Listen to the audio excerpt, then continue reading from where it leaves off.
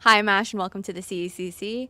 And I'd love to know your name, school, and team. Hi, I'm Wiz, or Antonio Diaz. I'm from Rutgers, and I play for the Overwatch 2 team. Awesome. So, how are you doing? You excited to be at LAN this weekend? I'm ecstatic. I've been waiting for this for years. Okay, sweet. So, do you have like prior LAN experience with the team? I had a very small LAN my freshman year, and then Mhm. COVID hit, and all the LANs got canceled in the area. So this will be my first real experience with like a production team and a big stage, and I'm Oh, really that's excited. awesome. That's really awesome. So, I guess like aside from that, though, what does the CECC and this LAN tournament experience mean for both you yourself and your team? I think it's a culmination of everything we've been like wanting and like working towards. Because Mhm. like we have been playing for years, and a lot of people were waiting for opportunity to play in front of a crowd and on a broadcast stuff like that. And this is like the first like big opportunity we have. It means a lot to us. Well, I love that you guys are like so hyped for this weekend and whatnot. And I'd love to also hear more, and I'm sure everyone else watching would too. More about like the team history, like how long this roster's been together, and just like the general vibes. We just want to know about you guys. Yeah, sure. So Rutgers, we've been a program as we are now probably since 2019. That's my freshman year. Right now, the core of the team would be considered myself, co-captain Butterfly, and another co-captain Parsville. We've all been here since 2019 together. The rest of the team has shifted and formed around us, but we've Mm-hmm. made up the core. Parsville is our coach. He is the brains. He's very smart. He has all the knowledge of the game you could ever ask for, and he's a very good leader. I manage all the time management, the people, everything. And together we've gotten like some pretty good results. Like our freshman year in the 2019 preseason, we finished fifth overall. And last year in the Overwatch Collegiate Cup, we Mm-hmm. finished top 16, which was a Oh, big nice. step up from us because we didn't even make it to the playoffs the Yeah. time before that. We've been steadily increasing ever since we got joins this year in Ironman and Ajax, who are phenomenal players. Okay, that's awesome. So just looking to level up like every single time with every competition kind of vibe. Yes. So obviously practices are normal for every team across the board. Was there anything different, or if not different, would you mind taking us just through like a typical practice for you guys and the kind of prep that you did leading up to this event? Yeah, sure. So we just practice as much as we can every night. Usually Tuesdays, Wednesdays, Thursdays, we just go and we have like 2 to 4 hour scrims every night where we just find the best teams in the area at the same time Mm-hmm. and we compete against them and we just try all our strats out. We've been practicing probably, we've been keeping it normal. We don't want to overwork or get too excited for this event because Yeah. we play best when we're chill. So we just kept a normal workload, but we've been practicing every night leading up to this, honestly. And it's really good practice. That's awesome. I'm really looking forward to how you guys end up showing up. And when it comes down to it, I know that everyone wants to know about rivalries. What's up with that? What's the story behind those for you and your team? So our biggest rivals historically have been NJIT. Before I got here, they were considered like the greatest rivals in New Jersey. We were both Mm. the top 10, top 12 teams in the country. Okay. The last couple years, NJIT didn't really compete for a little bit. They took a break from competition, and this is the first time we're going to be playing them since they've come back. Yeah. So we are super excited to get a chance against NJIT on the stage again. In fact, the only other LAN that our players have ever been to was against NJIT in our freshman year 2019. So Okay. we have a history on stage against them. Yeah. Another team that we're excited to play is Fisher. They're not in our group, but hopefully we meet them in playoffs. Hmm. Their captain Neb and our player Ironman are good friends and have known each other since high school. And also, I'm a big fan of their hit scan player who plays the Hmm. same role I do, Kabe. He creates Overwatch aim training routines, and I think they're really cool. So those are like the teams that we're most excited to play against. Okay, that's sweet. I hope you guys get to face off of each other on the big stage for sure. And then aside from winning, which obviously every team is here trying to do, what are you and your team looking to take away from this weekend at the CECC? We want to prove we've been consistently underrated, I believe, because we don't have like big name players, we don't have scholarship, we don't have these big things to pull in like huge Twitter followings. Hmm. But we've been consistently getting better, and there's like community power rankings going around, and we are consistently put way below where we are. And we just want to go into this weekend, and we just want to prove ourselves against top teams like Fisher, like Harrisburg, and we want to prove that we deserve to be in the top 10, top 5, maybe top 3 in the country, and that's our honest goal this weekend, to prove that we belong there. Okay, well, I'm looking forward to seeing what you guys can pull off and how you guys show up this weekend in the competition. But that's about it for the interview questions. Before you do head out, I want to say a big thank you for joining us here today, for answering these questions, taking the time. And also, are there any thanks or shout outs that you want to give out before you head out? Just shout out to my boys. We got Parsville, we got Neutral, we got Ajax, we got Ironman, we got Laud, we got Woofaruni, especially Woofaruni, my favorite Doomfist player in the world. I love my guys. All right. Okay, I love that. Well, it's really nice to meet you. Nice to meet you too. Thank you. Take care.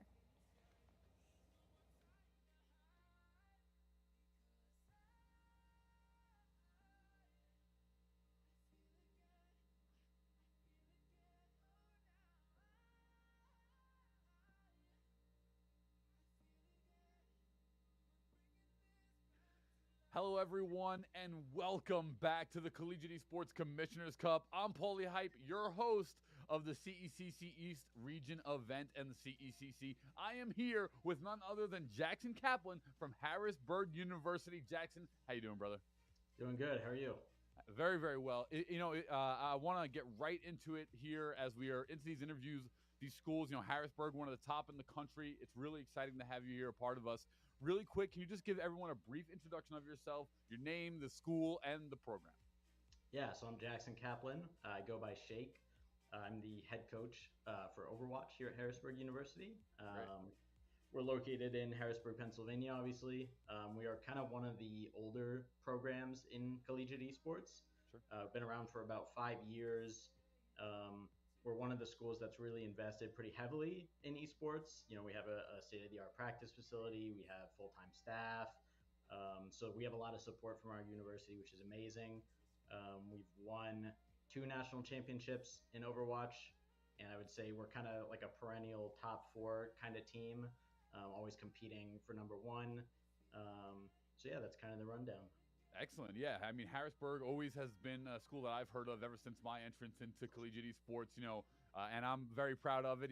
Always East Coast. If it's East Coast schools that are quality, I'm always going to support. As we get into it here, this is all about information. This is all about teaching people, the schools, the coaches of the teams, and just kind of really developing this collegiate landscape for other people out there outside of our industry. As we are looking to go to schools and different large size events here for the CECC. Is there a certain school that particularly your school either has a rival against or they're looking forward to competing against at the East Regional? Yeah, so I think Fisher College is kind of our biggest competitor at the LAN. I wouldn't consider them a rival necessarily. We have a pretty close relationship with them. Like we do weekly scrim blocks with them. We've been scrimming them pretty consistently for like a year and a half now. Sure. And then also, one of our players is on a team in Open Division with one of their players, so there's kind of a lot of relationships there. But I do think they're going to be our toughest competition at the event, so I'm looking forward to playing them. Sure, yeah. Neb and those boys definitely bring a certain skill level to the field, and so does Harrisburg. So I'm happy to hear that you guys are scrimming together. That's very, very key, tight-knit, close quarters there. Have you been able to play in a big facility like the one at the CECC Finals will be at? Yeah, so our guys last year, back in May, we were at the CECC LAN in Atlanta. So Right. yeah, we were there, and that was an amazing kind of facility, amazing environment. And it was, I want to say it was kind of the first bigger LAN for our players. We do host Hugh Fest each year here in Harrisburg. Right, sure. Which is a pretty big event in and of itself, but I would say kind of the environment that you guys had set up back in Atlanta, it was on a different scale. So I'm glad we got that experience, and then I think that'll kind of help us out going into the LAN at Rutgers. That's awesome, man. And a little hint. I can't drop too much just yet, but a little hint. This year's gonna be better. We have some nice stuff planned. I can't wait for the official announcements coming soon for our final event this year, the CECC 2023. I did see Hugh Fest. That's pretty awesome. I saw a lot of stuff around that. How did the Hugh Fest tournament go this year? Like, overall, I heard great things about the event. Yeah, so there was a little bit of a bumpy road, I would say. We were kind of scrambling a little bit to get everything set up this year. We got started a little bit later due to some kind of internal events, and yeah, so it was a little bit rough in terms of like setup and stuff like that, but Right. We got it done, and then I was pretty happy with the result. I think all things considered, it turned out pretty well. I think you have to really focus on that when you're throwing events because it's very. This is my first year, as an executive consultant and helping people develop events as well. I help build the CECC on the background lines, and kind of similar to yourself is like, it's not easy to run events, and I think sometimes players can lose sight of that. That's very difficult to run events, and it's a repetition process. So just throwing Hugh Fest, let alone don't focus on the chinks and the bumps as much because you guys are doing a great job. And just throwing that event alone is a huge accolade in collegiate esports. So for me personally, I thank you for throwing it. That's pretty awesome.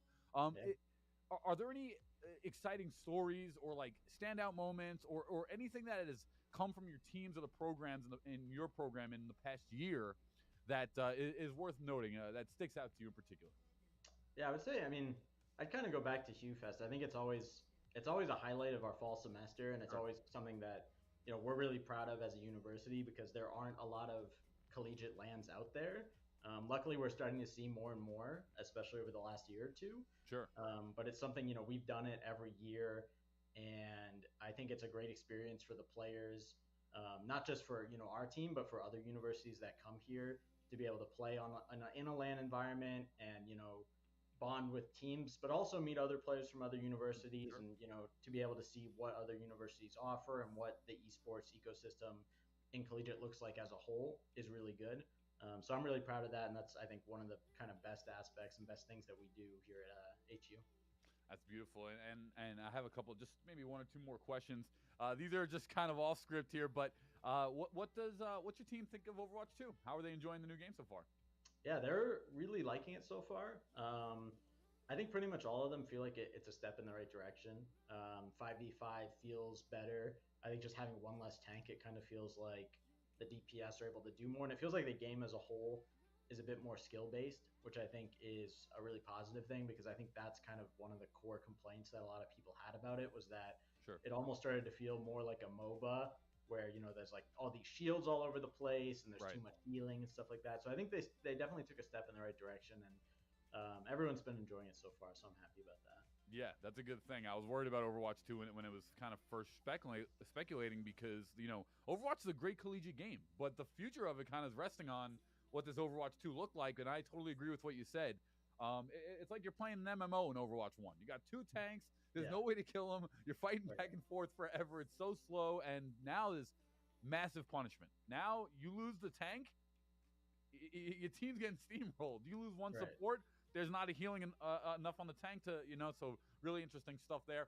You said that you teamed up with Fisher. It's kind of like, not a rivalry, someone you're looking forward to competing against, play with. Is there a team that you don't have as good relations with that maybe, more closer to someone that you're looking forward to defeating? Is there any school like that for the East Regional here? I wouldn't or say CECC Grand Finals. I wouldn't say at the regional per se, but I think ISU and Maryville are like kind of our two biggest rivals, I would say, and then Northwood as well. Okay.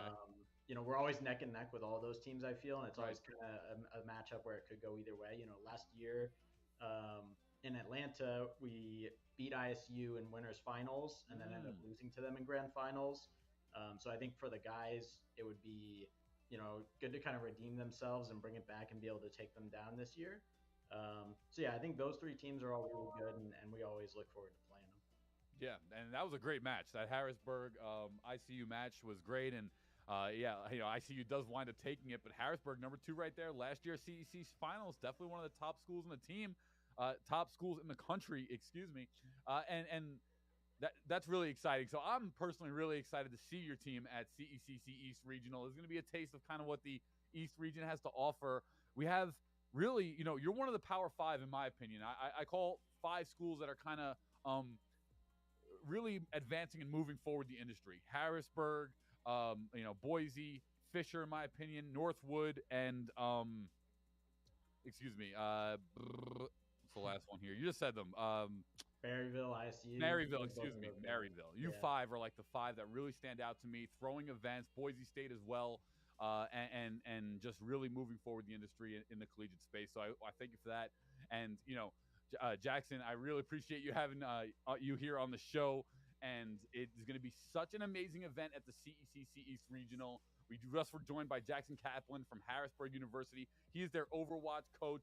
Thank you, Jackson, for tuning in today and joining us. We are so excited to see you at the CECC East Regional and the CECC Finals.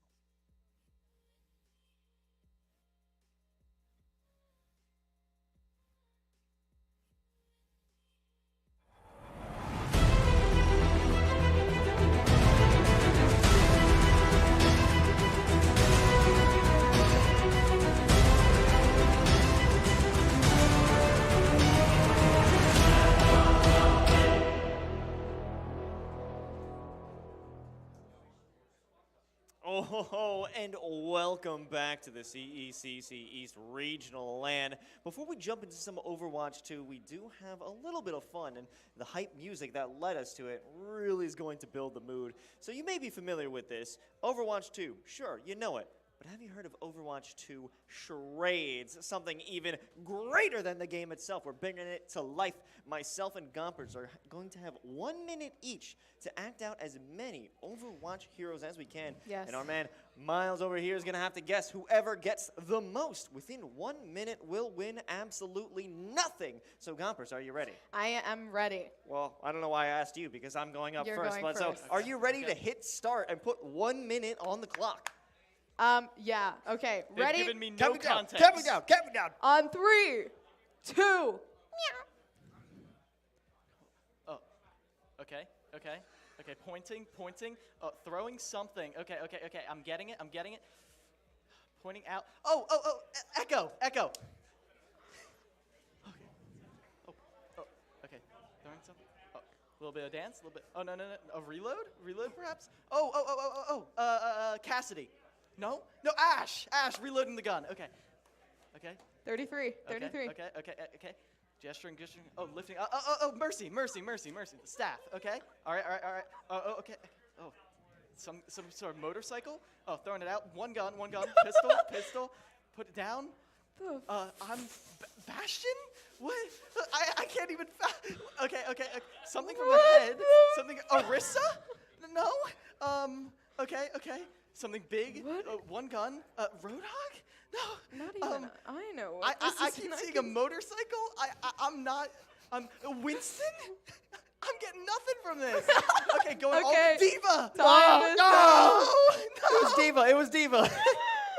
I think it threw him off when you were like, Because It that's was in the motor- back. it was That's the in the motor- back. I just saw a motorcycle. I And just then- saw a Oh motorcycle. my And then I gosh. switched over to the pilot because I died. okay, I'll start off. All right. Do you want to go From where you left off. Okay. Okay. Okay. All right, I got 1 minute now. How many did I get there? that was 4. 4. Okay. Okay. All right. Hold on. Just for fairness, I'll be the Okay, starter you gotta of be this you gotta one. be quick with mine. All right. You ready? Are you ready? I'm 3, warmed up now. 2, 1, act. All right. Oh, some sort of long range. Oh, Sojourn? No. No. Soldier? Yeah. Okay. Soldier Okay. 76. Yeah. Um. Oh, Lucio. Easy. You have headphones on. Easy. Hey, no laughing, no talking. Quick, go. How do I do this?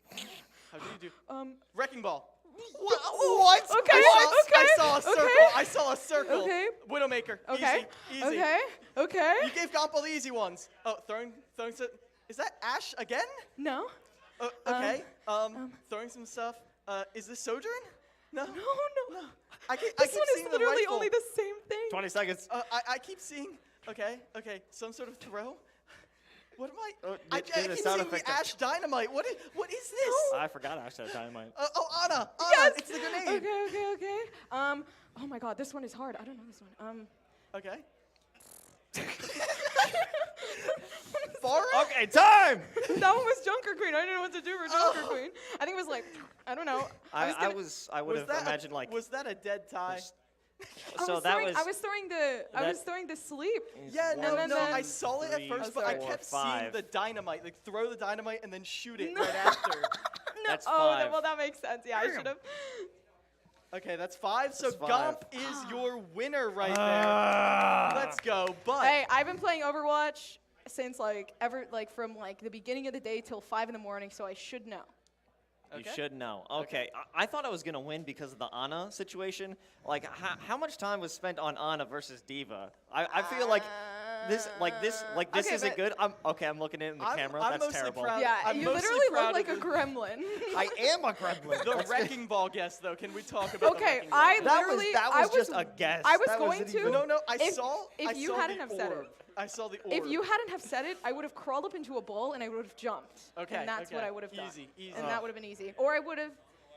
I don't know what I would have done, to be honest with you. That one was so hard. I should have left off where I wanted to go and Okay, gone through all right. there. I wish we had another round. I wanted to do Winston, so I could act like I had peanut butter. Oh, in my yeah. hand. Maybe eventually, because we are doing the group stages now, but the finals or semifinals are going to be later tonight after some more semifinals from everything. We're going to run through all the games once again after the group stages. Remember that. So just because your favorite game finishes up, stick around because there will be more Smash, more Rocket League, more Overwatch, and more Valorant. But we still have the first part of Overwatch now. Maybe some Overwatch 2 charades later. But right now we're going to throw it over to the casters on the desk. It's Septilence. And dividing, boys, take it away. Thank you so much, Desk. And of course, we are Septilence and Dividing, excited to bring you Overwatch 2 here at CECC East. And folks, we've got a banger of a game coming at you. Hopefully, it's a little bit better than Los's Diva impression. Hopefully, we can enjoy that just a little bit more. But I know this is going to be a great one. Some of our greatest teams here this weekend going head-to-head in a pools matchup. Yeah, this is actually a marquee match that's being played at the not quite the very start. We're picking up this group a little bit into it. This is round 2 of 3 for Group B. That being said, both Rutgers and Harrisburg are coming in having won their first matchup. It was Rutgers, I believe it was a 3-0 versus College of St. Rose, and then Harrisburg 3-0'd the NJIT Wigglers team. So these are two teams coming off of 2 really solid victories. Yes. They are very confident. They feel loose. They both have their first win in this LAN environment. I think that this is going to be a clash of 2 really good teams that have a chance to make it really far in this tournament. Without a doubt. And now things are a little bit different. They all have been playing at LAN, but this is going to be their first time here on the main stage. This is the first Overwatch 2 we've got on the main stage today. We've got it today. We've got it later today. We've got it tomorrow. It's going to be a great one. I see we've actually gathered quite an audience over there as well, so I know they are just as excited to jump in as we are. And I think we can even take a look at the rosters. If we're lucky, we can see who these teams are bringing to the table. Ooh. It's looking like we got some mighty strong players here. My goodness. Hey, there are a ton of really awesome players here. I'm going to draw your attention, of course, to the left side of the screen. Those are the 2 teams that we're going to be watching right here, right now.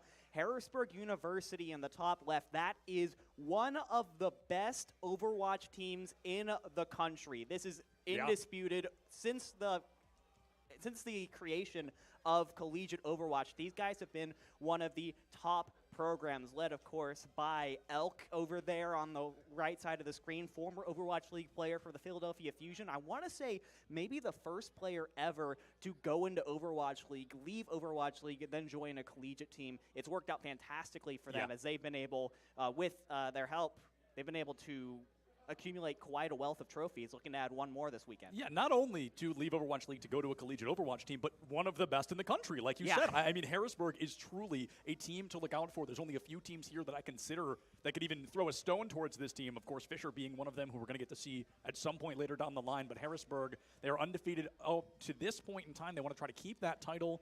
I think Rutgers has a really good chance of taking, I mean, a map feels like a minimum. Rutgers is a strong team. I haven't had the chance to see them as much as I hope to, but I'm really excited to see what they bring to the table early. I think this might be more of a mental game than a physical. I'm not going to lie. It's about not letting Harrisburg's big status get to you. It's about knowing this team can be taken down.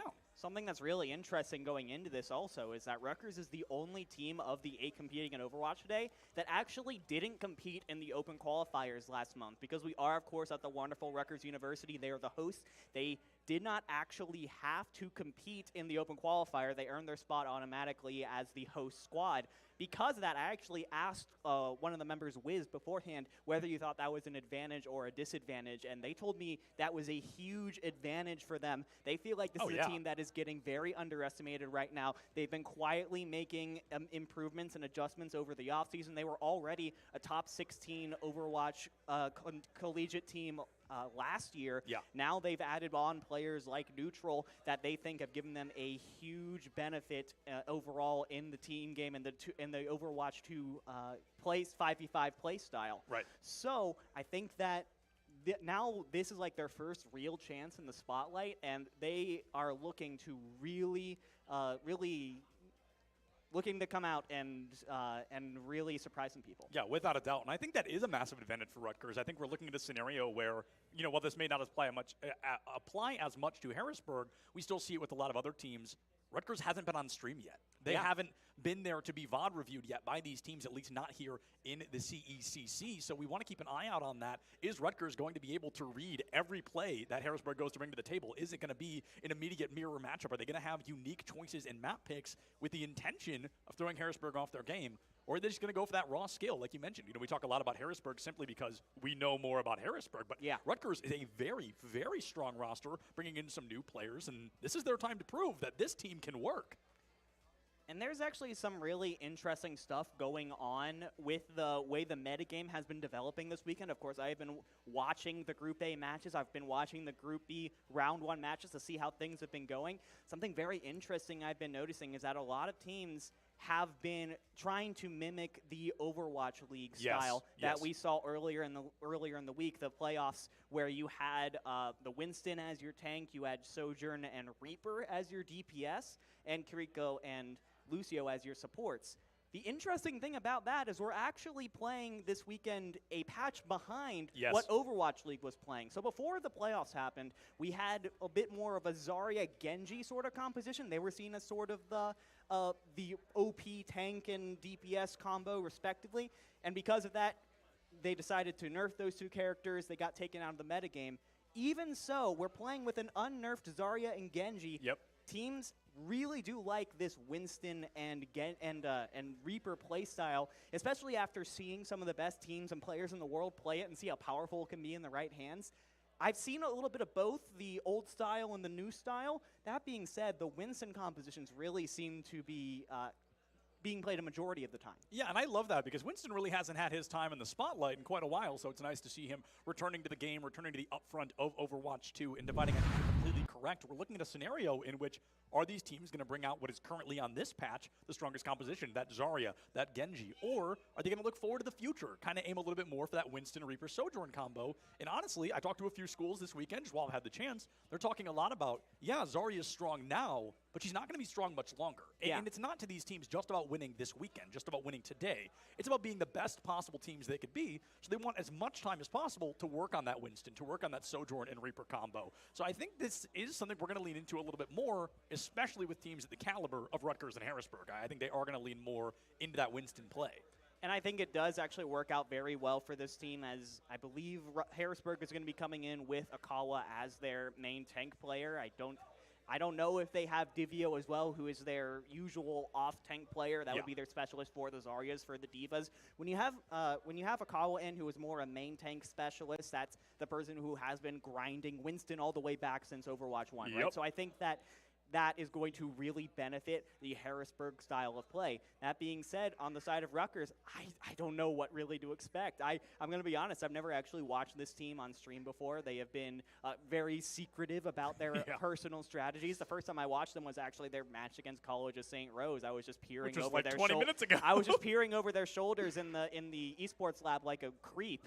Because I was trying to get as much information as I possibly could about this team before we saw them on stream today. What I saw from them is they do play a lot of the same kinds of compositions. However, they are not afraid to swap things up if they feel it is necessary, especially at the tank position. I don't want to make things and make predictions and then they don't end up coming true. That being said, I saw a lot of interesting tank choices specifically coming out of Rutgers throughout that series. I'm really excited to see what kinds of compositions they have up their sleeves against one of the best teams in the country. Yeah, undoubtedly so. And you kind of look at a scenario where we don't know a lot about what's coming to the table. We don't know a lot of what Rutgers is going to bring out. We don't know if Harrisburg is going to go for the old or the new.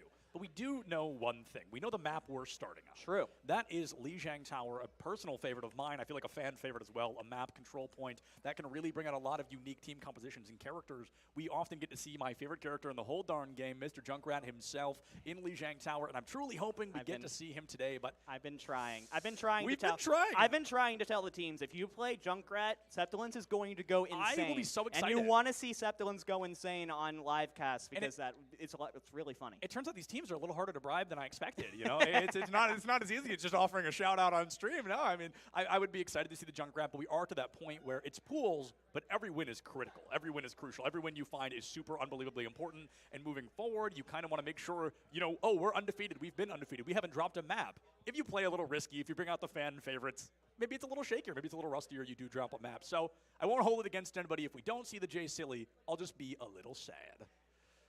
And you don't want to see Septilins when he's sad. It looks just like this, but there's tears running down my face. That's pretty much the only difference, I think. But when we get into Lijiang Tower, I think it's going to be a really good spot to understand where these teams stand as far as what kinds of compositions they like to play. So Lijiang Tower, I think, is a really good starting map because you can run a lot of different space there, a lot of different kinds of compositions. There is, you have Control Center, which is a lot more closed in, a lot more close-range comps tend to do very well. You have Gardens, which is very open, and so you have a lot more long-range compositions. As far as the Echoes, they tend to come out on that map if they come out at all. And then you have Night Market, where you can really run a little bit of both. You kind of have a closed-in point, but then a very open area surrounding the point. So it depends on whether you want to play close and inside those walls or you want to try and poke in from the sides. Yeah, Night Market is an amalgam of kind of a indoor-outdoor point where it is kind of enclosed, but there's several windows, there's several openings, so somebody like Pharah, like Echo, like Tracer even can kind of jump up through the window, kind of sneak up in the back line. Lucio gets a lot of value on, I'm going to say all 3 stages. I don't know if that's kind of a hot take or not. I don't think it is, but I think even on Control Center, Lucio, he's just so stinking strong. The speed boost going to be so strong. The beat going to keep the team alive when it needs to, and I think that's kind of what we need to keep an eye out on. Looking at team comps, we talked a lot about tanks. We talked about our DPS. Maybe we take a minute to talk about our supports, right? I mean, we've seen a lot of competitive Kiriko lately. We see Lucio, I feel like, every game. But we're in a point, at least to me in Overwatch 2, where it's not a full mandatory on which supports we're bringing out. Especially Winston and Ana, you know, they were so kind of hand-in-hand back in Overwatch 1. I personally think it's a lot harder to play Ana in Overwatch 2, so to see these teams bring it out at this caliber of play never fails to impress, because I know how hard it can be at this level. It's actually been really interesting to watch the evolution of this new meta, especially in a post-Kiriko Overwatch 2. Yes. Because Kiriko and Baptiste specifically, they offer a lot of very similar things to the hero pool. When you look at the very basics of their kit, they both have pretty decent healing output. They both have some form of immortality around their kit. They have a lot of really nice mobility. Baptiste with the jump boots, and then Kiriko with the swift step. Yes. So there's a lot of similarities here in what kinds of kits these characters offer. But when it comes to Kiriko, she really does enable a really aggressive play style. She's really good, especially because she can go in and do a ton of damage if your Kiriko is very confident in hitting her headshots.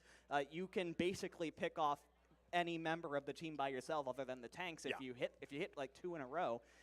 And of course, you have that ultimate, that Kitsune Rush is super good at allowing the rest of your team to take a lot of space all at once. It's the kind of composition, the kind of ultimate where you have to have a plan for it on the level of a Graviton Surge. Or if you don't and you're taken off guard by it, you're just going to get run over. Yeah, absolutely. And we actually, a lot recently during Overwatch Grand Finals and Semifinals, we saw this weird play of a team losing a player and then popping Kitsune Rush. And every time I was like, whoa, like, hold on, wait, is that? But every time that speed boost, that extra cooldowns, the damage that they were able to put out often helped that team win that fight.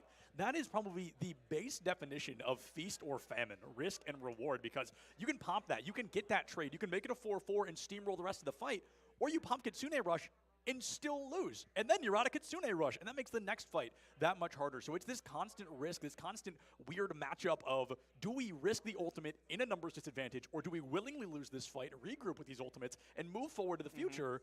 It's something that teams that only this caliber can really think through fast enough to get value out of. Yeah, it's been really, really cool, especially when you get to that really high level of play. Teams that are able to use, that's why Lucio is so good in this competition, is that he allows you to go in, but also to get out if you need to, right?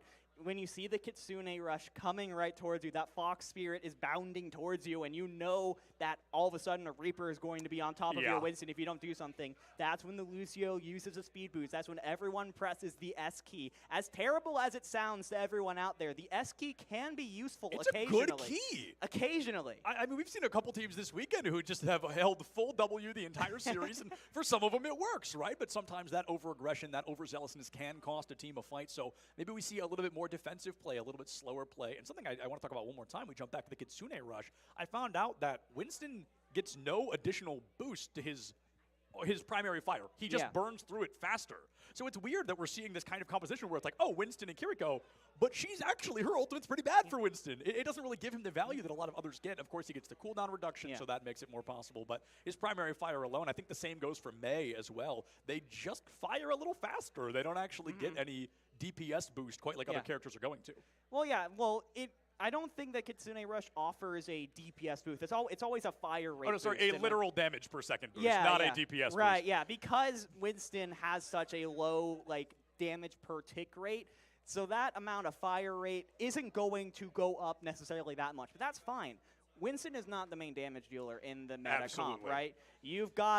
You are able to use the Winston as sort of a space creator. You get to move forward, put down your bubble, and not only do you get to move forward, push people back, and have your Reaper come with you, the Sojourn can then sit behind the bubble, know that they are protected, and be able to just put in pot shots throughout the entire map.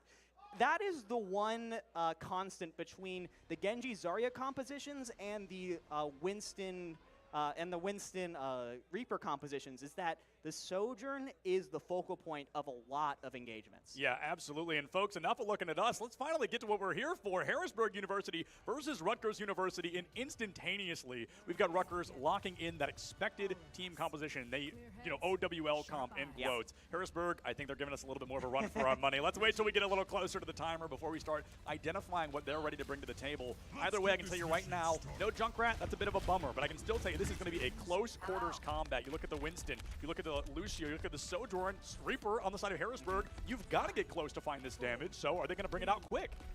And of course, Rutgers are going to be coming out with the Symmetra teleporter, at least to start off. I believe Iron Man's probably going to swap back off to the Reaper, but this means that Rutgers is going to be the first ones to get control over this white room and have the slight height advantage. Yeah, they've got the slight height advantage, they've got the slight numbers advantage until Iron Man can return to the fight.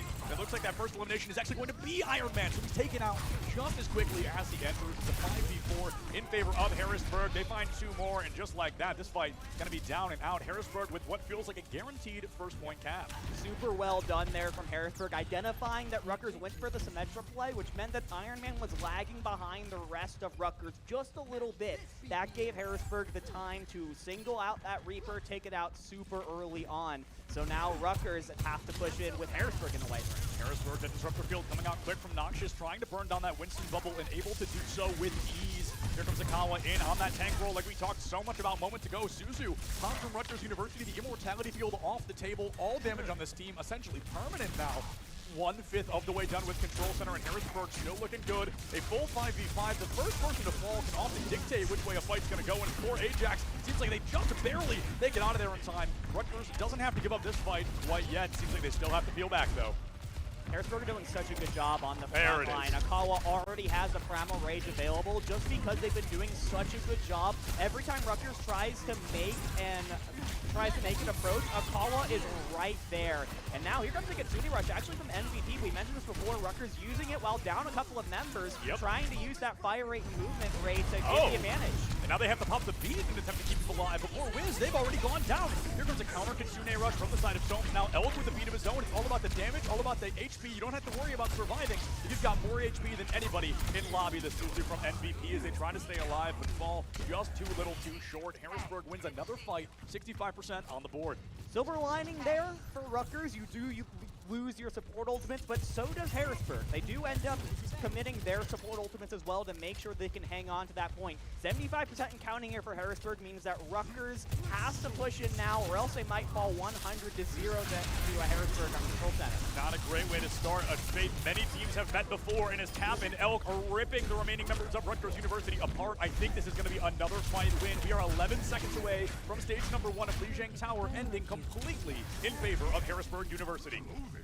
Yeah, I think that might just be it here. The HU Storm, I don't think there is even a chance for anyone to touch. There is a Reaper trying to get there, but Harrisburg is right on top of it. So one of the best teams in the country, making themselves known as such in their first round on stage. 100-0 over Rutgers. That's what we want to see. That's what we expect to see from Harrisburg. They bring out a composition that, you know, may not be unique, it may not be different, but it's effective. And at the end of the day, that is what it is all about, being effective. Rutgers, they tried the mirror, they fall just a little short. And dividing, I think that's the hardest part about mirroring one of the best teams in the country, is you have to outplay one of the best teams in the country on the same characters. That can be so hard. It's incredibly difficult, but it means that Rutgers has a lot of confidence in their own meta composition to be able to stand up to Harrisburg. Have we seen it yet? Not quite, but it's really important here that Rutgers, even after going down 1-0, they don't lose that confidence. They keep playing like they can win this mirror matchup. And let's see if they're going to be able to. Harrisburg goes in quick towards the point. Doesn't matter if they're there for the next 20 seconds. A bit of a slower rotation from Rutgers, but I like it. It makes it a lot harder for Harrisburg to hit them with all of that natural building in the way. Almost a full charge from Noxious. Hold on to it for 8 whole seconds before having to fire it, before that decay kicks in. And it looks like Rutgers has a great rotation in. However, Harrisburg chases them right back off the point, and it looks like Harrisburg going to be fighting for that first cap once again. Ajax sends it deep into the back line, and elimination onto Noxious. Could seal the deal, but instead it's Ajax who almost fights the Reaper bullet. 5v5, the Winston barely making it out with his life, and Iron Man may once again be the first to fall for the 4th fight in a row. Nobody down yet, but Harrisburg has found that first point cap. Yeah, but Rutgers hasn't lost a member yet. It's just a quick reload, and they're going to get right back into this one. You can see how Harrisburg is trying to prevent the push-in, but here comes the dive. They're trying to find Cap. Akawa might be the first to go down here. A great coordination, a great peel from Rutgers to keep this Winston on his toes. There he is, one by one like dominoes. Harrisburg will begin to fall, and as 3 of the 5 members are already gone, let's add a 4th to the board. Rutgers with their first point possession. The hometown team with their first team kill of the weekend on stream. Hopefully will not be the last, as they are coming up on so many ultimates here. If they can hold Harrisburg off for just a little bit, let NVP get that Kitsune rush, let Neutral get that beat, they could be in contention to take the lead over the Storm. Absolutely, they are only 12 seconds away from taking a lead here over Harrisburg University. On stage number 2, can they take us all the way to Lijiang Gardens? We're gonna have to wait and find out. They have to win this fight. It looks like they've got the ultimate to do an immediate Kitsune pop, followed by the beat. Here come 3 more ultimates online for Rutgers University. Harrisburg brings on a Kitsune clash of their own, and the beat from Elk soon to follow. Going to be who finds that first elimination. So pivotal in a game like Overwatch 2. You're missing that 6th member, you're missing that 6th player. And as your team begins to go down, it becomes harder and harder to crawl back from a lost fight. 3 members missing, the remaining 2 going to join them back in that spawn room. And while Rutgers is taking the lead, Harrisburg about to take it right back.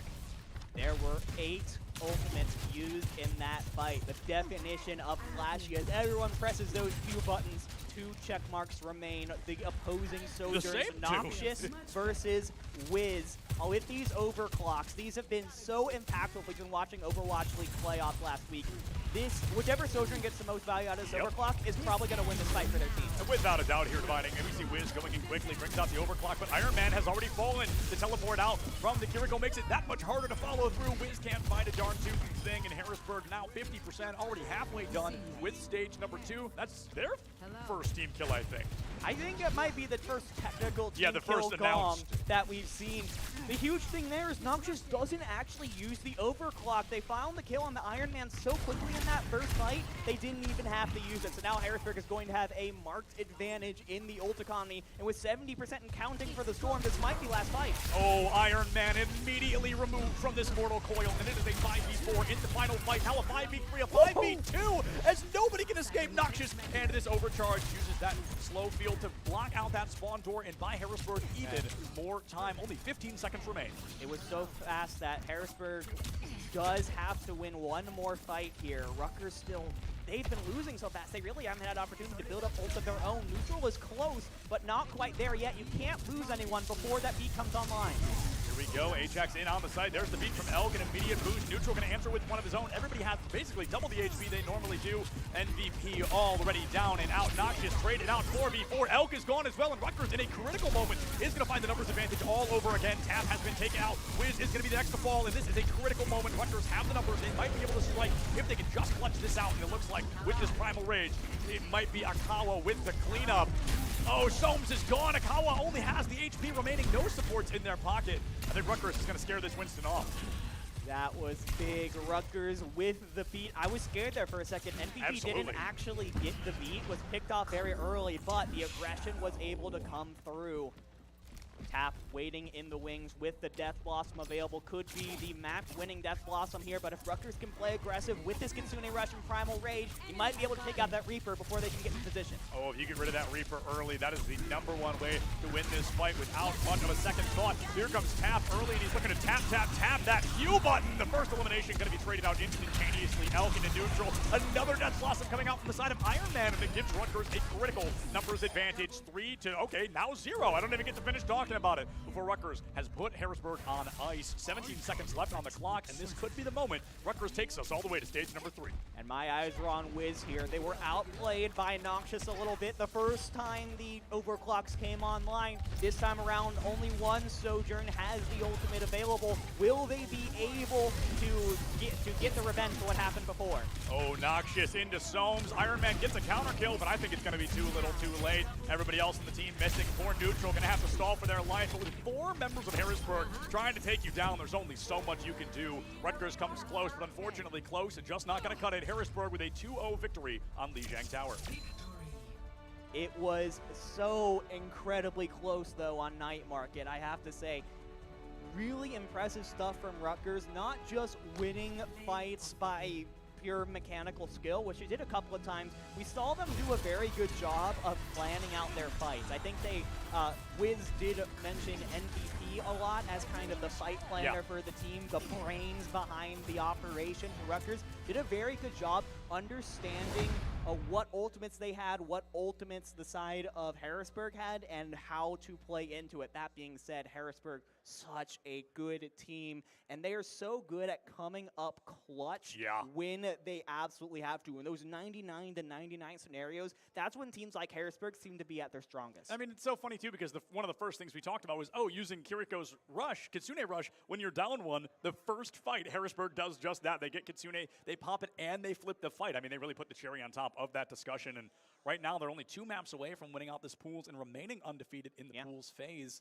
Rutgers, they really fought tooth and nail until the bitter end, but the end was a bitter indeed, dividing. They fall too little, too short on Lijiang, but the bright side of a best of 5 is they have at least 2 more maps to try and win this back.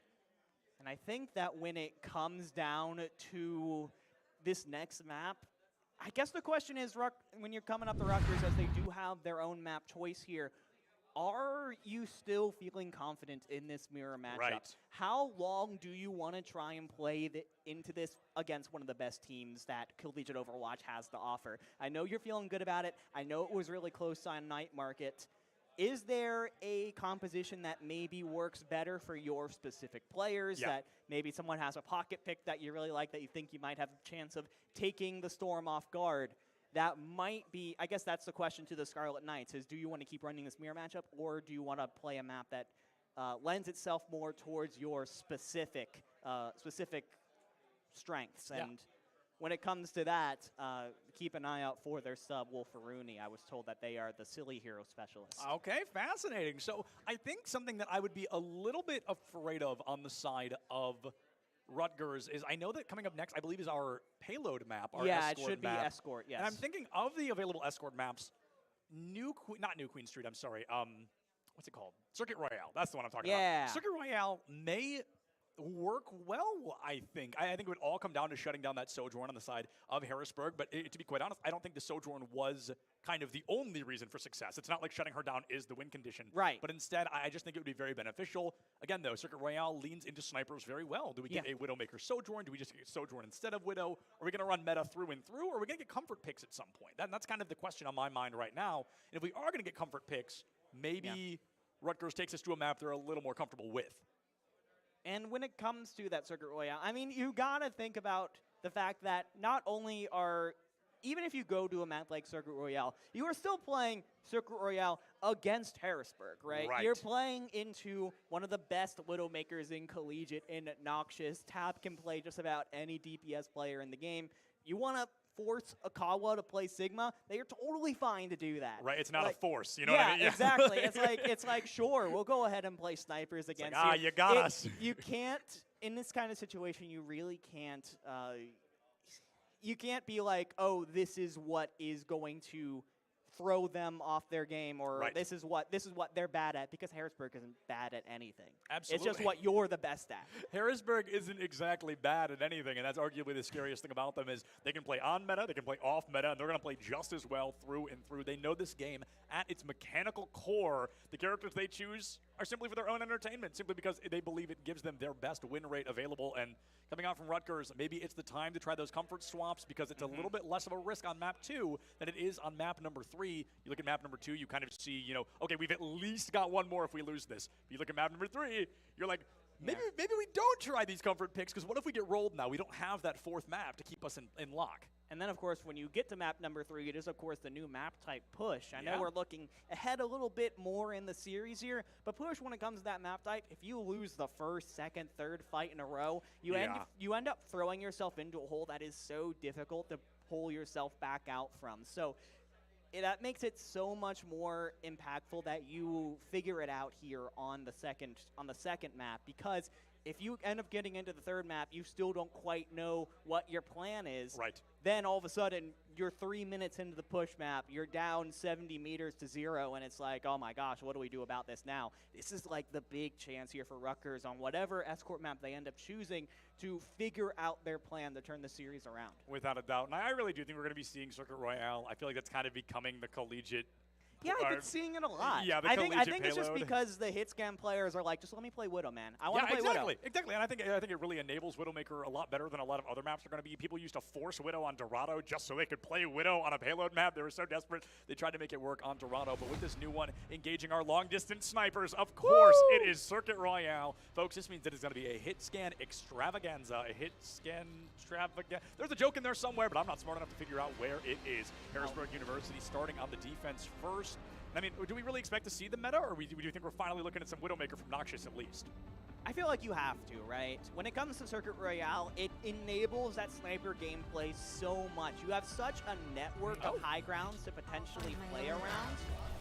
That being said, maybe Harrisburg thinks we're just going to play the meta, play what ain't broken. I actually asked their head coach, Shake, about, do you have any pocket picks and crazy comps that you want to tell us about? And Shake says, no, not really. We're actually kind of boring right now. So honestly, fair enough. I appreciate the honesty. I mean, to be boring and to be successful is worth it. To be boring, it really can bring a lot to the table. And I will say, looking at Sojourn versus Widowmaker, if you're hitting your shots, I think Sojourn is just as, if not more valuable than Widowmaker. She's got the escape in the slide. She's got the disruptor field to keep herself locked in a close to mid-range. And then she's got that insane 8-second charge hold railgun that she can bring to the table. Also, I think her ultimate is notably more impactful than Widowmaker's. Rutgers, though, they're hitting us with a little bit of spice. They've got Iron Man on the Sombra. They're bringing out that Sigma on attack. We've even got a Zenyatta in the works. Yeah, this is actually really interesting. I'm excited to see where Iron Man is going to try and target his hacks with this Sombra. Are you going to try and take out Akawa as you go in? As immediately that Winston's been taken down. Winston, blink and you miss him. He's been removed from this fight. The tank goes down, and often the rest of the team does not seem far behind. Rutgers with a critical opening. This first corner can be really difficult for a team to find success on. If they can find a strong defense on the high ground, you often don't see the offense coming through and winning that fight out. But as you take the tank out, you've removed the center of the arch, and the rest of the arch will crumble around it. On the bright side, Harrisburg's got more than enough time to recontest. This is super good, though, because now Witch is going to have the opportunity to take some high grounds here with this Sojourn, and was going to be able to really contest Noctis, who was immediately at just a sliver of health. Yeah, Noxious immediately being taken down. We talked about if Rutgers wanted to succeed, you had to put pressure on that Sojourn. We thought she was going to be a Widow, but I think the point still stands all the same. That hit scan, so incredibly strong. Noxious with a Playmaker back on Lijiang Tower, and instead it's Wiz, the opposing Sojourn, that bites that bullet early. Suzu from Harrisburg to keep the team up and running, and it looks like it's going to pay out in dividends. They get possession of the card. Iron Man just hovering that hacked mini. It's so hard to take a Sombra down when she's got that hacked health back in her back pocket. Now Akawa hacked out on the high ground, keeps the accretion as well. 178 on the board, but lives to tell the tale. All right, here's a little mini fight here. Ajax is going to use that Gravitic Flux. Did you get the Suzu out from Stones before to keep that invulnerability? It looks like that is exactly what they did.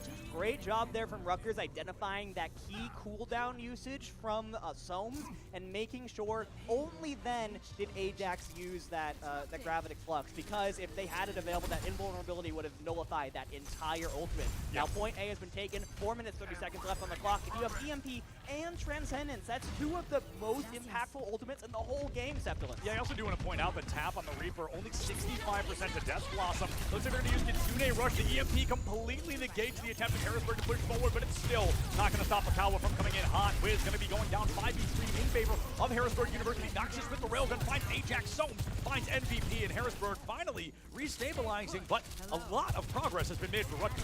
It's been a lot of progress. They do have 4 minutes left on the clock. That being said, they now have found themselves in one of the toughest places to fight out of as the attackers. Rutgers is now going to have this entire switchback hill to play around. Every high ground you could possibly want for Noxious with the overcharge active.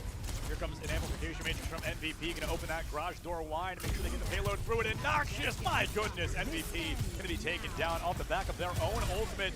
It hurts, but it's going to be a necessary sacrifice if Rutgers wants to win this fight. Harrisburg popping the beat to then engage in the fight, and it looks like it's going to pay out quickly. Tap and Noxious, a two-piece of their own, and that's got to push Rutgers back into spawn. I mean, right now we're looking at a full-blown spawn hole. Yeah, this is really tough. Yeah, if you wanted to touch spawn and give it a little punch, you know, you could do exactly that. That had to have been basically in spawn, that railgun headshot from Noxious on the Wiz. That is the kind of headshot that really establishes dominance in a Sojourn 1v1. And Rutgers is in such a tough spot now. The Ravnik Clutch coming up in just a moment, but you have the Death Blossom and the Primal Rage on the other side. There's these Ravnik Clutch just to give themselves a little bit of space out of spawn. Yeah, Tap really making sure that Rutgers stays in that spawn, doesn't find an elimination, but buys himself even more time. MVP with that 3 damage headshot to remove Tap, 120 damage straight to the dome. Iron Man goes down, and DPS counter there. But look at the ultimate. Iron Man's got another EMP in their back pocket, and Tap just used his first. Kitsune Rush trying to make up for that missing damage. Kawa popping the Primal Rage to boot, and Rutgers, they are losing an insane amount of time. We were at 4.5 minutes. We are already down to 2 minutes and 20 seconds remaining. Yeah, already over half of the time bank for Rutgers used, but they're starting to build up their ultimate advantage once again. The EMP is back, the Transcendence is back. They almost have the Kitsune Rush as well. Kitsune Rush could be huge here for Rutgers University, and it looks like they may not even need it. Okay, maybe they do, but MVP isn't going to be there to use it. Noxious, the railgun headshot, makes it a 4v4, and as the defending team, Harrisburg, you'd expect it to move back, but instead, here comes that overcharge. Tap is gone, and it looks like Noxious trying to find even one pick, looking for an equalizer, and just not able to find it quite yet. Neutral making waves here on this Zenyatta, still hanging out on that Transcendence. Yeah, doing such a good job here is Harrisburg, but they are looking a little bit worse for wear as far as the ultimate economy. They're just now coming up on their support ultimate. Some's still about 10% away from the Kitsune Rush. Oh, Rutgers, I think, knows this and is going aggressive as a result. Yeah, Rutgers has to get aggressive here. They forced the beat out from Elk already, and with only 80 seconds left on the clock, Rabbinic Flux going to take him up. Not just going to be put down early, and it looks like nobody else is going to bite the bullet off the back of that Flux. Tap actually finds Ajax in return, and an ultimate that could have been huge for Rutgers is instead stacked against them. Soames pops a very confusing Kitsune Rush. Maybe it was Wait, forced us out Transcendence, are you kidding me? Oh, wow, okay, all of a sudden it's so worth it. You pop Kitsune for a Transcendence, and the next fight is going to be much easier against Rutgers. I give you Kitsune Rush, you give me Transcendence. Trade offer accepted by Rutgers, and I think they came out on the wrong side of this trade as they are falling left and right. Rutgers University now down to 40 seconds left on the clock. This is going to be almost certainly the last fight, the last chance here for Rutgers to even try and get this payload up the hill. Ajax swaps over onto the Diva to make sure, just to get themselves back onto the Winston. And they do have the EMP coming up in just a moment. The EMP could be colossal because Rutgers, not only do they have to win this upcoming fight, they have to win a minimum of 1 more to cap that second point. They put any additional time on the clock. Wiz deals a lot of damage, takes a heck of a lot more, has to get Suzu'd early. Now that is a critical cooldown that this team should have wanted back, but Wiz with the overcharge finds one. Tap comes in hot with a 3-piece, and that has to seal the deal against Rutgers University. The 2 remaining members were not going to be able to make the magic happen. And Tap doing a phenomenal job in an attempt at a C9, just not going to be able to cut it. And now it's all about stalling, delaying the inevitable, but the inevitable will find you one way or another. The wick begins to tick down, and the first half of Circuit Royale has come to a close. It's so tough that Iron Man never actually had an opportunity to use that EMP. Yep. If you had that opportunity to potentially use that in conjunction with the overclock, maybe you would have had a chance to finish off some kills there. That being said, Rutgers have given themselves an opportunity. The fact that they were able to get it up to that first bend on the second point means that they are going to have the availability of that high ground to potentially play around. That high ground right there that the camera is on, that is a playground for your Sojourns, for your Widowmakers if Rutgers wants to pull it out, right? So for your Junkrats, just throwing that in there too. Well, you know, I really want them to play Junkrat. I've been trying to get them to play Junkrat. Hit scan's usually a little bit better there. Oh, I mean, definitely. I'm just going to keep pushing the narrative, and honestly, I mean, Junkrat can definitely work on this map, but he's definitely not the best on this map either. Those hit scans make a heck of a lot more sense. And now Harrisburg, they are on the attacking side, so this might just be a bit of a bait. But to see them come out with a Widowmaker, I mean, Bastion, I think that makes a lot of sense, honestly, especially when you know there's a Sigma on the other side. Yeah, you're going to be able to potentially melt down the Sigma shields really easily, and that's kind of the cornerstone of this comp, right? You're able to use that flexible shield to potentially get yourself, to potentially give your Sojourn sightlines and deny sightlines from the other team, and this is an interesting look here from Harrisburg. There we go. Tap may swap back off. Yeah, but we do see the Widowmaker from Noxious! Oh my goodness. That was such a tight window to fit that headshot into, and Noxious just nails it. Pixel perfect there. I mean, what a clean snipe through the shield and the natural cover. It was an amazing job, and it gave Harrisburg the numbers advantage they need. It forces Rutgers into a quick S-key hold and makes them have to re-engage a little bit slower. Finds Harrisburg at least underneath the bridge. Might not buy them around that first corner, but every meter counts, especially when you only have to make it halfway to the second point to win out map number 2. Harrisburg coming in with an unparalleled heat, and it looks like Noxious going to stay on the Widowmaker. A little bit riskier here until we get into this straightaway, but even one elimination, as we just learned from fight number 1, can work well in their favor. Noxious already almost 60% to those walls. Has been doing so much chip damage, which is very difficult to do. A headshot, not quite enough to take out Ajax, but the Sigma is under a lot of pressure from Harrisburg right now. Oh my goodness, another headshot from Noxious. Unfortunately not able to take down the Sigma, but once you get headshot, it usually instills a little bit of panic, and it's on the side of Rutgers to know that even if a headshot comes down like that, things are not going to be looking well. Noxious making us nauseous with these headshots. Oh, I thought it was a 3-piece. It's only going to be 2, but Elk still, there's the 3! Neutral taken down by Noxious, and Harrisburg, they make the Widow work. We talked about Widow versus Sojourn, and I think Noxious has shown us they're a little more comfortable on one than the other. My goodness. I mean, after a performance like that, who even needs the railgun headshots when you've got yourself a scope? Noxious does use the sights there, so... But it seems like you don't necessarily need it here. I've been able to find the opening picks regardless. Rutgers, though, they're going to be coming into this one. They do have a chance for another fight before the golden box of victory is reached, and you can't lose Ajax before that gravitic flux is used. You have to be careful to keep your headshot out of the line of sight of that Widowmaker, or else they're just going to snipe you out of the air. Yeah, Flux is not your win condition for the fight. It's your win condition possibly for the entire map. Ajax picks up a few, gets taken down, but is not able to find anybody with that ultimate Iron Man's melee. Sends Noxious back to spawn, and for the first time in a long time, Rutgers finds themselves in the numbers advantage. Hopefully they don't oversell it. Hopefully there's no overextension at MVP, trying to seal the deal even further. Now it's a 3-piece in their favor. Rutgers 5 versus 2 on the board, and Zomes in the back line takes out Neutral. A huge play, but I just don't know if it was big enough. That is a Harrisburg resetting coming. And now Rutgers is in such a tough situation here. The golden box of victory is so close for Harrisburg University, and while you do have the EMP available, Elk is ready with that beat to counter, and then they can follow that up with the Primal Rage, the Death Blossom, and the Kitsune Rush. Harrisburg is in such a good spot if they can use these ultimates correctly. Here comes the Kitsune early, the EMP from Iron Man trying to cancel it out, and it looks like nobody's able to make it. They get a little too scared of the EMP, the S-key working against them, and Harrisburg with a not so sneaky cap of second point. It was the opposite of sneaky. They just used all of their ultimates at the same time. Oh, here it is. Okay, look, this is probably the triple kill on Widowmaker that we ended up missing, so let's see this. Oh, there's one on to Wiz, and we know there's 2 more incoming. The Zenyatta pick in particular comes so late in the fight, but it's such a pivotal elim. There he is. Oh, a perfect read. Those walls really coming in handy, and that looked just absolutely flawless from Noxious there. Harrisburg finding themselves now 1 map away from another 3-0 today. And it was so huge. You know, it's really easy to say, oh, it was a C9. They stepped off the point.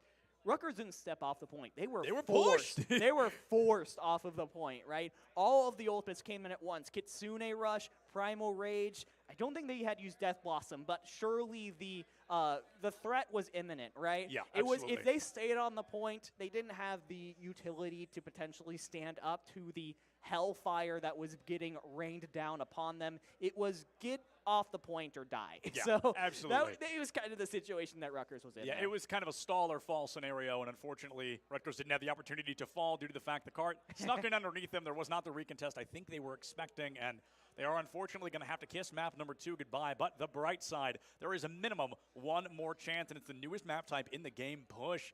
I've seen many teams already come back using this map, maybe not to win the series, but to push it one map further, and hopefully Rutgers is able to do just that, or Harrisburg is going to send them packing pretty quick here on stage. It's kind of the same situation. I mentioned this before, but I think there is something to be said about the fact that on the other side of the push map, you know, if you lose the first couple of fights, then you're in a really bad situation. That being said, that first fight win for Rutgers, if you're able to win that first fight, get the payload, the bot moving first, that is so impactful for you to get that early lead, be able to center yourselves around the fact that you win the first fight, you have the win condition now, having more push than the other team. Yes. So I think that Rutgers really just has to make sure, this is what it's all about, right? Stealing yourself against one of the best teams in the country and being able to take it to them even when your backs are against the wall. Yeah, without a doubt. This is hardly relevant to the current situation, but I want to talk about it because if anybody's going to meet it or beat it, I think it's going to be Harrisburg. The fastest push map I've seen so far was 4 minutes and 22 seconds.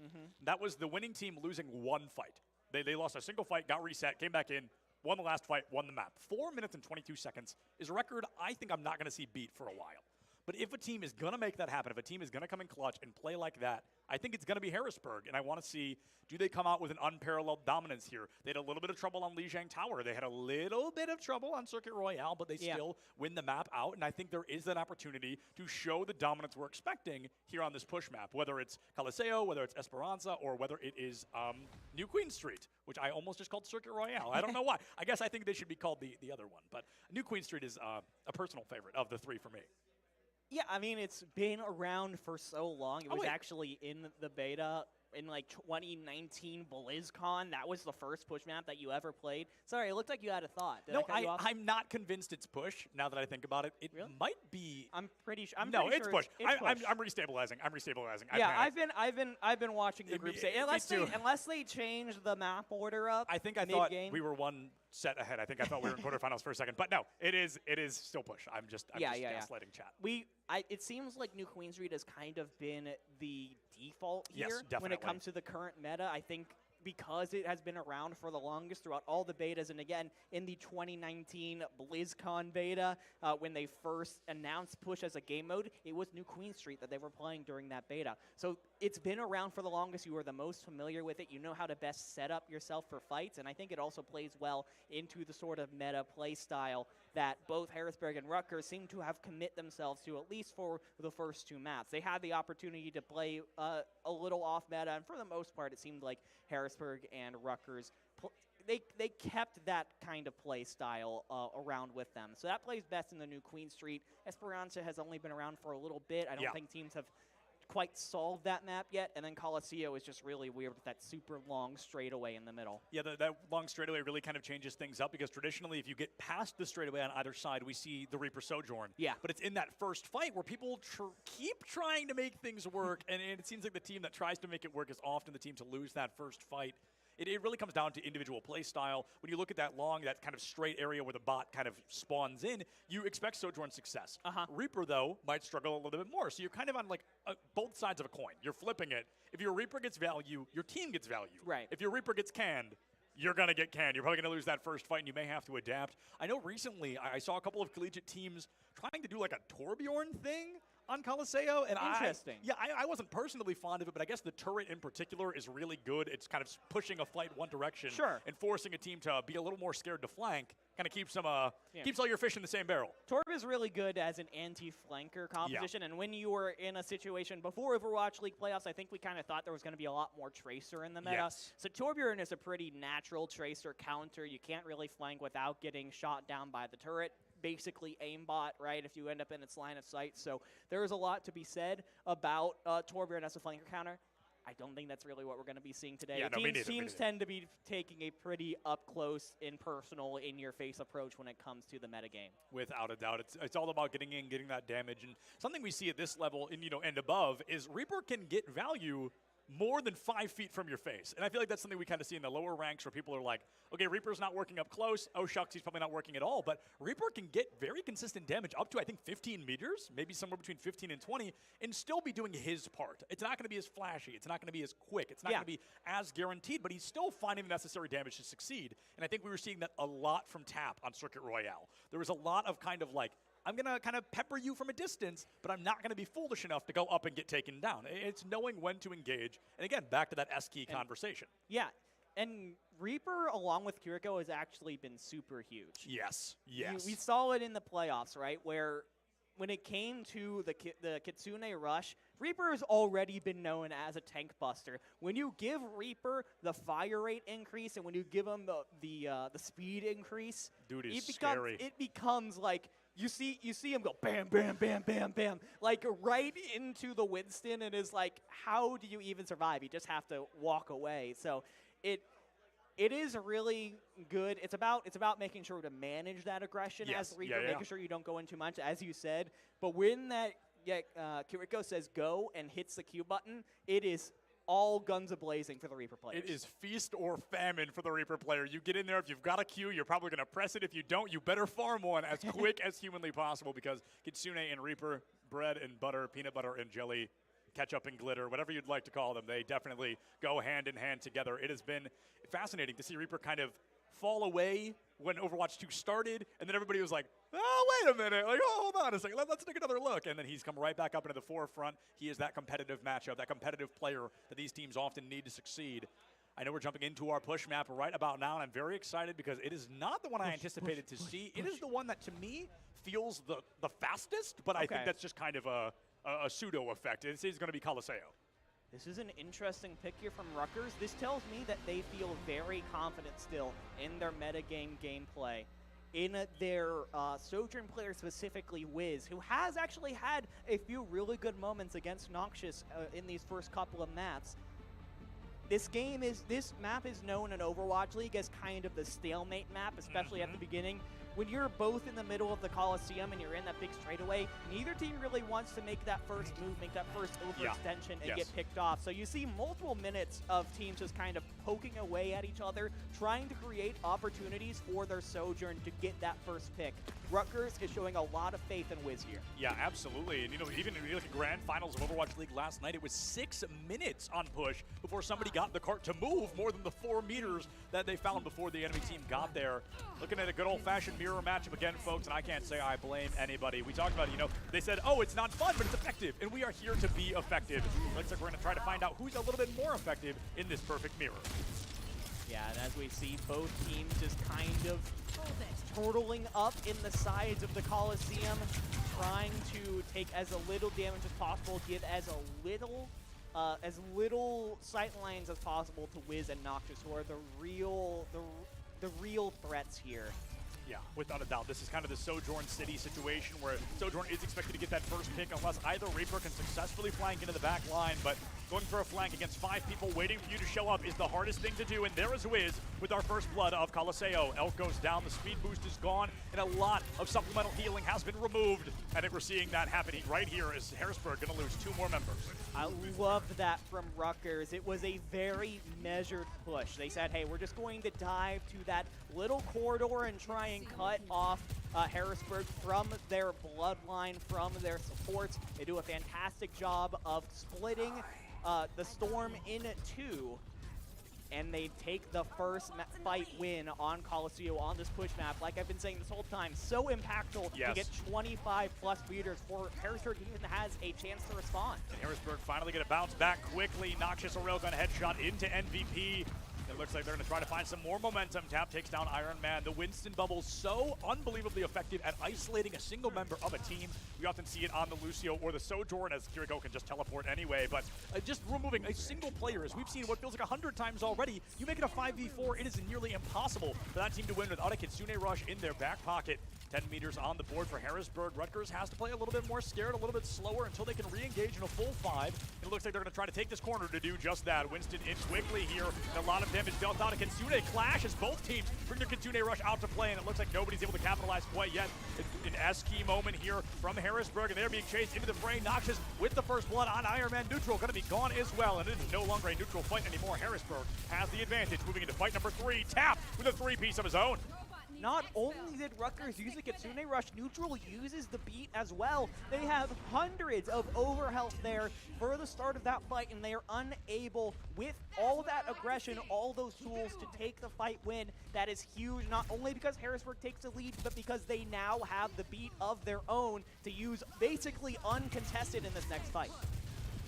A little bit more action from Rutgers, so they try to get some dominance, but Tap just TPs into the back line and takes down Wiz. Not exactly a huge play, but a pivotal one, as you took a lot of damage off the table, forcing out a Primal Rage from Ajax, and oh, poor Iron Man can't make it out either. The rest of the team is expected to fall now as the linchpin has collapsed underneath them. Harrisburg University taking the lead, nearly tripling what Rutgers was able to bring out in their first fight. And now they're going to just about, yep, they do unlock the checkpoint. They get themselves the forward spawns, which is going to be huge. If they end up losing a fight, they're going to be able to get back in a lot quicker. However, Rutgers now, they have the tools in their back pockets, both DPS ults mainly, to potentially push themselves back into this. And there you go. I mean, you speak of them, they shall appear, and Wiz does not get a darn tootin' thing done with that overclock. Akawa, a phenomenal leap right onto the Sojourn. The bubble down made it impossible for her to target anybody else. There goes Iron Man. The Death Blossom not brought out, but also not used. Harrisburg getting danger close to touching triple digits here in fight number 5. I love the awareness there from Akawa. As soon as Wiz uses that overclock, the Winston is just right in that Sojourn space, making it impossible for her to try and pick off any of the squishier members of the Harrisburg University team. And now as we cross 100 meters, Harrisburg is coming up on 4 ultimates. They might be able to push this all the way if they use them right. Iron Man's got to go big here, tries to TP in, still going to commit to the Q button, and it looks like it's not going to be able to find much. The DPS down for Rutgers once again. Akawa finds MVP, and that may be the beginning of the end for Harrisburg here on Coliseo. They think they have this in the bag. They've won the fight. They used the ultimates, and now they are one fight away from sending Rutgers out of this matchup. And they do have the Death Blossom still from Tap. You see them waiting in the so bush, Fortnite style. Can they get the Oh! jump on him? They actually used the bubble early, and that's going to allow him to take out Wiz and MVP. There it is. Soames goes down to Kitsune, just barely making it out. Frame perfect, but Wiz and MVP just cannot survive that Death Blossom. Noxious with the overcharge. Feels like a little bit of a quality guarantee, just trying to make sure everybody goes down when they need to and fast enough for no recontest to happen. But there's the Lucio. Here's the Kiriko. She is back from spawn as well with a numbers disadvantage. Harrisburg has a very real opportunity to lose this fight. They want to win it out right now. They want to try to complete it in 5 minutes flat, but Rutgers coming back in numbers. Ajax finds Elk. The rest of the team just can't cut it. Harrisburg on the back foot for the first time in a long time.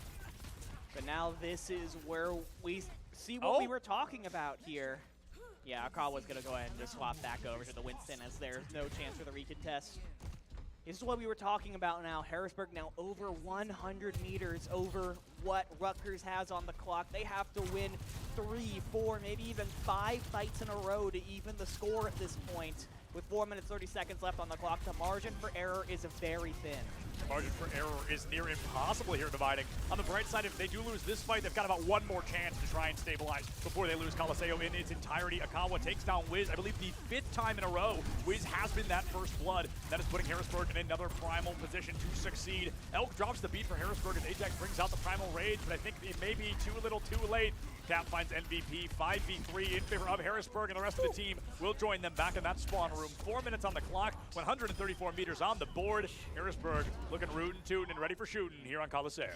And while it'd be awesome for Harrisburg to just win the map and finish the series right then and there, they know they don't necessarily have to push that bot all the way. They just have to keep it on Rutgers' side of the map, make it impossible for them to make any progress. And of course, with the 4 ultimates coming up in just a moment for the Storm, they might be able to do just that. Here comes the Disruptor Field, trying to keep the team of Rutgers a little safe in this Mega Health Pack room, and it looks like it's going to work out well. It keeps the team up and running. Akawa brings a Primal Rage. Another Kitsune Rush from Somes, followed up by another Death Blossom from Tap. They are farming these ultimates like they are free right now. A little less success. Iron Man coming out with one of his own, able to take down a support. Now that Somes is gone, Harrisburg, danger close, but close. Just not going to cut it. Rutgers winning out another fight, 3 minutes to make it 100 meters. It is just taking Rutgers so many ultimates to just keep Harrisburg from finishing the map. That time it was the Death Blossom, the Kitsune Rush, and the Beat. They now only have the Overclock left, but of course Noxious has the response from the other side. Historically in this matchup, Noxious has gotten the better end of these 1v1s. Wiz has to reciprocate if Rutgers has any chance of getting back into this. Here comes an Overclock early, answered by a Suzu. Noxious and Tap trying to clean things up. They want to end Coliseo before Rutgers can even get the chance for it to truly begin for them. Noxious with the 2-piece should be able to seal the deal against this team in at least this fight. With 2.5 minutes remaining, 130 seconds on the clock. Rutgers can still make this happen. It's just going to be an uphill climb. Yeah, it's going to be... The uphill climb is becoming steeper and steeper as the seconds tick off of the clock. And the forward spawns have been achieved yet again here for Harrisburg University. We have a beat coming up in just a moment from Elk, but a Primal Rage from Ajax, who might need it in the moment, getting chunked down. Wiz, a phenomenal railgun headshot, takes Tap off the table early, and Tap has been a real playmaker in these pivotal moments for Harrisburg University. The numbers advantage 4v3 in favor of Rutgers. The Primal Rage from Ajax buying every available second. The bot keeps getting so close to completion, but Rutgers not going to let that happen. Now 150 on the clock, 110 seconds remaining. This is going to be a tough one, but Rutgers can still make it happen. It's absolutely possible. It's just the start here, though, for Rutgers University. And Harrisburg was very smart in that fight. Didn't use any ultimates, because, again, they know they have their win condition. It's just making sure that Rutgers doesn't make any more progress. So Elk hangs on to the beat. You now have the Kitsune Rush and the Primal Rage as well. Rutgers is going to need a lot out of this beat from neutral. Kitsune Rush into immediate Suzu, buying the time 1 second of space to get just a little closer, taking absolutely no damage. Can't be crowd controlled, and now they're able to get into the fight early. Elk, Akawa, they're trying to make it happen. Harrisburg has been in this exact spot. This is the 4th time now. They win this fight out in the center, but then they get so close, and Rutgers always clutches it back. This time Harrisburg committing an ultimate. I think they are going to want back. The fight well already won, and Tap hits that Q button. Now they don't have it to seal the deal in the next fight. Under a minute left on the clock now, and the pressure is now square on the shoulders of the Scarlet Knights.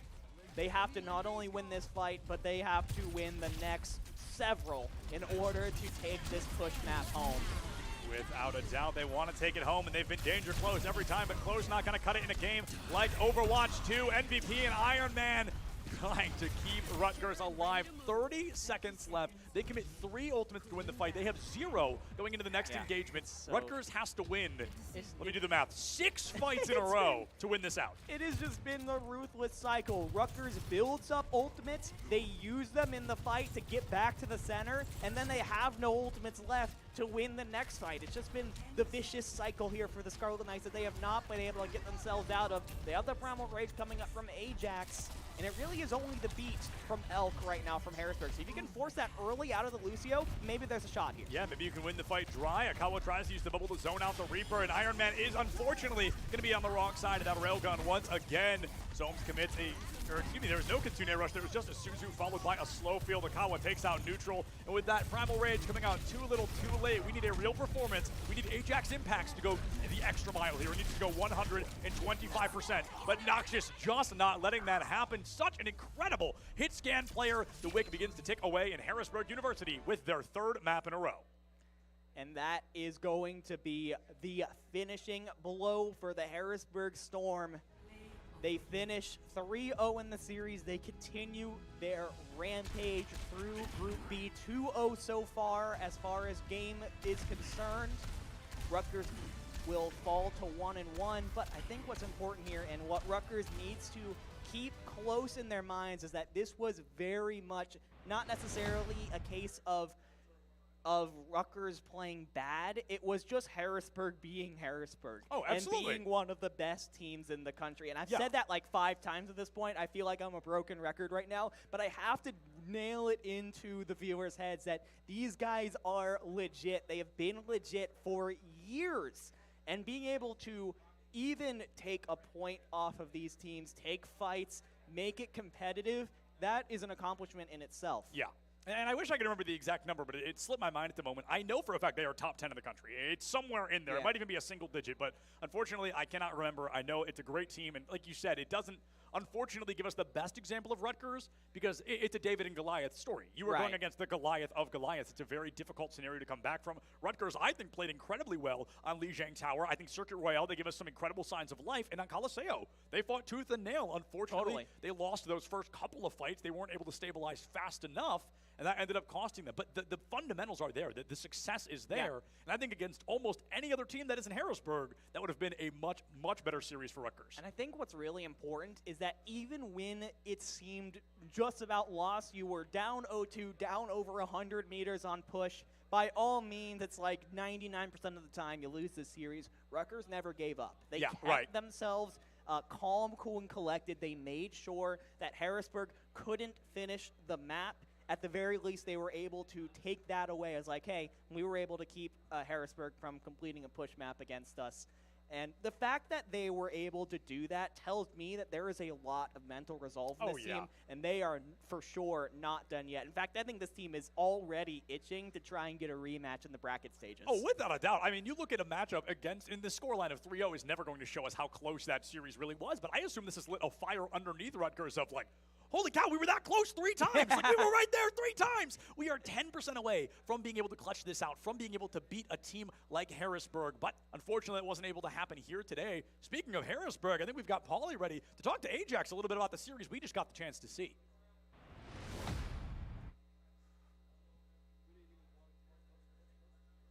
Here, and I'll have him introduce himself. They just won. Who am I with? Tell us the school you're representing. Obviously, you just beat Rutgers, but here we go. All right, so my name is Noxious. I play for Harrisburg University. Excellent. All right, so here with Noxious, you guys just defeated Rutgers. Well done. Storm rolling. I remember Harrisburg from CEC last year. Were you able to attend that event? No, I'm actually the only new player on the roster for this semester. So it's a first for me, you know, being on LAN for collegiate. So it's really awesome to be here. How are you enjoying this event so far, and is this your first LAN? It is not my first LAN, just for collegiate, yes, but so far the event's been really good. I mean, I've been able to meet some people I've seen for, you know, long time in game and stuff, so it's really been an awesome experience so far. Excellent, and you know, being the new member of Harrisburg, how has it been like gelling with a new team as you get ready for this collegiate season? Well, I had the chance to play with them before. The reason, you know, why I got on the roster in the first place is because we played in the tournament together during the summer. So I already kind of knew everybody, and I was meshing well with them, and it was really fun. So coming here, I wasn't really concerned about, you know, making friends or anything like that. It's really just been a really good experience. Well, you just heard from Noxious. That was natural-born chemistry as Harrisburg starts storm rolling here in the East region for Overwatch. But when we come back, we will have a special exhibition match with 2 members of the Rutgers University basketball athletics team. So don't go anywhere. When we come back, that special exhibition match. Production, back to you. Hi, I'm Ash. Welcome to the CECC. And why don't you introduce yourself, your name, school, and team? My name is Jack Vignon, tag is Tarzan. I'm from the College of St. Rose up in Albany, New York, and I'm the head coach of esports for St. Rose's esports program. Oh, well, it's really nice to meet you. How are you feeling about LAN this weekend? How's your team feeling? You guys excited? Yeah, I mean, LAN events are always a good time. Yeah. We've been able to do a couple in the past.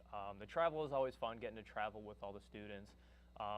It's great when there's multiple days, get to stay at the hotel. That's always a good time. And playing in person is always great too. Games like Smash, where there are in-person tournaments, is a little familiar, but especially games like Overwatch, where everything is typically online. Playing those in person on a stage is always a really good time. No, for sure. It's like really great team bonding too, right? Yeah. So when it comes down to it, I would love to know what the CECC and just like this LAN tournament experience in general means for you and your team. I guess it's different for some of them. For one of our students, it's a little bit of a send-off. This is his last semester. He's graduating. Our tank player, Moopy, and he's one of our best players, so we're definitely going to miss him. So it's a little bit of a send-off for him. as he transitions out. It's a little bit to prove ourselves as well. I know there's some obviously very talented colleges here. We've gotten to play against them a handful of times, so just hoping to come and show how we've improved, and yeah, look to take some big names. Okay, looking forward to it. Looking forward to see what you guys can pull off. And I'd love to know a little bit more about your team history, like how long this roster's been together, what the formation was like, and just like the general competitive experience for you guys. Yeah, so we're competing in Overwatch and Smash this weekend. So for Overwatch, we've had this team together for about a year now. The transition from 1 to 2 wasn't too bad for us because one of our GM support players graduated last semester just as we were transitioning to 2. Gotcha. So that was a bit of an easier transition for us. But this team has been playing together for about a year now. Moopy, our tank, has been with the program for a while. And then Battle Pants, one of our supports, is a sophomore, so he's kind of the newest to the team. So they've been playing together for a while. They have good synergy, good friends. So looking forward to get to see them in action again. Smash is similar. We typically run 3-man crew battles, but we also have a B team, and so one of our players is going to step up and be the 4th man for us as well. Oh, nice. Same deal. They've been playing together for 1-2 years now. So everyone's really familiar with each other, gameplay, good friends. So yeah, I'm really hoping that synergy is going to show and that they can play off each other really well. Awesome. And would you mind telling us a little bit about like the prep that you guys did for both teams leading up to the CECC this weekend, and if anything was maybe different from the norm? Okay. I mean, well, we had our typical ECAC matches like we do. I know that Overwatch has had, I think, a scrim or 2 this week. I know that we scrimmed last night in prep for this. But, I mean, obviously everyone's grinding ranked on their own, especially with it being a new game. But even one of our players going on ranked and meeting players from some of the teams that are also going to be here this weekend, talking about this weekend. So it's cool that that's branched out from just beyond our college to even being able to communicate on ladder like that. But for Overwatch scrimming for Smash, we've been just trying to play a little bit more. I went through Smash data and looked up some of the information for some of the other teams and players that we have. And I recognized some of them from power rankings for their respective regions or just other tournaments in general. So a little bit of research, a little more playing, just so we really know what we're coming into. Okay, solid. And I know you talked about some teams that we're seeing here this weekend that you've already previously played against for both sides. But are there any particular rivalries or histories we should look out for? I feel like rivalries is a strong word for it, because I don't feel like we've had enough beef. Yeah. But we've played a handful of schools before. We've played Fisher's roster before. Obviously, they're a great school. Always great to play against them. Harrisburg, obviously, just a very well-known school. We haven't gotten to play them yet. We are in their group, so that'll be fun. We'll get to do that. Awesome. For Overwatch, and then also looking forward to playing Penn State again. They had a really good team. We had some pretty close games, so I'm excited to, and hopefully we'll be able to pair up with them again. For Smash, we've gotten to play a decent amount of the teams in this that we have here. We've played Fisher's team before. We've played NJCU before. They have a lot of great players. And we actually were at a LAN a few months ago where Quinnipiac was. So we got to play them, so it'll be cool to play them again at another LAN. So it's great. Like it's funny, even walking in and seeing some of the jerseys for some of the teams, I'm like, oh, I see those colors. I know it's that school. Yeah. So just seeing the same teams at LAN has been pretty cool. That's kind of nice. starting to get familiar with other collegiate teams. Yeah, form those storylines, like meet people, scrim, whatnot. But so aside from winning, which is everyone's here looking to take the W, right? So what are you and your team looking to take away from this event, the CECC this weekend? I know that you mentioned like making a name for yourselves and whatnot, but is there anything else like on top of that? I mean, when I come to like LAN events, I think it's just a great opportunity for the students. We hang out in our esports arena and they hang out at college all the time, but traveling, it's just kind of it's a trip. It's a huge memory for them. Yeah. You know, a lot of them are already very good friends, and so it kind of just doubles on top of that. The stories they're going to be able to tell from this, the memories they're going to make is always a great time. But I think even just furthering our esports connections, there's going to be a lot of great players here to either maybe they want to queue up later, maybe they just want to get games online another time. So I think it's really the memories and the connections that's going to be really, really important this weekend. I love that for you guys. Well, it was really nice to meet you. Thank you so much for taking the time to go through this interview with me and whatnot. And then before we do send off, are there any thank yous or shout outs that you want to give out? Grateful to the College of St. Rose for getting us here. We are under the athletics department there. Oh, that's awesome. Yeah, it's been great. So they've been very supportive. So very grateful to that. Excited for the team to play. Big shout out to them. I guess the rest of our esports program as well, who weren't able to be here. Big shout out to Battle Pants, one of our support players. We always have to shout him out because he deserves it. Yeah. Okay, well, good luck. Hope you guys kill it this weekend, and Me I'll too. see you guys tomorrow and Sunday. All right, sounds good.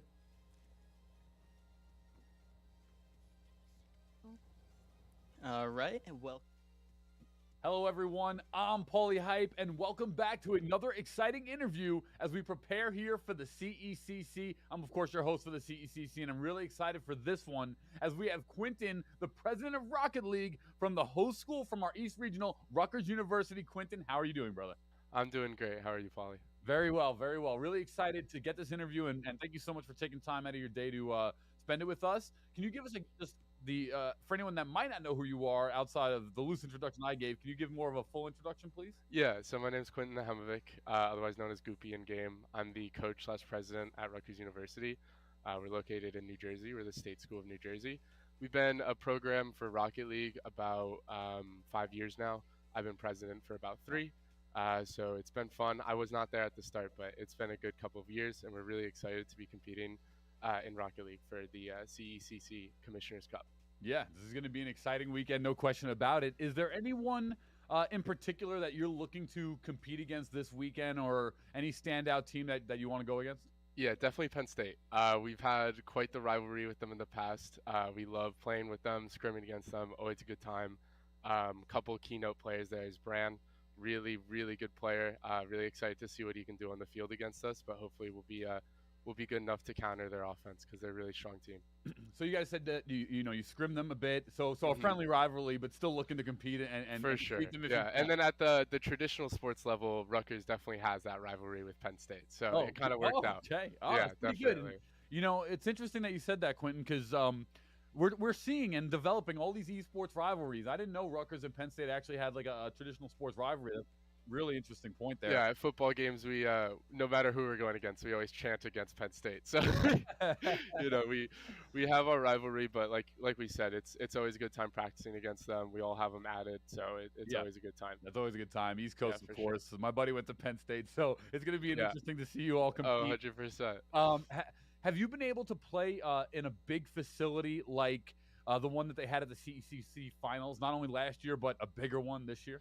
Yeah, so not really. Land-wise, we're actually quite the inexperienced team, especially with this roster. So it'll be fun to kind of test our limits in the LAN environment, as well as we have played in the basketball arena for Rutgers, thanks to Rutgers Esports graciously hosting an event there for us.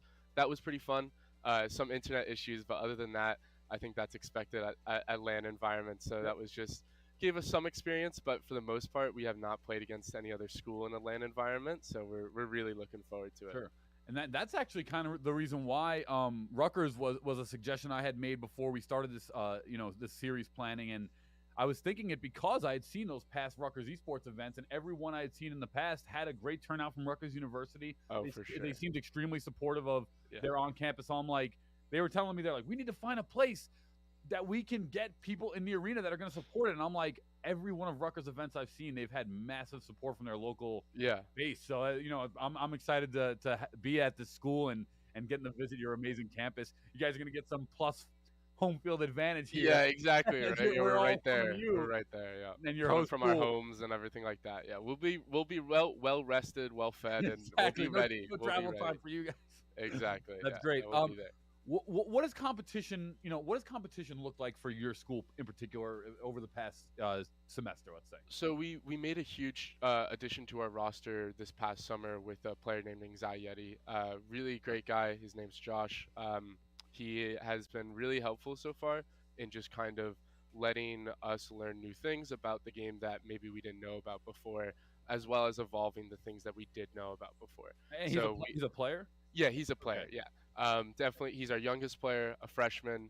So in this school semester, we were really looking for balance, making sure that he felt like he could prioritize academics while also participating in such a fun, competitive environment, while also showcasing his talent. I think we've done a pretty good job this semester. It's been disappointing. our results in CRL, the qualifiers and stuff like that. But we we have begun making our name for ourselves in the Rocket League scene at least. I know other Rutgers esports clubs have done a great job of doing that as well, including Smash, Valorant, and League. So those are just some names, but for sure, like competition-wise for our school semester has never been higher. We are ready to put in the work, put in the grind, and yeah, we're just really excited. That's special. So your newest player, a freshman, came in and then started teaching you guys about things that you should be doing further and evolve the team chemistry coming in. That's really amazing. No, especially from such a young player, for sure. Right. Yeah, that's what I was thinking when you were telling me. That's really, really cool. Yeah. I'm really looking forward to seeing your team compete at Rutgers. Are there any exciting stories from your team, your university, or just your program in general that are worth sharing? Yeah, I would say the number one thing is that our passion speaks louder than words, really, or any story that I could tell. We don't have the best, funding necessarily for these players. We're not giving them scholarships yet. We hope to do that in future years, with the support of our administration and everything like that. But I would like to just really congratulate and thank the players that have dedicated so much time. And I know, teams all across our country right now is doing a great job collegiate wise, trying to balance academics with this newfound sport. And I just really appreciate it. So the story I would have to share is one of our players named Aquario. He came to Rutgers and he had been playing Rocket League for a while in the semi-professional scene. And when he came to Rutgers, he had no idea he was going to play. And I sent him a message on Discord. I was like, we're hosting tryouts. Would love to see you there. But I had no idea who he was. Right. And next thing you know, he's one of my closest friends. I've known him for about 2 years now, and yeah, we've just grown to become really close friends based off the mutual passion we share for competition in esports. Yeah, that's actually that's an amazing story, Quentin. So this is someone that this has kind of been the story of esports all along, right? Where you don't know someone and you find I guess it works with anything, but you find a passion, you link up, and now you're literally propelling the entire university program. Right, exactly. Unit. So that's pretty special. And especially without the insurance of money or guarantee of any sort really of tuition, it's really just about these players wanting to do this. It's all based on motivation, intrinsically, and they've done a great job at showing me and the rest of this program that we have at Rutgers their value as a competitive student. Well, from the hype master, now that's hype. Now that's hype. Right. You know what? Because so many people I talk to and so many colleges and universities I talk to right now, it is about the scholarship. And there's roughly about 16 million in scholarship across the country for esports. And the fact that your school doesn't have it and your players are just as hardworking, driven, and competitive in the space without the scholarship is really saying something special to go over. What's the state of Rocket League right now? How is the team feeling about the current state of Rocket League esports? It's a little bit kind of a side thing. Sure. But what's the state of the collegiate Rocket League right now? I think it's getting better for sure. I think Psyonix is taking a more proactive role in their involvement with it. Sure. Last year we saw the expansion into European worlds and had some European teams come over to Dallas, I think it was, which was really special to watch. Definitely really motivating to our players to see that developers of this game care about this scene just as much as they would care about a professional scene. Right. I think the one thing that it does need is advertisement, and I would really love to see that from Psyonix and other than Twitch drops and all this, because a lot of CRL viewers might just watch it for Twitch drops, but I think you can really publicly advertise it, and they have started doing a better job. For example, there's an in-game link now to watch CRL when it's live. And that just makes the players feel that much more special to be a part of this, and they should feel special. This is something that, like we talked about, is an opportunity not given to, every single person out there, but an opportunity given to the most passionate, the most driven, the most talented of individuals. And if that opportunity can be secured and ensured with some sort of tuition, all the more better. Sure. Because we're talking about college life. This is some of the most important time of your life, and you don't want to miss a second of it. Right. And that's definitely the sentiment. Anything helps. Yeah, right. And that's the sentiment we share as a team, is that every single CRL that comes around every single season, we don't want to miss it. We want to be a part of the Rocket League collegiate scene, just as Northwood is, or any of the big name schools that offer tuitions and scholarships. But once again, it's going to be a long journey for a lot of teams. But we're just hoping that teams in the Big Ten and other really well-known academic schools start focusing their esports program because it's necessary for sure. Absolutely, and I love it. As we round out here, are there any final thoughts, Quentin, that you would love to leave the viewers with at home before we head out? It has been so exciting to talk to you today. Yeah, thank you. You as well, Paulie. I would just like to say, shout out Rutgers Esports Center. They're not affiliated with our club or any game club for that matter, but it is something that Rutgers has done to extremely support our students here who are interested in competitive video gaming, which is to have a LAN environment, to have a place to bring your friends, show off a little bit, and it really looks nice. It feels nice to play in, so I'm just excited to get everybody in there, get the other schools in there, and compete LAN-wise, so. Yeah, thank you so much, Paulie. Of course, man. You just heard everyone from the man right here, Quentin, president of Rocket League at Rutgers University. Again, that's the host school. We'll be there next weekend. The entire collegiate, if you're Valorant, Overwatch, Rocket League, or SSBU, we'll see you down at Rutgers University for the East region. And the teams that win those events will qualify for our CECC Grand Final in May 2023. Quentin, thank you so much for being here today. And I'm so looking forward to meeting and hanging out with you guys at Rutgers. Oh, for sure. It's been a pleasure. Thank you. All right. Enjoy, Quentin. Bye. My name is Nicholas. And welcome back to the CECC Regional LAN here in the East. Okay. We've got an exhibition match coming up between the D1 basketball team and the Rocket League players, so we're doing it blindfolded. Now, you may ask, why? Why would we do that, Gompers? Why are we doing this? To be honest, I don't know. But we're doing it, and that's the exciting thing. I should move over a bit. I was sorry. I couldn't see. But I'm excited. How will we know what we're casting? The sound cues. The ball hitting the hoop. The cars and the boosts.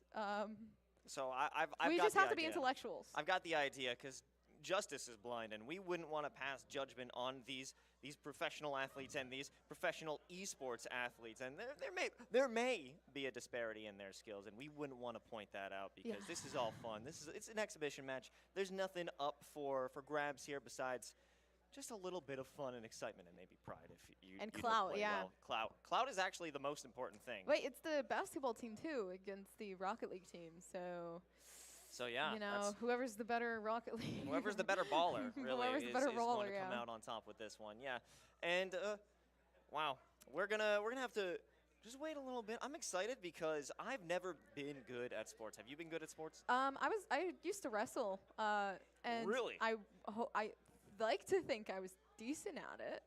Like what? Would you do like suplexes and? Oh like, yeah, judo like if you throws? wrestle, I the mean, I guess that's fireman's judo, carry, right? that was my move. I loved the fireman's carry. I would always throw that whenever I could. How good were you? What was like your record? Well, I did it for a couple months. I did win a tournament. Well, I won like 3rd place at a tournament, and that's an achievement. That's pretty good. I've never made top 4, so I've Okay. never also never you used competed. to swim. So yeah, I used to swim too, Used to swim. competitively. Yeah, but that was like in elementary school, but never got a second.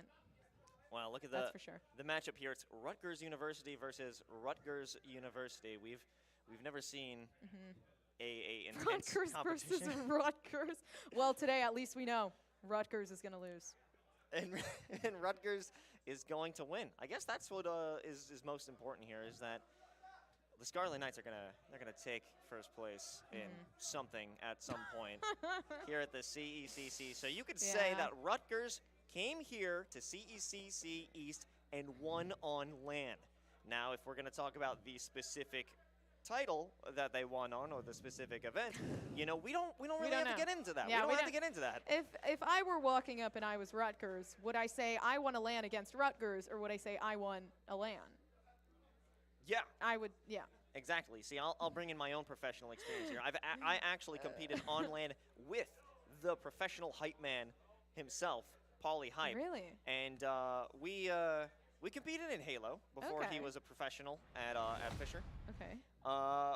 We got destroyed, dumpstered, as some would even say. I would, because that's how I felt after it. But we did get a bye round, so we went 1-2. So I won on LAN. It doesn't matter the specifics behind it. Okay. I won on LAN, so Rutgers can win on LAN. It's all about how you word it. That's true. That's true. But deep down in your don't do that to me. Deep down in your mind, you know. But honestly, no. Rutgers has been they've been performing today, overall. So you know we got to give them credit for that one.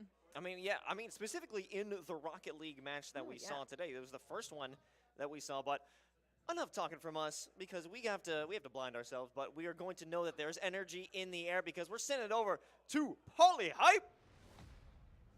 Thank you so much, Los. Welcome back to the Collegiate Esports Commissioners Cup East Regional event. Before we continue with some of our action, we have a very special exhibition match that is going to be going down right now.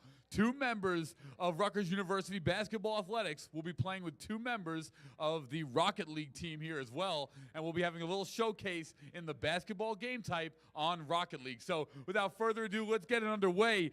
Introducing first, from Rutgers University Basketball, 6'7" senior at guard, number 4, Paul Mulcahy. There he is. What's up, Paul? How you doing, man? What up? I'm excited to be here. Appreciate you guys having me. Excellent. And his teammate coming up next from the Rocket League squad is going to be Alex Gaspar Velvix on the Scarlet Knights Black 5'10", and he's a junior. What's going on, Alex? What's up? I'm excited to be here. All right, excellent. You guys can take your seats up on the stage, and we'll get the next team up here. That's team number 1, Alex and Paul from Rutgers. I'm Paul as well, so I'm a little biased right now. I can't lie. Okay, coming up next here, also a 5th-year guard at 6'7" from Rutgers basketball, Caleb McConnell. Let's bring in Caleb. What's going on, Caleb? How you doing, man? I'm doing good, man. I'm doing good. Excellent, excellent. So let's bring up his teammate next here. This man said he had no last name when I asked him, and he said, don't ask me again. So here comes up JT at 5'10", junior from Scarlet Knights White. JT, what's up, man? How you doing, brother? I'm doing great. How are you? Very good, very good. Well, you'll be going against Paul and Alex. Take your seats up on the throne up there, and we are getting ready to throw it back over to Gompers and Los for casting this Rocket League basketball matchup. Over to you guys. Oh my God, I am so glad that Pauly did those introductions. If I was standing next to them, I would have been incredibly, incredibly emasculated. But hey, you can't see how tall I am over here, so we're all good. But I feel like we get like a good idea based on like you're almost my height, so. anyway, we have the exhibition coming up, so it should be a lot of fun. And I'm glad. I guess I wasn't ready, or I misconstrued. It's going to be one Rocket League player, one D1 basketball player. So this is actually going to be a very neck-and-neck matchup. So I'm definitely excited. What are you thinking?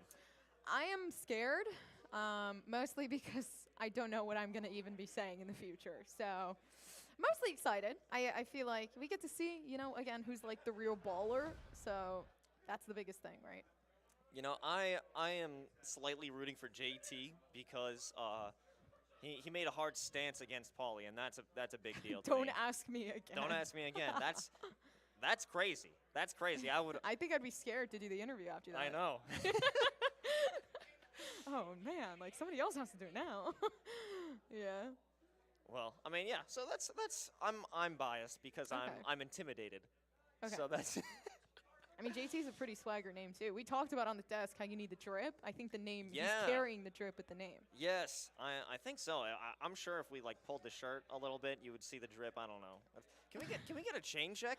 I don't know if they could hear me. I'm pretty sure they can, but I would certainly like to see a chain we check. got a Okay. blindfold. Now we gotta. I'm starting to regret this idea already. I am too.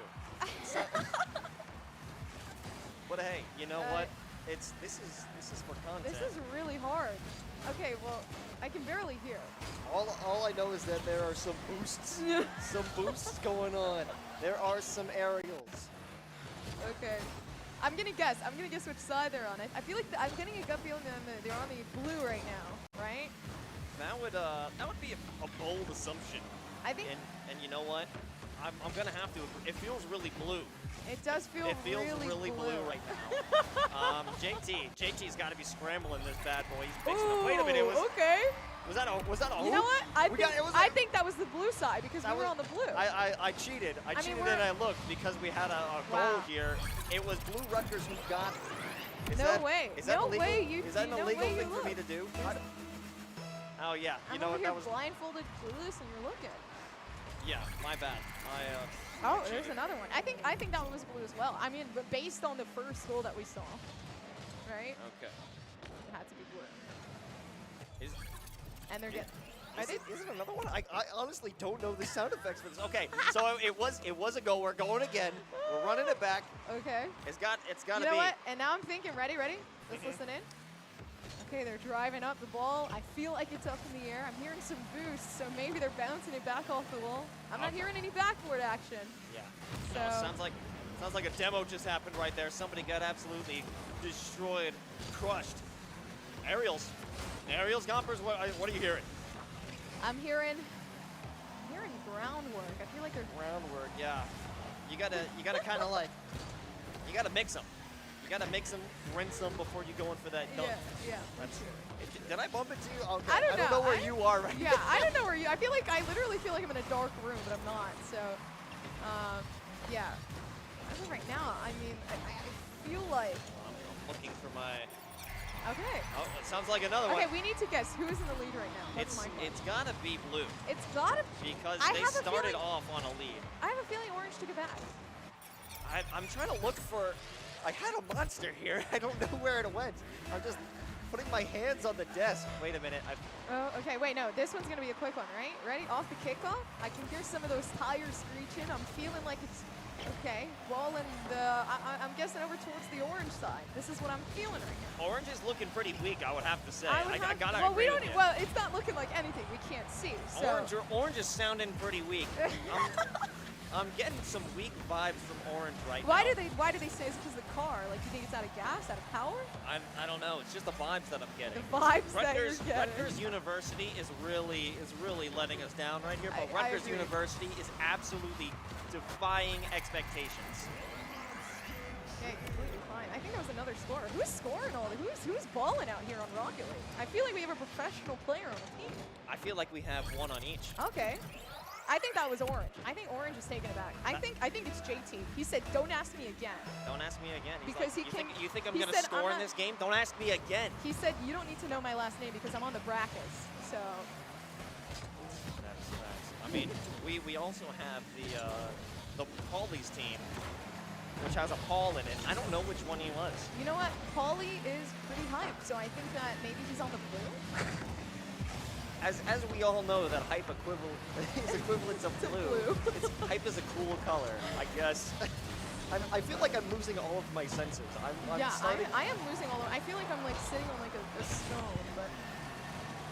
It feels like I'm being kidnapped right now. Like I'm in the back of one of the Rocket League cars, and we're just going. I think I hear it coming off of the hill. Actually, they're like really bouncing it forward. What I can hear right now, possibly over towards the blue side. Maybe I feel like Orange is trying to hit it in. Maybe there's some defensive play at work. This is hard. This is hard. It feels like a lot of goalkeeping right now. It does. It does. Like there's some serious attempts to try and make it clear on this one, but it is just not. It is not happening. No one can really get a full handle, full control on this ball. It is interesting though, because when you play basketball, you have to know how to play in a 2v2 scenario in real life. So you have to know how to play with the cars at least. You know, okay, what can I do to back you up here? So maybe they're trying to play like in that offensive, defensive stance. I'm not too completely sure. Hey, pass me the ball. You know, are those the calls? And you know, you have to also take in consideration: is this street ball that we're playing? Is this street? I cannot wait to take off the blindfolds and then we're OT. If this is tied, that would be insane. I think. Well, who do you think? Well, since you peaked because you're a freaking loser, I think it's blue. Hey, what the? I could have lied to you. I could have fed you false information. And then now you're even more of a loser. Oh my god. I think the score. Okay, we get a special treat if we guess the score line. You go first because you're a cheater. I'm gonna say it is. Don't freaking look either. I did not look. Okay. I wouldn't. When there's things on the line like pride, I wouldn't. It's got to be 3-2 right now, orange to blue. Well, you don't know how to count. I think it's. How many total goals do we have? I honestly don't know what You know they what? are. I think it's 4-1. I think it's 4-1. I think it's 4-1. Okay. I do. I think Who's winning? I think blue's winning. Orange team is winning. I think blue. Orange team's winning. It's 3-2, baby. Nah, I think That's blue. it. I can That's hear it. that. You hear My the money, tires? No, listen. My money is here. You hear the tires? You hear the tires? That sounds like blue tires. Like what is a What is the difference between It's a blue like tire? it's like in Minecraft where you step on, dirt, you can hear the dirt, and then you step on snow, you can hear the snow. It's like okay, that. and this sounds like you're stepping on blue. It sounds like you're stepping on elves. Oh my god. Oh my god. Oh, and I can hear the time, so I'm assuming that the time's starting to tick down a little bit. Maybe we've hit the 1 minute mark? I think we already did. I think we already did. Maybe 30-second mark. Maybe that's what that means. 10, 9, 8. It definitely isn't. Okay, wait, no, there was another one, so now it definitely isn't. We have to stop the counting. I think, okay, now it's 4-2. That's what I'm saying. I think it's 4-2. I think Orange brought it back. Okay. I'm just curious. Can we get a time check? Ref? No, we can't. Ref? They're not going to spoil that right now, dude. This could be like an hour, and I wouldn't even know how long we've been. Oh, it's 10 seconds left. 9, 8, 7, 6, 5, 4, 3, 2, 1. I think we're a little too early. It's probably just in the air right now. There's some time Oh, stuff. maybe, yeah, actually. Okay. Okay. Oh! Okay. Well, that was. I don't know if it's over. I don't know if it's time to take off my blindfold. I don't know. Okay, It is time. What's the scoreline, dude? My eyes are watering. I was right. I was right. Wait, I had it right. What was it? It was 4-1. It was 4-1. They got the goal. They got 5-1. Oh my God! I got dumpstered in my 6-1, prediction. 6-1. I got dumpstered. You did. Ah. So what's the prize? It's the mug. Thank you. Oh well, there's something in it. What is in here? There's a milk chocolate macadamias. Thank you so much. Wow. Wow. Thank you. Thank you. That's all the way from the Hawaii's. the is it? Hawaii office, the production office at Let's pop it. CECC. It's like popping a champagne open. Well, I don't want Ready? to take part in this. I lost. This is I think you're just gonna break it. I think I will too. You know what? It feels like there's like little poops in here, so I'm not going to test that. And that's how you're gonna talk about the gift from the You know what? the KTAD. There you go. Okay. Well, we gotta see that. You gotta show it in front. Wait, okay. I want to know how many times I was right. Was I right a couple times? I was pretty spot on. 4-1 was correct. 4-1 Oh my was God. correct. So get completely wrecked because you cheated. You ended up the loser because that's how life works. That is absolutely valid. How life works, and if you cheat, nothing will ever be good for you. Are we doing another one? Are we doing another one? Am I going to be? It's two. Two more. Oh my God. I am. All right, let's turn put it into back a mole down. man now. I'm feeling good about this one. I think I'm doing more of that play-by-play. All right. Okay. So ready, starting off, the kickoff looking good. The blue side already going on the offensive, taking it over to that orange, and maybe right now I can hear some defensive action from the orange side. Oh, it's up in the air. It's up in the midfield. Yeah, the midfield I'm is feeling it. always a place of contention. As you can see, the orange team is just trying to get the best taps that they can, trying to slow down the play, get the ball under their control, and then work up the field to try and make sure that they could throw a pick, get a distraction on their opponent. Maybe a demo would be necessary for the orange team to come back after a devastating and honestly embarrassing loss. I think this time, right? I think this time what we can talk about is like, okay, orange, they went what, like 6-1? Yeah, whatever. You went through a loss, you get the mental back. These guys are basketball players. They know how to bring that back. They know how to come from a loss and then start to take a win in their hands. So I'm thinking right now, orange, I'm thinking they're pushing hard. I'm thinking they're getting used to the game. That's what I'm thinking. I think, you sometimes you got to get hot. Because if we're looking back at that initial match between Arcadia and Rutgers, Arcadia was starting to heat up as the series went on. They were taking into those later Well, games. this But is ultimately, Rutgers. Listen, I'm drawing a comparison here, Gompers. Let me finish my point. All my right. God! So, as time goes on, Rutgers University Orange could end up bringing back that heat as Rutgers University Blue. Okay. Did you try the chocolates? I didn't yet. Should I? I think you should. Well, if I can find them. I found them. I would. You know what? I would like. Would you share with me? Can Yeah. I please have one. They're really good, actually, and I just. Oh, wait. Hold on. I'm trying to. How about you put your hand on the table? Okay. All right. This makes it so much easier to find for you too. We'll do this later.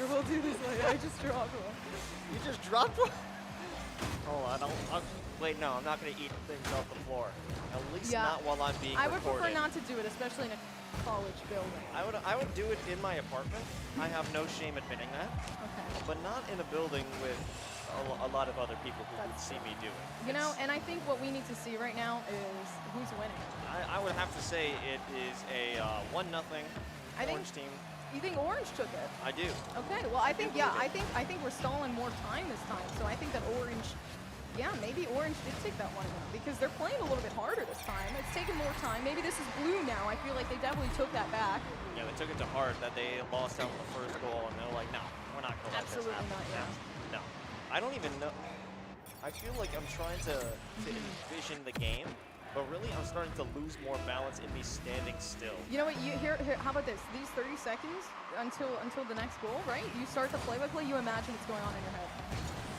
All right, and a great tip-off, but now it's looking up to JT. He's trying to make a dribble. He's got a great aerial heading over to, I don't know what team he's on, the opposing team. Why did he do a dribble and an aerial? Why is that? Because he did a dribble into an aerial, Yeah, into a somersault, into a backflip, into a demolition. Okay. To bring up the perfect scenario because the rotations now are all messed up. Now that you don't have that situation for the goalkeeping as well as the offense, you're going to have no idea how to keep yourself impressed and able to press the attack on your opponents. Right, Gompers? Absolutely. Absolutely. You know, you're completely right. It's like I can see the game right now.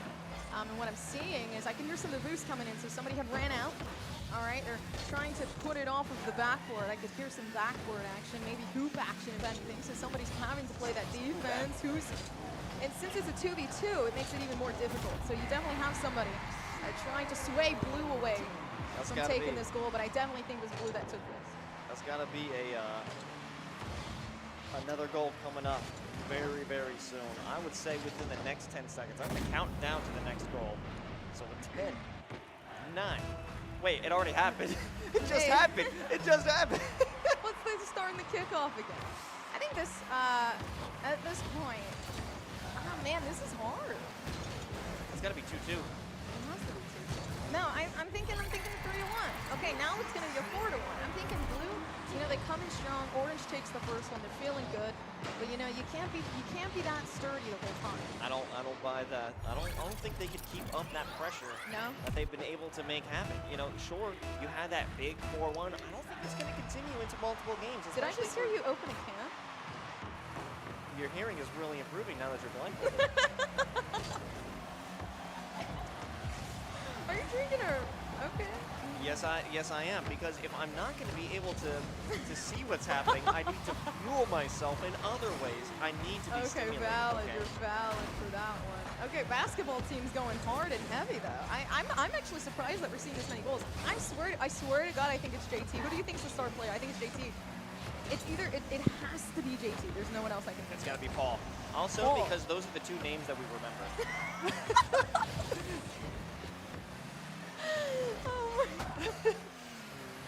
Well, Paulie, you know, like, come on. Yes, because, I mean, the reason that we remember those two names is because Paulie made it a point to talk extra about them. Okay. So it's his lasting impact. Sounds like another goal just happened, but... Who do you think? I think it was Orange this time. I think like a 5-2, 4-2. So you think that Blue is up 4-2? 4-2. I think it's 4-2.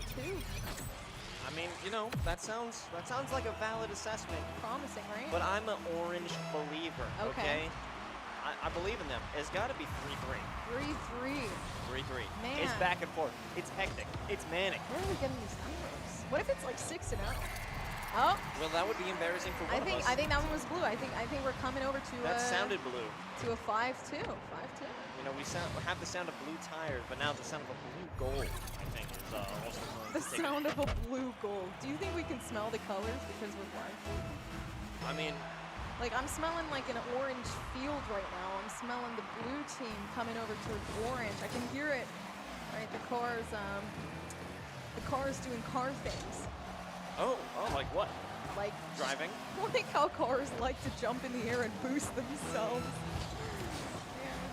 Yeah, I mean, that is classic. Okay. It's a classic move. But at this point, I'm going to have to go ahead and say that Blue team, they are flexing right now. It is a little bit of a disparity in the goals. Okay. In terms of the games, they have the first game, so they're flexing on it right Okay, now. I agree. I agree. They wanna show it on. I mean, the 2-0. Also, the thing is, when you have a Rocket League player on your team, and it seems like they do, it seems like they have somebody who's generally knowledgeable about Rocket League, especially hoops, based on the performance that we saw at that 6-1. So, I'm thinking that maybe, somebody on the blue team is destroying it. We're gonna be able to check out the scores. Can we get a time check? Does anyone know how much time is left in this game? 5 minutes? I feel like he's trolling us. That's how much. Oh god. No, he's trolling. Next thing you know, it ends like 2 seconds later.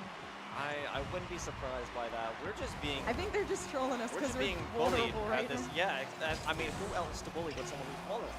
That's usually All how right, it well, works. now we know who's not going to KBBQ tonight. Listen, I'm not talking about me specifically. I'm talking about in society. All right, who gets bullied?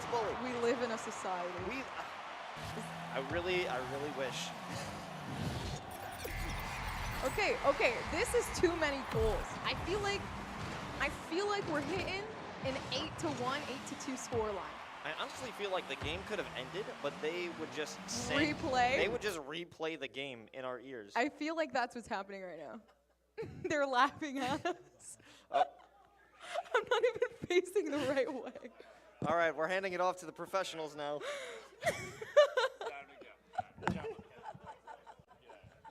What was the score? It was 5-4. Wait, dude, what? Everyone wants a taste of the big time. I mean, I tell you, like, you got in here and you took a good guess. I think game 1 went really well. Game 2, you guys really lost the thread. I feel like that did not clip. Just kind of derailed the whole thing, but good job. Yeah. Overall, You guys faced like this direction the entire time. It was no, you kept migrating like over and over.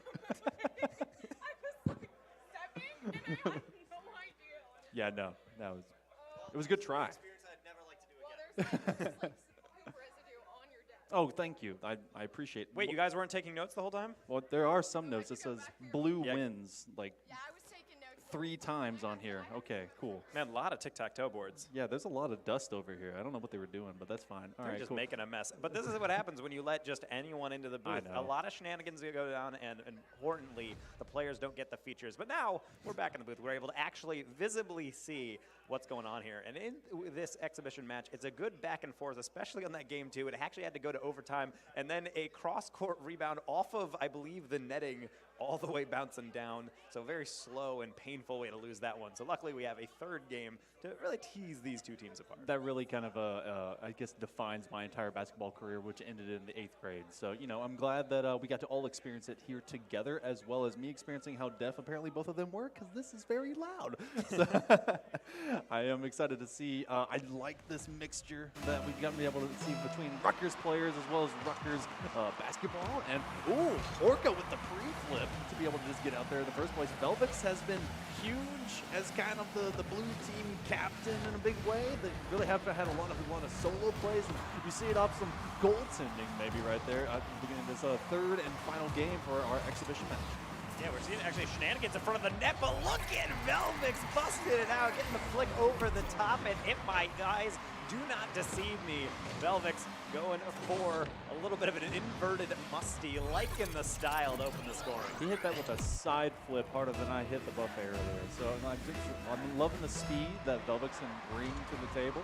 And doesn't really. Orca was trying to do it immediately. As soon as he got there, he says, Velvix can do that. I can do that too. And then just boom, falls away. So far, it's a 1-goal game. Blue has been able to take the last couple of games. So if you want to consider this to be a best of 3, then hey, give them the winner. But right now, this is about pride. This is about Rutgers at both sides, and then be able to find a third one. No, it's the second one. I can't count. Velvix can. Well, I mean, we're thinking about basketball. We're thinking, that's from beyond the line. Yeah. So that maybe if So the it's 5 one, points. yeah, if a layup is 1, then maybe the long distance is 2. But no, every basket counts the same here. And right now, blue team really getting it done. Velvix leading the charge, and oftentimes we talk about, man, the third man, the second man really needs to step up here. But for a lot of these players, these are D1 athletes, some of the best athletes in this great country. And yet, this is the first time they might pick up the control in this game. Might be a little bit janky at times, much like that shot from Velvex, going for the near side, but going to bonk off the rim. It's all instinct when you're that level of just regular traditional athlete. Then you try to be going an esports athlete. I'm like, okay, cool. They can still kind of do everything. I'm not jealous, not whatever. And then being able to get your own tap from the backboard, Velvex finds their hat trick in a hurry. What can Velvex do at this point? Well, I mean, I think he's just trying to figure that out now. He's going experimental. He's going for somewhat of a musky flick going into the midfield. He's going for a long distance one, and now he's just going to pancake it off the backboard. Calling that a double tap feels a little egregious, as it really was them just kind of flapping against the back wall. But either way, 3 goals, 3 baskets, whatever you want to term it.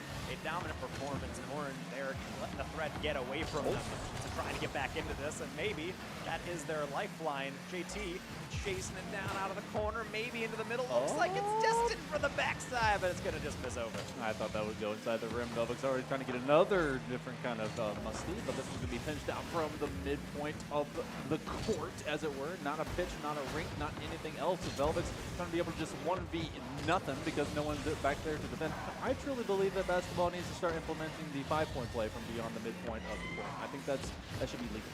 I think absolutely. I mean, you already have players like Stephen Curry in the league who like to shoot from there pretty much anyway, so you might as well reward them for it. I also feel like they could take some things from Rocket League. They had the free flip earlier. Why don't we see more acrobatics like that? Yeah. Well, tapping away, implementing into the meta, backflipping, somersaults, whatever you would like to see. They're athletes, after all. Be athletic beyond just jumping. Cool, I can jump too. Yeah, if the mascots can be able to get trampolines so they can do like double backflips before they do a slam dunk, give it to the pro player. That's what I want to see. I want to see some sidewalls. I want to see some wall runs, if you will. But Velvex is just trying to take it himself. Nice little tap. Oh, gets the extra to be able to make this a 4-0. You know, this one was so much closer a game ago. I mean, it was a lot closer, but Velvex just turned it on. We said they keep trying to get all these different approaches to goal. That one is the equivalent of the finger roll off the layup. Just putting that a little bit extra over the top of that rim to get number 4. And those are the hardest to save in hoops, particularly because when you are goaltending in this, you're not going to get a foul called for you in this game mode, but it's certainly a difficult thing to react to at the last second as JT was looking for the backboard, not going to get that bounce in. That one's going to come off the front side of the rim, and we'll have a breakaway possible, but this is going to go off of that perimeter that is tough to deal with if you're not used to what hoops is. Well, it's all about trying to be able to make it from the outside and then maybe take an individual play like Velvex has been doing. JT waiting for the bounce, but he's going to have to ramp on up. Orca trying to chase him down as best they can, gets that corner boost. Orca maybe with their own basket play, not going to happen. This one could turn into an extra opportunity to be a dunk. It goes out the front of the rim, and so we have these fast breaks and maybe one of their own, as it will be Rutgers in orange that finally gets on the board. Yeah, and Rutgers really taking advantage of Rutgers' play here. Rutgers really needs to play the way Rutgers is playing, because the Rutgers game is not working against this Rutgers defense. Yeah, Rutgers really needs to kind of start analyzing what Rutgers is being successful with and what Rutgers could do better, because Rutgers at this point is just being Rutgers. And when you're Rutgers. Rutgers all around, my friend, and certainly the baskets are showing left and right now, but ideally a little bit more to the right because that's our orange side. Maybe the breakaway can remedy that. JT going for the alley-oop almost off the backboard. He's actually not going to get the first, but we'll get it on the second. We got ourselves a match. Okay, so they're able to get a couple in a row, and sometimes you have your droughts and sometimes you have your pass, but this is just navigating the paint, coming around, getting around that center, and becoming, you know what, I'm not going to even pretend that I know what a shooting guard is, but I'm pretty sure they were. And so they come in, cut this lead to just 2. Well, you have to guard, you have to shoot. That's probably a position, right? Somewhere there. There's something power forward. I don't know where the power comes from. I thought that was a car term. Either way, we are dealing with a little bit closer of a game, but you got to make sure you tend that goal. Look at JT getting there just in time, but with no boost, he's going to have to leave it for his teammate. A delayed reaction on that jump, so that leaves it to the captain to take it to the back post. A fantastic save off their own rim. All right, so there's still a little bit of life left in these Rutgers orange, but with only 80 seconds to go, demos have become the name of the game. I don't think anyone's going to be calling a technical foul here anytime soon, so keep demoing, keep getting them off the court, be able to roll that ankle, but no, Velvex is looking for the redirect to be able to take that one off, but it's just off the mark. JT gets bumped, it turns into a passing play over to Aorca, and that's another demo, somehow gets rid of the best player on the court right now in Velvex. They have to be able to get this one beyond the rim. Aorca extends it, but they can't can't get enough hype.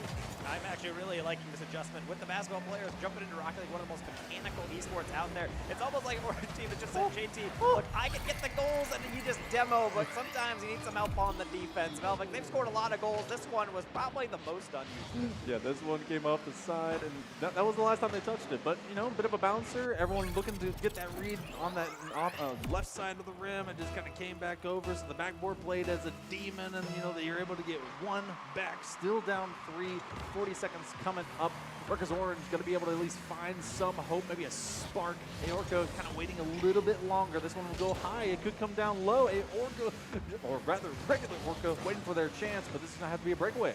Yeah, an Orca limited edition, it feels like, between the court says you do get the A attachment, and ooh, indeed, was that one was it just go painstakingly close, and that's really been the name of the game in this hoops. Much like basketball, you can't just chuck it at the rim and hope for the best. You really have to have a lot of precision. And now about that one, Velvet going in hot, but then slowing it down for number 6. This one's for the ladies and the gentlemen that want to look cool too. Velvix is able to get one extra touch, slows it down. Man, that one's just so smooth as butter. So 6-2. It's been blue the whole time, and it's going to be the blue wave through 3 straight games. This 2v2 hoops exhibition match showcasing the best of some basketball and Rocket League as presented by the University of Rutgers. And with 10 seconds to go, maybe one final play. Velvix, you know what?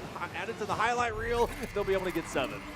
And that's important. I think it's just a shame that, like, this is an exhibition match, and it's supposed to be for fun, but it is also sad that we've been informed that the players losing this are actually going to be expunged from Rutgers University, losing scholarships. Really brutal to see a D1 university treating their players like that. But either way, I mean, you got to breed them out somehow. You got to filter out the best from the rest, and how better to do that measuring basketball skill than playing hoops and rock. You know, one day they'll be able to just look back on this and say, you know what, that doctoral was just not worth it. So it will be Rutgers Blue that will be able to take this in a straight 3-game take in this exhibition match. Job well done to both sides. Got to see, you know, Rocket League players, esports, traditional sports really be able to mix it up. And look at that, fun, happy faces. They're having fun the whole time. Well, it's fun coming into this because this isn't necessarily that they're being tested on anything specific. This is a completely new skill set that they really have to review on. So when you do actually get into this, I think you do have to kind of laugh it out because I think these players are competitive by nature, but they understand they're going in, they're complete fish out of water. And of course, they have the other player, the Rocket League player at their university to kind of hold their hand, or in Velvet's case, just kind of drag them along the ground like, you're coming with me, we're getting this dub. We're going to go get that win. And also, you know, shout out to both Los as well as Gompers being able to put on a great show that I don't think I would have done much better because you had to go off of, you know, hearing. Sight is literally, if I could at least see a screen of some kind, blue, orange blurs. I've seen worse. I've seen pixels and have to be able to make it work. But sounds, you know, good on them for being as close as they were, which is not very close. But someone said blue. Hold on. It said 3. Oh, okay. Yeah, that says just blue 1. So, you know, they were right. So blue ended up taking it. And, you know, I'm proud of them for being able to do so. Velvix, maybe this was also their tryout for the main roster for Rutgers as well. I mean, that's something that you could just show off. It's also something that you do hold over your other teammates. It's like, oh, that's funny because I didn't think you were the exhibition winner. Oh, it's so funny that works out that way. So it's strange that you're telling me about the team and my chances when in fact I was the Dunk House champion. I think that's the thing that they'll carry through for the rest of their life. If that's not a resume line item, I don't know what is. I mean, Velvix is now also not just will those students be expunged and expelled, but they also have given up their dorms, so they get a nice upgrade. So, you know, as we get to figure out all those formalities and the rest of you maybe figuring out who you're eyeing up to take the dorm up, we're going to go over to Poly Hype, who has the winners of our dunk exhibition match for these Rutgers players. First off, I have all 4 members of that exhibition match. Put some respect on their name over there, Monkey Man. Well, I am here with Paul, of course, and Alex. You guys won. Very good. 3-0, came in and dominated. But, you know, Paul, what was it like playing up on the your first esports stage? Yeah, it was fun. It was exciting. I knew I was going to lose to Caleb, and I had a great teammate that held it down because I didn't really do much, but it was fun. Alex, what was it like playing up there with Rutgers basketball and kind of intertwining here esports and traditional? It was awesome. It was just like I'm in the real basketball court, and I try to make as many plays as I could for this man, try to set him up as much as possible. He tried, yeah. All right, well done. Now over to this side. Caleb, you know, you guys in the second game came back, started getting a little momentum there, but third game they closed you out. How was it like performing here at the CECC in the virtual basketball stage? It was definitely fun, man. I'm sorry for my guy that I couldn't give him some more support, but I did my best. But no, it was fun, man.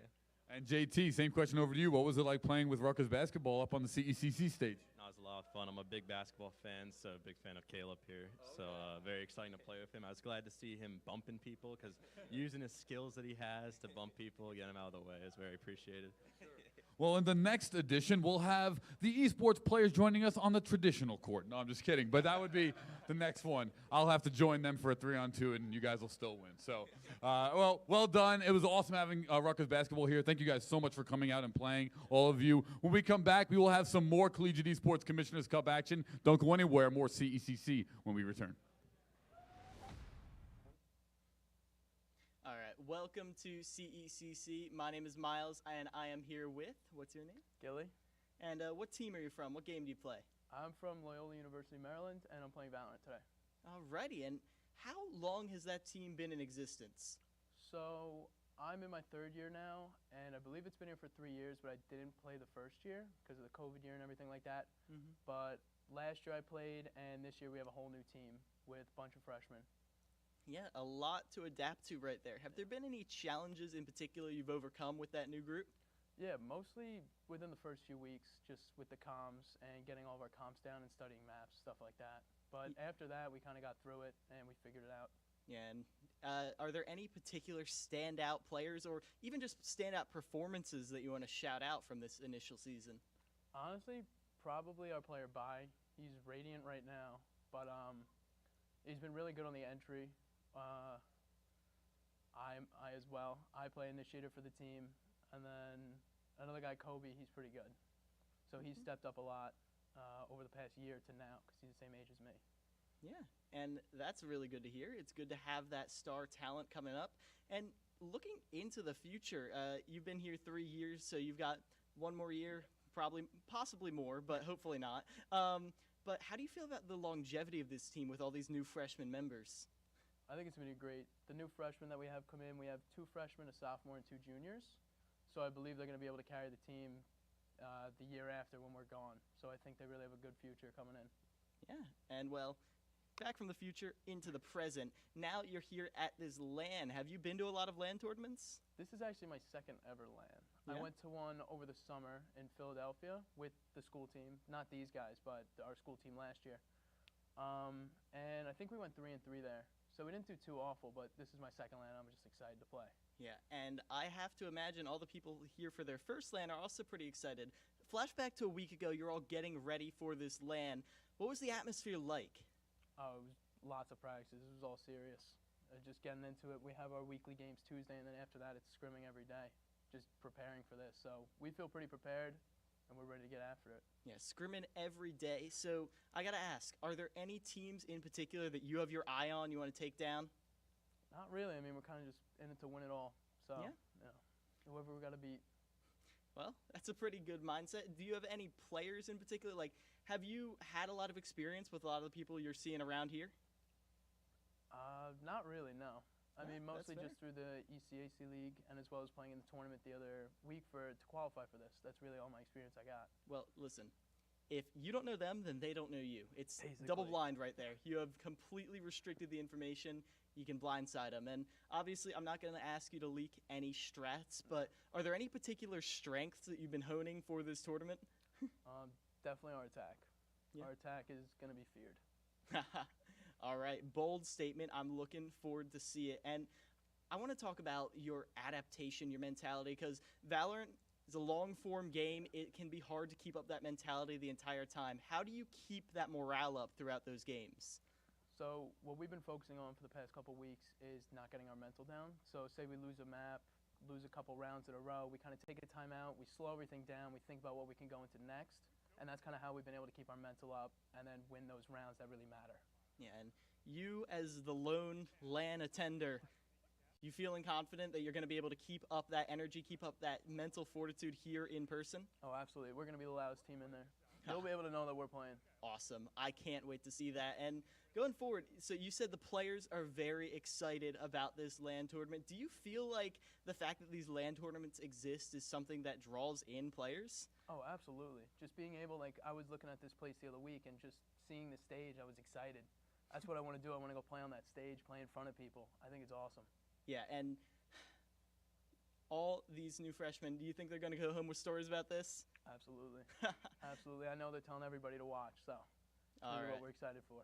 Well, I'm excited for everyone watching and also for your team. I'm wishing them the best of luck. But before we get on out of here, I want to ask, are there any particular shout-outs you want to give inside your program or outside? Shout out to Kobe. He's spirit on our team. He's the president of the esports club. He kind of brought it up from last year to this year, and he's been getting us out there. So shout out to him. He's been doing awesome. Yeah, well, great job to Cody. Good luck to you, and best of luck this weekend. Thank you so much. And welcome to the CECC East. We are here with, can you introduce yourself? Jack Mingle from Fisher College, Valorant. Awesome. And here representing a very strong Valorant team, how are you feeling coming in? My name is Tony Ann Convertino, and I'm the head coach at Caldwell University. We're located in New Jersey and have been a program for almost 4 years now. We're excited to be competing in Valorant for the Collegiate Esports Commissioners Cup. Okay, awesome. So with that said, although I think you guys had a lot of fun at the open qualifier. There was a lot of close games, a lot of close moments. Is there anyone you're looking forward to competing against? Straight off the bat, I want a revenge game against Lebanon Valley. We lost 13-8. It was a really exciting match, and I really am excited to go against Fisher in our group again. Getting 5 rounds off them in the qualifiers actually kind of made us more confident, and I want to see what we could bring back to the table and see how many more rounds we get off them. Yeah, exciting. So, I mean, well, speaking of, playing Fisher, playing Lebanon Valley, this is going to be a LAN event, something that I'm actually kind of curious about. Has Caldwell ever been to a LAN event, and if so, where was it, or is the team excited for the LAN event? We are super, super excited. This team actually a year ago went to Helix Esports. It was a tiny LAN event. Some local New Jersey, New York teams went for a round robin type style format. I don't think there was really a prize involved, maybe something really small, but it was just to dip our toes into a LAN. So we are very excited for this LAN because it's going to be huge. It's going to be a whole different aspect than in just a tiny. I mean, Helix Esports is not tiny, but you know what I'm saying. Like it's going to be a whole different atmosphere for us. And I mean, my senior Peter, he's super stoked. I mean, he's been involved in Valorant for a very long time. Becoming a leader is a choice. So if you want to learn to make big decisions, start with this one. Decide to lead.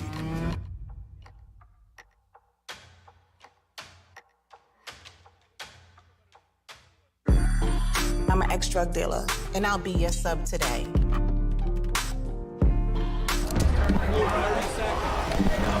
2 milligrams of fentanyl can be lethal. A lethal dose is in here. Who gets it, I won't know. It's cheap, it's potent, and it's profitable. The sad reality is, fentanyl is being mixed into everything now. More kitchen now.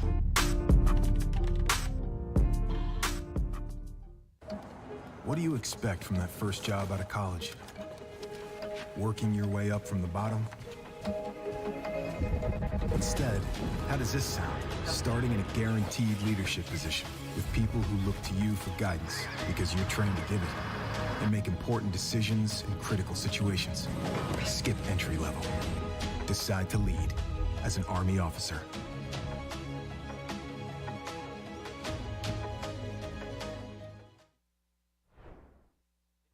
I'm here with Austin Johnson of Syracuse University. How are you, sir? I'm doing just fine, thank you. I want to talk about all the really fun stuff you've done throughout your life. After reading your bio, what are you studying? Computer science right now. Are you playing any video games or a part of any teams? Right now, I'm just casually playing video games, but growing up, I was part of many teams.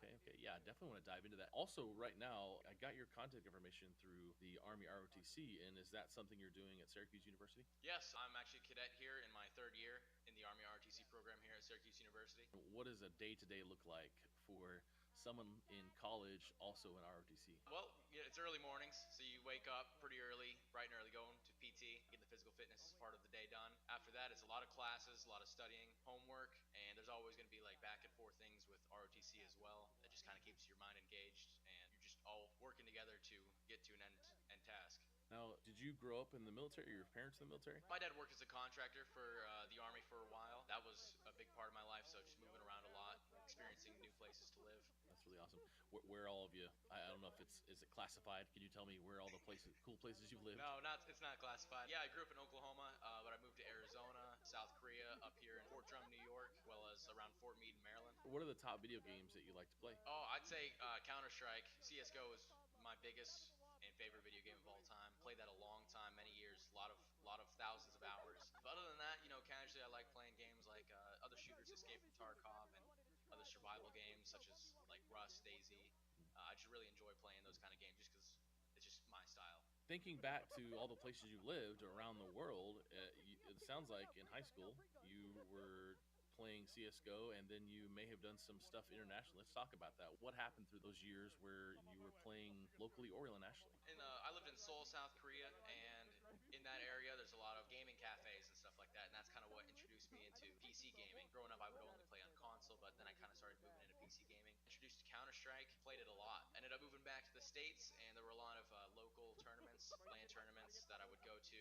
The first one I went to was in Toronto in 2018, I want to say. And then after that, I would travel down to DC before I lived in the DC area, and I would go compete there. What is available to those going from ROTC into the Army Reserves as an engineering officer? What does that look like? I guess first, what kind of studying does it take to become an engineering officer in the Army Reserve? Right now, I'm going for my undergrad in computer science, which could transfer over a lot to the things that I might be doing as a commissioned officer. But other than that, after I graduate here from Syracuse University, we go through Engineering Bullock, which is an officer training course just to educate you on how the engineering side of things works. So that's going to be a lot of that, and there's also going to be a lot of logistical stuff that I will be learning and be managing, and that's just something that I'm pretty excited about.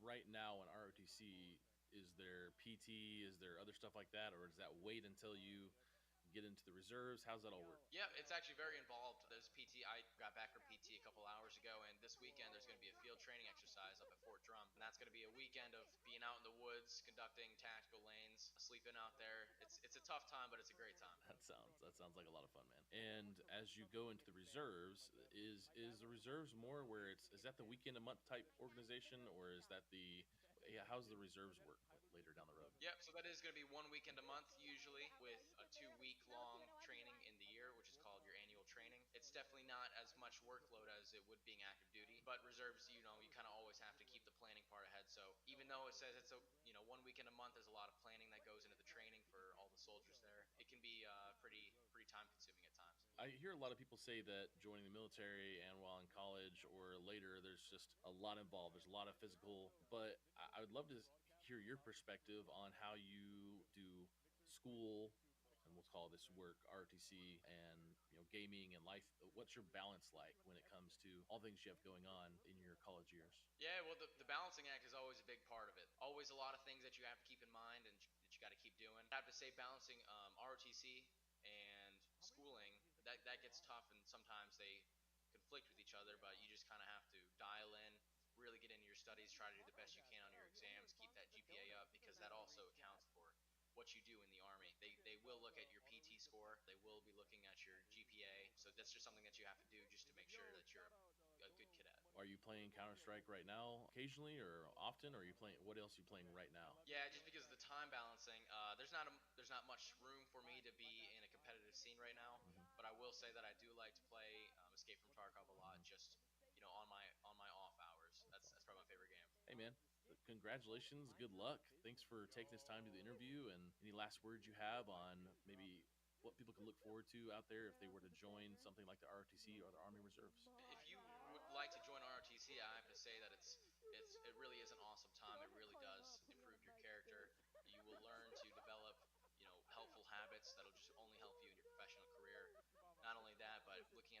side too.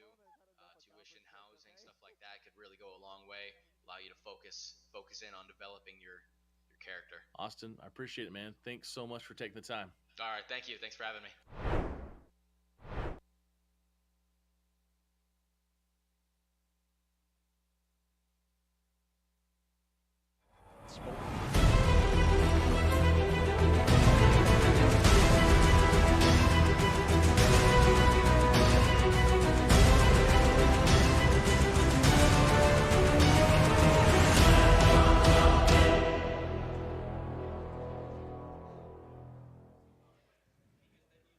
Welcome back, gamers.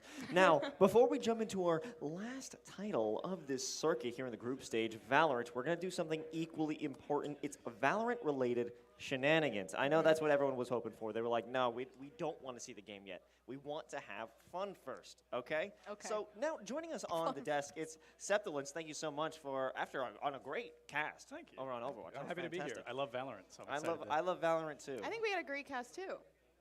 Yeah, your cast was pretty good. I only caught part of it, but I did enjoy it. Let's just move on then. So this is a fun little game. It's gonna bring out our artsy side. So there's plenty of icons, plenty of abilities in Valorant. We know what they're called, but do you know what they look like? That's what we're going to find out and see if Gombers and Septilence can figure out what these abilities, icons look like. We're gonna start off with something very simple. This isn't even an ability, it's a type of agent. What is the symbol for an initiator? Okay, well, you said it would be easy. Yeah, what happened? I wish I was on the charades one. Why am I on this one? This one's, You know what? This one's All I so know- hard. You know what? No, fine. Our practice All I is. know is that they're circles, so I'm just going to guess what an initiator You is. see it every time you start into a game. Come on. Mine's little. Wait. You can't look at mine and change your No, I answer. didn't. No, I'm not changing mine to his. I'm not changing mine to his. I know what it is. This is my guess. I know what it is because I just remembered who's an initiator. Oh, no, that looks way better than mine. All right. Okay. Mine's totally right. Present them. Mine's correct. Now, that is fantastic. I want to say great job on both of you, but you are both unfortunately wrong. Absolutely. Oh, dog, I did not know that. It is a lightning That's bolt. That's fake. That's not real. It is fake news. That's photoshopped. Valorant caster, by the way. That's photoshopped. Valorant caster. That's unfortunate. I don't know if any Valorant caster could draw you the initiator symbol. You see it once at the beginning of the game. Maybe. Hey, maybe that's the case. what are you gonna play? I don't know. I'm planning to go for that. You know that symbol with the. I don't know what with it's the called. Let me lightning draw it for you. Hold on. Okay, all right. This one should be very easy. bolt? Okay, sure. It's the boom bot. Can we draw the symbol for the boom bot? Not well. Not well. As long as you could do it right, that's all that matters. There are no points here, and if it's terrible, then that's just admitting it to the fans. I know that it doesn't, and I know. That looks like an Among Us reference. That's not even. That's, you didn't even try and put wheels on it. You I didn't think there were wheels on it. How does it roll? Do you not know the bomb, buddy? She said before this, Gomper said, "Yeah, if we get Ray's kit, I'm gonna get it right." She said, "I know that one." I know that one. I know that one. Oh my. Well, let's move away. Let's move away from Ray's. Let's. Okay. I'm ready. Let's check out, obviously, one of the most popular agents here. It's Cypher. What does the trap wire look like? Oh, that one is actually pretty darn easy. I know this one. I did it first. I know this one. Okay, not bad. Not bad at all. Well Why done. didn't you start off with that one? Why didn't I start off with that one? Yeah, that's the easiest one. Actually, Jet Updraft is probably easier. Yeah. Well, this isn't about you guys having an easy time. It's about me enjoying myself, okay? Okay. Fair enough. Fair enough. Let's move on to another one. We're going to take a look, and this is just going to be a real shot in the dark. Hope you guys are familiar with Reckoning by Harbor, his ultimate. Oh, no, I What do you think it looks like? I think just give it a guess. Reckoning. Reckoning. I don't even know what that is. I don't even know what that is. I had to cast a game with Harbor in it, and I was Is it like, his ult? what is going on? It is his ult. Got it. Nailed it. This is an Wait. anchor. This is an anchor. He has something to do with the ocean. I think. Oh, shucks. I'm gonna guess. I'm just gonna guess it's this. I'm spot on. It's an anchor. That actually, that's a pretty decent guess, but it is actually, in fact, this. That's close. The same shape as an anchor. That, Same shape yes, as an anchor. I mean, honestly, we're going to say that's a little bit closer. I will give you that. I just knew he had something to do with the ocean. From now on now. Okay. I'm not looking. Here is. Oh boy. Maybe this is a good one. Aftershock. Breach. Oh shoot. I wish I knew. Oh boy. You know what? I think. Wait. With my little. Or is it? heart- Can I do 2? Does that count? No, you can't do 2. I think it's like this actually. I'm gonna erase the first I'm one. feeling a 3 explosion type thing. No, I think it's like a. The Pokemon starter. Ignore that this everyone one, knows. but I think it's like an explosive, like a ball of fire. It is kind of like a ball of fire. It is kind of like a ball of fire. Right. Yeah. Yeah, because his ultimate is the Rolling Thunder with the Dang, with I the need it. lines. Okay. Now My I best think. friend plays Breach. That's the only reason I know that. I'm just gonna. Yeah. Okay. I keep. You gotta quit cheating. I'm not cheating. Oh, now this is. Yeah, I'm cheating. Gotta quit cheating. This is an absolute guess. What does Killjoy's Nano Swarm ability look like? Man. Oh my. Why you gotta do that to me? I don't know what this one look like. Something like that. What's that? You know what? I'm thinking it looks like a little Among Us egg, so I'm just gonna do that with a little backpack on the back. That's just Among Us. That's not even. Neither of them are even close. Neither of them I are. keep forgetting it's a try. Why? I did drew it- the actual item. I didn't think to draw what it looks like. I forgot what we were doing. You know, maybe I just did a bad job explaining what this game was. Dang. Okay, we got We got this one. This one's gonna be huge. You got. Two- Okay. 2-0 okay. on this Okay. one. Blaze, Phoenix.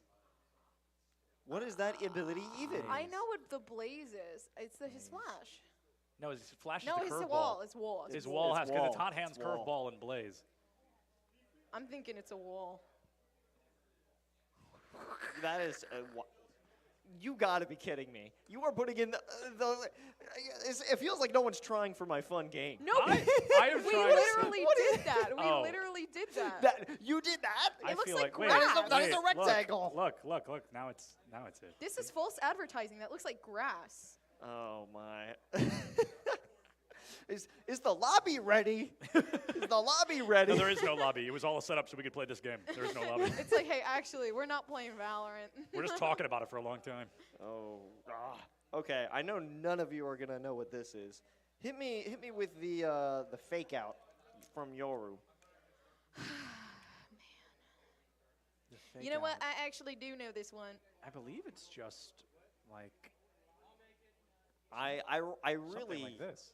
I'm thinking it's a Oh, footstep. wait.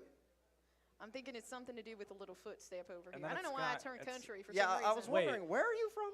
I'm from Fake out. Pennsylvania. Pennsylvania. Isn't it like this? Damn. And it kind of goes underneath the orb. No, I'm thinking it's a footstep. with- So, nice try, but Oh. neither. Dude, I play Yoru too. I should really know that. I think that was his original. Isn't That was his Doesn't original this teleport? ability. Doesn't this teleport? Didn't it used to look like this at some point? I'm Oh. not going to reveal anything else because He's I cheating. have to. I believe in fairness. He's Okay, hacking. He's fair. hacking. Yeah, I actually have hacked the CECC. Again. Valid. Okay, so we got another one. This is Gravity Well by Astra. Oh my gosh. I have no idea what that looks like. I think it's I know what it looks like. Please don't just draw a box. I'm thinking it's like something like this. It's really coming together here. Any of you? How did you manage to? I mean, I guess you put a lot more work in it. How did you make such a great clown image of me? And the skills have really depreciated. Depreciated. Am I right? That is actually mine is more Oh. accurate. Mine is a gravity well, just a different one. Why? You're just like those Twitter replies. Mine is a Mine is You're a, those- mine is a you're those gravity Twitter well. It's replies, just, bro. I it's hate just you. a different gravity well. Dude, that is literally a That is a gravity well. I feel like I met the expectation there. Septilence is not a real person. That's true. I actually only exist on broadcast. As soon as the camera turns away, I dissolve. I turn to ash. He is esport. He turns. We actually just have to summon you through I get, witchcraft like- to get you here. I get like Thanos snapped, and then you resummon me Give each me time another I'm one. on camera. Give me another one. Relay bolt, neon. Neon. Neon. Relay bolt. Relay bolt. That's not a. That's an ability. That's not a Sova move. No, that's recon. I'm thinking it's a big bowl with a little bit of it. You know, and then a little bit of it. Oh, that's supposed to be a lightning strike, but it just looks like the letter Z. Thinking relay bolts. Okay, all right. Oh my god. Wow, we are actually Yeah, we're- amazingly bad at this. We are impressively bad at this. You know what? Give me another one. I get the next one Give me right. jet updraft. Listen, give me Arena. You know what that is already. No, it says who? Give me Arena, and it's done for. Okay. Give me Arena, it's done for. That's my main. Don't pick something weird. Dismiss. You're such a weird person. Dismiss. Dismiss. Yeah. Can it just be the Lear? Yeah, for No. real? Yeah, I know that's what you wanted. That's why I didn't do it. I dismiss. This is what the Lear looks like. That's Okay, if that's what the Lear looks like. and you're delirious if you think I'm giving you that point. That was Septilence. fire. That was good. then I'm a little think sad I don't get the point. Dismiss. I think a There dismiss. has been no point keeping. I in mean, here if an as- eye Oh, is wait. ready, if an eye is a Lear, you can't see the dismiss. You know what Hold I think on. it is? I thought of what it is. I think it's a negative. Hold on. That is abstract. Oh my God! What are you doing? It's a dismiss. You stink. It's a Christmas, but you're being dissed. It's a dismiss. All I don't. right. I feel like it doesn't even matter if I show it. You just. Am I right? I'm spot on. I should have known. It looks like an orb. Dismiss. Oh my. I should have made it snow. You're right. Yeah, I've crafted these challenges specifically so you don't win. that was the build-up. This is hard, man. This is a lot harder than I thought. I thought it was gonna be hard. It's even harder than I thought it was gonna be. It is so hard. Paranoia. Omen. A paranoia from Omen. This one I actually do know, but why do I not know it? I literally know. I know. It's because you're on the spot. Paranoia. I've seen this before. I literally see it. I all know the the time. animation he does when he does it. But I can't. Yeah, and then he. That's my Omen growl. Paranoia. I honestly don't even know what to draw. Like I can't even think of like a pretend thing to draw. Bruh. That's how I felt at the end of guessing the. I'm not positive, but the hitboxes for Rocket League. I was just. Is it like this isn't a brain great poop. example? It's like his head in like shadow, right? Like surrounded in shadows. You know what? That is Abstract. from the shadows. Oh, is that his ultimate thing? That's just a Picasso. Surprisingly, freaking you were knew actually it. closer than Septilence. I What do you knew mean it. by that? What do you mean by that? I knew it was something weird. I knew it was something Because weird. you gave it an actual try. This was just nothing. I respectfully disagree. That you gave it an actual try, or that it was closer. Dealer's choice on that one. I'm gonna pretend that I'm not trying, so I don't have to admit this is my capacity of drawing. Okay. Okay, hold on. Sage is too easy. Is she? Yes, because your boxes actually work. Oh, valid. And you know what? I won't allow that to slide. Your boxes work. Now, I think we keep this going. I don't know what the status of the game on the Just keep it going. the We on go? the stage is until we just run out of battery on the iPad. I think that's what happens. Then at that point, we have to start We're drawing. we're going to paint shells. Oh, I know. I already Raises saw paint it. I already shells. saw it. You already Switch saw it it. up, Ah, switch it up. She cheated. You gotta turn around. You gotta be flexible. She's hacking. I'm hacking. I'm She's in the sombra. mainframe. I'm- That's I'm- not Valorant related. How dare you? I'm hacking. Stay out of Septilence's game, okay? Yeah, come if on. I'm hacking, I'm KO. True, 0-point knife. Can't tell you what it looks like, but I know it's an ability. What does a null command look like? Bruh. Why do you gotta pick the weird ones, man? Because we've been through this. It's so you You know don't what? win. I think a null command, genuinely, I think it looks like this. I don't know what it looks like. Oh. Stop it. No way Septilence is actually closer. Septilence is Let's actually go, baby. closer. Easy, What? easy, How is he peasy. closer? Because Mine, he had a robot head. That's what. Oh my gosh. Easy. Yeah, mine literally looks like the sister of the null command. Well, we null commandment. weren't looking for the sister. We were looking for the bot himself. We're looking for the brother. Brother. Oh, brother, this guy stinks. Okay. Got it. Headhunter. Ah, headhunter. Chamber. I actually think I know this one. Is it just like? Beep, beep, beep, beep, beep.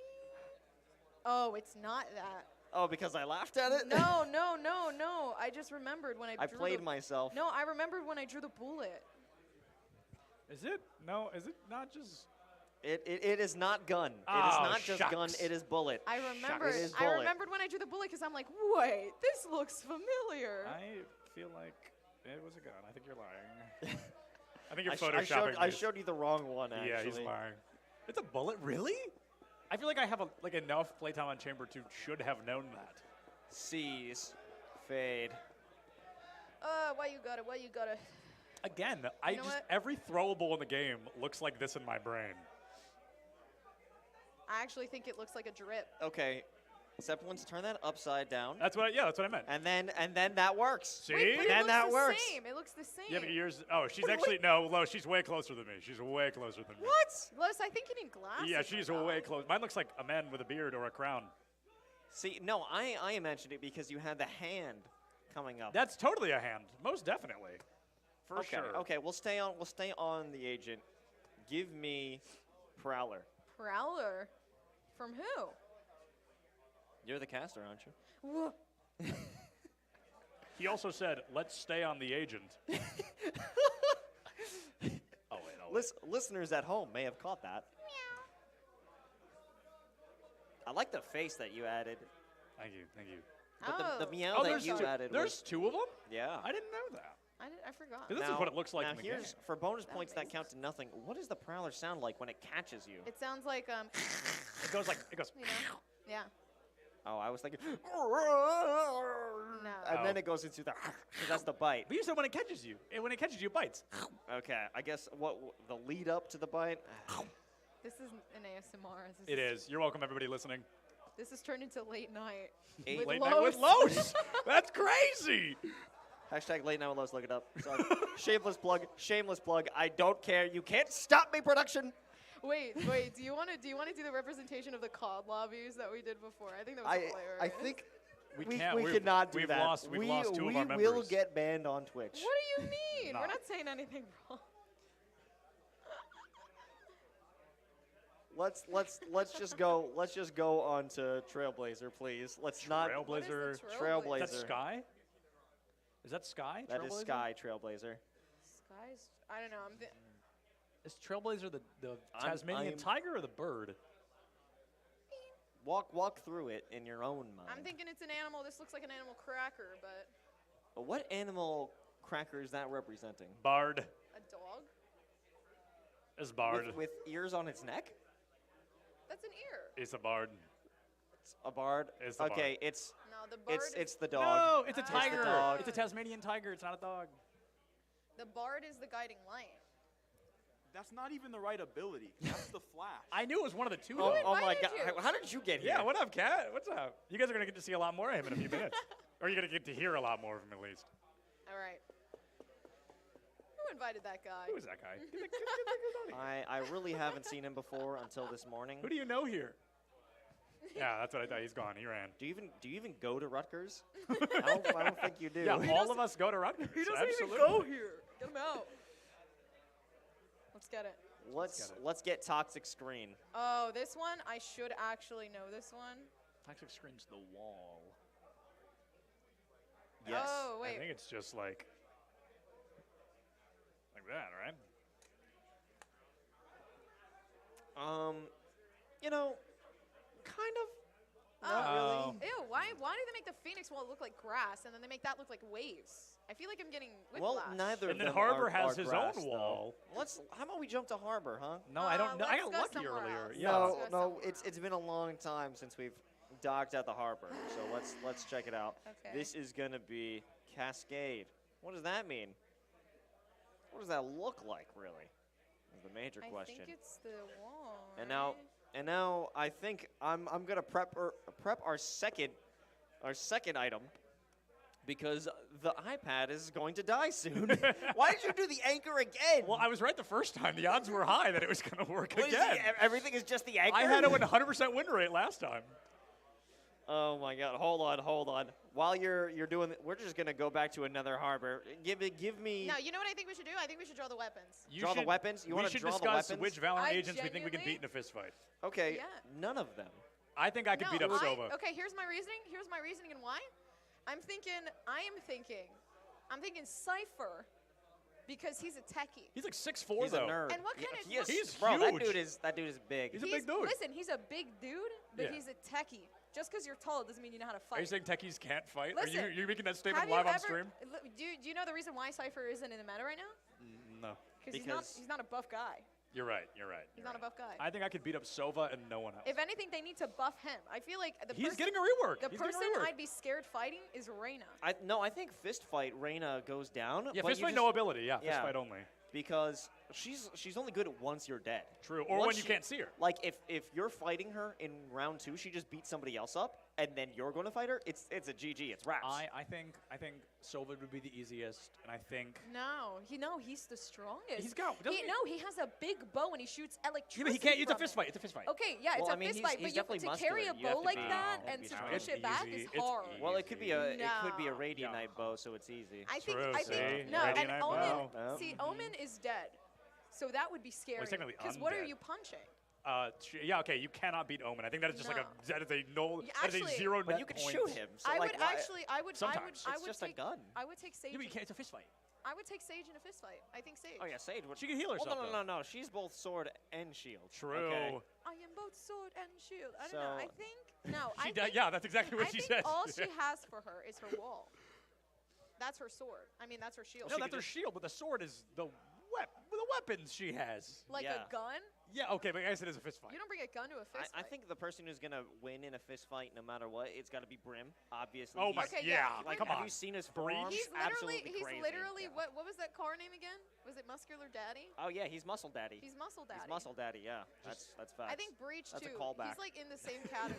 I think in case you were unfamiliar with the concept of callbacks, that's what that was. Listen, maybe you weren't here for the Rocket Breach, League. I don't know. Breach and Brimstone on the tier list, I'd say they're the strongest. Okay, I so agree. can we get this written down? Yeah. Breach and Brim, they're tier. They're S tier, right? S. Yeah, you got it. You got it. You can put them on there. You can put. So I think Breach and Brim, they're S tier. How do we go from like? I would say Sky is A tier. No. Sky's muscular. Actually, She's so muscular. That's why I put her in A. That's why I put her in A. Sky genuinely. I think she could take on Brim. Hey, we can't take KO in a fist fight. I think. I think Sky. We absolutely cannot do that. Sky is S tier. KO. My handwriting's so bad. KO's a robot. Sky. And then yeah, Sky. we can't take. Actually, you can't beat up a robot. Let's move Sky down to A tier. I think Sky is an A tier compared to Brim and Breach. They're so muscular. Exactly, because she's strong. But she's strong. Yeah. I would say Phoenix would go in C because he's a pretty boy. Chambers a pretty boy. Chambers he's just a rich kid. Yeah. Chambers, all right, Chambers E. We can beat him up, no doubt. No. He's just a rich kid. No, Chambers. Chater. He's smart though. He's very smart. He is very smart. Did you ask if I've seen him get sturdy? Yeah. I cannot say I have. He does hit the gritty if you had the card out. Yeah, he does. That's true. So what do we want to put him? Where do we want to put him? Wait, actually, okay. In terms of personality, he seems like a rich guy, and I think rich guys don't fight. That's what I'm saying. Maybe I think he's E tier. But also, I feel like he's very smart, so he could like outsmart you. If you're thinking of like Sherlock Holmes in those movies with Robert Downey Jr. Sherlock Holmes can't win a fist fight though. He has to use his brain. How is he going to outsmart? He uses his brain to win the fist fight. How is he going to outsmart a punch in the face? Okay, well, I mean, this discussion is going to have to go on. Unfortunately, here's the sometime final later. list. This is take a screenshot, finish it at home if you want to. But right tweet now, at us. Tweet at us, please. We want to hear your thoughts on this. But now we're going to throw it over to our casters, Catnator 3K and Ash. Take it away for the groups. What's going on, ladies and gentlemen? I mean, us having to switch off of that death segment is one of the saddest things that has ever happened today. That was something. It was something. It was something. How do you feel about that tier list so far, actually? I think it's pretty solid. Yeah. I would put Sky back in S. Yeah. Personally, but valid. I mean, you make your own decisions in this world. I think this guy's pretty muscular.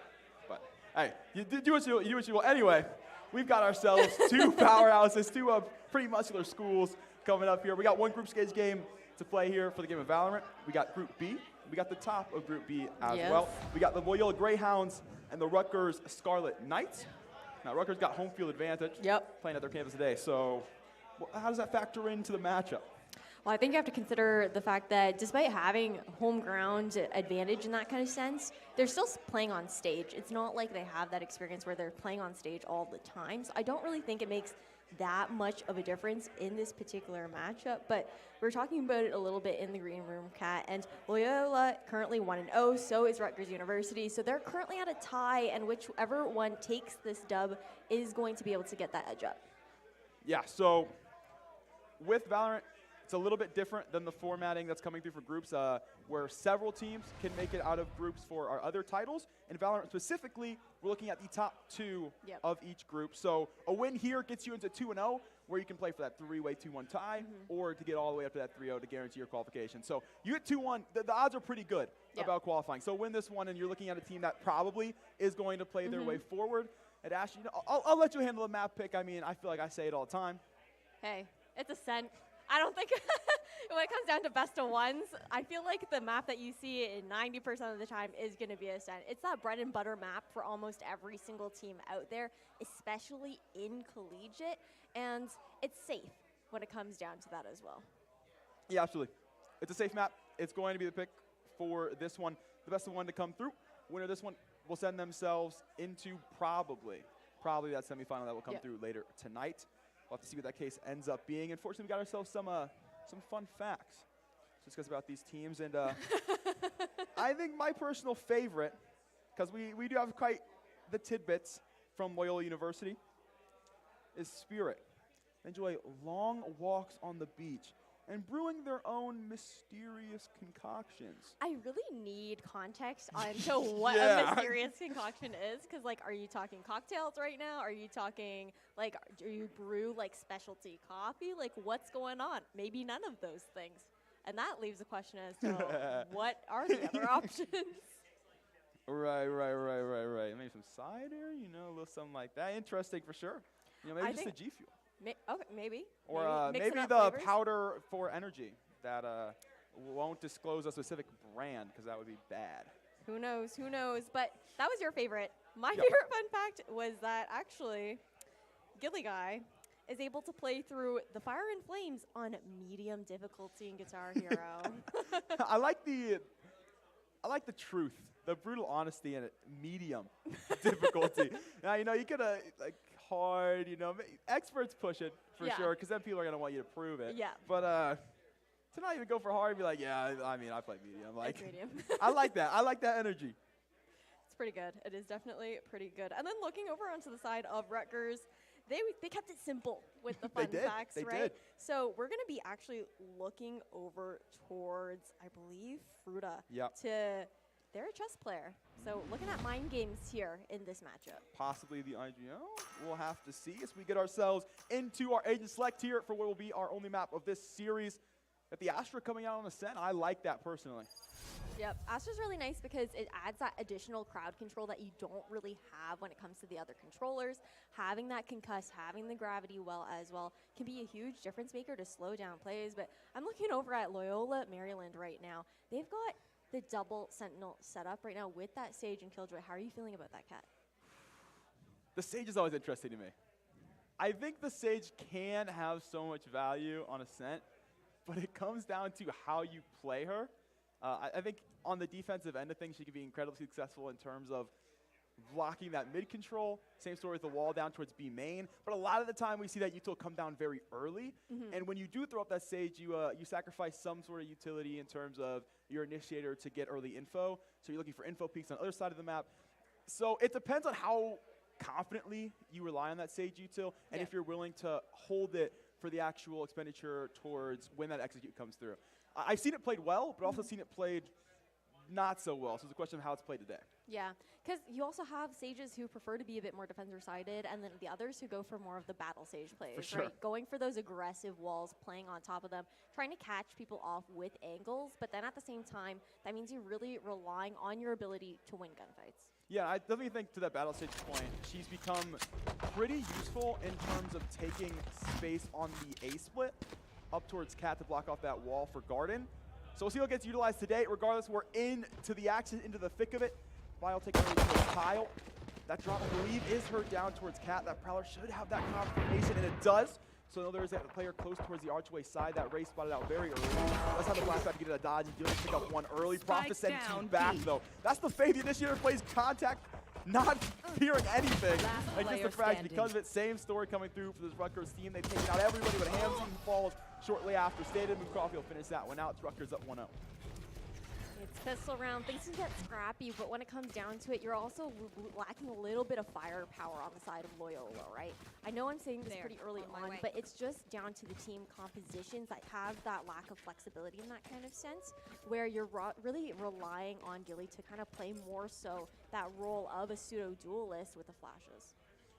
I'm interested to see if that's foreshadowing coming through on the defensive end, because they played so aggressive on those angles up towards mid. I mean, the race instantly dropping out of Cat was about 10 seconds into the round. It's scary if you get too confident in those close contact peaks, but it works so far. And we've got it again. B5 immediately on the angle with that Spectre, going to pick up 2.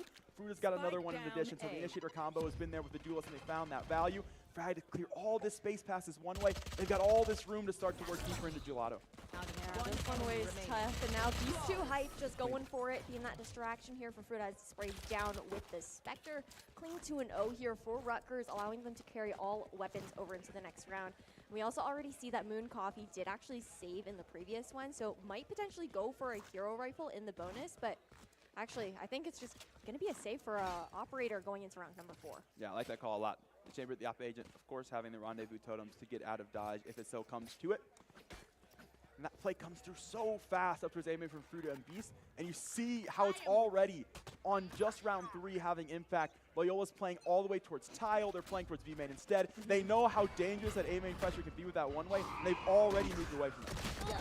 Oh, and going for a straight up fight. The first blood into the hands of Rutgers right off the bat sets a bit of an awkward pacing. You can already see an aggressive flank to come through. Beast does come out on top, and information is given now. Loyola feeling a bit pinched here in mid. It's a rifle to be secured top mid if they can get there. There's hands sitting on Sabrosa right now. Spirits come through Spawn, has picked up 1. Has caught the look on the contact for Fruta as well, so there's no flank opportunity. That fragment going to guarantee this KO has to play out of the space. Tower's broken pretty early, so won't have that value. Achilles walks the fragment, doesn't know about Cubby. Well, now the pop flash is there, and Fruta has the frag. He went off screen as well, so Loyola suddenly down to just 1 member. Secondary pop flash is there. Fruta, that play. Ash, tell him what happened. Man, just actually baiting, peeking straight off the flash, knowing that now with the KO flashes, there was that change that went out a couple patches ago. It takes a little bit longer to pop, and took that into his hands for an advantage. Now a 3-0 here for Rutgers, setting them up really nicely for the remainder of this half as far as money goes, and Loyola Maryland already feeling the heat as far as being stuck in that back and forth economy. So we often talk about teams that play early on this close contact on the defense of, well, if you get rewarded enough times, there's no reason to change. So you do it so much that you start to get yourself out of position. But man, if they're jumping into these aggressive angles and winning the fights, why not play them? Chill out in the open, still finds the frag, traded now by the Stinger of Spirit. That's an op on the ground. Buys hit a nice, clean 1-tap on a Prof as well. That's 2 guns to be picked up. Handsy suddenly getting involved. Where's this coming from? The eco round massive from Loyola. Hey, you know how these collegiate players can handle things when it comes down to the Sheriffs, right? So it would be huge for Loyola to be able to actually convert this round in their favor. Now an op in backside will be zoned out by the fragment, but Fruta trying to retake here from stairs all by his lonesome. That wall to come through to Tile, I'm not sure if it gets the whole angle, but it's a gap for the Operator, which is quite nice. Collier's going to pick up 1 towards B main. Teammate will fall off camera though, so that's going to leave a 1v3, one that, oh, you've had some luck early. You have the money to get this rifle out. It's going to play for the exit because of it. It's going to hold here to the workbench. It's picked up 1. Second look, perhaps the Classic comes out. We'll find the Sage. Will not find Spirit though, so we'll get out with 11 HP. The Fade. They got the Operator as well. But Rutgers definitely killing the economy with those other 2 players. This is high potential for Loyola to try and turn that momentum in their favor. You can feel high energy coming into a next buy round right off the back of a Thrifty, right? But still, regardless, after winning out that Thrifty, they still don't have that much money to play with. But at the very least, Rutgers is being a little bit more pressured here as far as economy goes. And on both sides, we've got 1 ultimate available. Fruta is going to have that null command. And you've got the Nightfall available here on the side of Loyola as well. Only Hot B main is nothing. And once again, Loyola now willing to play around this A main spacing. Austin spotted pretty early as well. That jump peek's come through. Bai's taking a shot, so they know that op is sitting currently towards the top of the Cat. Rutgers will adjust accordingly. They've taken the mid-space away. They'll play the trademark pizza. They'll play very passively on these angles. Going to look for that op contact yet again. I like the split default across the map, though. Playing contact, waiting to see if Rutgers is going to continue to aggress the same way that they have previously. Moon Coffee will be taking an aggressive stance here towards B main. And I don't believe when we were looking, isn't actually within the trademark at the moment. It's not up and available, so could be punished for this. Is good for the first, but the trade doesn't come through. Trade comes through, and well, the trade comes through for Loyola as well. Bai's going to find out with the Operator. Will jump into the angle for a quick scope peek. We'll find the trade, and we'll get the spacing up on the wall, playing aggressive into this B main window. Talk about battle stage possibilities. Here's one right here. See if they find this value because of it. 0 points come through, has found nothing. Allows the cap player to clear the space towards Archway, is able to come on up, and that will be there for the help for the split on the retakes. We'll come through over the CT angle, over this mid-market angle. Three looking towards main though, and by. There's that aggressive angle. That wall came up so early and it's found its value. It's caught Beast the Raze. The entry duelist already out of this one. Both flashes instantly pop from the KO to take them out of this. Nebula buys with the shot. There's a spotless opportunity. Second shot's gonna rise as well. There's no trade. Cardi to pick up one. Now Hansi gets involved. Fruita's got to trade back the other direction, and suddenly a one-on-one. He's got that spike half. It's got off in time, and Bai hasn't found that shot either. The Wiz come through with a classic. The El Clasico, tried and true, is able to win out the round. A 3K for the Sage and a 2-3 scoreline. That's the thing about Loyola's team composition too. We talked about how it was going to be difficult to find any early momentum in a round on the attacking side, but once they get situated in a post plant, they've got utility for days to delay. And although we didn't see that being used too much in this particular case, we've seen now that Loyola really shines in the post plant situation. Yeah, that they will, and that trend, we'll see if it continues. It's a matter of getting there to sight. This should be a round where they definitely should be able to do so. It'll be just the Bulldog in the Rutgers University hands. An early play up towards this one way. Oh, the shorty. Like that, this Rutgers defense has been consistently changing up the look. While they do play close contact, it's never in the same direction. So you see how much initiator utility early round Loyola has to throw out to try to find where these players hide. It's playing so slow. Top flash to come out, and the shorty, unfortunately, not able to do too much as expected, though. Actually going to go for another fight. Fruita, okay, what? Fruta's been nasty with those. What the hell? The crowd liked that one, and I can't blame them. That was cold to come through. That's the first eco look on that Sheriff. That gun not recoverable at the moment. The rest of the Loyola team going to look to regather themselves here up towards Gelato. We'll take the A main angle now. Could take this site. So Rutgers on this 2-2 split. They got themselves a tour de force online, but it's all the way over towards mid, so not going to have value unless they can get into the retake. We know how hard it is to retake with an operator, so you want to have maybe an additional member going into this one. They've got good util to stall this one out. Fragment's going to come through in the dark cover. Paranoia out a little early. No tag, but it's stalled for time. 30 seconds stall potential. Okay, still going to pop through the smoke, and Fruta's not able to land any trades so far. Looks like Loyola Maryland should be able to convert this round. Woo! JPF is going in, and Hamzy to close it out, tying things up 3-3. Fruita just learned the hard way. You got to be careful about when you use that one tap. Use it too early in the round, got to say. The shot was nice, but didn't have it when it counted, so 3 players walk into sight. JPF hits a nasty spray transfer to come through to find that player gen, and then immediately onto the player that's sitting to the back of the dice. They've got the bomb side, and suddenly they've got themselves a round. Now we're at an opportunity to take the lead for either team, right? Rutgers ran away with the first 3 rounds. Loyola able to answer right back with 3 of their own. So it's another bye round across the board, and this next round is actually going to be what tells the tale, I think, for the remainder of the half, as far as being able to continue to take that momentum or build it. Many ultimates will be expended right off the bat here for Loyola, but that also doesn't leave them with much in the future.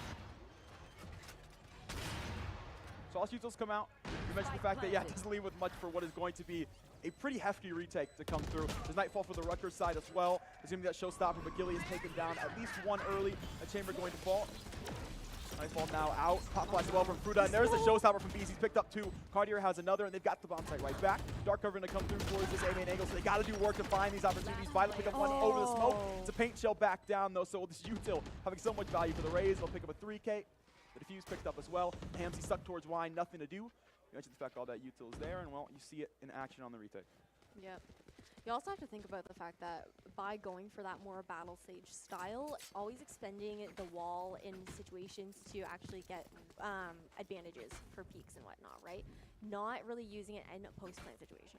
So I find it interesting there, because Rutgers have been moving players around so consistently. They recognize the fact that ult does stand there, and they move what is that raised KO over towards B. They get early 0 point to go down B main, thinking it's going to be that early B hit. So they have all that util to come back into that retake, and they only put just that one prowler, that one piece initiator utility towards A. So I really love the way they're clearing those angles and working off of ult tracking, knowing what this team might be bringing to the table. IGL looking very good right now for the team. No, 100%, because Rutgers, they're a little bit safer when it comes to their utility, a little bit more conservative, and now going into this next round, Loyola playing slow once again. The tempo very quiet on their side, but this is to be expected. But looks like we might see first point of contact here in Tree Cat.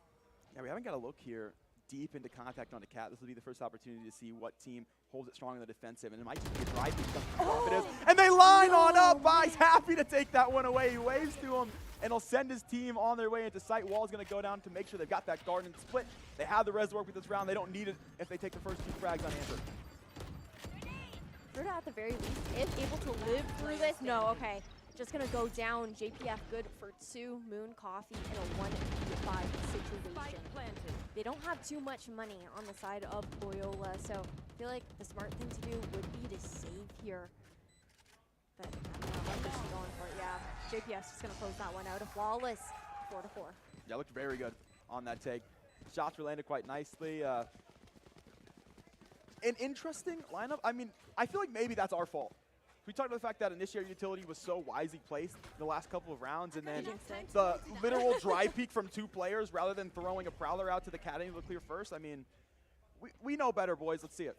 I mean, I think the contact play is fine in that situation, right? It's just the fact that you have to stagger yourselves a little bit. Someone has to always swing wide while the other person swings close. But little things are going to make the difference here in a really close matchup, right? And for the first time ever, we're seeing Rutgers now investing heavily already towards a mid-push on the defense. Wow, pick up 2 very early yet again. That battle stage find the value early round.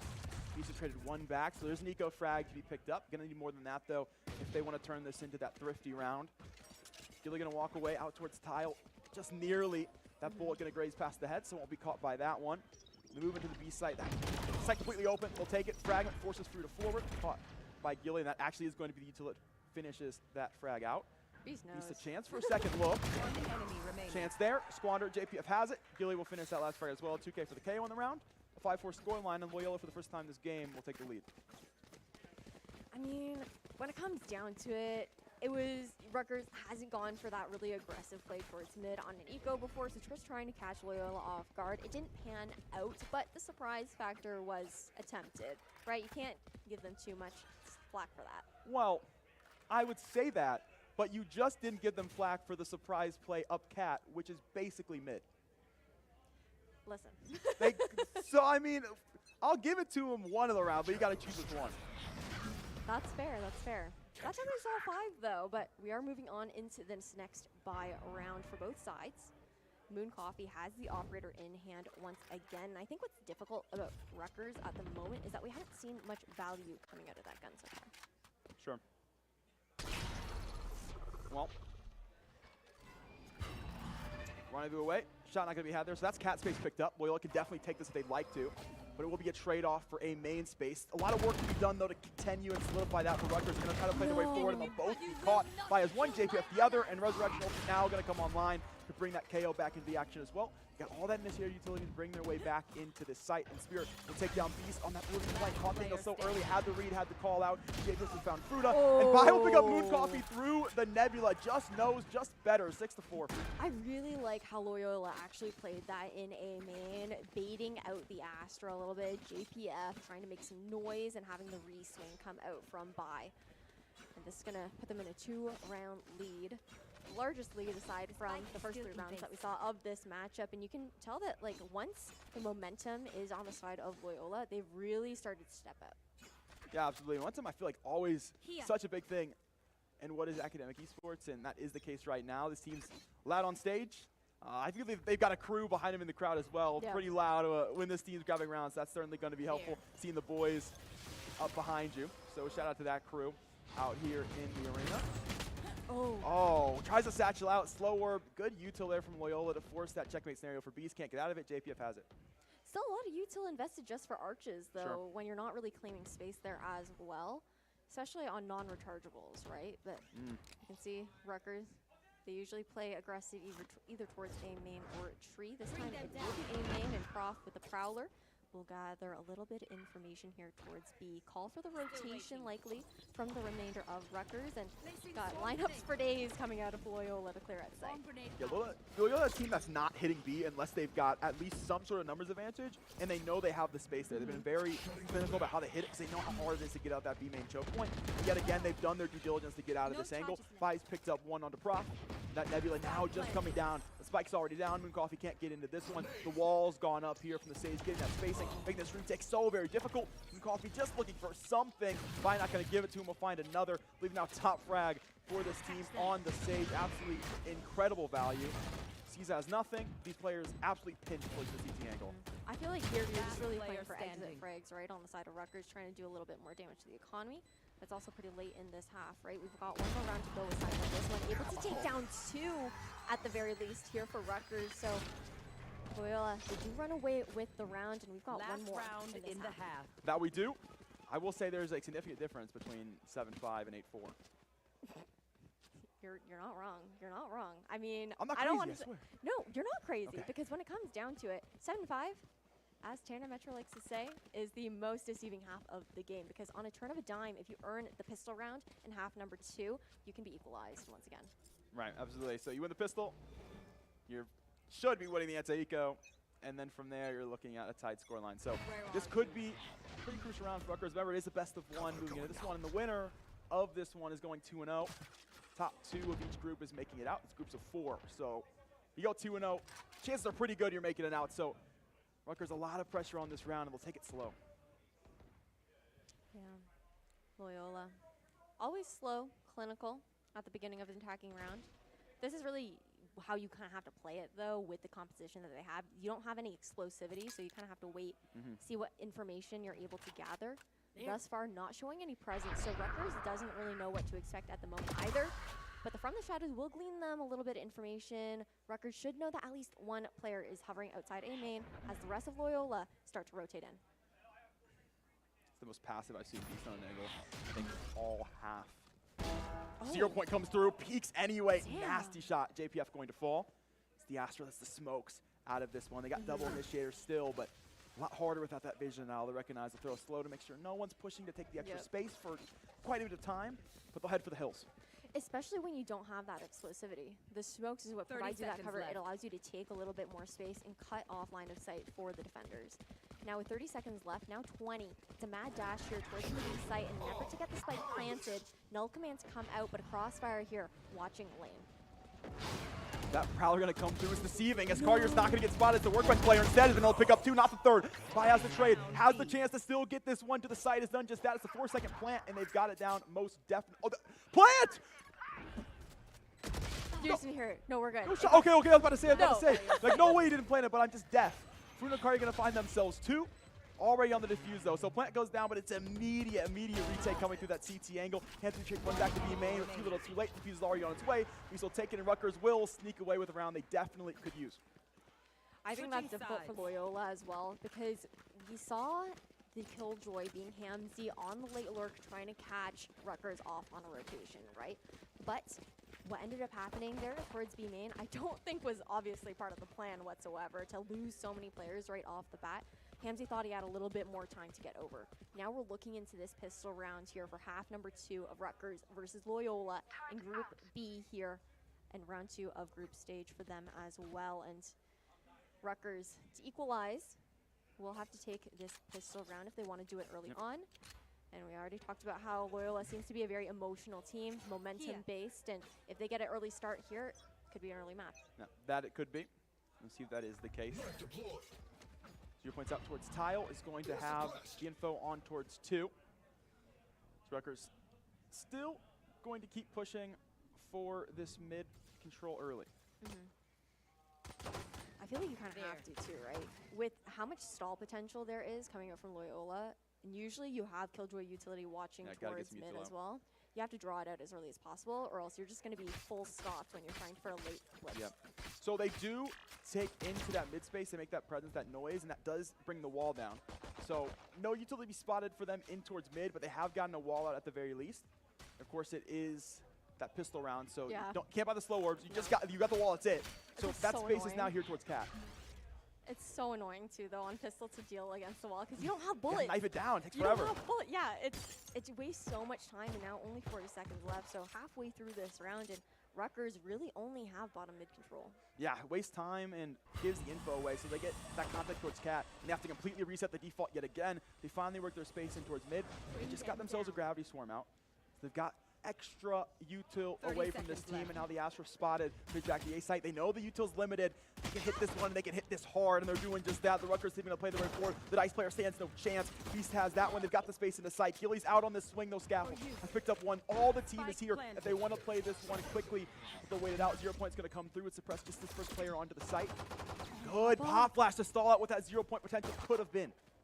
Now looking to try and break door here, but with that dark cover, with the one way, guarding it so far, it's going to take a little bit more time before it's committed. There will be a turret to pop through. Fruta able to take that down, and Beast Type on the other side of the map with a 3K now in a 1v4 situation here for Hamzy. Not much HP left, not much you can do. 6th round on the board here for Rutgers, 6-7. Beast Type Frenzy just went on one. Picks up 3 players. They try to swing their way out towards scaffold. The worst gun you could waterfall into has got to be the Frenzy. That thing does not stop shooting. The pocket stinger comes out and it finds its value. And well, Beast wants to get a little upgrade in this one. Forget the pocket size guns. Going to come through the Vandal light armor.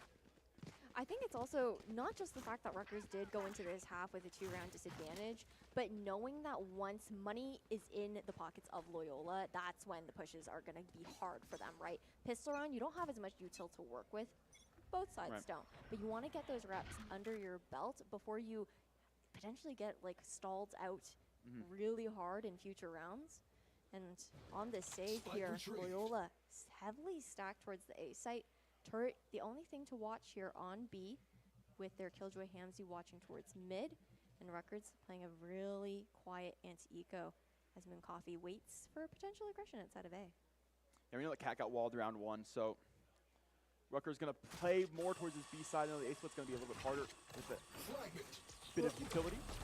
Roomba cleared log, but you know, just to be safe, maybe Casper the Ghost is on their team, so is still going to throw the fragment down. Fortunately, Halloween is over. Maybe they were hoping to take down the turret. Thought the turret was logged? No. No. Definitely not. You would have heard it. So I like that you gave him the cop-out. Listen. But no, definitely not. I'm trying to throw him a bone there in that situation. Luckily, right? Loyola throw them a bone as well. Has given them the B site for free, so they use the utility to clear nothing. So all good. This is true. Won't have as much in a post-plant situation. Spike initiated here. A 5v5 is going to get really scrappy really fast on those 3 take. First peek out towards B main is from Moon Coffee. Has found nothing. He's rendezvoused out, and these 2 players now here onto the flank. That contact going to come through. They want to time it nicely. It doesn't matter. Moon Coffee's picked up both of the Headhunter. Cartier will have 2 coming out of CT, and Prof will finish the last. It's a flawless anti-eco from Rutgers. It's 7-7 scoreline. They won that last round of the half, and well, look what has transpired into. Really good start to tie things up. Even Stevens across the board now, and a strong bonus to come out from Rutgers as well with those 2 Vandals online. That was tough for Loyola because I know that they're hesitating outside of B main because of the trademark that was watching, waiting for the smoke to come through just to cover it up, but it didn't matter because Moon Coffee was staring right down the choke regardless. Now a split default play here for Rutgers with a B lean with the spike. You're going to see an early dark cover go out here towards Cat and the fade haunt to try and clear out towards Arches. Spirit's just going to jiggle though for contact. I think spotted just yet. I do like this play towards mid. They've been consistently. Rutgers taking that space, breaking these anyway, so might as well. Satchel's going to come through and forced off the wall. Yep. That wall, once again, expended pretty early out towards Cat. Okay. There's a Nebula placed down here in Market towards Pizza. Maybe a recall to potentially claim some space. But, okay, no. Never mind. Astra's on the defender's side, so that'll be a gravity well once presence is made here towards mid. Beast will throw it to Boombot, so we know that Market is clear here. It will explode. I don't think they realized that it was going to be that turret right off the bat, but info will be given regardless. 45 seconds left, Cat. Alright, well. Yeah, that's big. I didn't either. Did that. Space towards mid. There. Prowler does not make the contact. So they have all this space. They're not detected as of yet. A second Prowler should come out here in the next 5 seconds because they have no contact anywhere else on the map just yet. Yeah. The Rutgers have that explosivity now because they've taken all this space towards market, and that explosivity on its way towards the site right now. The barreling going to come through. The util is out. The Haunt's going to have Hamzy, and well, his number is had as well from Mooncoff. He'll pick that one up on the wall, bang off to the Haunt. It was at CT behind a dark cover. They're really good at isolating Hamzy in that situation, right? You're going to have that 0 point come out. So knowledge given that Frida is going to be here by stairs, but there's a crossfire. You can see one player up top on top of boxes, and all of a sudden, the kill feed peppered from both sides. A 2v1 situation here. Loyola trying to retake still. Prowler shot. Spirit going to use as a shield to try to play on the cross, but Cartier is ready for it, has the frag, and it's 8-7. Rutgers will take themselves yet another round. Now to take 3, kill the eco. Things looking pretty solid, and well, no momentum in that Loyola camp. That was tough. Rutgers did end off with the last round of last half, though, so trying to flip that over into their side. Successful so far, but it's also deja vu. This is exactly how we saw the first 3 rounds play out in half number 1 for Rutgers. But that was when Loyola picked things back up, stole away 3 of their own. I am interested to see if we get extra utility now over towards mid, or at least a deeper hold. It's like what it's going to be called right now. Because that Prowler came through, didn't get the contact, and was super misleading to the fact that those players were going to be market. You get to make that call, hey, my Prowler has nothing, nobody's here. Well, surprise, 4 players on the split to B, and then he suddenly got the site. So they've got to hold way closer to Archway very early, an early Prowler out, and now that space held into market. So they should know, they shouldn't get caught by any shenanigans there towards mid again. Yeah, Prowler to clear out close, won't find anyone on the side of Rutgers. But Loyola, they do really favor protecting the extremities as opposed to that mid control, right? Which is interesting as far as util goes. It forces you to dedicate another body towards mid. And being on this eco round as well, Loyola are just playing really safe, trying to be a little bit ratty, find some plays. They will know that 1 Prowler is expended here in Arches as well. How do you feel about this early stage wall? It's... Wait, I don't even know. What did I just... Sage wall is B main about 110. Okay. It's tough. I mean, I think it's difficult to use it in that situation, knowing that the enemy team has the gun advantage. They are going to be able to just break that off right off the bat. But as I say that, 30 seconds left. Suddenly, across the board, we've only got 3 players on both sides. And you've got a late lurk coming through as well from the fade on the side of Rutgers, trying to catch them off here. Prowler's going to come through. He's going to get a spot, but it will be the rendezvous away. And Spirit just jumps down. Double stories for 1. JPF's going to find another. And we'll find the last bit as well. 2 sheriff frags that come through from the Astra, no less. And Loyola have suddenly turned things back out of nowhere. It's tied up yet again off of none other than a thrifty round. Hey, we've seen this story told once before, and it was about 10 minutes ago. It's what it comes down to it. I feel like Bai and JPF have just been going crazy in the server so far. You can definitely tell why Loyola doesn't feel that they need the duelist. When you got a battle stage on deck, JPF has had major clutch power and that impact for this team as well. Yeah, a lot of action in the round happened off camera. So that wall got shot B main early. It was a scale towards A main from Rutgers. Gilly hears that steps away towards Cat, hits a crazy shot coming through a Nebula, and from there is able to get the team back on the retake. That comes away from B that was initially holding that site to the flank. Okay, just dribbling for info here. 1-way place down towards A main. Stall out Rutgers a little bit longer on the A side. But just playing contact here across the map, you're going to see a Prowler go out towards B just to trigger a little, maybe itch of a rotation out from Loyola, but they're holding steady at this moment. They've got wine control over on A side. Yeah, and that KJ util definitely helpful in the aspect of no shenanigans, no funny business over towards B. So Loyola can confidently put that extra player over towards A, and they'll put it into wine. JPF going to be on the early contact, trying to make this opportunity for the KO. We'll see if that look does come to fruition. There's the gravity wall. There's the look on the peak. JPF to find 1, but it's traded right back to the direction. Prof has JPF, and Beast is going to take down that wine player with a nice placed pink shell. Okay, null commands out here, and the push coming out from Rutgers is going to go try to close this door. Okay, no, Spirit's just going to spray and pray. Not going to connect thus far. Spike initiated by Cartier. Going to have to break that wall now and retake game for Loyola. Rutgers all over this site. Here to set those crossfires early as well, so Loyola's got no ability to to get into the contact, do the 0 point that comes through scaffold. Slow orbs online for Bai. This could be awkward in terms of re-swings for their own team as well. Oh, Moon Coffee out towards A main is picked up by on the swing. Well, Hamzy says, I want to try to play the aim duel, and well, you're caught lacking. Moon Coffee has that one as well, and Cardia will pick up Spirit. It's 9-8. Rutgers have themselves another round. Oh, this, man, it's a tight matchup between these two teams. You can feel how badly they want it, because the other thing that's on the line here is not just the prizing today, right? It's the fact that first place tomorrow, the team that's able to take it all the way home is going to earn that spot over towards the CECC Cup Finals. Yeah, that Commissioner's Cup, ever so coveted, that will take place in 23. But to know you're one of the first teams to make it in, oh, wouldn't that be ever so sweet? It all starts right here in what are those group stages. A bit of a tech pause on its way. A little time for these teams to rethink, which is pretty good timing if you're Loyola. The fact that they built that momentum, right, off of what was that Thrifty round win, comes out of nowhere, just a nice share of frags to make that one possible, and then suddenly have that momentum squandered by Rutgers to have their momentum possibly squandered by a tech pause. Are we back to even? Maybe. Clean slate across the board, potentially, as far as the emotional play of the game goes.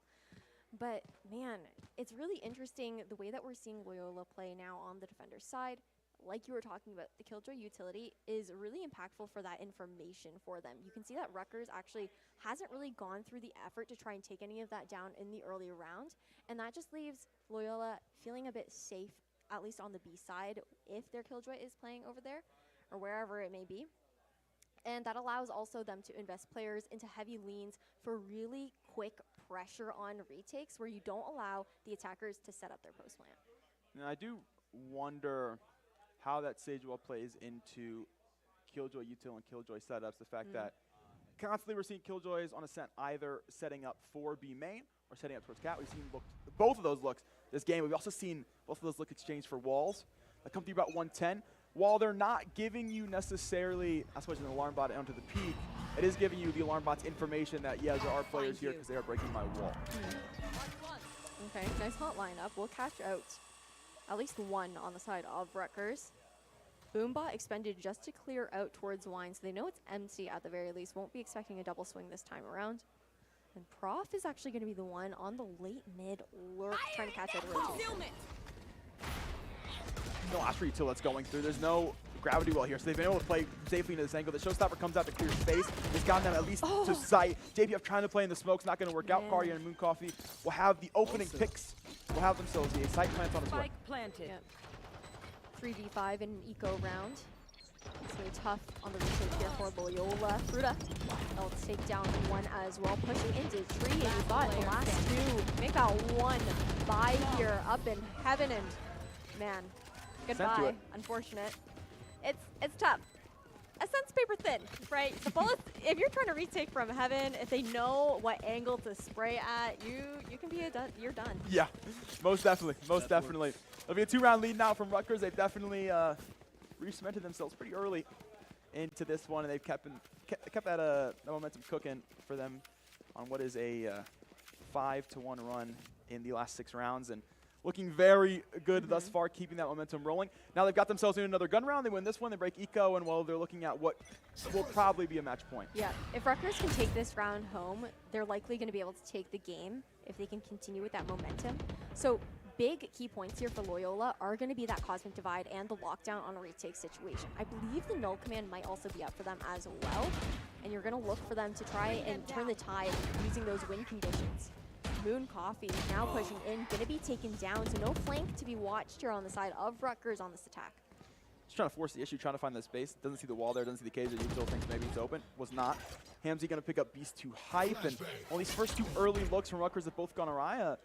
Some momentum in the tank that has been maybe misplaced. Fruta is able to play some nice shots on a buy at the very least, so that 2-tap from the Phantom is going to get themselves one trade back to the direction. A bit of Sentinel utility off the board. Still a lot of work to deal with, though, and still at a player disadvantage. But look at this mid control from Cartier. Like, regardless of making contact, has so much information just from sound cues alone to make calls for the rest of Rutgers, give them that information. And you're going to see the 0 point come out. JPF able to dodge it, though, and now concealing the front of a site. 30 Rutgers seconds left. are struggling to find somewhere to end, and Spike hovering outside of A. So interesting from where they've not moved anything, even though Carriers find that pick into what could be their back line, is still going to keep those two players over towards A. So they've had to work themselves over here towards B. Surely you say this. There's no way you can take that Spike solo in. Nightfall expended into this round, trying to shut down this team as they play their way towards site, but has gone purely awry. They found themselves fragged. Gilly sneaks out towards lane, kills the planter. Are you kidding me? Trade back to the direction regardless, but man, what that could have been. Dude, that looked like it was in Loyola's pocket. We're going to see get out of now lane there. just completely forcing out a timeout from the side of Loyola. But man, that was what we were talking about Loyola's potential to stall in this situation. Rutgers ran down the clock really, really far, right down to the wire. And Loyola, man, I have no words. I actually don't have any words. Yeah, the look from Gilly's very, very good there. Waits towards lane. Here's those players. Unfortunately, lose that teammate to the back of sight, so has to play entirely on their own there. Kills the planter with just 2.5 seconds left. There's no time to get a plant back down, but unfortunately is traded out. Fruita's quick enough on the trigger to shut down what could have been an absolutely insane, definitely a highlight play to come through and would have given so much momentum back to Loyola, but just couldn't quite make it happen, couldn't get out of lane. If they got out of that angle, they had that, but unfortunately, games aren't won on ifs. No, this is also the most pivotal round of this half for Loyola, right? Now pushed into an eco situation. We're seeing Gilly going up for that hero gun regardless. We'll see if that actually ends up carrying over after the timeout ends. Yeah, gonna sell that one. Fully sheriffs across the board. They've got 4 ultimates to work here with, though, and the one round that they did manage to take here on the defender side has been the thrifty. Can they do it again? JPF can aim true. They definitely could. We've seen some big looks off the sheriff of this Astra. And Rutgers, they seem to know, even though they've gotten themselves in an anti-eco scenario, still playing this one very slow. It did just come out of a timeout as well, so you gotta make sure you gotta sniff out just in case there's any cheese. Yeah, play careful with the anti-eco. You don't want to put any guns into their hands by accident with poor positioning. Bit of a bait play over towards Tree and Cat as well with the shorty and the jiggle peaks. So Moon Coffee is going to spot out Bai in this situation, but if they do push towards Cat, do they check the right? Oh, it's B. Yeah, it does start to move towards that B site. B main taken rather quickly. That turret is going to be posted up over towards Market Door, so there will be information for Loyola once that contact does come through. Or possibly not. Did that Jack cover the turret? Yeah, I believe so. So they get out of that space. You don't have the info just yet if you're Loyola. You should, if your hands probably hear them walking into the site, though. And you definitely hear the plan. So they'll know about it now. It's got to be a 5-on-5 retake. When you're on eco, man, you're going to need something big here. Bai has the chance for the first. Can't find it. Hamzy a trade in the other direction, though, at least towards mid. Fruit has one out towards lane. No additional contact. So they've got the player advantage now for Rutgers, and they got extra space. They get another player to fall as Gilly will go down in the KO duel. Fruta has that one now as well. And Hamzy stuck behind a one-way. Oh, Fruta, just a sliver left, and the wall bang does come through here for Wait Hamzy. a minute. A 2v2 situation. And guns available to be picked up. Rifle in hand, but not going to check towards B main. An off angle here for Prof. And Cartier watching diligently here from stairs will close things out. Match point for Rutgers after an extremely dominating attacking side. The money was so low after that timeout from Loyola, no choice but to play now into what is this match point scenario. Could not play for the force buy and have to play on what is the scariest of rounds, have to play for an overtime. The full buy going to come up into this one. This full buy has got to be enough. They've got the 4 ultimates as aforementioned. Had these for what I believe has been 3 or 4 rounds now. And this is the round to use them on most definitely. I feel like a lot of them have just been saved for like potential retakes. And right off the bat, up against the Tool de Force as well. Bai comes out on top. First blood to set the tone, but an early trade from Cartier. Yeah, Cartier's going to go for that swing over towards B and wants that info, and well, got the info, unfortunately lost their life because of it. So numbers back even after what was quite the heroic peak coming from the battle stage on top of wall.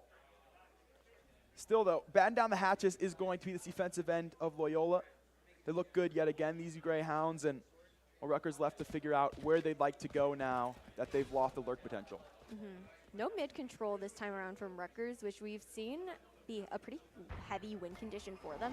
Having that mid-presence, having that information. Nightfall in hand, though, here towards A. And there's 2 players on Loyola who aren't going to be able to get it. Nightfall on its way. As mentioned, 2 players can't escape and 2 players tagged. So they have the information. JPF still going to find the look in. Well, can't escape the Nightfall, but can certainly escape the onslaught that's on its way towards site. Beast is going to fall. The entry duel is down. But they do get the space, of course, as they clear with that ultimate. Loyola going to have a lot of retake potential. That lockdown going to be the first of it. Prof, if they want to break this ult, they got a lot of work to do, or maybe not. With wall banging away. It's gone just like that. That's map knowledge. That's game knowledge right there to be the difference. You've gotten, that is the map too. That is the paper thin walls, not going to lie. So Loyola know they've got themselves an opportunity to jump back into this one. Spirit going to take one early onto the retake. Through the fall. Carrier to go to the top. Prof to jump on the scaffold. No trade just yet. We'll find a second off the break transfer. JPF a trade now, and Carrier going to find it from Generator. A smart play to break down the retake ultimate and ends up translating into a win. The 1v1 situation to end it all as well here as Rutgers takes this game home on their own turf. 13-8 your final scoreline. Rutgers up 2-0 in Group B. So they'll be at the top of the group. Chance is pretty solid that they'll make it out to see the semifinals. Definitely pretty solid, but man, I can't believe how dominating they were on the attacking side. I really thought that we were going to see a lot more stall coming out from Loyola, but I feel like Rutgers did a really good job, despite not breaking that killjoy utility that we kept talking about so frequently, wasting util on the other side of the map. The wall also being expended really early on in rounds, like you had mentioned too, Kat. Yeah, I think, you talk about it at the top of the age, like I think it's very hard to play a good Sage on Ascent. I think there are teams that do play it very well, but it takes a lot of work to make it look good defensively, and I just think this is an instance where we didn't get it to look the way you would have wanted it to look, right? So unfortunately, the Sage Wall is out so early, 110. It does get contact, gets information. Players pile up to break it. But from there, it's gone. There's 40 seconds left. And you see Rutgers, they recognize the fact that they're going to have to be pivoting. They're going to have to be consistent, knowing where that wall shows up. And you mentioned it, all that mid-presence, whether it's Cartier playing forward, getting that space, getting picks into mid-market, into CT, having that space, which is that pivot, so they can choose if they want to go for market split, if they want to go towards cat split. They have that option. So when they do see wall, when they break it, they reset towards mid with 40 seconds left. And 40 seconds is plenty of time to still set for your execute. No, and then on top of that, it's also, Bai did go crazy. Like, we can't take that away from him. Like, he went crazy on the battle stage. But when it came down to it, I really think it was the mid-control that was a struggle for Loyola. We talked so much about how that mid-contact for the side of Rutgers gathered them so much information around and around again. And it was really surprising to always see Sentinel utility. I mean, Wall invested towards Cat pretty often, but otherwise you didn't often have like a Prowler going out deep or like a Haunt to try and clear out and waver off the push from the attacking side in the mid-control. And that's tough. I mean, we saw util extended a couple of times, but it only really reached down towards mid-arches, and that's not enough to glean. Yeah, definitely. Definitely not enough. So things very interesting, and I do like that. At least we get that consistent switch up from the defensive end of where that wall decides to go. But I just think, man, it's how you utilize. And also, I think the Sage has more value with the mid wall than you think it does.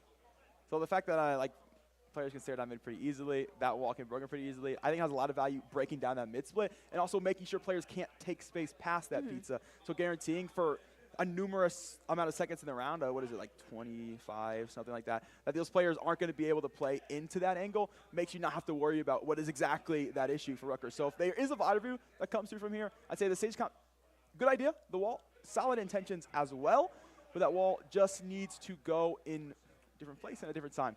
So we're going to throw over to Paulie High, who's got an interview with Freda, who's going to walk us through how they take the map win and how they're feeling about going 2-0. All right, thank you so much, Catinator, and I'm here with Fuda from Rutgers University. You guys just clutched out an amazing win right there. Tell everyone at home kind of how you're feeling now snowballing into the Valorant heavier competition part of the day. Yeah, I mean, for that match, we were a little bit nervous, but in the beginning, like, we were definitely not warmed up. I mean, we had 2 hours break in between. We had, like, Rocket League or whatever was going on, but yeah, just, like, I guess, like, the second half, like, I just told the boys, yo, let's just wake up, let's just win this game, and, you know, show what, like, show what Rutgers really is about, and yeah. Absolutely. Is there a certain team that you're looking to go against here, either in finals tomorrow or at some part of the day today? I'd say definitely Fisher. Okay. Definitely Fisher, because yeah, we played them last time, and it was really close. It was like a 2, like we lost it was a BO3, and the third map was like a 10-10, and it was just 3 unfortunate rounds in a row, and we just ended up second seed here. So definitely Fisher for sure. Great. Well, they'll keep winning here. Hopefully get that chance to play Fisher. It was a quick 2-0 for Rutgers University. When we come back, we will have some more Collegiate Esports Commissioners Cup action. Don't go anywhere. More CEC East region when we return. Are you the one others rally around? Inspire soldiers to follow your lead. Explore more than 200 careers at GoArmy.com.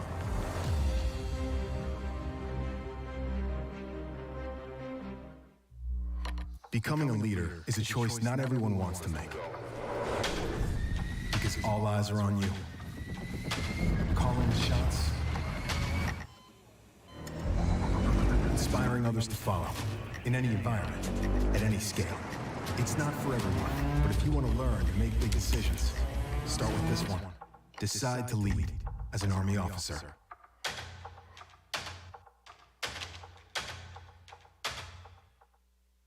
We all got a thing. A thing that gets us out of bed or keeps us out of it. The thing we live to do, that we do for nothing at all. But don't do it for nothing. Take it to where it means everything.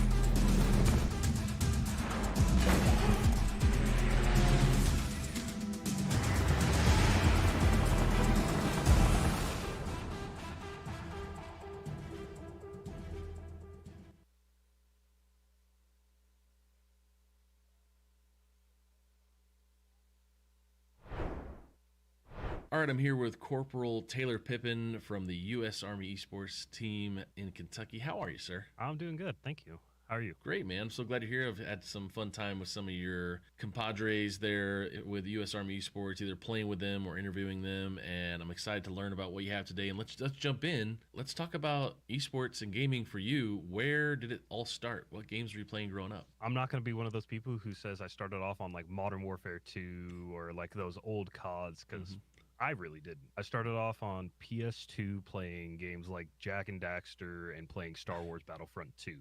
Those old goodies where you just sit there and have a LAN party with your buddies and you just have fun. That's all you do when you were growing up, going through middle school, going through high school. Playing through high school. Did you join the U.S. Army right out of high school? Did you go into college?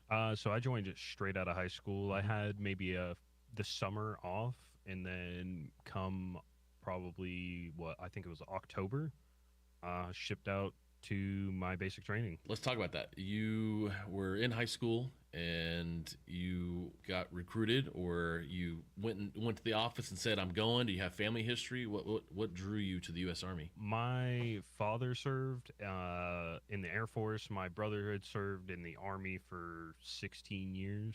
Well, I was just like, I want to do something. I personally was not all the greatest in high school, so didn't make the grades to make a scholarship or anything. It was the next best thing for me, I felt, to be able to go do this, and then whenever I get out or while I'm in, go do some college, go get the degree that I want, so that when I get out, I'm set up. Now, did that come to fruition? Did you then have funds through the U.S. Army to go back to college? Yep. So we have our tuition assistant program, and then when you get into your GI Bill. So I now have it set up where, like, right now I have my associate's degree, working on my bachelor's, because while working full time, it's going to take me a little bit longer to make that degree, but makes it all that more fulfilling to me, at least. So I'm not even using my GI Bill, so I'll still have another 3-4 years of college that I can do when I get out, or I can pass that down to my kids, my spouse, whoever I have. Wow, I think I've heard that. I forgot about that. That's really amazing. Before we talk about what you're doing now, what were you doing in career-wise before you got into esports in the U.S. Army? I was a 15 Whiskey, which is a UAS operator, otherwise known as drones. So I flew drones for the Army. It's a great job. Now, you're the guy that's flying the UAV when I get my kill streak in Call of Duty in multiplayer, and somebody yells out, UAV, and that's your me. overhead. Yeah. Now, for the real people in real life on the ground, do little red dots show up on a map somewhere in our vision? No. No, we have something that we hook up to those forces on the ground so that, hey, we're seeing what you're seeing, or hey, you guys don't see this behind this hill over here. We can send down camera feed to these guys on the ground and help make sure we keep our guys safe. That is the biggest point, in my opinion, on what I've learned within my job was don't worry so much about being that cool dude who says, oh, I'm going to go do this or this or this. Just focus on keeping the people that are on the ground right there in the front, keep them safe. So instead of charging and taking the hill, you see what's over the hill. Yeah. Can you zoom in enough where enemy combatant, what they're eating or how many fingers they're holding up? We might be able to see how many fingers they're holding up. I'm not going to be able to see what they're eating, I don't think. That's some really high-power cameras. That's great. Tell me, what was the transition, or was it like, hey, Pippin's a gamer, let's have him on the esports team? What was the transition there to get into the U.S. Army esports? Back in my old unit, I'd been just playing all on my off time. Hey, I found Apex when it first came out, started playing it, and then one of my friends that I'd met on Xbox at the time, I believe, sent me an invite to the Discord. Joined the Discord, met some cool people, started playing with them more, started getting better and better, and then moved over to PC. And for me, it was a whole 2-3 year process because at the time the unit had just been stood up. So U.S. Army Esports, when I first joined their Discord, was still in their beginning phases. So being part of this second batch of people is honestly an awesome experience, and I'm so happy to be here. But yeah, it was just a mix of luck of the draw and being around the program for so long and devoting a good amount of time to it, even when I was in another unit somewhere else. Does the U.S. Army Esports offer more than just Apex? We have our at-large communities, and then we have our community that is here at Fort Knox. So here at Fort Knox, currently, we have our Rocket League team, we have our Apex team, and then at large, we have anything from Call of Duty Warzone, we have multiplayer COD, we have a Halo team, we have a League team, we have fighting games teams, we have people that, get together and, we'll go to, they'll go to like racing events, they'll compete for those like F1 sim games. We have people everywhere. And so that's one of the greatest things about that Discord is you're going to be able to link up with those people that are extremely good at those games and be able to pick their brain. What kind of advice can you give these students looking for career opportunities, especially with the U.S. Army? Don't limit yourself is what I'm going to say. Don't limit yourself on what you think the Army can provide. Go talk to a recruiter and see what the Army truly provides for jobs. It's more than just, an infantryman or like a rifleman. We don't have just that. We have people that work on, we have photographers, we have people that work with canines, we have people that work on computers. We have people here that do this every day, UAS, we have people that work in artillery. We have a wide breadth of jobs. My advice is if you want to look at something in any of those career fields, maybe look at the Army to help give you that stepping stone towards making that an even better career field. Because the other part of it is you're going to get those certifications that a lot of your peers are having to pay thousands and thousands of dollars for. And the Army will help provide that to you. Now, it comes at the cost of you're working for the Army for, a couple years, 2, 3, 4 years. But when you get out, you are set up for the rest of your life to work in that job, that career field that you chose. Well, as we wrap up here, what are some bits of nuggets, advice you can give any gamers out there when we're talking about opportunities in Apex Legends or Tarkov? Or what I guess I really want to know is what kind of teamwork and critical thinking happens in the game that is really relatable to what you do in the U.S. Army? A lot of it is that teamwork dynamic. So you're going to work with different people. It's just going to happen. You're going to work with people from all cultures, you're going to work from people all over the world. And within Apex, if you're a person who, like me, when I go to rank or something like that, I'm going to go solo queue for a little bit. I'm going to go work on my individual skills. At the same time, you're going to work with different people within that game. You're not going to work with people that you just directly know. You're going to be playing with, a duo maybe, or just 2 other solos. And so just remember that you have to be adaptable when it comes to that teamwork. You have to be able to adapt to other people's styles of how they do things to make things work. Well, Corporal Taylor Pippin, thank you so much for being here and taking the time. I know you got to get back to cranking and grinding Apex Legends so you can destroy some dudes in the lobbies. Are your lobbies like 3.0 KD, 7.0 KD? I don't know about the KD wise. It's usually high-ranking people, though. Well, I will hopefully not be in your lobbies sometime. Well, thank you, Corporal Pippin. I really appreciate it. Thank you. All right, welcome to the CECC East. We are here with, may you introduce yourself? Hi, my name is Matthew Otterstedt. I go by AMP, and I'm the captain of the St. Thomas Aquinas Super Smash Bros. Team. Awesome, and I'm very excited to see you all here. You have been up and at it for a while. How long has your program been in existence? I think this is our 5th or 6th year that we've been going. We've had our ups and downs, but slowly we've been building a more consistent roster and actually been able to compete a lot more. And you have that very consistent roster. We've seen you in a lot of tournaments, but have you had any particular peaks this season you're really proud of? This season, not particularly. However, qualifying for this tournament here was definitely huge for us. Like, we love getting to go to LAN events like this. We definitely wish we could have seated a little higher, but it's things that that motivate us to work harder, and we're hoping that motivation that we put into our practicing, for this event is going to take us, even higher today. And I'm not going to ask you to leak anything in particular, but is there anything in particular that you've been working on that you're really excited to debut? I mean, as always for myself, I keep labbing out my characters, trying to practice them up. We always have our villager player who always catches the other team by surprise. I don't think it's much of a surprise at this point. A lot of people know him. He's kind of like, I guess, the face of our team. But it's always fun getting to compete. And also, we do have one more player that's brand new to the team, hasn't competed with us before, and we're actually really excited to show him off this week. Ooh, very excited to see that. But you were talking about Derpager, and obviously got to talk about the elephant in the room. Yes. But one team does not make a player, No. Especially in this format. So how do you use a star player like Derpager?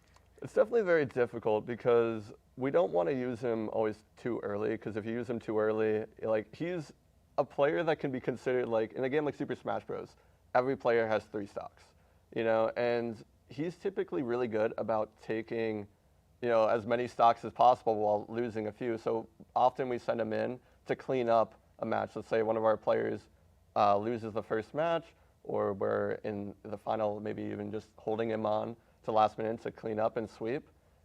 It's all about kind of positioning and using our advantages of our different characters and kind of counterpicking the other players as best as possible. Yeah, and the Smash Crew Battle format, that's what it's all about, mitigating each other's weaknesses, hyping up each other's strengths. How do you feel you and your other players do that around Derpager?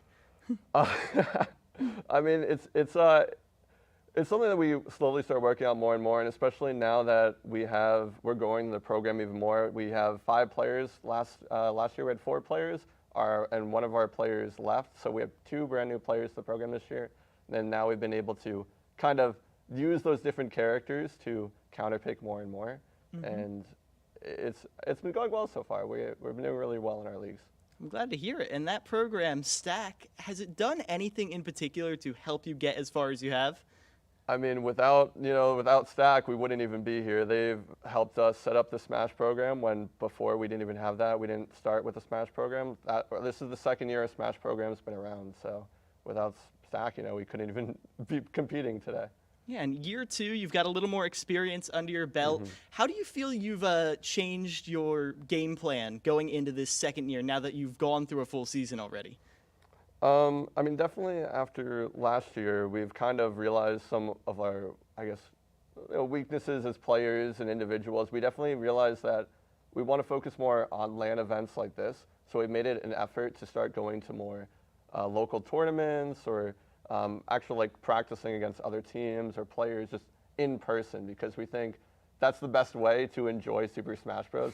Is playing in person and not online. And speaking of those other teams and players, maybe not necessarily a full win, but are there any players or teams that are like a goal this weekend that you really have your sights set on? Definitely, it's got to be NJCU. They've been a thorn in our back for a while. You know, we want to. They've continuously been able to always get the upper hand on us, and they're a team that we always strive to beat. Because once we think of them as such a great team, and if we're able to overcome them, beat them, then that just shows how much we've improved. Yeah, an admirable goal in general. But speaking of the season as a whole, do you have any goals in the grand scheme of things, moving the program, not even just through the season, but into the spring season too? We definitely want to, continue competing as much as possible. Like, we're in the ECAC, and we want to make it as far as possible. We also are trying to actively recruit more players within our school and seeing if there's more talent and more players actually interested in joining the team. Because if we get more players, then it's gonna, motivate us more to want to improve, but also giving us more diversity on our team. And do you feel like these CECC lands are kind of a draw for bringing those new players in? Definitely. I mean, just the fact that we're competing at a tournament like this. I know when this is their second LAN tournament we've been to. The first one was Atlanta. Getting to walk into that venue and seeing it for the first time was just like, it was unreal. It was beautiful. It was amazing. I can't fully describe it. And I hope that we can kind of introduce more students at our school to esports, and maybe they can one day experience that feeling as well. Yeah, I really hope so too. But for now, I think that's just about all the time we have. Is there any last shout outs you want to give inside your program or out before we go? I definitely want to shout out, Stack, and also especially my teammates, because my teammates are the ones that, motivate me to get better every single day, and they've become some of my closest friends at the school. So I definitely got to shout out my teammates. All right. Well, Amp, thank you very much for your time, and good luck this weekend. Thank you. Hi, okay, well, I'm just going to... Hi, would you like to introduce yourself? Hi, so my name is Ryan Vu. I am the captain of the St. John's Super Smash Brothers team.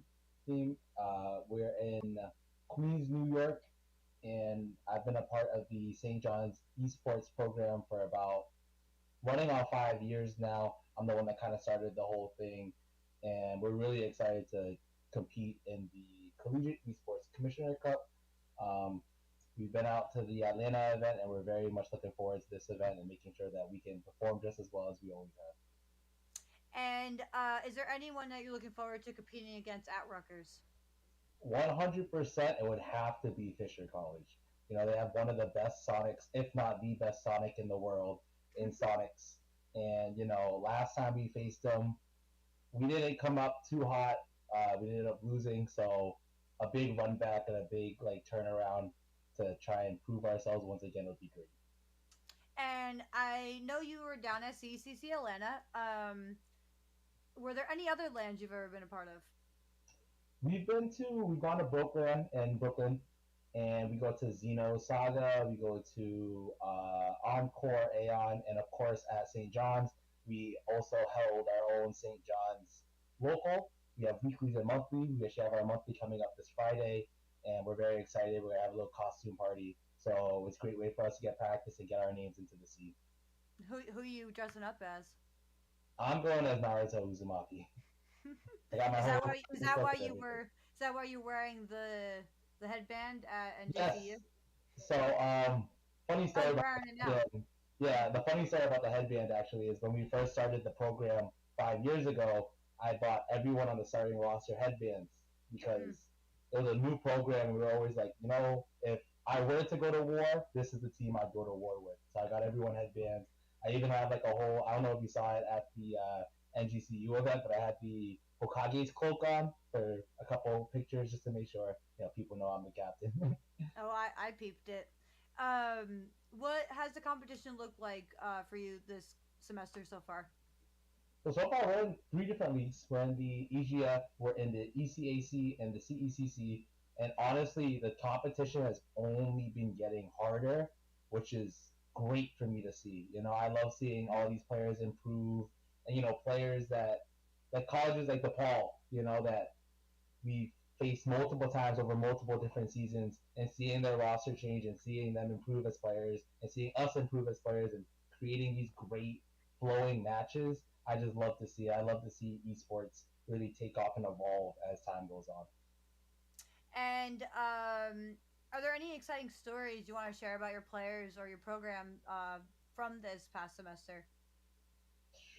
A funny story, there's tons of them, but the one that I really want to focus down on is that this all started as me and Alan Momola on the team just being club members and just going to club, just finding other gamers to game with, and then that created into St. John's local, and then that has turned into St. John's esports, and then the school hit us up like, hey, we'd want to sponsor you guys and actually do this through St. John's. That's really how we all started. And the funniest thing is one of our biggest members, EJJ, we were joking as we were going away from quarantine. We were like, oh, it's going to be business as usual. Alo's going to win all the tournaments, yada, yada, yada, unless a cracked freshman comes in. And then a cracked freshman came in and decided to win our first tournament. And from then on, we knew that the ceiling was a lot higher than we thought it was, and we got kind of comfortable. But with these freshmen always coming in and being better and better and better, it just really pushes us to just stay sharp. And I know you're part of the Smash team, but what other game titles do you have in the program? So at St. John's, we have Overwatch, Valorant, League of Legends, Rocket League, chess, FIFA, and of course Super Smash Brothers. And currently, actually, as of recently, they've taken me on as the Valorant main manager. So I've been doing stuff for Valorant. I've been doing stuff for League of Legends. I've also been doing stuff for Smash. So I dip my toe in a lot of pools. Well, I know you're at Rutgers for Smash and Valorant. I'm actually gonna be talking to Nick tomorrow, but no, I'm super excited to see that. And is there any comment you'd like to say to everyone? To watch out. Don't sleep on us. Don't sleep on us as a team. It goes for Valorant and for Smash Brothers, especially at these big LAN events. We're always prepped. We're always ready. We always have a game plan. So if you see us in your path, don't sleep on us. We're here and we're here to win. And who do you want us to look out for? Big name, Mr. L. Obviously, the best Pikachu in New York has been our top player for years. Definitely a name to look out for. EJJ, he has been evolving every single day. He gets better and better, and he'll be in the Discord. He'll talk about new tech that he's found out, all this other stuff, and it's just he's on the up and up. And of course, like our newer players, like Bootleg, Playmaker, and Mr. Saturn, they were on our B team at first. Now they're moving their way up to the A team, and they're definitely names that you're not going to want to look out for. We have a running joke in the Smash Discord that Playmaker is Mars at home. My mom always says, we have McDonald's at home, we have food at home, we have Mars at home. So definitely not a player to sleep on. And Luca, a brand new player that was been put on the team.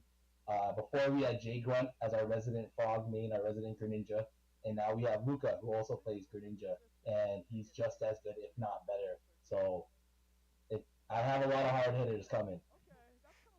Well, I'm super excited to see you guys keep growing and competing down at Rutgers.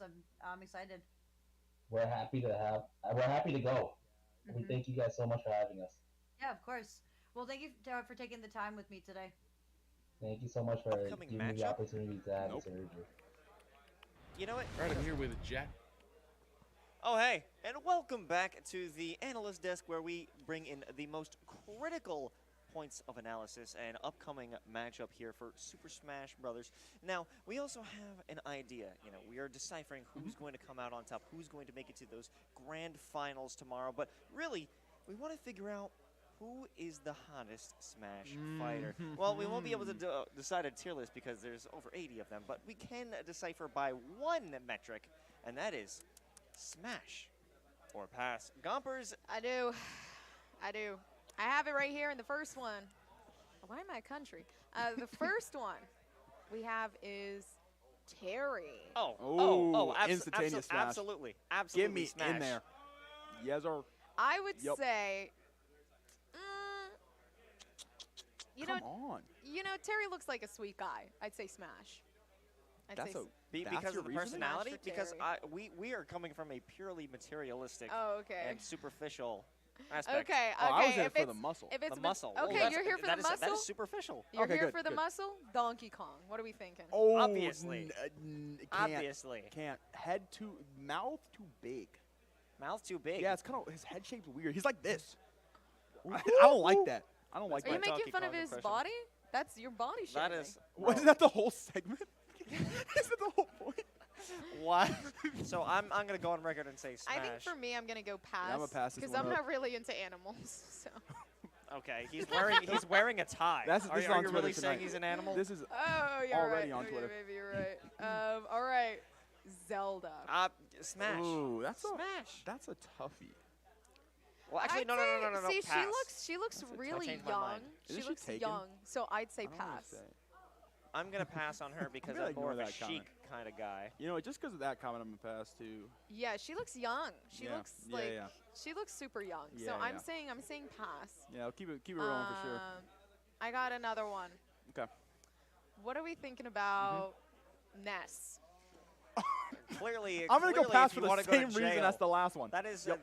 I'm passing. That's unhinged. I'm passing on jail time. That's terrible. I'm passing. Yeah. Glad we're all on the same page. 100% on the same page. You know, this one's a thirst trapper. Let's Oh. go Bowser. Ooh. Obviously. Did you see him in the new He's film? royalty. That's Did you royalty hear right him there. in the That's new the king. film? Oh, I heard him. Imagine him telling you that, he does not yield. You know what I mean? You know what I mean? Envision it. I don't think we He want gets to. up and close. I do not. Yes, sir. I'm in. Oh, All right, That's so a we all smash. agree? That's a smash right there. Yeah. All right, smash. But I don't like your introduction of why though. Kat. It doesn't make me feel not good. yield. Doesn't make me feel good either, to I like be that one. honest with you. What are we thinking about Rob? R-O-B. Rob's Listen. a pass because I hate Rob. No, players. think about it. In 20 years, in real life, that's all going to be a smash for everybody. You know what? You're right. Based. To Really be no. It's true because it's already a smash for some people now. So Yeah. Even more based. Even more based. even Yeah, I'm more- passing. Still passing. See, you could fight technology all you want, but you won't win, Kat. All right. I love my All girlfriend. right. I might have to pass on the robot, but I think I don't know Pac-Man. Like, I feel like that. I feel like that pass was out under duress, Kat. I don't know. what are we thinking about Pac-Man? Pac-Man. Come on. Pac-Man. I mean, I'm more of a miss. I'm I'm more of a miss smashing, Pac-Man. baby. Miss Pac-Man God. for me. Is that the sound? He gonna make me ghastly. He gonna make me a ghost. Oh my God! What? I'm gonna pass. Ooh, because- that was good. I'm gonna That's a pass. good impression. I'm gonna Thank you. pass because Thank of you. that That was, one. I prided myself on that one. All right. that's All fine. right. Isabel. Smash, absolutely. She takes care of the village. You know, Yep. she is a boss. She's a girl boss. True. Okay. She's on the news. And she can I sing. mean, You know. I'm hella bells. You're trying to trap me right now. You're doing a Nuts. Google search All on right. Isabel. She's in her early 20s. Yeah. Yeah, I mean, she Come literally on. is the. What do you mean? She's in charge of too many things She to is. not be. She is in charge of a lot of things. to not I'd be say, an you know what? She adult. is wifey material. I think What? I'd wife. I you, think I'd. you, Oh, wifey you really material. switched up Yeah, after yeah. confirmation there, Gompers. Well, Yeah, kind of weird how long you held back, for sure. Either you do or you don't. I don't think that's the right mindset. It's called Can we smash qu- or can we pass. quote That's that? what it is. Can we quote that? all right. But a good one is Palutena. Goddess, of course.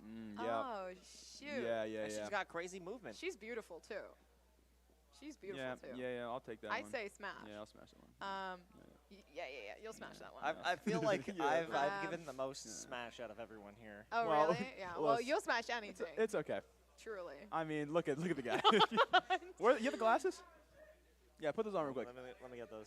I'm thinking. So say that again. You'll smash anything. Now this, ladies and gentlemen, is a guy who will smash anything.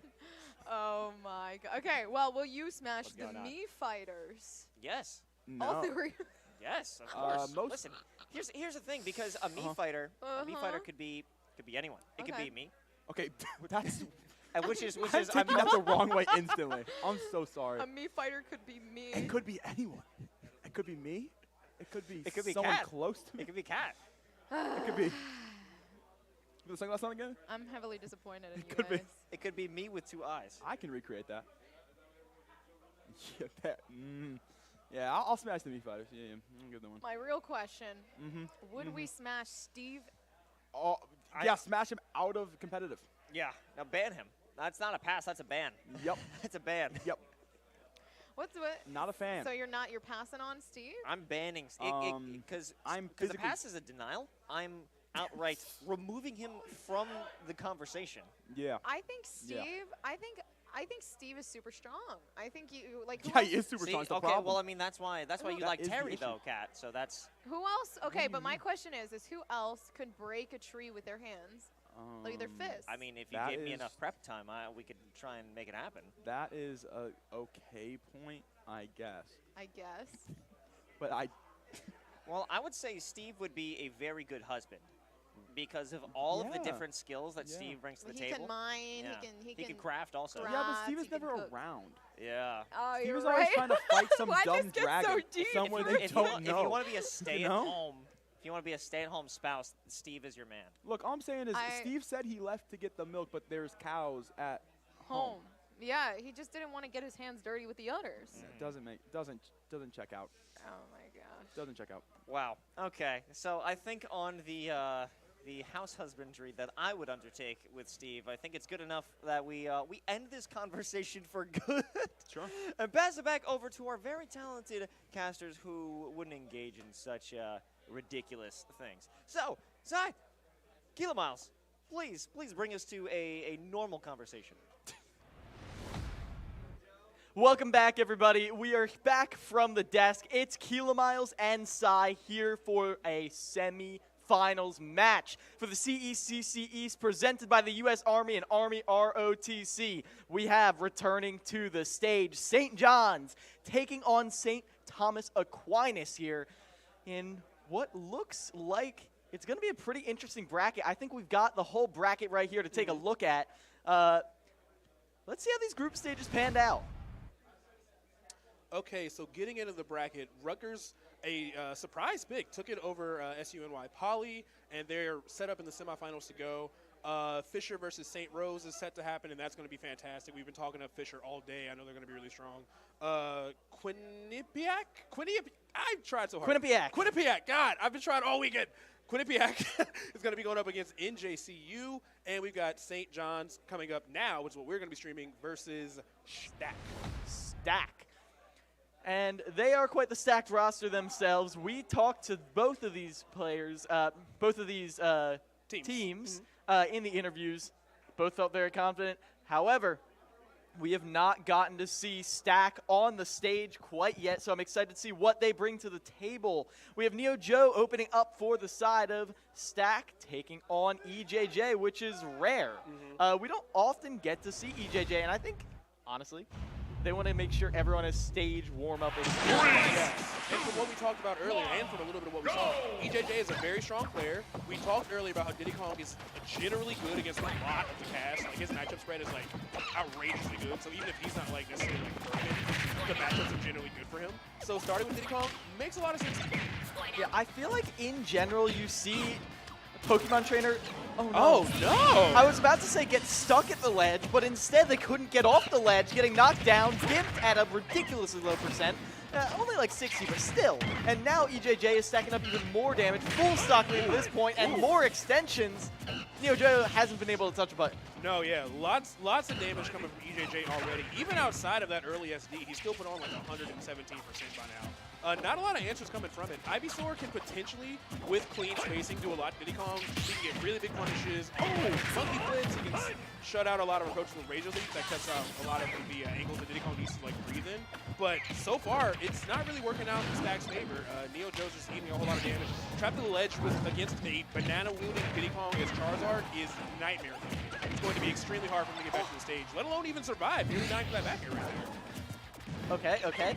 Now EJJ misses the ledge trap. Neo Joe has a rare opportunity to punish EJJ at the ledge, but in shield with Banana. The forward tilt gives you enough space, though. Drifts back with the forward air. Such good spacing from Neo Joe.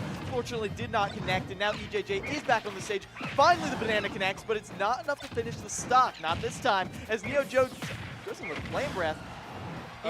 Yeah, definitely looks like he gave him a couple extra opportunities there. I know Charizard is big, but at 160, charge F smash, even coast to coast, I think would have killed. Meanwhile, Stack is actually in a really good spot because if he finds just one F tilt, I'm gonna say just one F tilt with that much rage, honestly could have sealed his fate. But look at that! Immediately coming out of the switch to get Razor Leaf into that up air, just obliterating EJJ's first stop. Okay, bye-bye EJJ, as now Neo Joe can feel happy with that. Already a better start than some we've seen earlier, but right now, whew. Definitely looks like he's way down there. And he has Squirtle, who's another scrappy character that can definitely like keep up with and box Diddy Kong. He just can't outrange him, so he's just gonna have to be really on the mark about like when to press him. But Ivysaur, honestly not bad. He's snuck that stock out pretty early. I don't think his recovery will be like too terribly endangered by Diddy Kong. And with the right read, he can take his second stock before he's out of here. So hopefully Neo Joe can find something kind of even this back up. These consistent parries on the Razor Leaf, though, are making Neo Joe scared to even throw it out. EJJ has complete control of the ground game because he can't even use the slow projectile. This is the situation I'm talking about. Keeping him kind of trapped up there. Of course, really you're won't with the monkey flip, but if he guesses right with a vine whip or an up air, the stock is gone. And we almost saw it right there. Beautiful tech on the platform from EJJ to use that in ball to survive an extremely dangerous situation against Neo Joe's Ivysaur. Yeah, this is very doable right now, but EJJ an advantage. It's not easy to escape that, as Neo Joe is forced to recover low. This time. Now EJJ rolls right on through. Oh, slipping and sliding right on through each other's hitboxes, but now we see Neo Joe standing calm on the platform. Neo Joe is not overextending like most people in this scenario would, and that's exactly what EJJ wants. One missed extension just like that, then it lands on top, but EJJ does not capitalize. So let me break this down. So let me break this down. The problem that we saw was in that position, Neo Joe did not have a better game plan as Charizard than just spacing F tilt and back air. There wasn't a better option than that, so we had to commit to it really hard. Or maybe if EJJ makes a big mistake, Charizard side B. But all three of those options hard lose to Diddy Kong holding Banana in shield, so there wasn't really a safe win condition unless EJJ made like a huge mistake. He'd have to make a big mistake. He knows what he's looking for, and also he's got a character with like high speed and good frame data. So Neo Joe was kind of just like forced to kind of play that game. Maybe he could find a throw if he's lucky, which would have been like the best mix-up I think he could have gone for right there. But that was just a really tough situation to be in, especially after unfortunately losing that first stock so early. I think it was only like 50%. He might have reversed the wrong way with Squirtle.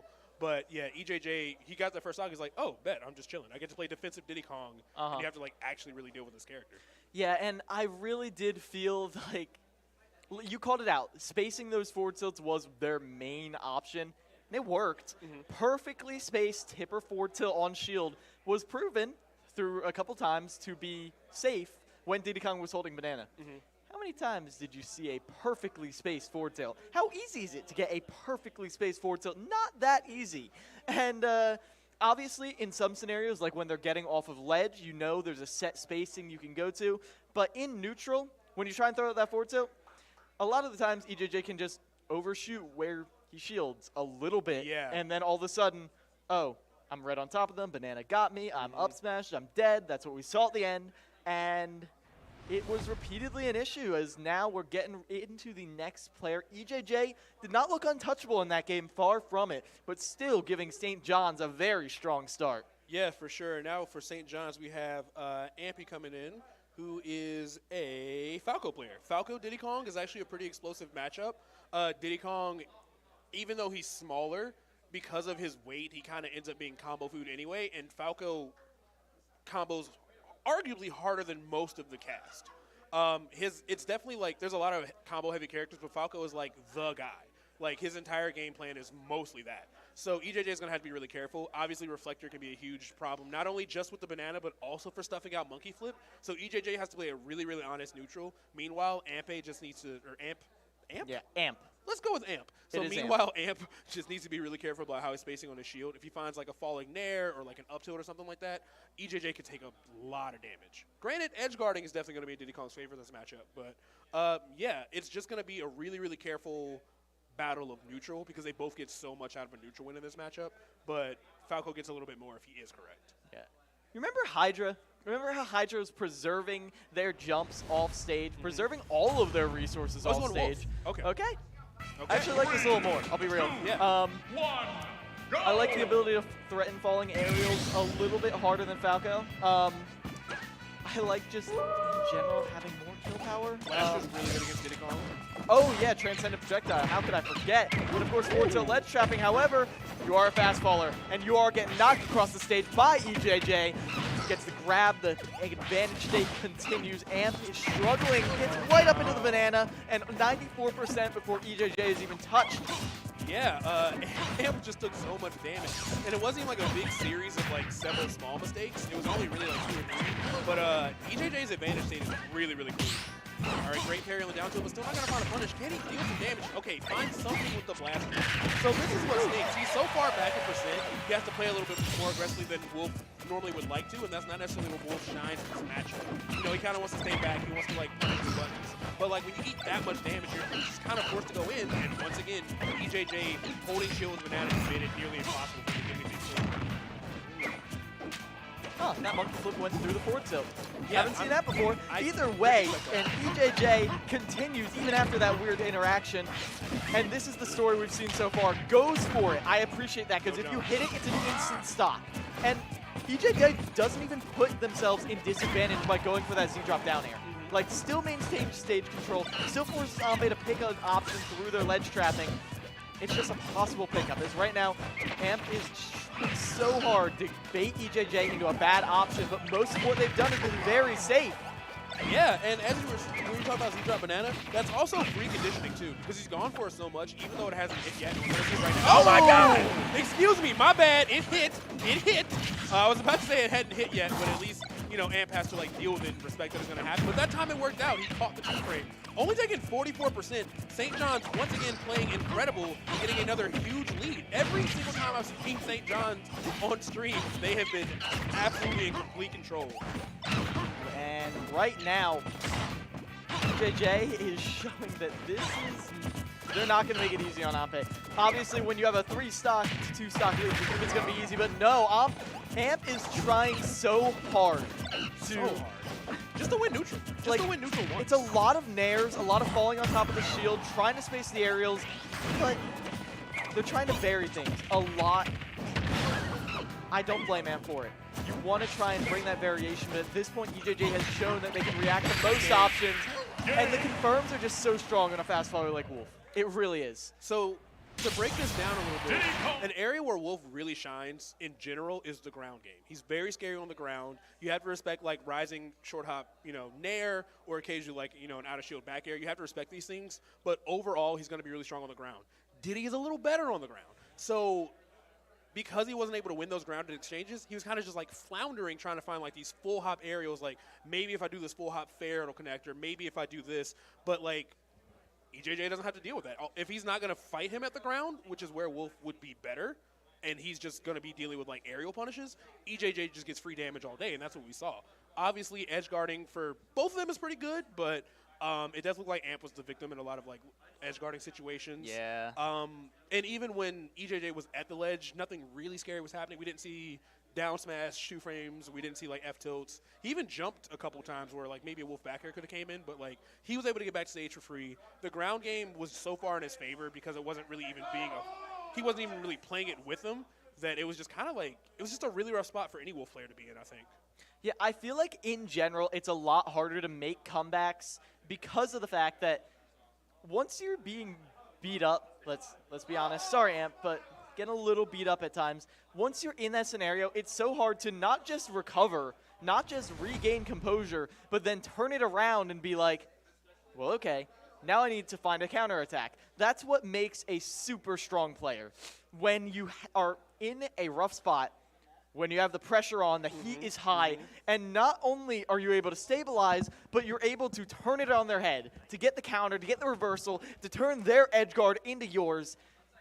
We've seen it a couple times. We saw it happen earlier against Mr. L when he was on his run. The first stock that he lost was that reversal down air because his opponent was under a ton of pressure, but he missed the edge guard. He was like, I can at least find this punish. I can at least get this to kind of stop the bleeding. Those kind of moments, they are key.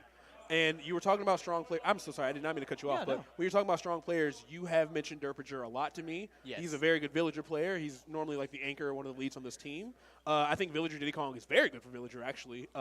Those falling fairs and bears make it really tough for Diddy to get in. Obviously, if he's able to pocket the banana, Diddy loses a huge neutral tool when he already doesn't have a great neutral against Villager. So the counter pick here makes a lot of sense, especially considering that they're already down 2 players. And EJJ already on a run of his own, taking 6 stocks and counting possibly. Possibly counting, but Derpinger hoping to stop this. To give you some context, Derpinger is a player many teams have called out in particular. There's been a thorn in their side. Won a very nice trophy last time Derpinger was at one of these events. I think it was an Overwatch trophy, but either way, now Derpinger has to stop the bleeding. Wait, is Derpinger a multi-game player? You said he plays Overwatch too? No, he won Smash, and they give him an Overwatch trophy. It's okay, I really didn't point. understand. Either way, Derpinger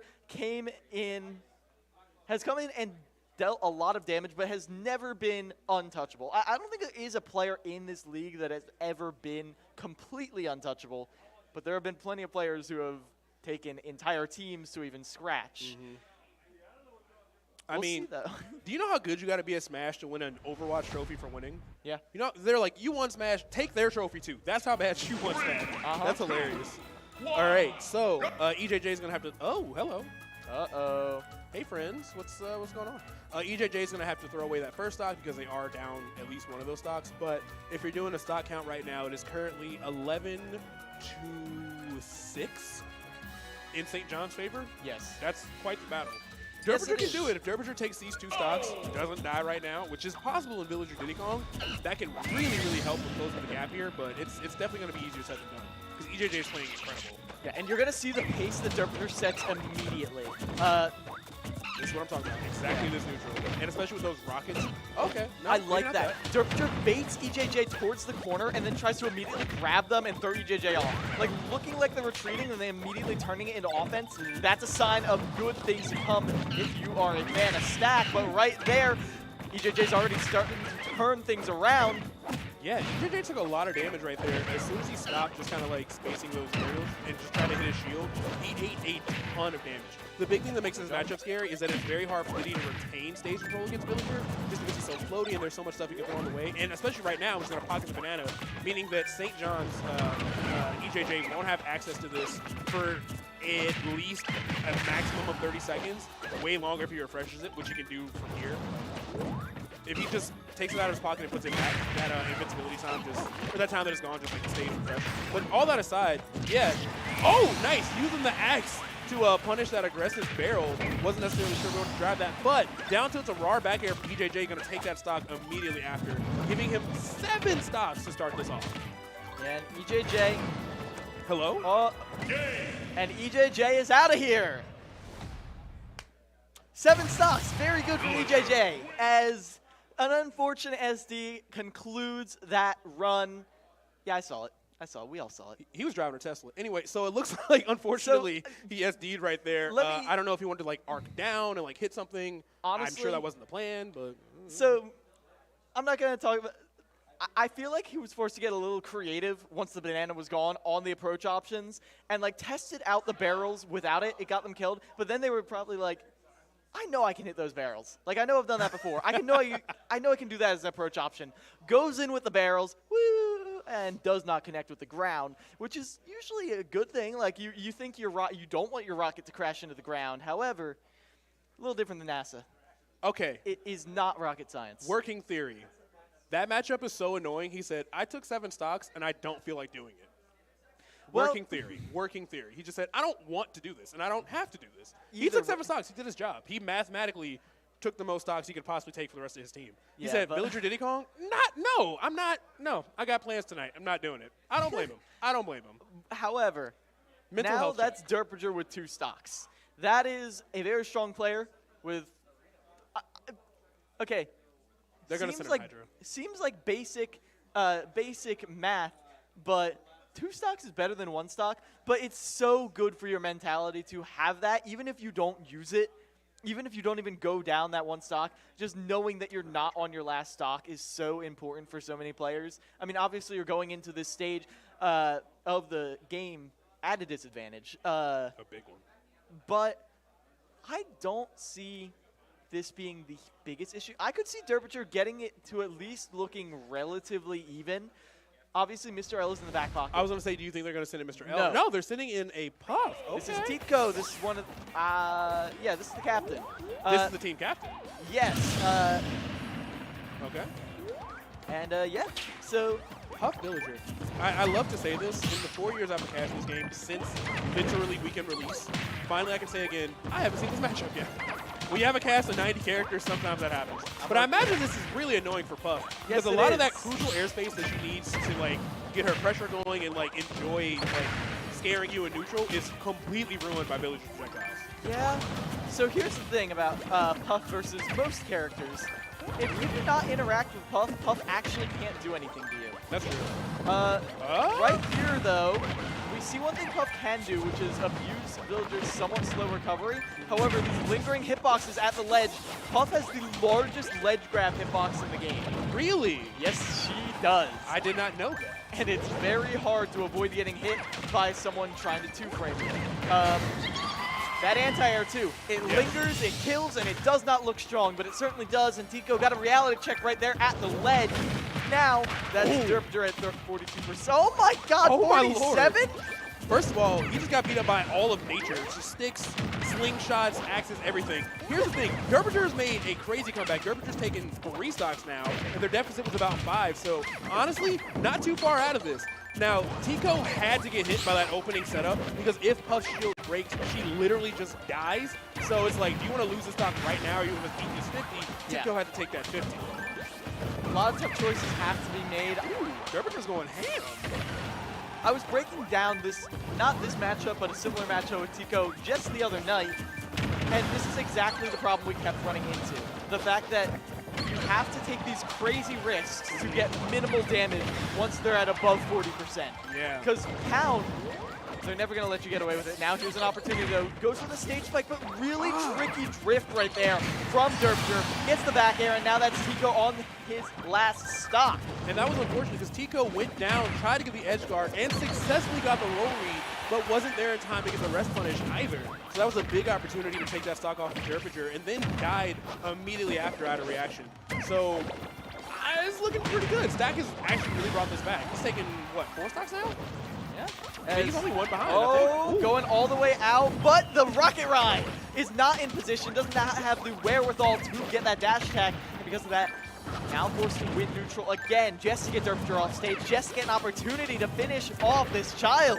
I think one thing that's working in Derbinger's favor really well is that all these aerial punishes that are happening on shield, Villager's nair out of shield is beaten every response. So Puff, okay, cool, here's this back air, here's, you know, pound, here's all these things to make you afraid of shielding, but because none of them have, like, led to anything, or even taken the stock, as we see at 154%, he's able to just kind of reset with that neutral air and then continue zoning him over and over again, and just peppering on so much free damage. Yeah, and the free damage, it comes at quite a cost for Tico, as, this is getting very scary. A counter hit off stage right here from Derpinger could lead to a lost stock, and Tico just keeps going off stage, which obviously Puff has the aerial drift to keep himself safe, but one mistake. Ooh, great pressure. How is Tico going to find the stock? It is crucial that Tico finds it, but no! Gets hit by the sweet spot of the slingshot, actually. So he spent so much time peppering him away from the distance, and it doesn't have that much knockback, but it has enough to keep resetting neutral to the position that he wants it in. But the sweet spot, probably really going to wreck a character like Puff because she's so light. So Derpinger has taken 1, 2, 3, 4, 5 stocks, and they had a 6 stock deficit. So they're pretty much back squaresies and pretty much in there. Yeah, I feel like the answer right there for Tico was trying to find a way to exist at the ledge to be there for a ledge trap, because that's where Puff gets a lot of her kills. If you're not able to get the edge guard, which Derpter is making it very elusive, wait for them to get up into your nair, and you take the stock. And that's at like 160%, which is where we saw Derpter getting to. The issue was, you see how Derpter was covering their recovery? Just with the Lloyd Rocket, with the constant aerial harassment. It was so tough for T-Call to even be near the ledge. So the only two options were go off and possibly get hit by a turnip, possibly end up dying for it, or stay on the ledge, roll back, try to avoid the Lloyd Rocket. It just wasn't working out. And Derpter, even though T-Call wasn't finding a way through, kept varying how the Lloyd Rocket was, didn't give T-Call an opportunity to even adapt to the timing. Like, you know, every Joker does the falling AHA to, like, catch you while you're trying to stand there and edge guard you.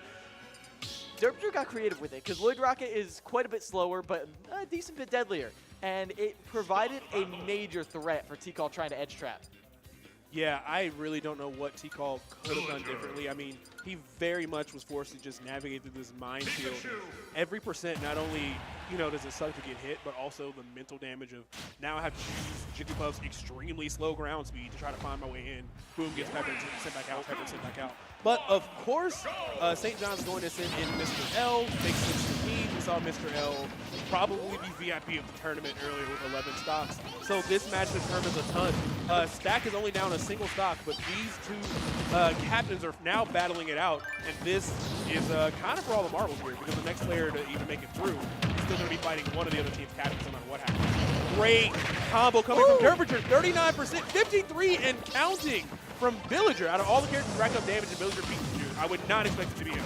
We have not really seen anyone scrap that much with Derpter so far, and that's exactly what we're getting to see is Derpter throws those boxed up hands with Mr. L, but landing there, punished hard with that back air, gets the regrab as well. Is there anything more Mr. L can get off of it? Edge guard right here. What is their ability? Oh, I love that. Jumps up with a turn up. So but doesn't actually get the... A really rare SD for Mr. L. We've championed all day about how good Mr. L is in edge guarding and pressuring people off stage in situations they wouldn't expect it. And the work was done, but Mr. L actually went straight up, did not get the second part of the attack. But all that aside, finds that deep back air. Honestly, just went right back to his game plan and was able to find that stop. I feel like one of the only characters in the game who can exist off stage for as long as Pikachu is Villager. Maybe not even quite as long, but even so, the fact that Derpter is able to play that long game out there is crucial. But now here comes the big damage. Drag down back air, but Derpter is able to DI up out of it, but still gets caught by the continuing barrage. Just swats that Thunderstorm away with the umbrella, and absorbs the T-Jolt, just V-verses it right back into them. At this point, Derpter is starting to move, starting to get a little more comfortable back on the stage again. We need to find an opening. Here's an edge guard situation. Can they get anything more? No. And also worth noting, we saw Derpter earlier trying to find those Thunders. He's taking T-Jolt right now, but he wants a Thunder because a positive Thunder is very strong.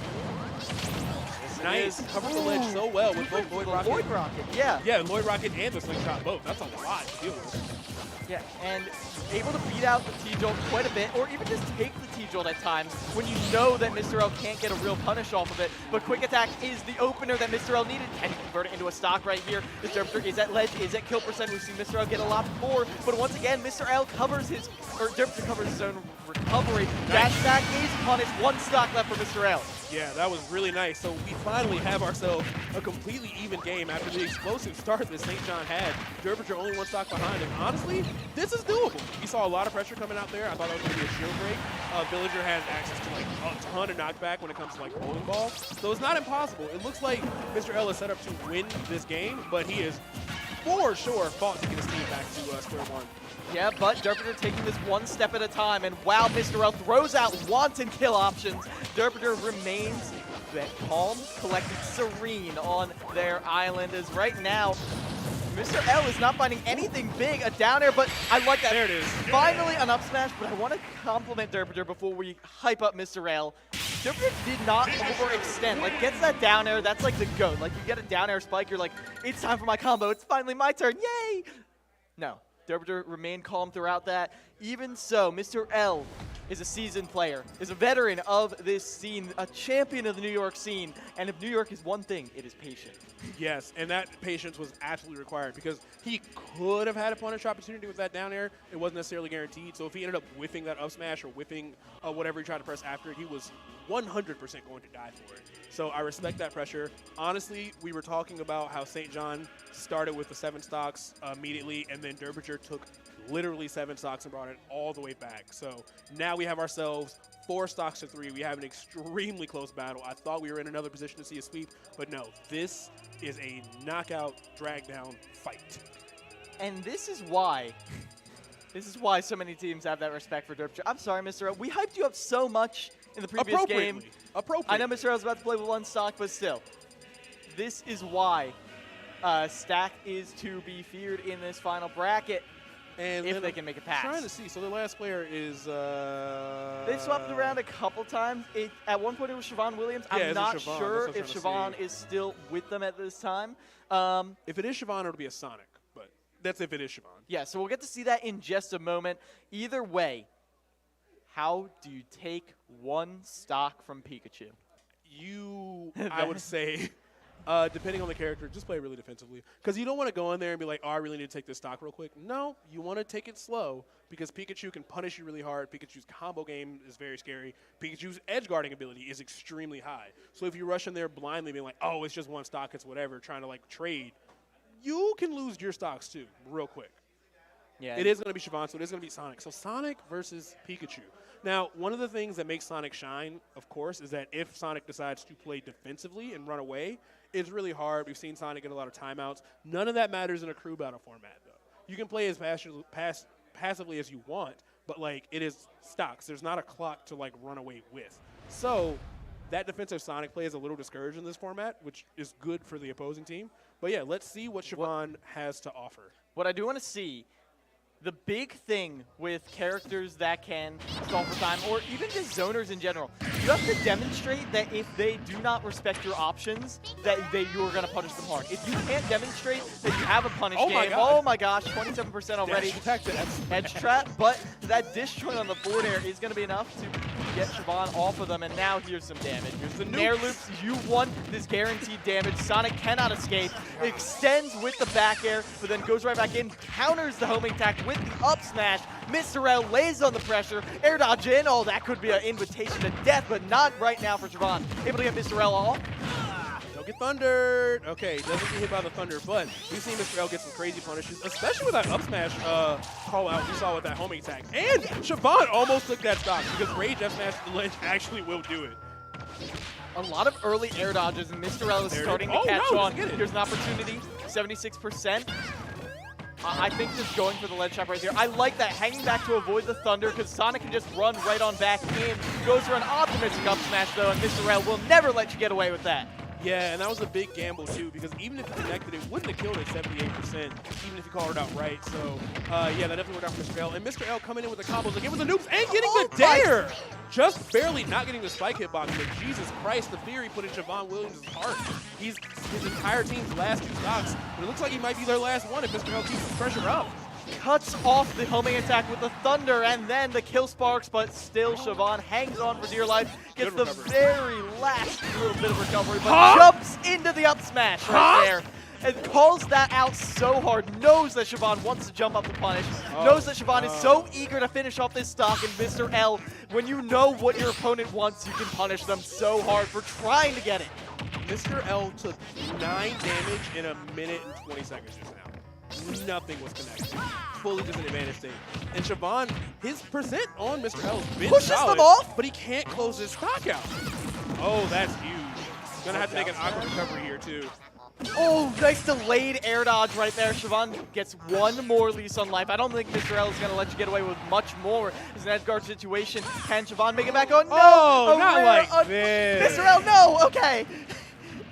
Yeah, and don't do that. will be St. John's taking it back. Mr. L tried to end it in style, but Siobhan at the very least died a warrior's death. And that will be Stack falling here in the semifinals. St. John's. They took some blows. They took a lot more blows than we saw earlier in the day, but they took them in stride, and they will be moving on through these semifinals. Oh, it is best of 3 Oh, here. This one is best of 3? Oh, okay. So they get another chance. So All right. Stack has another chance, and they have shown that they are doing very good. Apologize for the little bit of miscommunication, folks, but that means we're going to see another crew battle. If Stack takes this one home, then we're going to see a final third crew battle. But if St. John's cleans it up, gets a clean 2-0, they will be moving on. So I'm going to ask this question. Mr. L is clearly like, the big breadwinner on this team as far as like what we've seen results-wise. Not that EJJ wasn't, because he just took 7 stocks himself. So either one of those two players could definitely like carry if they needed to. But like, do you leave Mr. L in? Like Mr. L is still warm. Mr. L just did a 3 stock right there. Like Mr. L is obviously still very good. Do you start with him, or do you start your whole roster plan all over again? Because it started off really far in Stack's favor, right? Like Stack lost like 7 stocks off rip, right? So do they? Or St. John did. So do they like keep that? Do you think they keep that same player in, or do you think they kind of switch it up and just start it over?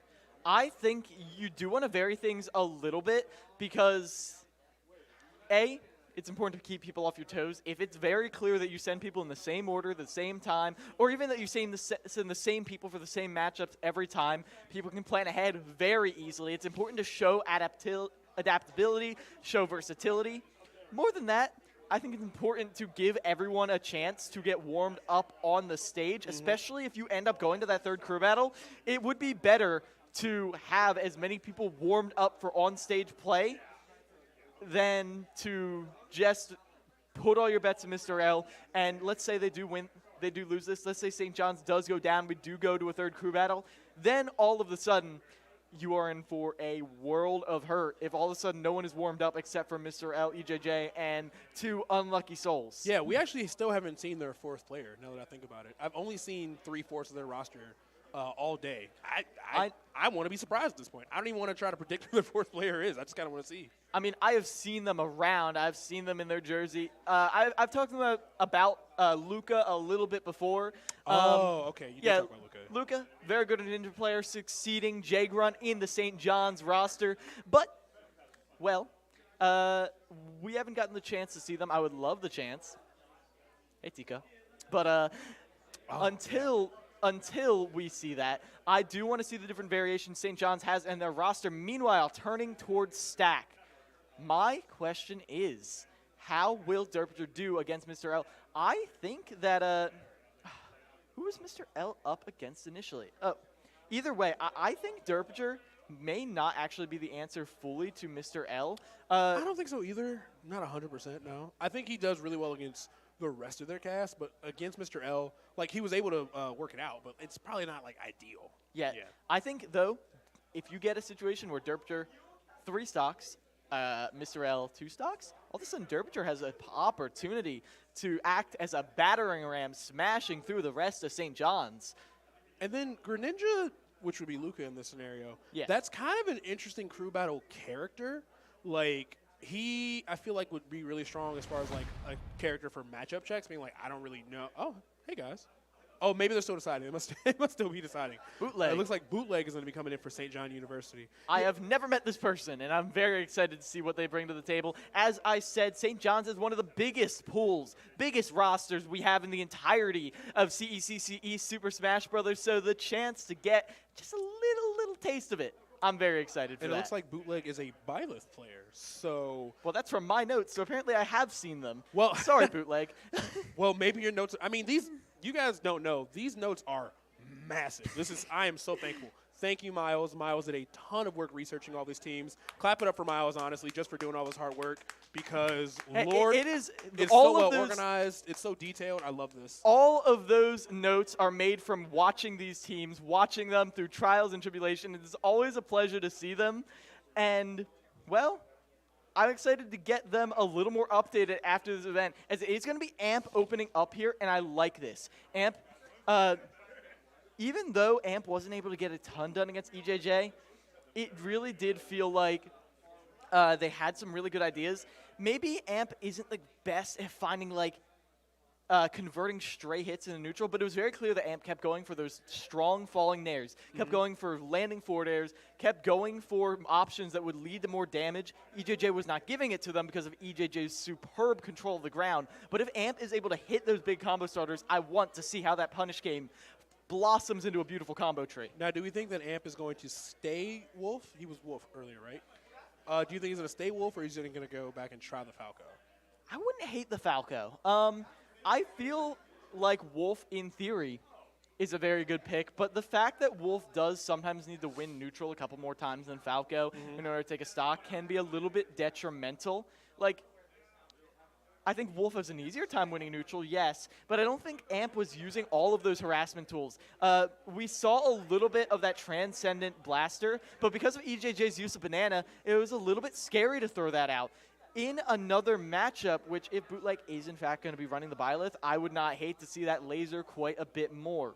And that is another factor. I feel like Wolf has a better ability to space aerials against Byleth, against Byleth's powerful out of shield options, has better options to punish falling Nair on shield. Like, there are a lot of things Byleth can do where Falco going, down air, down air, down air, down air, please. Oh, that's going to down get air to eaten hit. alive if you're not careful against a character like Byleth. I feel like Wolf has a lot more wiggle room there, so I would not hate to see the Wolf if Bootleg is in fact running the Byleth. Meanwhile, from Bootleg, obviously the standard for Byleth is set very high, but in general, kill confirms are your best friend. I don't remember which top player it was who said it, but at the end of the day, top level play is labbing out like 20 different kill your opponent at 30 setups and just doing them at random until one of them works. Yeah, it's true. And Byleth has so many of them. Byleth has so many at every solid percent opportunities to take a stock from so many strays. And of course, they can just like, kind of jump scare you with like down smash or like down air that do like not only a crazy amount of shield damage, but also a lot of knockback if they do actually connect. Byleth really is a horror movie character. It really, truly. Because like they're like slow. just walking. It's like, oh, how is Michael Myers going to get to me? He's so slow. And then you get hit. You're like, oh my God, what went wrong? And that's Byleth's entire kit. Is exactly that. Like a the character scene in that should Psycho, be hitting you, murdering you. Think you're safe. The shower curtain gets pulled back. Oh my God. It's Nair's the shower curtain. That's what it really is. Nair's the shower curtain. Honestly, it's the shield. If the shield drops and all of a sudden, you're shielding, you think you're safe, and then that one hit of landing Nair catches you, then boom, run off stage forward air, or run off stage dash attack, and we are going to be seeing this matchup come out. I'm glad Amp went with the Wolf. We'll see how it pays off as Stack takes another run at St. John's. All right, so now that I finally get to see St. John's fourth player, obviously their team is very strong. It seems like the talent is spread pretty consistently throughout. I'm really excited to see what Bootleg has going on here. Yeah. Oh, and there are those conversions pushing Amp towards the side of the stage. And while it may not look like Bootleg is getting a lot off of these, I like that. Empty hop into re-rising neutral air. Very good stuff. A lot of Byleths will press a button as soon as their feet are off the ground. So it's good to know that Bootleg is ready to just kind of like keep Amp on his toes about when he's going to try to press him. On most characters, a two-move combo is not anything to be excited about. But the fact that it gives Byleth the opportunity to put her opponents on the ledge, I feel like that makes it so much more powerful because Byleth lives off of that ledge trapping, especially offline, as right now spacing on that platform, landing there again, but I like that patient, waiting for an air dodge. Yeah, waiting for an air dodge. Not going to find it just yet. Now, we do have our stocks very even here. Nice dash attack coming out from Amp. I like the attempt, trying to get the two-frame on the down smash. Not going to find it just yet. Now, what is Bootleg's attempt? Oh, he let Amp get back to the stage. That could have been a huge opportunity. But right now, they're both just kind of scrapping, killing each other out. And honestly, in a situation like this, Byleth's tools to secure a stock are a lot safer. You see Bootleg just kind of like throwing those down tilts out, trying to get those retreating aerials to see what happens. Amp has to close the gap a little bit harder to do it with Wolf. Outside of like literally back air, it's going to be a little tough for him to just like guarantee the stock. If you can bait Bootleg into doing a lot of aggressive options after landing Nair, you could maybe get an up smash out of shield or get those parries. Wow. But I like that. Putting the fear of Amp into Bootleg on that platform right there, and Bootleg just kept trying to shield, then not, then shielding, then not, and Amp just punished with an up air. Now though, percents. We did see a nice double parry from Bootleg's probably pretty upset. That was a very shocking up air and really smart because I literally was like, what is Wolf going to land? But he found a way. Ooh, out of down tilt percent. That's good. Yeah, that's huge because that easily would have been the stock around here. But what is Bootleg going to do in response? Falling forward. And that's the thing. Like, Byleth at max spacing on that forward air, it's actually really hard for Wolf to get in with anything other than, like, at best, maybe, like, parry dash attack or something at the same time. And now. Okay, now see, that was the opportunity. Like, you saw the parry, but it was F tilt instead of dash attack. It's really tough right here because the threat that Violet. You remember what I was saying in the Sonic matchup? How you have to establish the threat. You have to establish why you cannot just jump across this character. Bootleg has established the threat, and now Amp is maybe playing a little bit more scared, which understandably so. But while you do have to give respect to those options, you still need to find ways to connect those hits. Yeah, a lot of pressure from Bootleg. Let's see if Amp unfortunately not able to find those big wolf combo strings that we might see that are really helpful for this character. Right now, Bootleg is playing the spacing game. Just kind of got Amp just a little shook trying to find a way in against these retreating forward airs and down tilts. And he's taken so much like collateral damage, just still trying to find a combo starter against Bootleg. Ooh, I like that little bit of spacing though. Amp is learning or experimenting with just not pushing some buttons on top of Bootleg, and it was working out, but slowly Bootleg used that to push Amp towards the corner, and that was death. Now, even more damage, 33. I love that little do-si-do, as Amp is finally getting them off. But again, the fact that we continuously see this blaster be one of the main sources of damage, and Bootleg is learning that, like, oh, it doesn't matter if I take a bunch of damage because I can still get these kills earlier. Once Bootleg has no fear of the blaster, then Amp has a lot to worry about. Yeah, and honestly, I do want to highlight something. Bootleg's movement this entire round has been fantastic. Great mix-ups with Tomahawk grab, got Amp really confused about when he should or shouldn't shield, and that was a big punish opportunity, a little bit off the mark. I know that move has a ton of shield stun, so, you know, no shade to Bootleg, that's hard to actually punish. But, yeah, his mix-ups have been really good. It's been really hard for Amp to, like, track him in the spot. And the 2-frame down air is going to give Bootleg the first game, and with 2 stocks to boot. Now, Byleth, a character with incredible knockback, strong neutral tools when it comes to, like, that falling, you know, neutral air, and the way that Bootleg is playing, I can definitely see this start to snowball once again for St. John, where they're just like, all right, cool, this is what we need to, like, you know, this is how their crew battles start, normally with like a giant lead. Now, Derpature for Stack was able to bring that back really, really hard the last time. I don't know if you send him in now. It might, I don't know when you really want to like pull the trigger on a player of that caliber. But right now, Bootleg, the hidden fourth player of this team, who we've finally seen, is playing just as well as the rest of his teammates. So Stack has quite the battle for them. Yeah, Bootleg, I do feel like we did see some small slips, but the inherent nature of Byleth, and I think what makes Byleth an incredibly strong character, you don't need to be on all the time. No. It's okay if you slack off a little. Okay, you draw parallels between Pyramithra and Byleth a lot just because of the journey of MK Leo. But the issue with Pyramithra is, while Pyramithra does have a pretty easy time winning neutral, you kind of have to be on all the time. You have to just keep winning neutral over and over and over again. And while it's not the hardest challenge, but you do have to do it. You still have to do it. Yeah. Byleth can be losing, can be knocked around, shoved in the locker, you know, head in the toilet, and then come around and, you know, become billionaire CEO and also take your stock. Like, out of nowhere, Byleth just pops up and you're dead. You're gone. Yeah. Out of here. See ya, kid. And Like, there's so many weird checks too, because Byleth's shield damage, I'm gonna keep repeating it until I see it. Yeah. Because I've been punished this way so many different times. Byleth's shield damage is outrageous. You could be way up against Byleth, like you said. Byleth could be at like 140 or like 40, and you block it down there, your shield's broken. It's like, oh, I'm super dead. Byleth F smash, by the way, the tipper of that, stronger than Byleth's fully charged down B.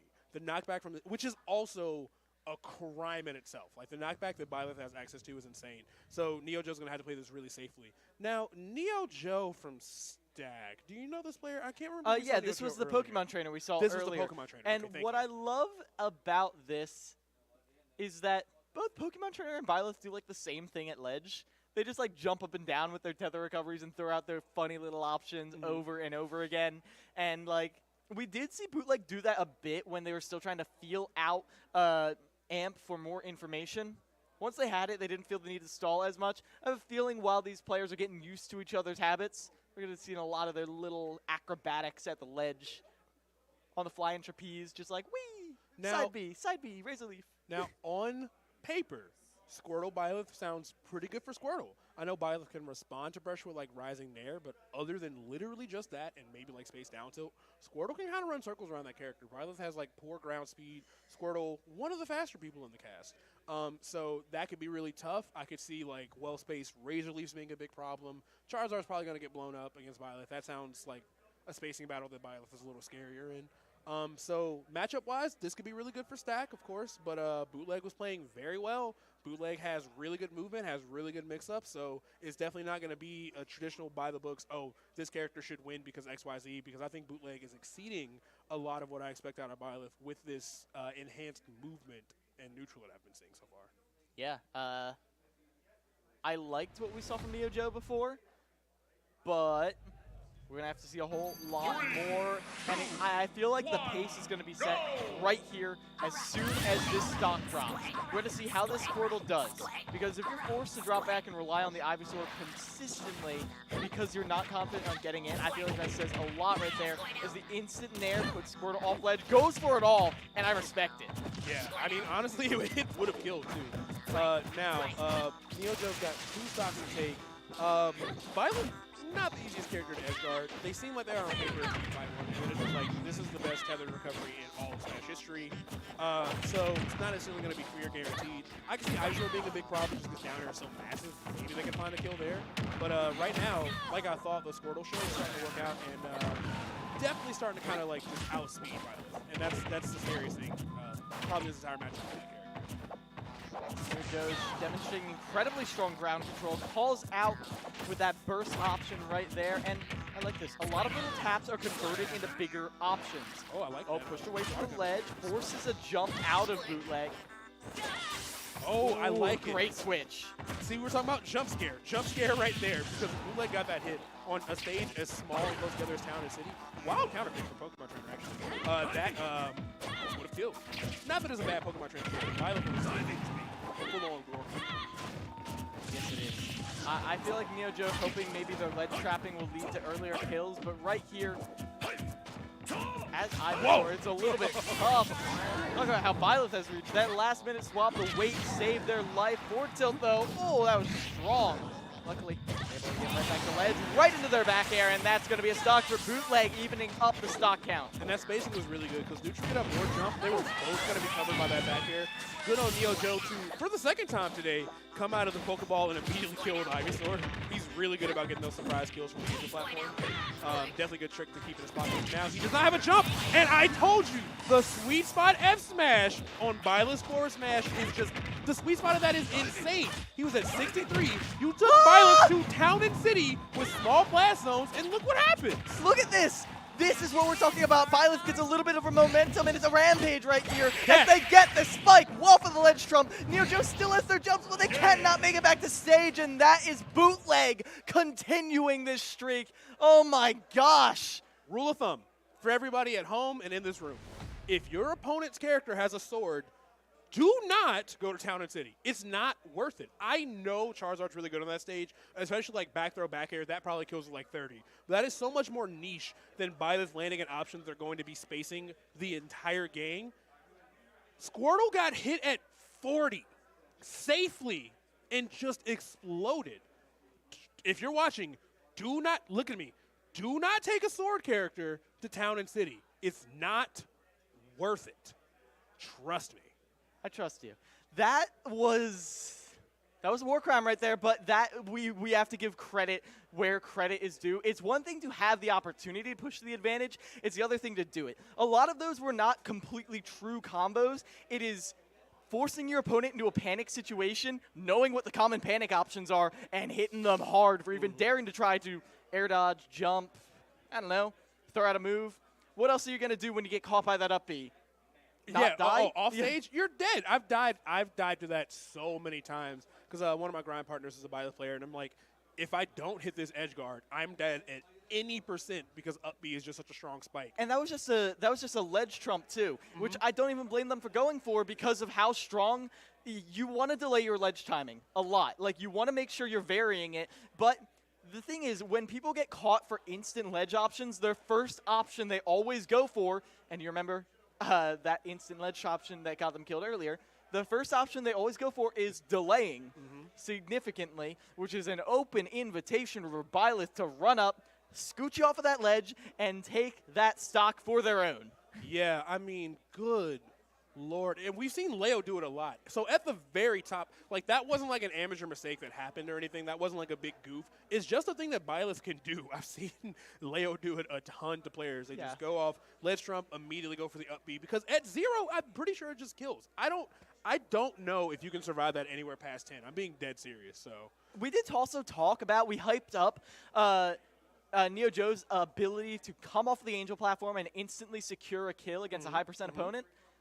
We saw the same thing happen. Came down, looked to get a huge opening, and all of a sudden, they did something unsafe on Byleth's shield. Don't do that. That's an up B. That's a falling up air. That's a jump down air. And then all of a sudden, you're in the blast zone trying to recover, forced to the side of the stage. You're dead. And Bootleg still has a stock. We got Mixed Snack Pack fire coming in. name. That is a fire name. Mixed Snack Pack, fire.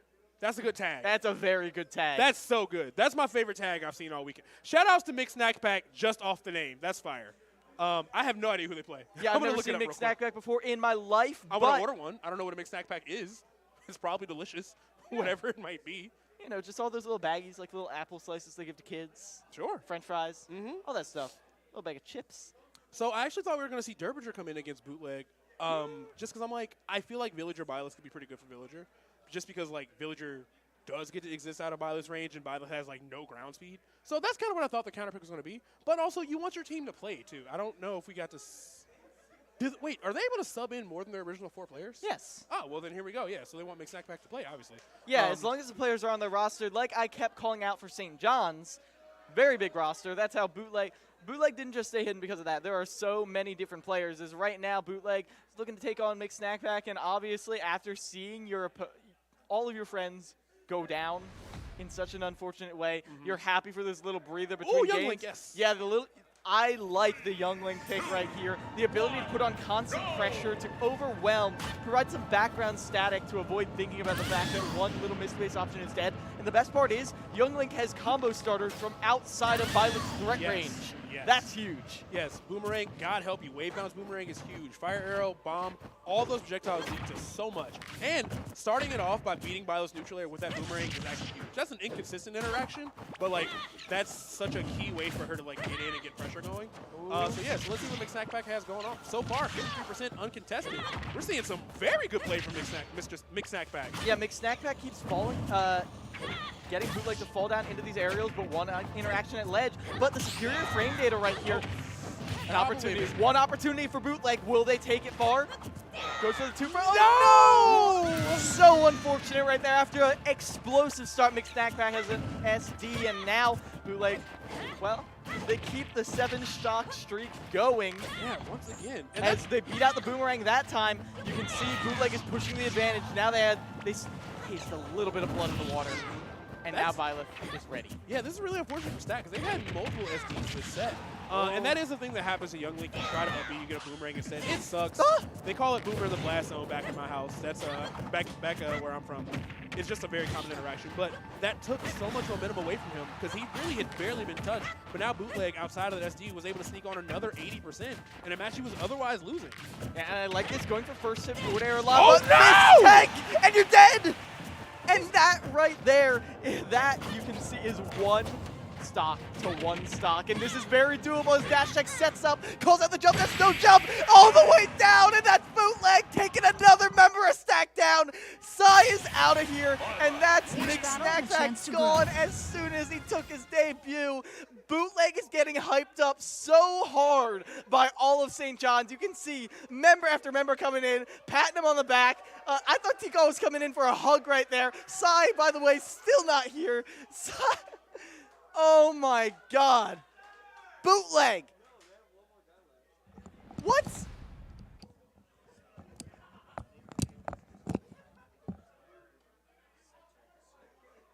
All right, thank you all for watching. Yes. Okay, we talked about the panic options, though. We talked about the panic options. That was the most textbook example of the panic options being exploited right there at the end. Okay, A very common scenario. Landing there into dash attack.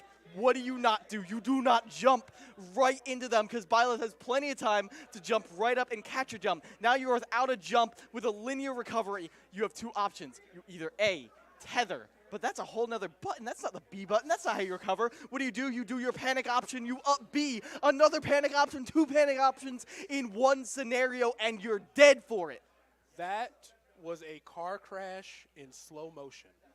Because as soon as he SD'd, I'm like, all right, that's not that bad. Yeah. You know, it's whatever. And then he got sweet spot F smash in the face. I'm like, stand up, fight back. Like, you were doing this. But as soon as he got hit and he lost his jump there, in my head I was like, I am begging him not to get down there at sub 50 after losing that stock at 30 and 80 beforehand. And after not making that many mistakes in neutral overall through all the three of those stocks, but Bootleg has taken 9 stocks. The player we never even saw from St. John's this entire day came in and took 9 stocks. 9 stocks in a matchup that sucks for Byleth, too. That is not a good Byleth matchup. I feel so deeply, I'm an empathetic person. I feel so bad for McSnackPack because for the little bit of mistakes that were made, 3 stocks in the other team's favor. Now Derpinger has to take the entire team from Stack on his back and take a full 11 stock comeback. And we still have EJJ.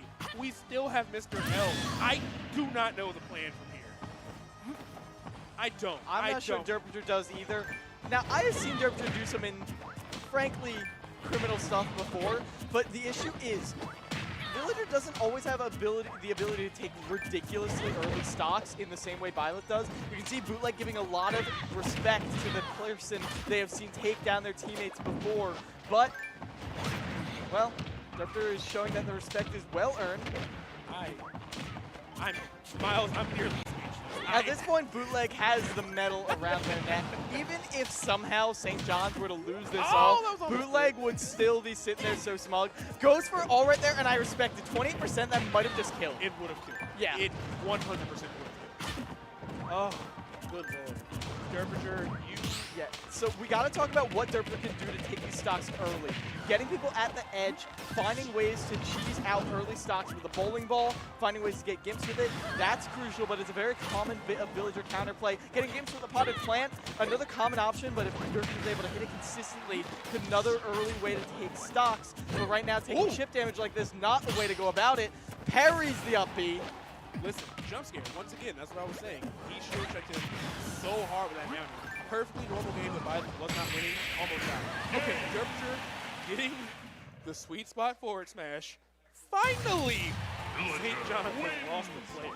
Now, which of their other 3 extremely talented players do we have coming to the stage? Derpinger's very good. Derpinger's kind of got a smile on his face. He's like, I don't know what y'all want from me. Like, I'm just a man.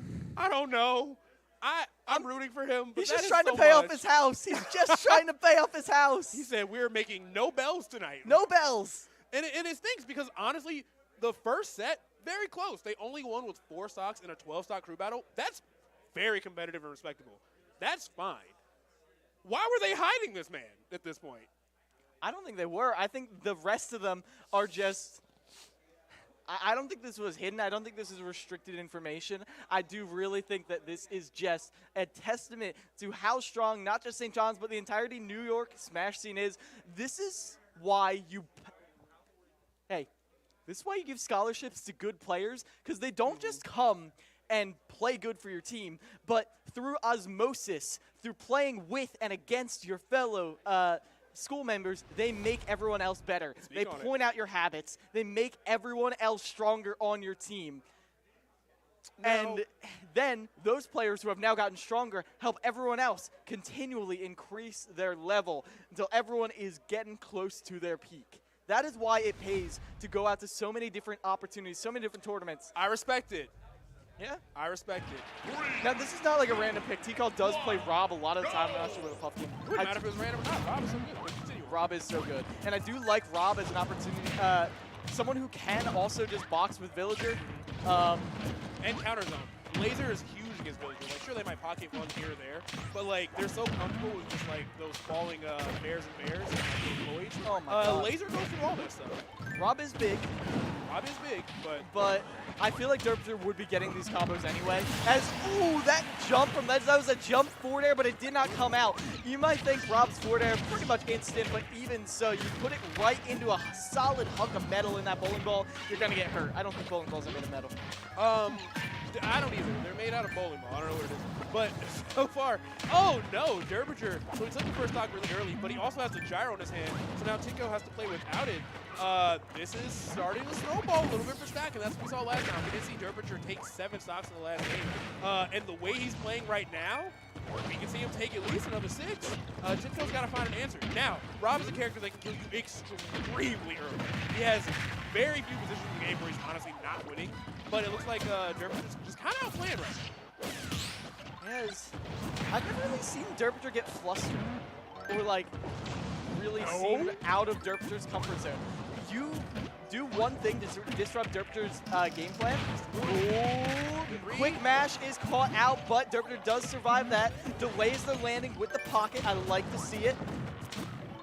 Let's see if we can get another gyro too. That would help him out a lot. Nope, just kind of going to let it expire. Honestly, in a really good spot. And rising up air is going to kill Robert from center stage at 120. I'm shocked, but okay, I guess that's the stop. I'm shocked that landing that scoop hitbox didn't hit him either. But now Derbinger gets the string we saw earlier, grabs them out of the air dodge in. That time, Tinko just opts to get a tech, but it's still not enough. Gyro is an opener, but not able to get a ton off of it. Killthrow not going to do quite enough yet. Man, Derbinger just playing with a man scored here. He is at 163%, so gets the gyro. Obviously, anything here will do it, but Derbinger playing so well. Oh my God! Oh my God! The side B didn't work. Are you joking me? And now 160. And now we see Derbinger having T-Call at the ledge. Can T-Call do anything? Ooh, gets their jump called out, but Rob without a jump, it's like a bird with only 2 wings. Like, okay. Tinko takes that stop. We hear a little bit of a pop-off from the crowd, too. He really needed that up throw. And honestly, if he has his gyro placements ready and he's good with the Z-drop confirms, he can take another one at these low percents, too. But, yeah, Derbinger fighting back real hard. Yeah, it is. Just choosing not to contest Derbinger's ledge options lets Derbinger roll right into them. But at this present time, it really feels like Tinko can't find anything that's safe on hit. For every step forward they take one as well. And yeah, that bury right there is going to be enough. Derbinger still with only 2 stocks left, but that is 6 off the side of St. John's. 6 remain. Now they are 6 very powerful stocks, but it doesn't look as bad as it once did. So when you think back to bootleg, never forget bootleg. Never. I won't. My God. My energy for the evening has changed based on that 3rd game, truly. But all that aside, so strategically, all right, you know you have Diddy Kong, you know you have Pikachu. He's only got 2 stocks. Do you try to let Diddy Kong suffer through it, or do you throw in Mr. L a little early and see if he can just maybe win outright? Because neither of these matchups are like that crazy. Derbinger is playing extraordinarily well right now, but obviously both EJJ and Mr. L, in my headcanon, are the 2 strongest players on the team. Yeah. I don't know after Bootleg, because Bootleg was on fire, but what would you do? There is a player who I respect for this a lot, formerly the Great Gonzalez, now subscribed to my YouTube man, who intentionally puts themselves through terrible matchups just to force themselves to play perfectly, and this is in early stages of the tournament, in order to get them hyped for when they need to play perfectly on their main character. I don't think they need to do that, but I think that is a viable opportunity to go into a matchup where you do need to play perfectly, where you can't just throw out the banana, where you can't let yourself autopilot. That would be a very good choice. That is, first of all, that's protagonist energy. I have a very good friend, Benson, unfortunately, no longer with us, but their trademark thing, they're a very strong player, but they would never do stage bans because, quote, they always want to fight their opponent at their strongest, which is main character energy, but I get it. So it sounds like the Great Gonzalez, or subscribe to my YouTube man, has been doing that too. Okay, we're getting to see Luca. We're getting to see that Greninja we've been talking about all day. So Greninja versus Villager for the 2nd time today. I have never seen this matchup before. So the way I always think about Greninja, obviously hit and run character, wants to get in, get a down tilt, get a dash attack, extend it for more damage. Those are grounded options, you know, who's great at controlling that ground villager. But I do feel like with proper movement, Luca can get under a lot of the forward airs just like that, drops down with the space nair. But can they keep Derpter at ledge? Now, one of the things that makes Greninja scary is that, like, drop zone fair is really terrifying. Those combos with the surprise shadow sneak, those are really good. But Villager is very, very mobile in the air, can definitely fight back, as we're seeing with those up airs, and can really delay his recovery with those waves. So the easy stuff, I don't necessarily know if it's going to be in Luca's favor here, because the ground is so covered by that Lloyd Rocket. He's just going to have to be extremely smart about where he's landing his aerials. Because if Derpter just keeps that Lloyd Rocket on the ground and just starts kind of retreating with slingshot, it's kind of tough for Greninja to get through it. Oh, my lord. No respect, and even though the bowling ball doesn't get you, the axe coming after Will. As now Luca is down a stock, Derpter is looking to continue this run, gets a jab lock. We've seen this go into big damage before, 44%, and now they look to keep it going, but Luca just goes a little too high. That's the thing, while Villager is very mobile in the air, cannot follow Greninja's vertical burst. And honestly, if Stack plays this well, they're only 2 stocks behind. So, after all of the things that I have said, if Derpter gets a 2-stock here, we have a real competitive shot at getting to a 30. Ooh, but that forward air from Luca does not want to let that happen. Really nice stuff. Now, Derpter did catch that water shuriken. Oh, that was so sick! Using the wall jump to B-reverse water shuriken into the axe, that was such a smart combo from Derpter. Derpter is playing with all cylinders firing, and he takes the stock with that up smash. If he can take one more, Stack has a fantastic shot at keeping themselves alive in the top 8, but gets F-smashed by Luca at the ledge. Derpter going a little bit too crazy trying to find some of those ledge traps with the axe and the tree, and now he has 1 stock left for his entire team compared to St. John's 4. Yeah, if it had worked, it would have been huge, but right now Derpter's back to the consistent game plan while the stocks are even, goes for a spike, but Luca keeps the pressure up, stays on top of Derpter, has the buttons to do it, but Derpter just falls right through that up air, and now Derpter has a little bit of safety, a little bit of comfort, but is it enough? Is it enough to stabilize? Is it enough to get your resolve back? Oh, Derpter getting so tense just watching this. He's playing with so much intention right now. 1 stock decides they're going to remain into this tournament. Again, I've never really seen Derpter flustered. Even now, Derpter is playing so calm as Luca runs into their options, but Luca, 1 down tilt could just be the game right here. Down tilt, up smash. I think that would be enough to finish them off, but Derpter knows it. Derpter feels it as there are chants in the crowd. St. John's is getting hyped for their Greninja, but Derpter is refusing to give it up easy. Luca wants to finish this off now, but he cannot go straight up because the bowling ball is coming straight down, and that's Derpter getting all the way to the final defender of St. John's. Oh my god, okay. So after everything that happened to Stack, they actually have brought it back down 3 stocks to 1, closer than the previous set, because Derpter really is that girl. Clearly, Derpter is carrying this whole college on his back right now. And what was that, like, how many stocks did he just take? 8, 9? I don't even... I think it has to be 9 because 9. now they're on. No, it was 8. No, 8. Okay. It was 8. And I guarantee you, again, like we talked about how Derpter was just sitting there with their AirPods in, vibing, as happy as can be. And again, people love to project a person's character onto their character as a person.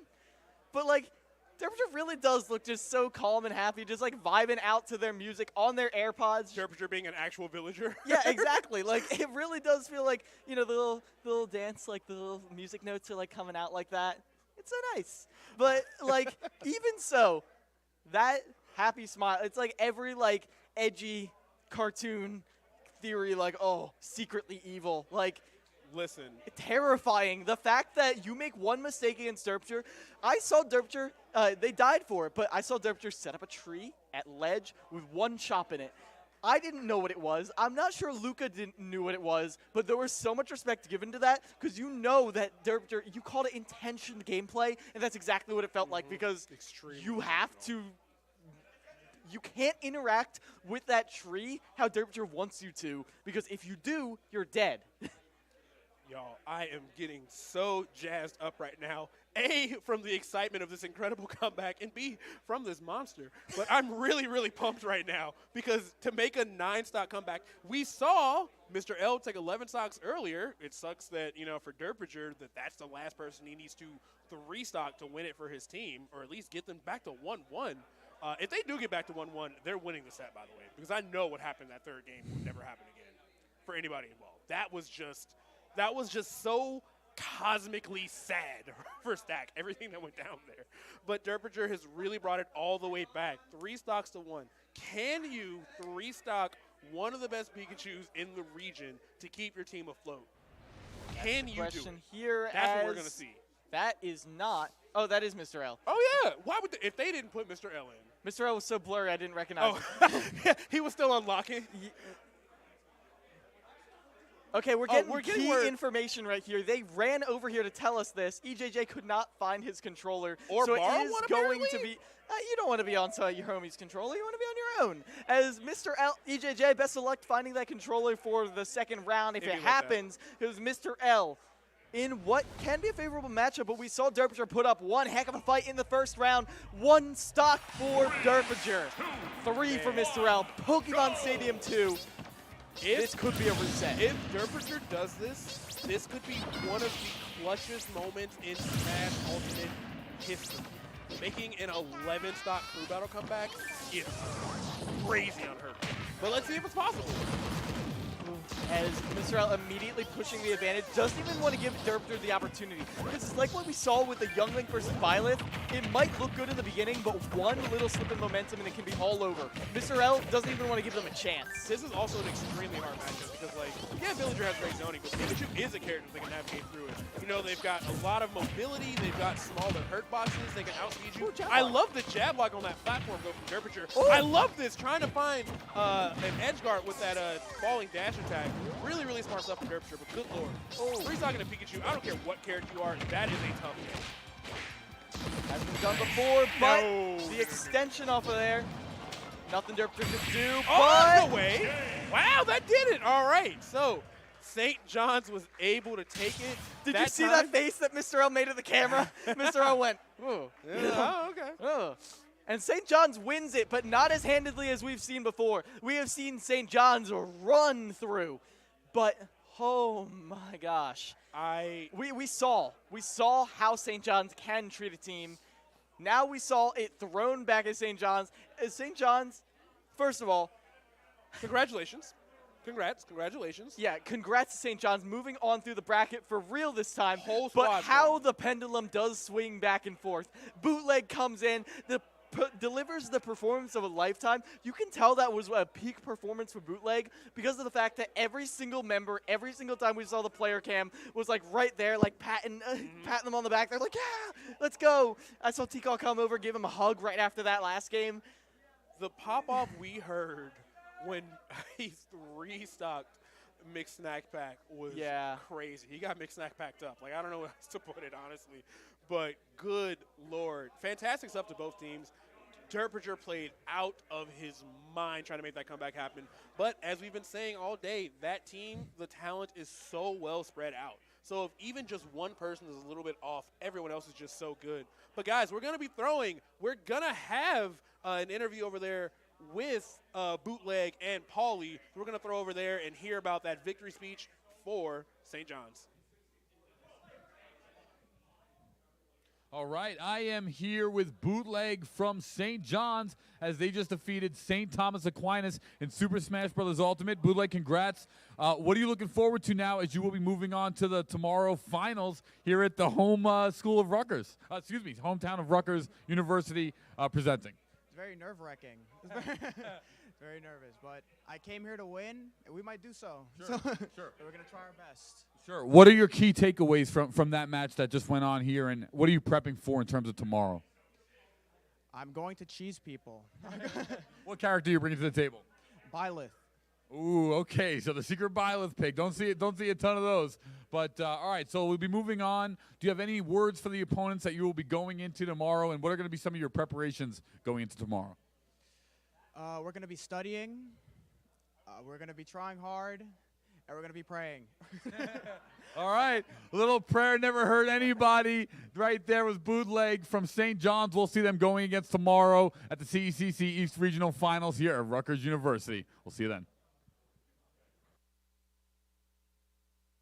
Hello, everyone. I'm Paulie Hype, and welcome back to another exciting interview as we prepare here for the CECC. I'm, of course, your host for the CECC, and I'm really excited for this one as we have Quinton, the president of Rocket League, from the host school from our East Regional, Rutgers University. Quinton, how are you doing, brother? I'm doing great. How are you, Paulie? Very well, very well. Really excited to get this interview, and thank you so much for taking time out of your day to spend it with us. Can you give us for anyone that might not know who you are outside of the loose introduction I gave, can you give more of a full introduction, please? Yeah, so my name is Quinton Nahemovic, otherwise known as Goopy in game. I'm the coach / Okay, let's start off by introducing yourself. Hi, my name is Joshua Case, and I am the esports coordinator / head coach at New Jersey City University.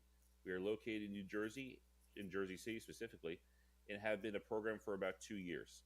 We're excited to be competing in Super Smash Bros. For the Collegiate Esports Commissioners Cup. And is there anyone that you look forward to competing against at the CECC East region at Rutgers University? Obviously, the number 1 seed, Fisher. I'm not shocked there. I mean, everyone, I think, is ready to go against them. Yeah. Well, we actually faced them in the ECAC in Albany last year. When they were part of Bay State, we faced Sonics, and we lost. They're the only team we lost to there. So we're looking forward to a comeback, hopefully. I'm excited to see it.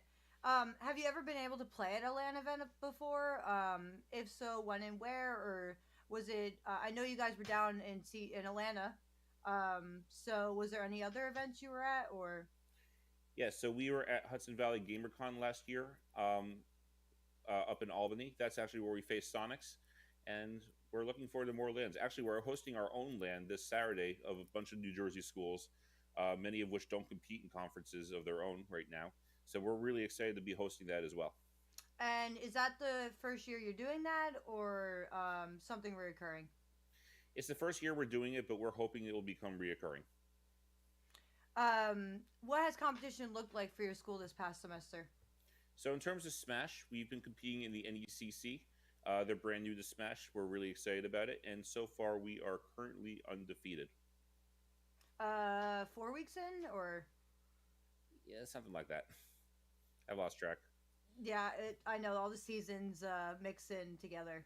And is there any other exciting stories that that have come from your teams or programs this past semester? So we actually have a partnership with Garden State Esports, in which we are recruiting from within their member schools. We're also helping out their member schools in a lot of different ways. This season, not necessarily in Smash, but in Rocket League, we actually had our first major recruit from Garden State Esports. A Rocket League player from Barnegat High School down in DeShore. He actually had a whole signing day and everything because they were so excited for their recruit to go to NJCU. Yeah, that's really exciting. Yeah, and actually we do have a Smash recruit, Kashira, who at the time his school wasn't part of Garden State Esports, but now is, so I guess he counts as well. How many game titles do you guys compete in? So we kind of narrow it down to 4. Each one has its own game-specific coach that answers to me. We play Super Smash Bros. Ultimate, we play Rocket League, we play Valorant, and we play League of Legends. And what would you say is your strongest team right now? 100% Super Smash Bros. It always has been. I'm guessing it's your oldest team. Them and Rocket League were formed around the same time. So when we first started our program in 2020, we had those two plus Overwatch. Overwatch and Rocket League made about top 16 in their conference. Pretty good. Super Smash Bros. Won an undefeated championship. And that's not the first time, and that's not the last time they did it either. That's super exciting. Yeah. Thank you for taking the time with me today. Mm-hmm. And I look forward to seeing you guys compete at Rutgers. We look forward to being there, right in our backyard. Hello and welcome to the CECC East. We are here with, could you introduce yourself? My name is Joshua Case, and I'm the head coach of New Jersey City University.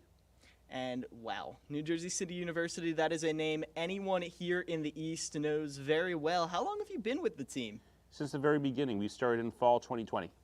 Yeah, and that fall 2020 experience, how was that? So it was actually kind of interesting. Our program was sort of run as a test to see if we would go somewhere. It was always under athletics, but we weren't given a lot of funding. We weren't given very large salaries as coaches. But we ended up winning ECAC Super Smash Brothers completely undefeated in our very first season ever. Yeah, and that had to set expectations high. What was it like going into the next season after that? All the expectations were high, as you say.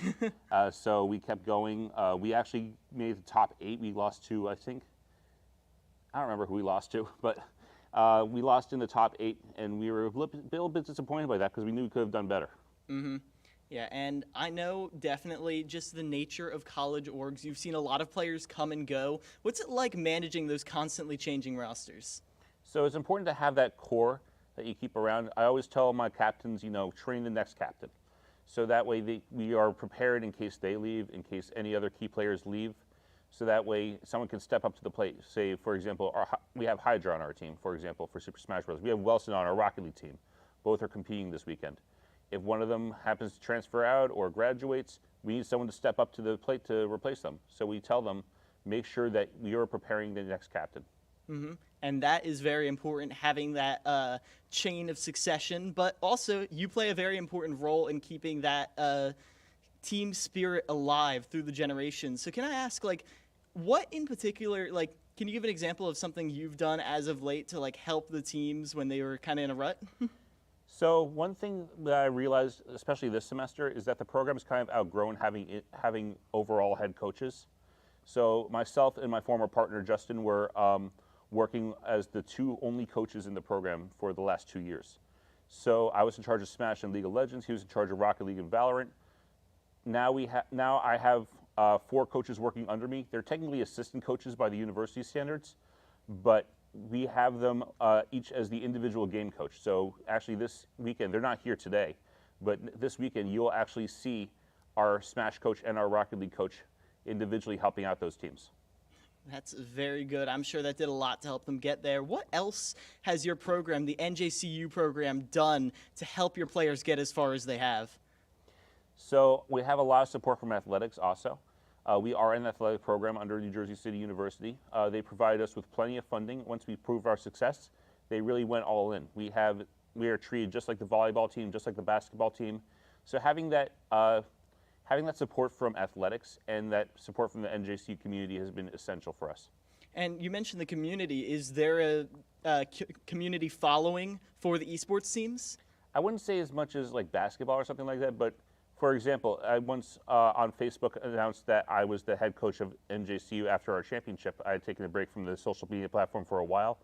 And one of my friends who happens to go to NJCU said, "Oh yeah, I heard about them. They did really well. You're in charge of that?" So clearly there is some kind of following.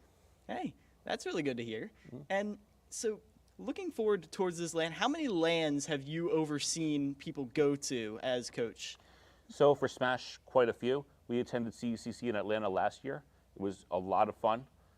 We've also hosted a LAN this year, actually, between a bunch of different schools, including one that we're going to compete against this weekend. Yeah. We hosted Scarlet Tempest and about 10 other schools at our university for a LAN actually a couple weeks ago. It was very successful. But this will be the first time for Rocket League, so that's extremely exciting as well.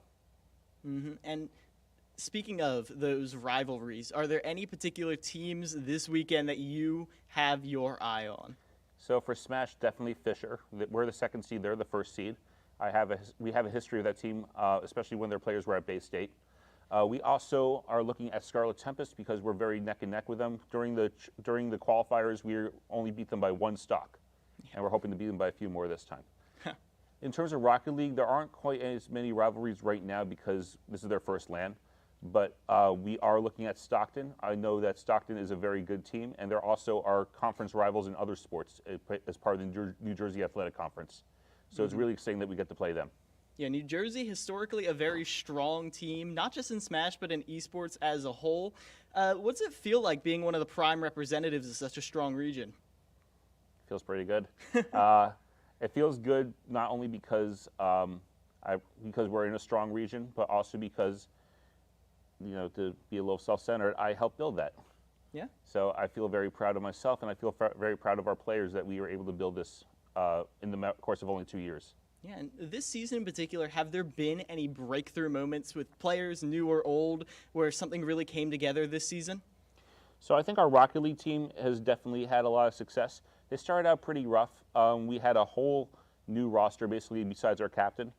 But they really came together, especially with the help from their Rocket League coach that I hired.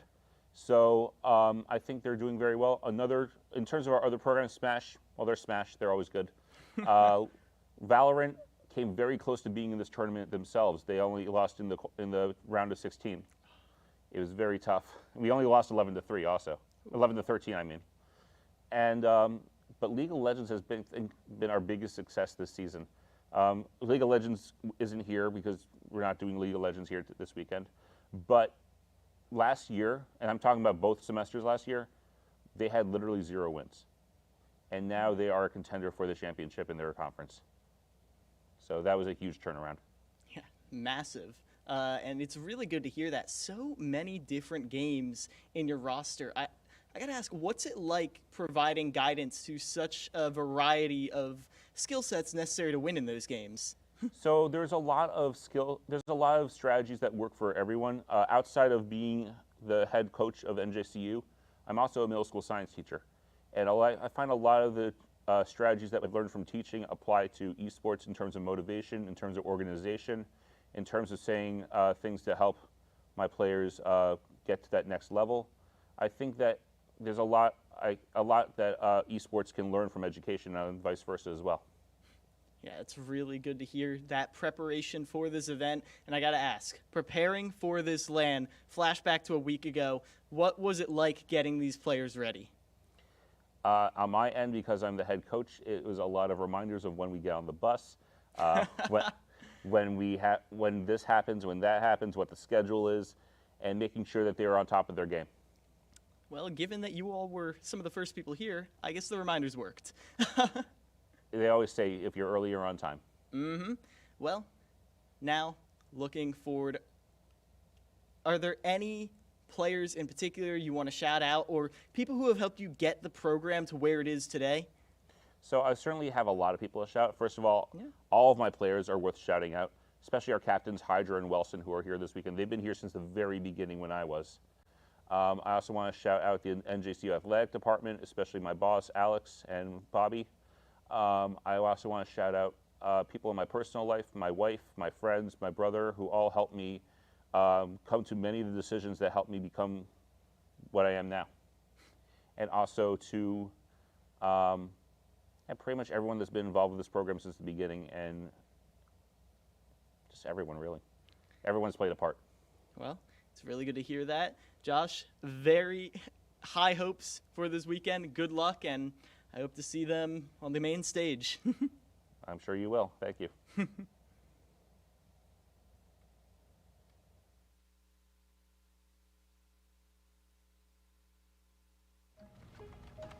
Skip entry level.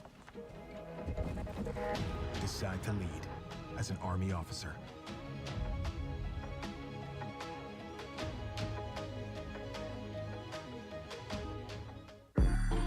I'm an ex-drug dealer, and I'll be your sub today.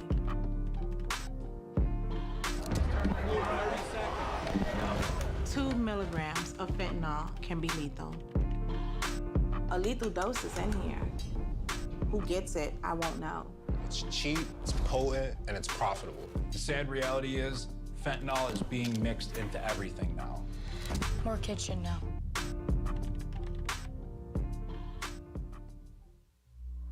Becoming a leader is a choice not everyone wants to make. Because all eyes are on you. Calling the shots.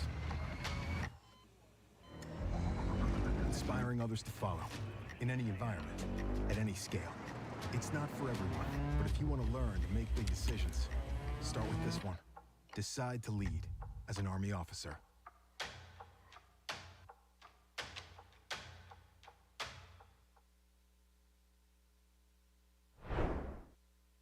Okay, I'm here with Sergeant Tyler Shell with United States Army Esports. How are you, sir? I'm great. How are you? And I'm great. So glad that you're here. Now, where are you located? Right now, currently, I'm in Kentucky, Fort Knox, Kentucky.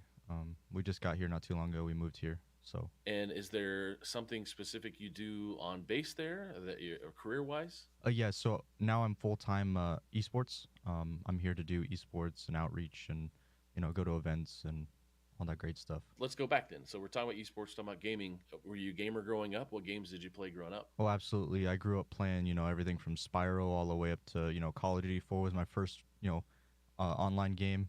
I played a lot of Halo. Halo 2 was probably one of my first, and Guitar Hero, you name it. I played it all. So you like FPS, first-person Oh, shooters? absolutely. It's my go-to. I've been on a big Escape from Tarkov grind. I kind of got to it late, but I've been having fun. So Actually, let's go back. Let's go back to schooling. Let's talk a little bit about, were you in ROTC or any other programs that helped you get into the U.S. Army or other programs for college? So the U.S. Army, I came straight out of high school. Wasn't really sure what I want to do with my life yet. And I grew up. My dad was in the Army. It was kind of like that lifestyle I knew. I picked it up right out of high school. Loved it ever since. I joined. I've been working on helicopters pretty much since I joined. And then here I am living the dream. Been working hard for it. So grateful to be here. Now, is that like a mechanics career or a hydraulics career? What does that entail to be able to work on helicopters? For helicopters, like later down the line, I can go into a separate field for like AMP. I can pretty much work on all the airframes on the civilian side and make a decent amount of money. It's amazing working on helicopters and whatnot. It's just like something new. I never thought I would be doing it. It's just a great feeling watching one fly after you worked on it. Do you ever get to fly the helicopters? Oh yeah, absolutely. We get to go on morale flights all the time. Fly around the area wherever we are. Now, do you ever feel like you're in Call of Duty when you're flying a helicopter? I wouldn't say that, but I'm not flying it, but I get to sit passenger and look out the windows, and it's amazing. It's a good feeling. Now let's talk about what you do with U.S. Army Esports, and what would you say your role is, and what are you actively doing on a daily basis there in Kentucky? Right now, I'm the team captain for the Apex main team. We compete the highest level, at least try to. Now that we're here in Kentucky, I get to do this full time, so I get to practice, do VOD reviews, do studying, talk with my team that are here, and really just grind, get on the grind and practice and try to be the best I can be. Really using the opportunity I have here to just be the best I could. Now, what would you say your ranking is in Apex Legends? Oh, I'm a Masters. I've been Masters a couple times. I just never really pushed for the Pred. It's hard to keep a steady 3-stack and grind it when, we're all active Army. Most of us, for a long time, were at large, so we weren't here doing this. So I still had to do my job full time. I had to work 12 hours a day. I have a wife and 2 kids, and it's hard sometimes, but you make it work. What kind of advice would you give high school students going into their senior year or graduating about career opportunities with the U.S. Army? The U.S. Army has like just about anything you can think of for a job-wise that you might want to do. You can do the medic field, you can do the mechanic field, you can do the if you want to do ops of any kind, security, cybersecurity, anything that you can think of. Pretty sure we have firemen and welders and stuff like that. Like really anything you can think of that you would want to do as a career, you can make it in the Army. Well, Sergeant Shell, this has been amazing. Thank you so much for your time. I hope to never meet you in a lobby on Apex Legend. I will be in fear of my keyboard and mouse being broken, but I thank you for your time. I appreciate it. I appreciate the opportunity. Thank you. Skip entry level. Decide to lead as an Army officer.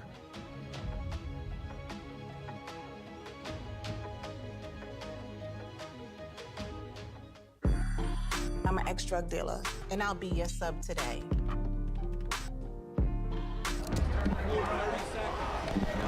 Two milligrams of fentanyl can be lethal. A lethal dose is in here. Who gets it, I won't know. It's cheap, it's potent, and it's profitable. The sad reality is, fentanyl is being mixed into everything now. More kitchen now.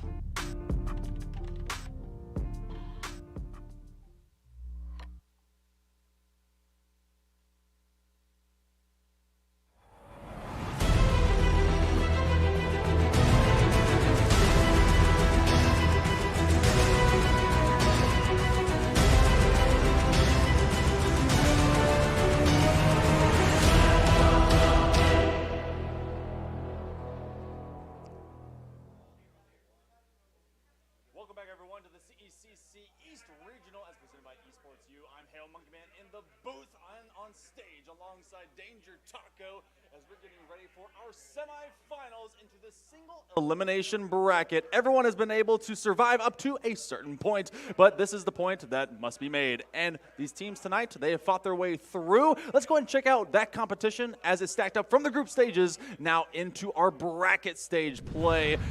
Danger, we have just one match remaining for today. These semifinals are going to be lethal. Absolutely, and same with Stockton. They are already in our grand finals. They're awaiting the final results from the matchup we're going to be bringing you with Rutgers and Delaware. But if we rewind a little bit, we see a bit of an upset. Arcadia and Alvernia, a little bit of a rivalry coming out with Alvernia moving on. Obviously 3-0'd by Stockton, unfortunately. That's the end of their run. And on the downside, we did see Delaware have a rough state of affairs earlier on. They did take a 3-1 loss, but then comes right on back, get a 3-2, I believe, reverse sweep against Staten Island to make it here. So a lot to play for. Rutgers getting that 3-0 as well as that victory earlier. There's a lot of momentum moving forward. We talked to the team. They seem super confident. They could not wait to get on main stage and show everybody what they have. This is maybe a collision course. If you look at the math of what the bracket has been able to paint for us, Stockton, there's, everyone's like, I want Stockton. I want Stockton. That's what Rutgers University, the Scarlet Knights, were saying after they won that night fight over Arcadia in group stage play. Well, now they have a chance, but they have to go through the mighty Blue Hens, who did respond. They found the fox in the hen house, and they were able to trounce them, put them on the ground, take them out of commission. But can that happen? We had 3-0s from both Rutgers and Stockton. They've been able to move their way through, but it is Delaware that has this kind of just emotional momentum to be able to bring into this fight. We got to see them be able to be consistent. I think that's the name of the game going into this. They've shown they can do it through 5, but they also put themselves in a bad situation. They just so happen to overcome it in that quarterfinal match. Absolutely, and the main thing that I'm looking forward to out of Delaware is to make sure you stay consistent, but it's also reaching that peak potential and making sure they do not back away. I think apprehension through the midfield led to a lot of awkward challenges. They let a lot of space be moved into by Arcadia, and that really was their downfall. However, I'm not sure if you heard the feedback watching it a little bit earlier as we went through our other esports. It was loud in the players section, just feet away off camera from them as they were completing that comeback. There was a game in which they were down by a single goal, and then all of a sudden, I blink, about 2 minutes later, it is 6-2. Ooh. They were pouring it on, and that is something that I was worried about, is that, yes, you can get shots off, but they're few and far between. But if you can find the aggression and dial it in just to the correct amount that you're not capitulating anything too brutal on the back end, then you're in a good position. I think they've hit their stride, or whatever the equivalent is if you are a hen, because not much of a runner, but either way, they're making a quality run through the bracket. They just got to go one more to make that grand final. It would be amazing to be able to see a bird fight at the end of this entire bracket, because it would be the Ospreys, it would be the Blue Hens, but the Scarlet Knights are like, what's with all these birds? I don't want to deal with this anymore. We have claymores, we have shields, we have a giant castle. Let's be able to defend it, and this is home turf, maybe some home field advantage. You do have some lingering students have been able to hang out with us. It is late night oogie boogie hours out there. So we go to our first 5 minutes of play, our first game of our best of 5, a semifinal. This is it, single elimination. It's gonna be Delaware in orange and the Rutgers in blue. This is going to be a pace-making game, as I don't really know what to expect out of this, because we've seen these players trying to make this happen. However, the main thing that I'm looking forward to out of these teams is how they're playing now. Group stage, more or less, is just the warm-up. We mentioned it feeds into seeding, but past that, seeding doesn't matter. It's just beat whoever's in front of you to go as far as possible, and that's what I'm looking for out of Delaware. They're my biggest question mark. Turn it into an exclamation point with an early shot, not nearly fast enough to beat that near post. I'm already seeing something of a difference maker, and that is Delaware bringing out a player in Stellar. We don't have a whole lot of film on this player, at least in particular, so I'm going to be looking eyes on as to what Stellar could be, maybe to live up to that potential. Puppet, though, was also one of those players early on. We didn't really have a lot of film, but then they were able to showcase a lot of great things, especially as Anxiety was basically a field manager. Them and Aquario then would be able to have a surplus of shots. First minute of play, no one's been scoring, but there's been a lot of pressure by the Scarlet Knights. Puppet will continue on to that, throw it into the backboard. That's not going to be a clear, but that won't be a finish either. Going to be deflected right on the top of the box. Aquario, try number 2. Going to the skies, using a lot of boost, and for good reason. That was dangerous. It got closer and closer. I think they might have been going for a flip reset, but either way, that attack is done. Anxiety and Aquario are going to have to now clean it up out of their back end. Delaware can maybe mount some pressure, but that third man maybe too dangerously far away. Don't want to commit to anything that they don't have to. Oz is trying to just play the odds as they just kind of bait up a slow slow progression into that corner with 100 seconds first. Let off this clock. It's a one-on-one. Gonna win it. Oh, they do have a great touch, but that was a bit of a tough one as the low side corner wasn't going to be navigated too easily. A shot will come in as well as they're starting to rain the likes of Delaware into their own half, stuck in the hen house. Another set of Foxes is trying to hunt them down. This is a big clear. It's going to be Anxiety that has to half flip all the way out. You do see the second level, Mr. Kiddo, but that's a great, fantastic 50-50 win, and that'll be able to turn what could have been an offensive opportunity now just into ashes. Yeah, the horizontal play going from left to right is important, being able to chase that down. You're starting to see boost steals also come through from Delaware as they're trying to chase things through, but these longer clears are dissipating pressure on the Rutgers side, but not really that much else. They're able to get forward, but no team has really been able to stake their claim. They're trying to plant the flag, and open shots like that are good ideas, but Delaware, it looks like they're going for speed over placement. They're not able to put that up and over the defender. They're going to have to go back to the drawing board, and this is a game one of game one. Both teams just staring at each other across the field, waiting for someone to blink. They haven't had a lot of opportunities, so I can understand where the speed is coming from, and it has to be in response to what is a pretty good shot by Anxiety. Mr. Kiddo is able to at least get one. Puppet's trying to extend this time in the corner without expending all of their boost, so they yell for Anxiety to come up, and maybe they sold out for that opportunity. A backflip. Mr. Kiddo's able to get one, a nice big bump. They get it away from Puppet. This could be a counter play, but this is just a trade of zones, so it is the likes of Rutgers. It's able to slow things down, bring it to their own back corners. They are pretty comfortable back here. Anytime you get Anxiety and Aquario around the ball, they collect it fairly well. And Delaware hasn't posted up the most lethal of approaches, but they've been able to now be working for some of these better challenges. Now we're on the latter 100 seconds. With that comes a lot of space in the midfield. Stellar was waiting for it, but they're not actually going to receive any passes as rotation will exit out. Somewhat slow down, but Stellar refuses to leave. And I like these half rotations. They're unpredictable. It's hard to really get around it. If you're Rutgers, a miss doesn't help either. At least you do have a second man. That's why you're stagger defenders, just in case disaster will strike. However, nothing befalling them quite yet as Aquario tries to hop on this one. Even a wave dash tucked in is not going to be able to beat past the Blue Hens in the midfield. And now Delaware starting to pour it on, but a weak touch right there. Going to call an early end to what I thought might be an extended stay. And that was very dangerous because we did see Rutgers setting up for what could have been a sure thing out in the midpoint of the pitch. They were right at that midfield line, but someone overcommitted onto that rotation. I think it was Puppet that went for that challenge. It's now a one-on-one. Kiddo doesn't have any boost. Big power flick. It comes off. That's very awkward. A chance for Stellar to be able to put it through. It's still bouncing nearby, and it takes every single player to be able to get to that defensive stop. Mr. Kiddo is going to try and at least put one on target, keep the counterattack from happening, so Rutgers has to take a second breath, a second step to be able to get a second chance. Now, you talked about the castle walls. They're still standing right now for Rutgers, but for how much longer the Blue Hens have been pecking away at it quite a lot. That's a whole different type of species of bird, but they're playing like a whole different team, so I can't really blame them. Crazy biology going on right here in this game one. 20 seconds remaining, and we're still looking for our opener. Aquario maybe looking to provide it. In fact, for the other team, I thought, nearly turned provider in the worst possible way. But now, here comes Rutgers with one more shot. Aquario gonna let that one roll and gonna get one more tap. Puppet to the skies. Same with Stellar. Anxiety is gonna chuck one deep and with a miss, nearly finding a 0-second winner. But in fact, we're destined for what something is really to be destined when we have this close of a game in OT.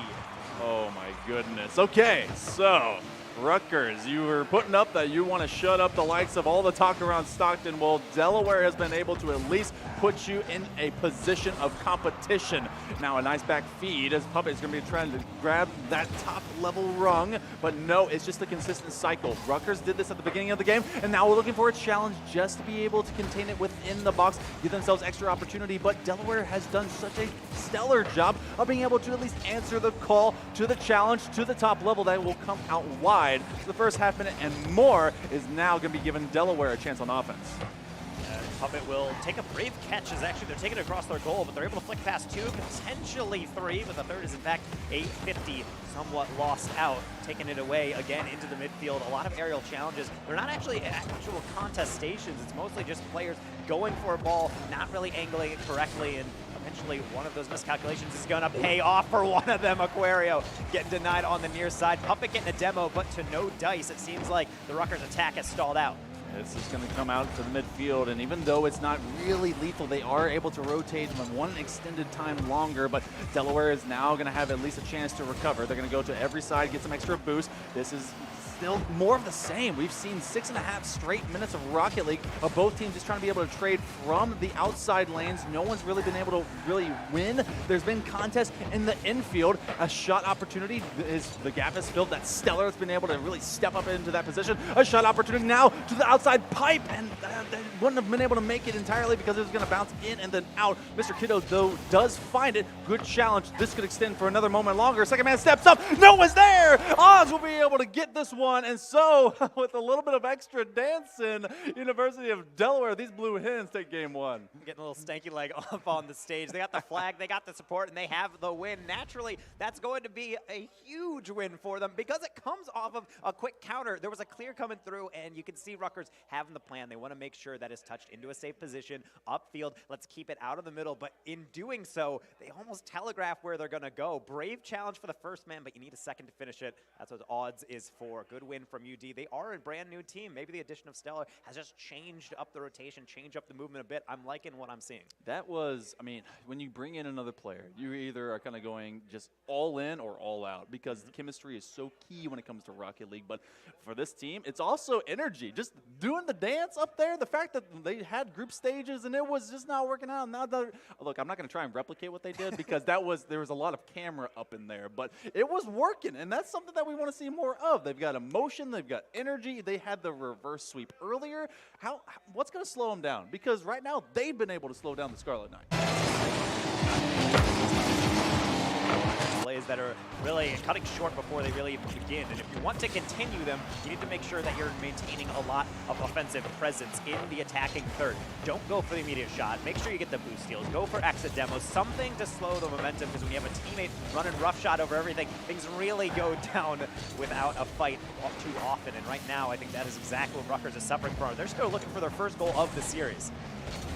Let's see if their offense can get clicking as we get sticking into our second game. First half minute of play has elapsed, and something about Rutgers, they did have some good offense that first started out in game number one, but nothing was able to break through when it came to that defense. Blue Hens now locked back into that cage. They feel safe there. They feel good. They feel like they're able to exist here for longer, maybe make for the counter that even if it's brief existing, we'll be able to get some kind of value. But the first minute has elapsed here in just a few waning seconds. It's still Aquario trying to extend this play. This is their favorite corner. They love working from the sun. Well, sometimes you just have a favorite corner you like going back to it, especially if the defense isn't handling it super cleanly. The clears are coming through, however. Aquario will try to rebuild, but that's somewhat of an errant touch. In fact, you have someone going for a bump on the backboard. No one touching it. That could be a double tap, but it's going to get rejected right at the depth of the play, and that is where you need to. If you're going to hold up on defense, you might as well hold down the goal line. That is your last resort. Aquario, he sees anxiety. He's trying to be able to get it over to one, but why not just go for it yourself? You saw a player dunk onto your own goal. Why not be able to return the same to them? This has the making of having another 0-0 in the long term. This low-scoring affair, but it's all about what kind of punishment you can give to those key mistakes. A feed, a read, wasn't too much, so it will make odds be able to go all the way in their corner. They do get boost. They don't lose the ball. They actually fake out the oncoming initiator, but this one will eventually go into a striking opportunity for the Scarlet Knights, but it's shut down. Yet again, shut down just so many times in a row, and at a certain point, it has to get frustrating. Not too much, though, as Delaware still looking confident on these solo plays. The double tap rejected, and now they're going to have to deal with a solo play of their own, as Aquario was striking out by their lonesome. Anxiety not able to follow it up with anything, but a couple misses might make things open, and actually a lob by the own team. Puppet is going to strike. You gift him something like that, he's not going to turn it away. Stellar was trying to just do as much as they could with it and maybe knock it across, but they ended up just putting it right in the center of the boulevard where all the traffic was running down, and it was rush hour for Puppet, puppeteering all those mind games to maybe make Stellar do it, just thinking that there was some extra pressure coming at him too quickly, but that's one of those moves that, you know, you're going to clean up later. Odds, how? What? I'm pointing. Where? How? It's a little tough here from Puppet. They're getting a 50, and they do a quality job. The problem is Aquario is rotating back on that near post. They have to slow down to estimate, do they need to go on the backboard? Do they need to defend something? And the player in goal slightly interfered, but mostly I think that was just two players equidistant from a play, assuming the other would cover it. You need to make sure those are tightened up. Those seams need to be completely foolproof. Otherwise, something might just slip through. So despite Rutgers getting on the board, immediately they capitulate, and we're back to square one. That's like me trying to play volleyball in middle school, just hoping that someone would go get that ball and that we don't have to communicate it. Well, guess what? Communication is key. And we're past the halfway mark here of game number 2, and Delaware's been able to keep up with the likes of Rutgers, and they've been able to, in fact, lead them. Aquario will grab it from that back line, but a nice little bouncer is going to go through over the midfield line, and Crosshair probably trying to be able to just continuously open up some space for the Knights. This one to the sky. Oz dropping it down, and I like these passing plays. They're very slow and telegraphed, but it's in control, just keeping it away from any possession to Scarlet Knights as well. And that's a key thing to be able to do, is make sure that your pass is easily read by your teammates, but ultimately that's why your comms are there. If you start to be a bit more predictable, it's a little tough. Of course, as I say that, Aquario is anything but. He goes for the demo, nearly opened up a gap between defenders, but they can't fit that through the eye of the needle. Now try number 2 is where Aquario is trying to buy some time. It did enough to get 150. Puppet starting from the back. They've done it before. Can they do it again? Stopped early on by UD. I think they've seen that. They did not want to see a rerun. No, this has been kind of just aerial superiority by the likes of the Rutgers, but it's Delaware that knows what the game is, because they're kind of allowing it to happen. Maybe not in the most methodical and calculated way, but they've been able to answer for either the mistakes or just be responsible for your touches. That is the next level of a competitor here in Rocket League. Odds dropping it down. Everyone's on the goal line, which means this is free space, and they have to jump up, and this is basically a triple commit wave. They're trying to be able to be their own crowd, and they do find at least a touch on the ball, but this is a little chaotic and a little bit uncomfortable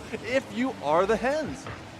Especially with Anxiety going through the air, getting a flip reset. They waited far too long, tried to go underneath even. Aquario trying to show him how it's done, but it's so hard when you're getting a sidearm into the heart of the car. Nothing falling off, no demos yet, but the Blue Hens able to survive, get another touchdown field, and maybe kickstart something, especially with a couple 50s, but a double commit is certainly going to leave them a little bit barren as they're trying to get back. And Anxiety can't do it quick enough. They're going to get met with a 50. It just seems like both teams have the inklings of going forward, having an attack, but they're not able to actually turn it into anything. This is just about making sure that you get to that overtime at this point, and it's Delaware who is pressing their final attack. They're in your own back half. That goes to the sidewall. Is there going to be another read? No. We do touch grass, which means, hey, free pass to be able to go to bonus Rocket League. Rutgers right now in a hole as they did drop game number 1. This one could be an early score. It's Oztest trying for a 4 pinch, but he has no options to that side.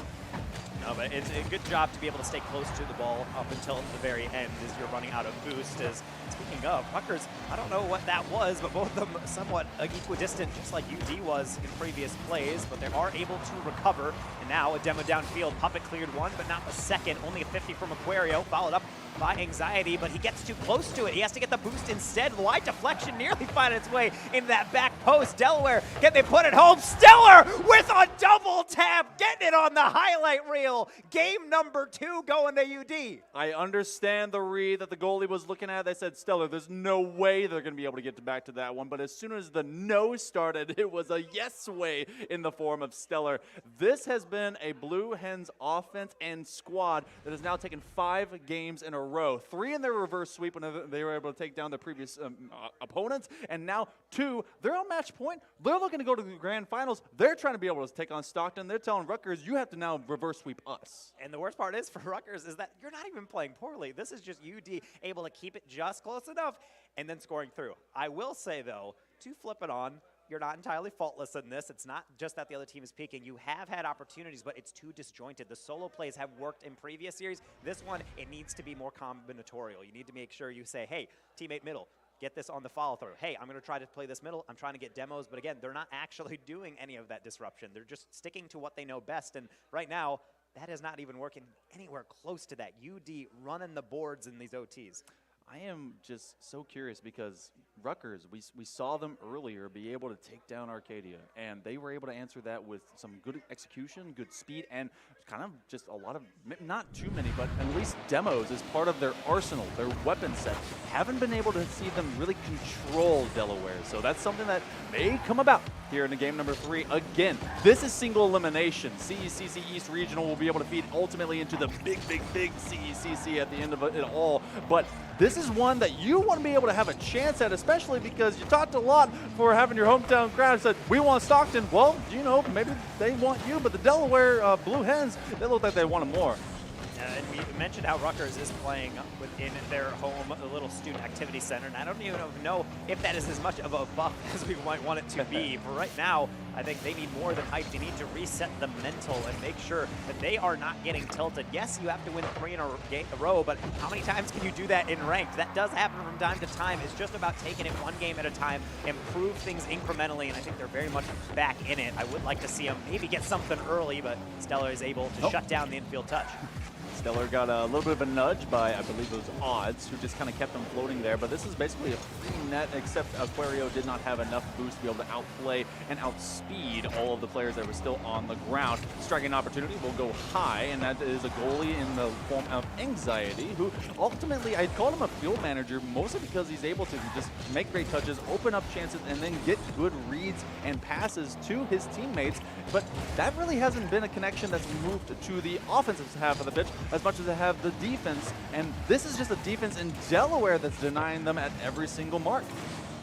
I will say UD is denying them, but I've noticed a bit of an uptick in aggression. There's a leading demo, and there's another one over top. Where is the third? They are a bit too far away. They're going to dive for it regardless. That means Odds maybe has a fast break. Puppet did not read that one as well as they might want to, but that is why your teammates support you. Full 3-person clear as they get back into mid and continue to combine another infield, but that is way too far. The idea is there, but you need to make sure those passes are placed. Yeah, that was just a 1-2 that I think got upended by a would-be challenger, and this is another strike that's just kind of dropping aimlessly into the box. So Delaware has been receiving and reflecting, really without a whole lot of worry at this point. At the midpoint here of game number 3, it's anyone's guess. We have gone to OT twice, tied up, and 0-0s and then 2-2s, and now we're trying to be able to see what we can get out of Rutgers as they're trying to play on survival mode. That's a free shot. Aquario has to leap up to it. He was a little late, but did bury it in the corner. And Odds is doing well, admirably in fact, to be able to keep this ball in, particularly because as long as you can get a final shot off, it does throw everything into the wind for Rutgers as they're forced more into save rather than conversion. Speaking of, I was thinking that was destined for the back of the net, but the save still coming through from the Blue Hens. What, can they continue on this streak? Supposedly, yes, because Odds putting that shot right down to the middle. Admirable defending.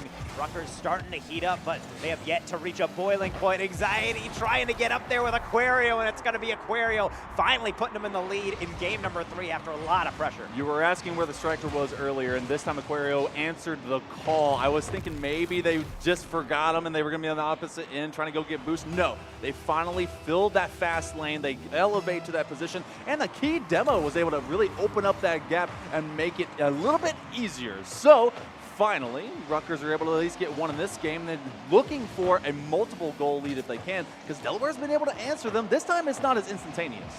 That one has to go in. I'm thinking from Puppet, but it's not like the attack is done yet. They're going to get another shot. Aquario not getting goal number 2. Anxiety keeping it off the backboard. It's sitting there for Puppet, and there is our first 2-goal lead of this entire series. I speak it into existence, and thank you, Rutgers, for answering. Sub 90 seconds to go, and they just kept pressing the attack. All 3 members were on the ground. They could not answer as soon as Rutgers were able to elevate above them, hit that top corner, and then bring that strike down. So it's going to be a little bit more comfortable, but you cannot relent on some of this pressure. Put the boot to the neck, turn it into a chicken nugget. I'm talking about the Blue Hens, but Delaware has still some time to be able to fight back into this game. Yeah, certainly do not want to write them off at all, even if they are behind, and certainly getting leaned against, I would say, by the Rutgers offense. Not like they can't get back into it. The problem is right here, you're seeing the long clears go through. They're trying to get rid of this pressure. They're not thinking about the next steps, because right now they're just fighting for their lives. Under a minute to go. Looks like Rutgers, they're hungry for more. They want to get some of those chicken nuggets that you had alluded to. They're certainly trying to warm up the fryer right now, especially with rolls like that. Anxiety does not read it correctly, however, and finally things will dissipate. UD trying to move forward, but right as I say that, it's set right on back. And it's so brief, like a single second, they hit it, beep, bop, boop, gone. I'm not even going to try and repeat those sound effects, but they're onomatopoeia in motion, a great extra connection, as Odds will be able to field it just for a tiny moment, and then it's turned into another clear. Rutgers has been running a clinic on how to be able to make good clears rotate and just condemn the likes of Delaware to their own half. 15 seconds to go, 2 goals. You got to be able to get one and with a little bit of time, and that just doesn't seem to be the name of the game. So with waning seconds here in game number 3, it is not done though. I was going to say that about the series, but I need to say it about the game. Puppet doing their best with that clear, but Odds is choosing this so well. You have to feel for Aquario. They're trying to press that, but then they realize they're in no man's land. They're not close enough to actually get the read on the ball, but they're too far away to assist in what was to come. Infield pass to Stellar. How many times have we said their name?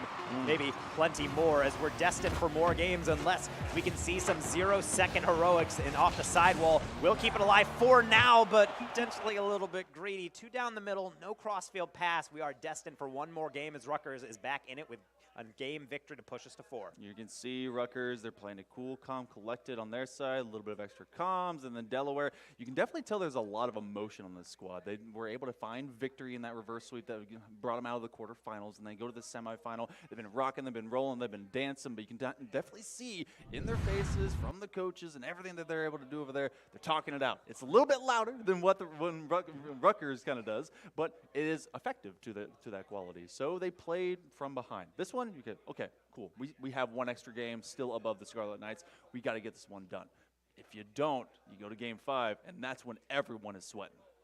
And that's the situation that players often find themselves in, is when you start to get those reverse sweeps, even just getting one is enough to start to tilt the other team, because in the back of your mind, you're thinking, I've seen this before, it's already starting, that game wasn't as close as I wanted it to be, it took a late score just to get it within 1, but I think UD have had a lot of mental, I would say, fortitude tested earlier on in this. They had to engineer a reverse sweep. They know what it's like, so let's see if they can resist getting one inflicted on them. Aquario bringing out the scope, sniping the back post. Aquario is one of those players that we knew could bring some great offense, and then when you just climb the ladder, you make that read from that left side, which they've been able to roll to time and time again. It's just about getting rid of that final defender. There was a demo. I don't know if that ultimately was after or before that goal. Regardless, they put the pressure on. Blue Hens could not respond, and they're trying to be able to do it again immediately from the same side.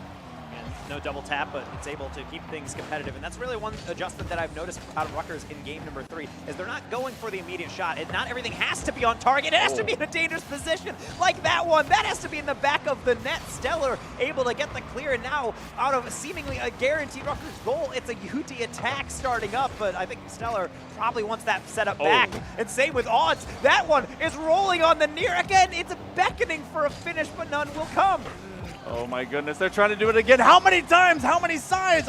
Look, geometry must be tough in college because they're not able to find at least one that they want to go through. Pump it! Oh, right down the middle. Now it happens. So it took a bunch of freebies to finally permeate, manifest, get this second goal. It happens outside the first minute of play. That almost feels like a goal that when it goes in, there is no let's go or nice. It's just finally, oh my goodness, just go into the back of the net. They're back to a 2-0, and that's the second straight game for them. Rutgers has hit a fever pitch here. They are at a pace that I really like, and they are not changing it. I keep talking about adjustments. It's now on UD. What was working before is not working now. If they don't fix this soon, they are in for quite the reckoning in the form of Game 5, but I don't want to get ahead of myself. Still a lot of time. Those 2 goals happened very quickly in this game. Yeah, the most fortuitous thing about being scored on twice early on is that it was early on. So you have plenty of time to be able to at least talk about it, be able to get your comms up, make sure that the coach is keeping the players in motion. You got to be able to win these. And again, brief offense. That's a nice win, and that's going to be Odds. That is some good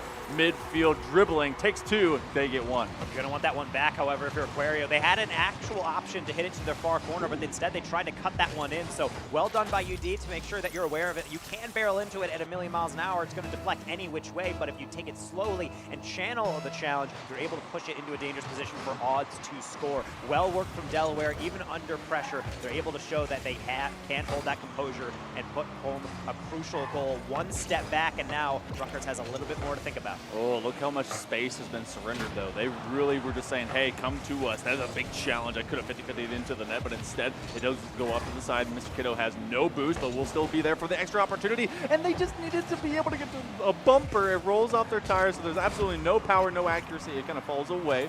We're getting to that midway mark, and it's 2-1. being able to cut this lead in half for them. This Blue Hens are trying to be able to fight back. Passing opportunity, goes to the corner, comes on out. It's a shot. The defender still is able to get there as they go from post to post. Half flip there. Puppet saves the day.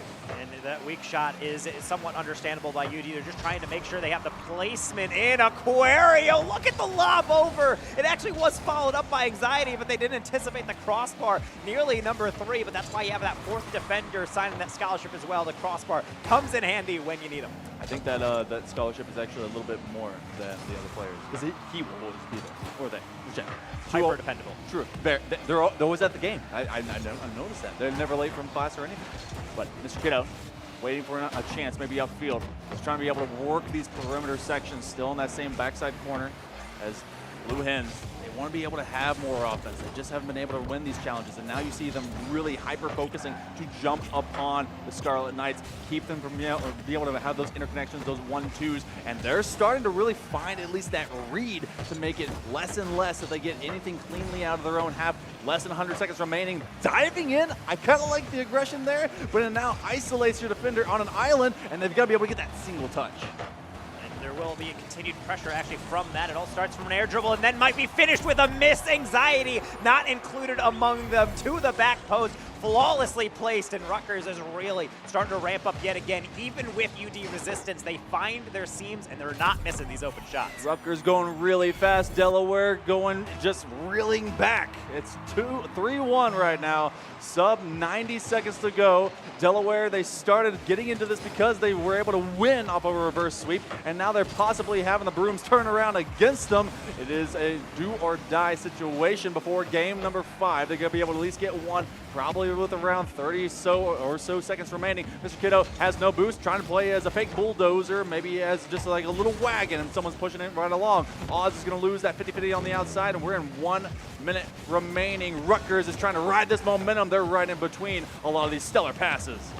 And a couple shots coming in. Stellar, in fact, will be able to take that one over, but well met. The rotation from Rutgers is a bit unorthodox, but going forward out of defense, they're following each other's 50s, they're playing for them and calming them effectively enough that even when they're taken, the follow-up player is able to get it. And same on their offense, they're just keeping it around the goal. Not every shot has to be on target because they know eventually it leads to something like that. Diving in is UD. And now we're just starting to see this game roll away. Oh boy, this one's got to start feeling bad. Blue Hens, they had all the songs, they had all the dances, but when all that rhythm is broken up at the end of the day, it is a Knights Fest that is able to survive it. So, can this one be turned around for Delaware? This game seems like it's in the books. They're going to score one every 10 seconds and now way less, as Rutgers have been able to just take this offense that we knew existed and be able to rush forward with it. And right now, they're just closing this game out. There is no hope of a comeback. And now, in a way, this final 15 seconds is, of course, get a goal, maybe move forward if you're UD. But ultimately, this is extra time that you need to take in between that minute between 4 and 5, because this game has turned on its head. No longer are we in the territory of one-goal games. Of course, as I say that, we're at the potential to actually get one in the final 4. But even still, focusing forward, this is not just a game that Rutgers has roared out and Delaware was just a step behind. This is several steps behind. In fact, they're tripping at the starting line. From the very beginning, it felt like Rutgers had control of this, and now it seems like it is their series to lose. Rutgers, they've got that hometown buff right back in order. Maybe it just wasn't turned on. Maybe it was toggleable. But either way, Delaware have allowed the last 2 to go in their favor. So we go to game number 5. Another game 5 to be able to end out the night for tonight's bracket play for the CECC South Regional. Rutgers, they're running high. They're running mighty, but look at them, cool, calm, and collected to be able to get this going. They've got their coach. They're looking pretty stellar.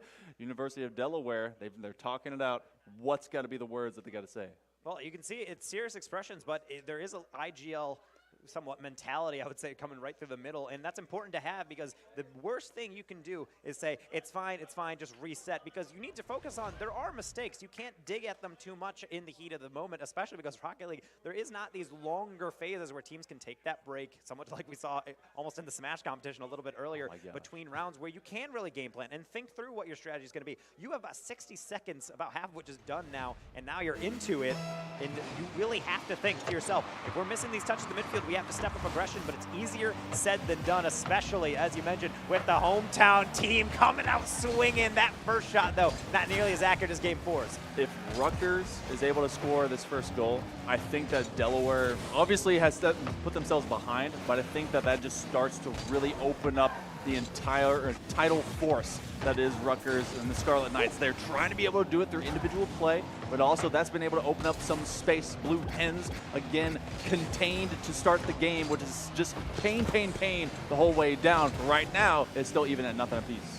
And that's really the key aspect, is that Rutgers not only has scored first in these past 2 games, but they've scored twice in a row. That was a pattern that we did not see in games 1 and 2. And with that, it might just seem like it's a simple opener. It doesn't have a lot of consequence to it, but it's just the flow of play. If Delaware can get an opener, that's huge for them, not just because they will have the obvious lead, but because it reminds them that this game is still in their control. It's not always them just playing the back pedal. However, sometimes it might feel like that. These air dribbles starting to get real dicey. That back post is getting closer and closer to going between the sticks, off of the bar. So hard to read, but not for Aquario. You could feel the desperation, that last save by Mr. Kiddo as he streaked across and then just couldn't make this read. It put Oz in a backflip situation, and that basically leaves the entire net open except for where your car is. Don't take the shot where the backflipping Fennec is. Just put it everywhere else. They do so. They get that opening goal. It comes outside the first minute. It is just 1.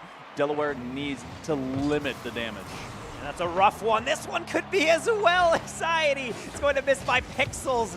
Teammate's not going to be able to get it by at all. That's a solid 50 into the mid, but this is where Rutgers is feeling themselves. They're going for these solo plays again, but they're even getting more acrobatic, and that is what happens when you trust in the team and trust in your own skill set. You're able to open up a whole new can of a wonder on the other team. They don't know what to expect, and it really feels like the main detractor from UD. They just feel like they're trying to react. They don't know how to dictate the pace. Maybe touches like that help, but not when Anxiety is reading stuff like that. Something that you had asked for earlier was Rutgers being able to respond off the initial touch from the 1-man, and the 2-man and the 3 able to step up to the plate, be it at the goal line or the midfield, and just giving an opportunity a chance to live. Delaware, when they get to the opposite half, it's more about just being a breakaway, extending space. They've not been able to really work out plays, getting some better passes. When they do find those interconnections, they're just as successful. You do have Odds available as an option, but he was there just to be able to provide a single touch and maybe allow people to rotate. Otherwise, there's really no rhyme or reason what's happening. It's a big takeaway by Anxiety to be able to get away from Stellar, who's just looking for their own touch for nothing more than just a chance to breathe.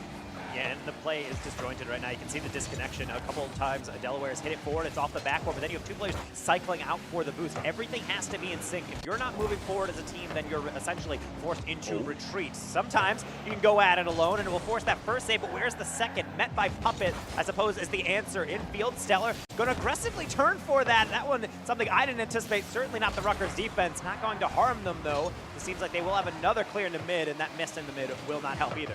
Gotta be able to get a single touch. That's key. Your teammates have to trust you enough that you can field the ball, and they will just be able to then rotate around you. If they cannot, then that starts to stutter start everyone as they want to make this rotation happen. Oz goes for the challenge. Aquario over to Puppet, and Puppet just can't get there in time, so it does not come in from the outside edge, but Anxiety is able to make sure that they stay offensively minded, rolling around that corner. Oz, no boost. That's pretty much the name of the game and has been for Delaware anytime they're trying to be able to come out of their own half. 90 seconds remaining. Strike. Where's the goalie? It's a side flip out of Stellar, and it's still Rutgers running downhill. They're trying to make sure that they get one more just to secure things. I know that would steady the nerves, as certainly they can't feel too comfortable against UD in the late stages. The problem is, it seems like everything has gone their way. Same with these air dribbles. Even with nothing in the tank, they're able to force out a delayed challenge. Puppet going to be deflected. Anxiety to the back corner, keeping possession. It's wise touches like that that have made Rutgers so dangerous. They're going to have to opt for some possession play. Another tap smartly to the side. Puppet was in communication, and it looks like it's all coming together. We're under a minute. UD really has to dig deep, but they don't really have a lot of time or the relaxation of relying on a slow build-up to go. Delaware does not have enough to pay for the premium of each of these seconds. They are costly, and that is just putting it lightly. That's a shot. Double commit on defense. They were on the backboard, trying to be able to use an extended flip that still persisted. Both Odds and Stellar in the exact same spot. One extra, can't read it. Stellar was the extra that was trying to just be able to make a single touch on that ball, put it off target.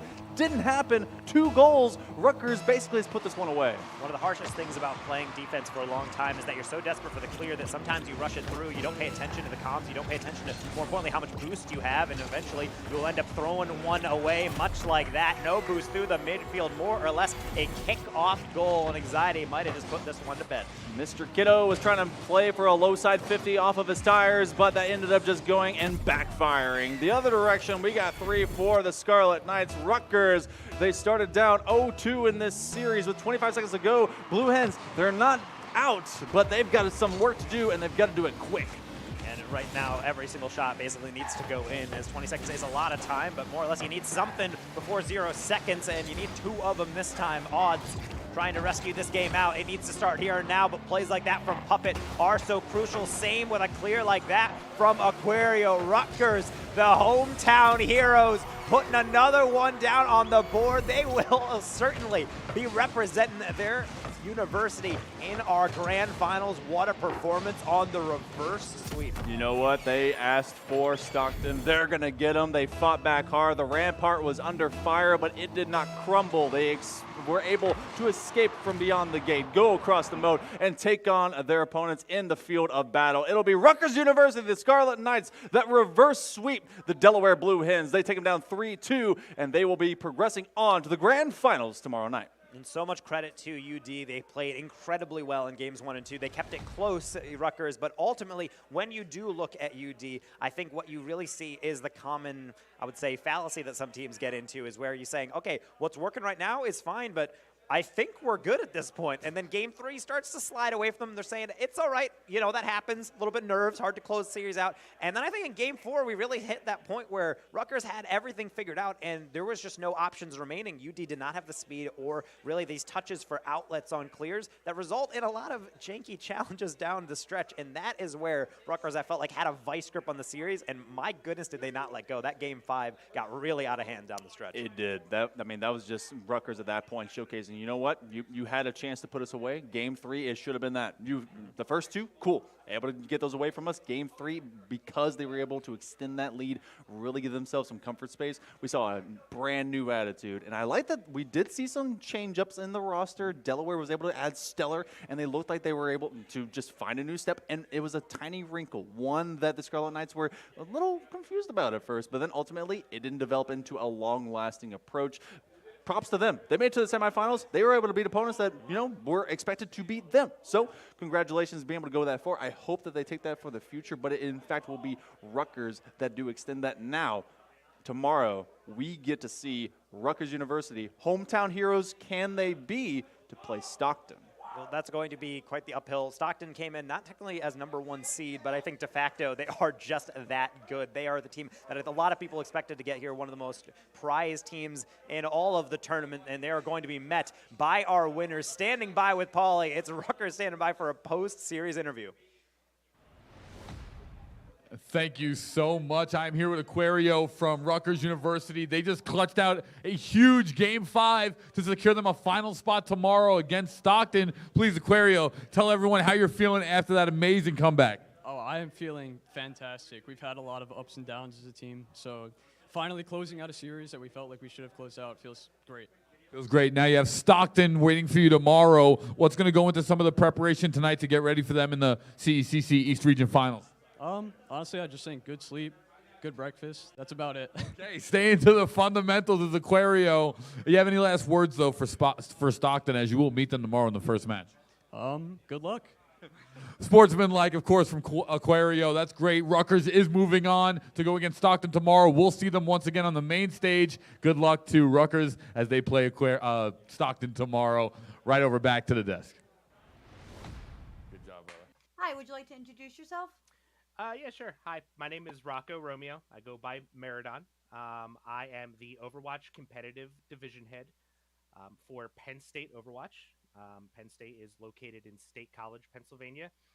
We also have a few students that go to our satellite campuses that compete on our teams and as well as in our communities. The esports program has been around since, I believe, about 2011. So, what, about 11 years? So, we're still going strong, and we're excited to be competing in Overwatch against the talent that's brought in the Commissioner's Cup. Wow, 11 years. Have you been there the whole time, or No. how long have you been there? So I've got introduced to the club in 2020. When Okay. I first started, I did managing for our we call it our Division 2 team, our not main team. Yeah. And then kind of worked my way up and got with the big boys last year, and this is the second year with the big guys in my senior year, so I am my final year. That's exciting. Have you always just been Overwatch, or have you been with other game titles? In the club, yes. Okay. But I do personally play a whole bunch of different things: World of Warcraft, role-playing games, other first-person shooters, but mainly in the club, just Overwatch.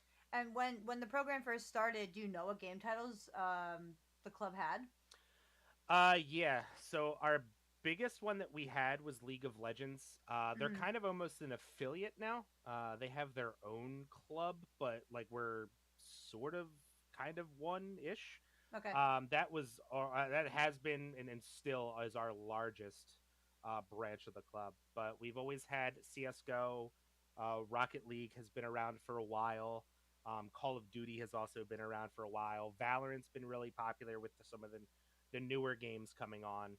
And Overwatch, when I started, was becoming popular until the game kind of got a little stale before Overwatch 2 just came out. So it has definitely, Overwatch 2 has definitely was able to breathe in a bunch of life into our community. So oh yeah, I see it all healthy. over. Yeah. Exactly. And is there anyone you're looking forward to compete against at Rutgers?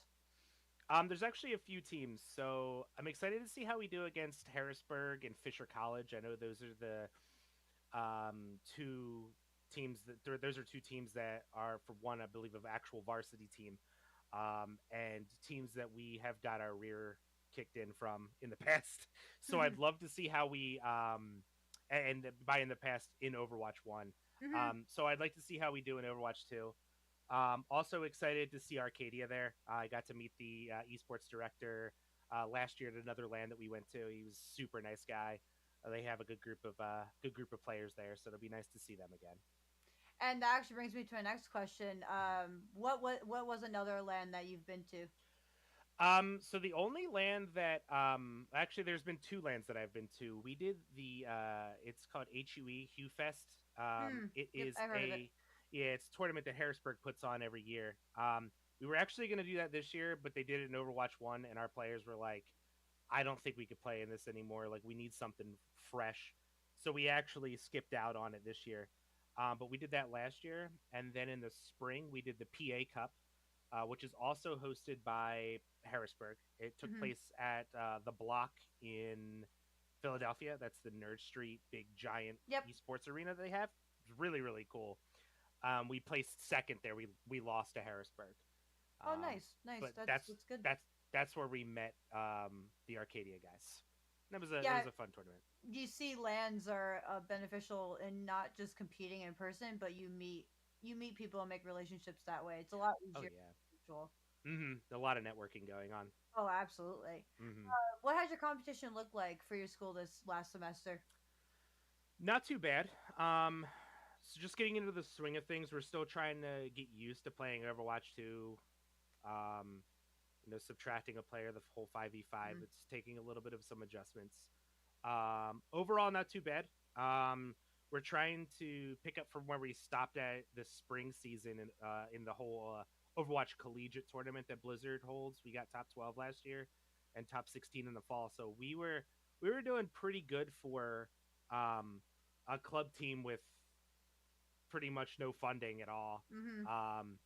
Up there with the big boys like Harrisburg, Fisher College, UTD, UCI, all the big names. So we're trying to get back into the groove and get back up with the big boys.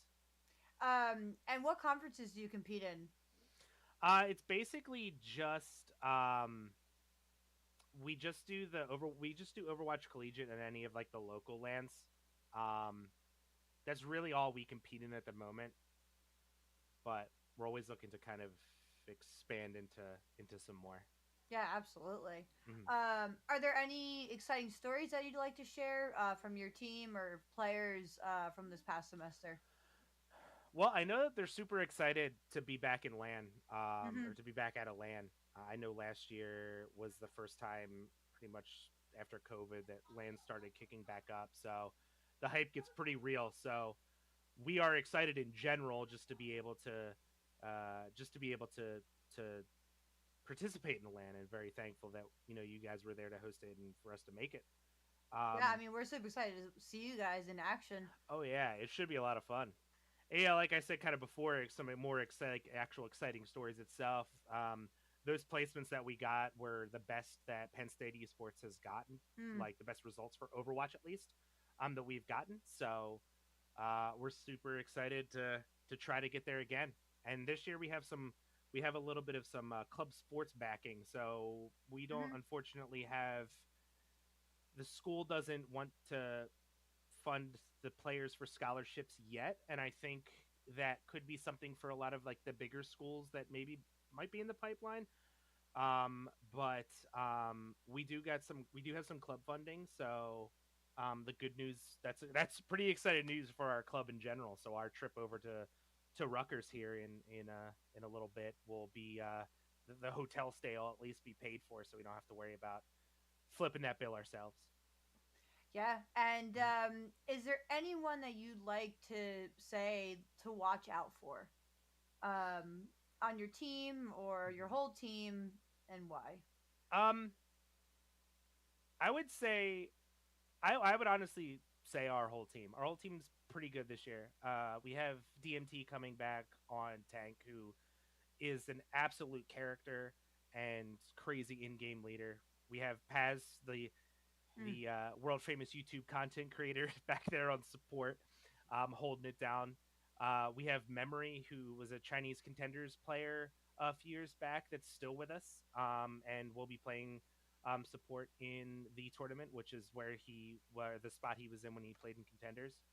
And then our DPS, we have a newcomer, along with N Jerry, who played first last year, who helped us climb up to the top 12. So we have a really, really solid group this year, and even our subs that are going to be unable to make it, Lucianal and Catastrophe, both phenomenal players. So yeah, just watch out for Penn State. I mean, I think we're gonna give a good showing. It's gonna be really interesting to see what we do against the competition, especially Fisher and Harrisburg. Yeah, I'm super excited to see it. Well, thank you for taking the time with me today. Thank And super excited to meet you in person. And super excited to see you guys rock. Yeah, awesome. Well, I appreciate you guys having us, and thank you very much. Yeah, of course. My name is Mike Medina. I'm the director. What is going on, everybody, and welcome back to CECC East 2022 edition. Septulins and Dividing back on the mic for the second and final time today. We're super excited to jump into a best-of-5 series with some familiar faces and some not so familiar faces.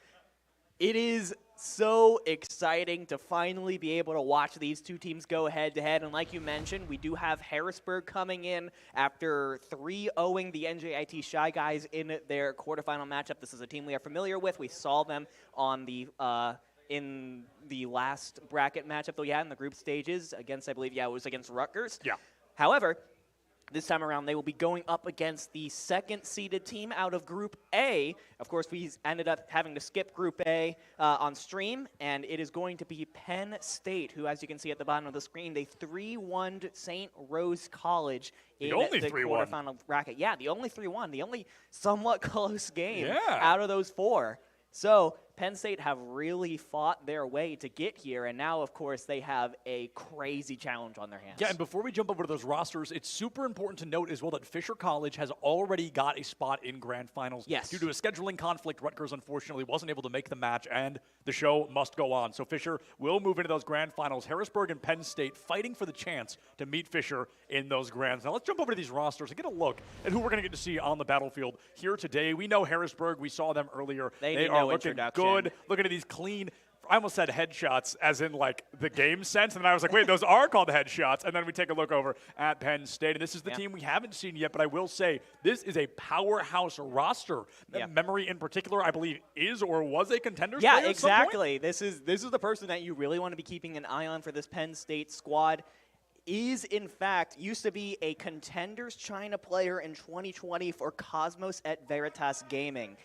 That is a crazy name. It is a crazy amount of experience, and that's the kind of expertise that you need on a team like Penn State that has a lot of really, really good players. You need someone with that kind of experience to help lift everyone up to that level, and Penn State has that person in Memory who, by the way, has historically been playing DPS for this Penn State roster. We have a little bit of a roster shakeup just based on who could make it to Rutgers this weekend. Memory is going to be switching over to flex support. I think that actually might be an advantage. That is the role that Memory played in Contenders, and of course this means that Memory gets to play the Kiriko, which is one of the most influential heroes in this metagame. Yeah, so I'm a little bit concerned in the sense of, being in that DPS, having that insane background that Memory has.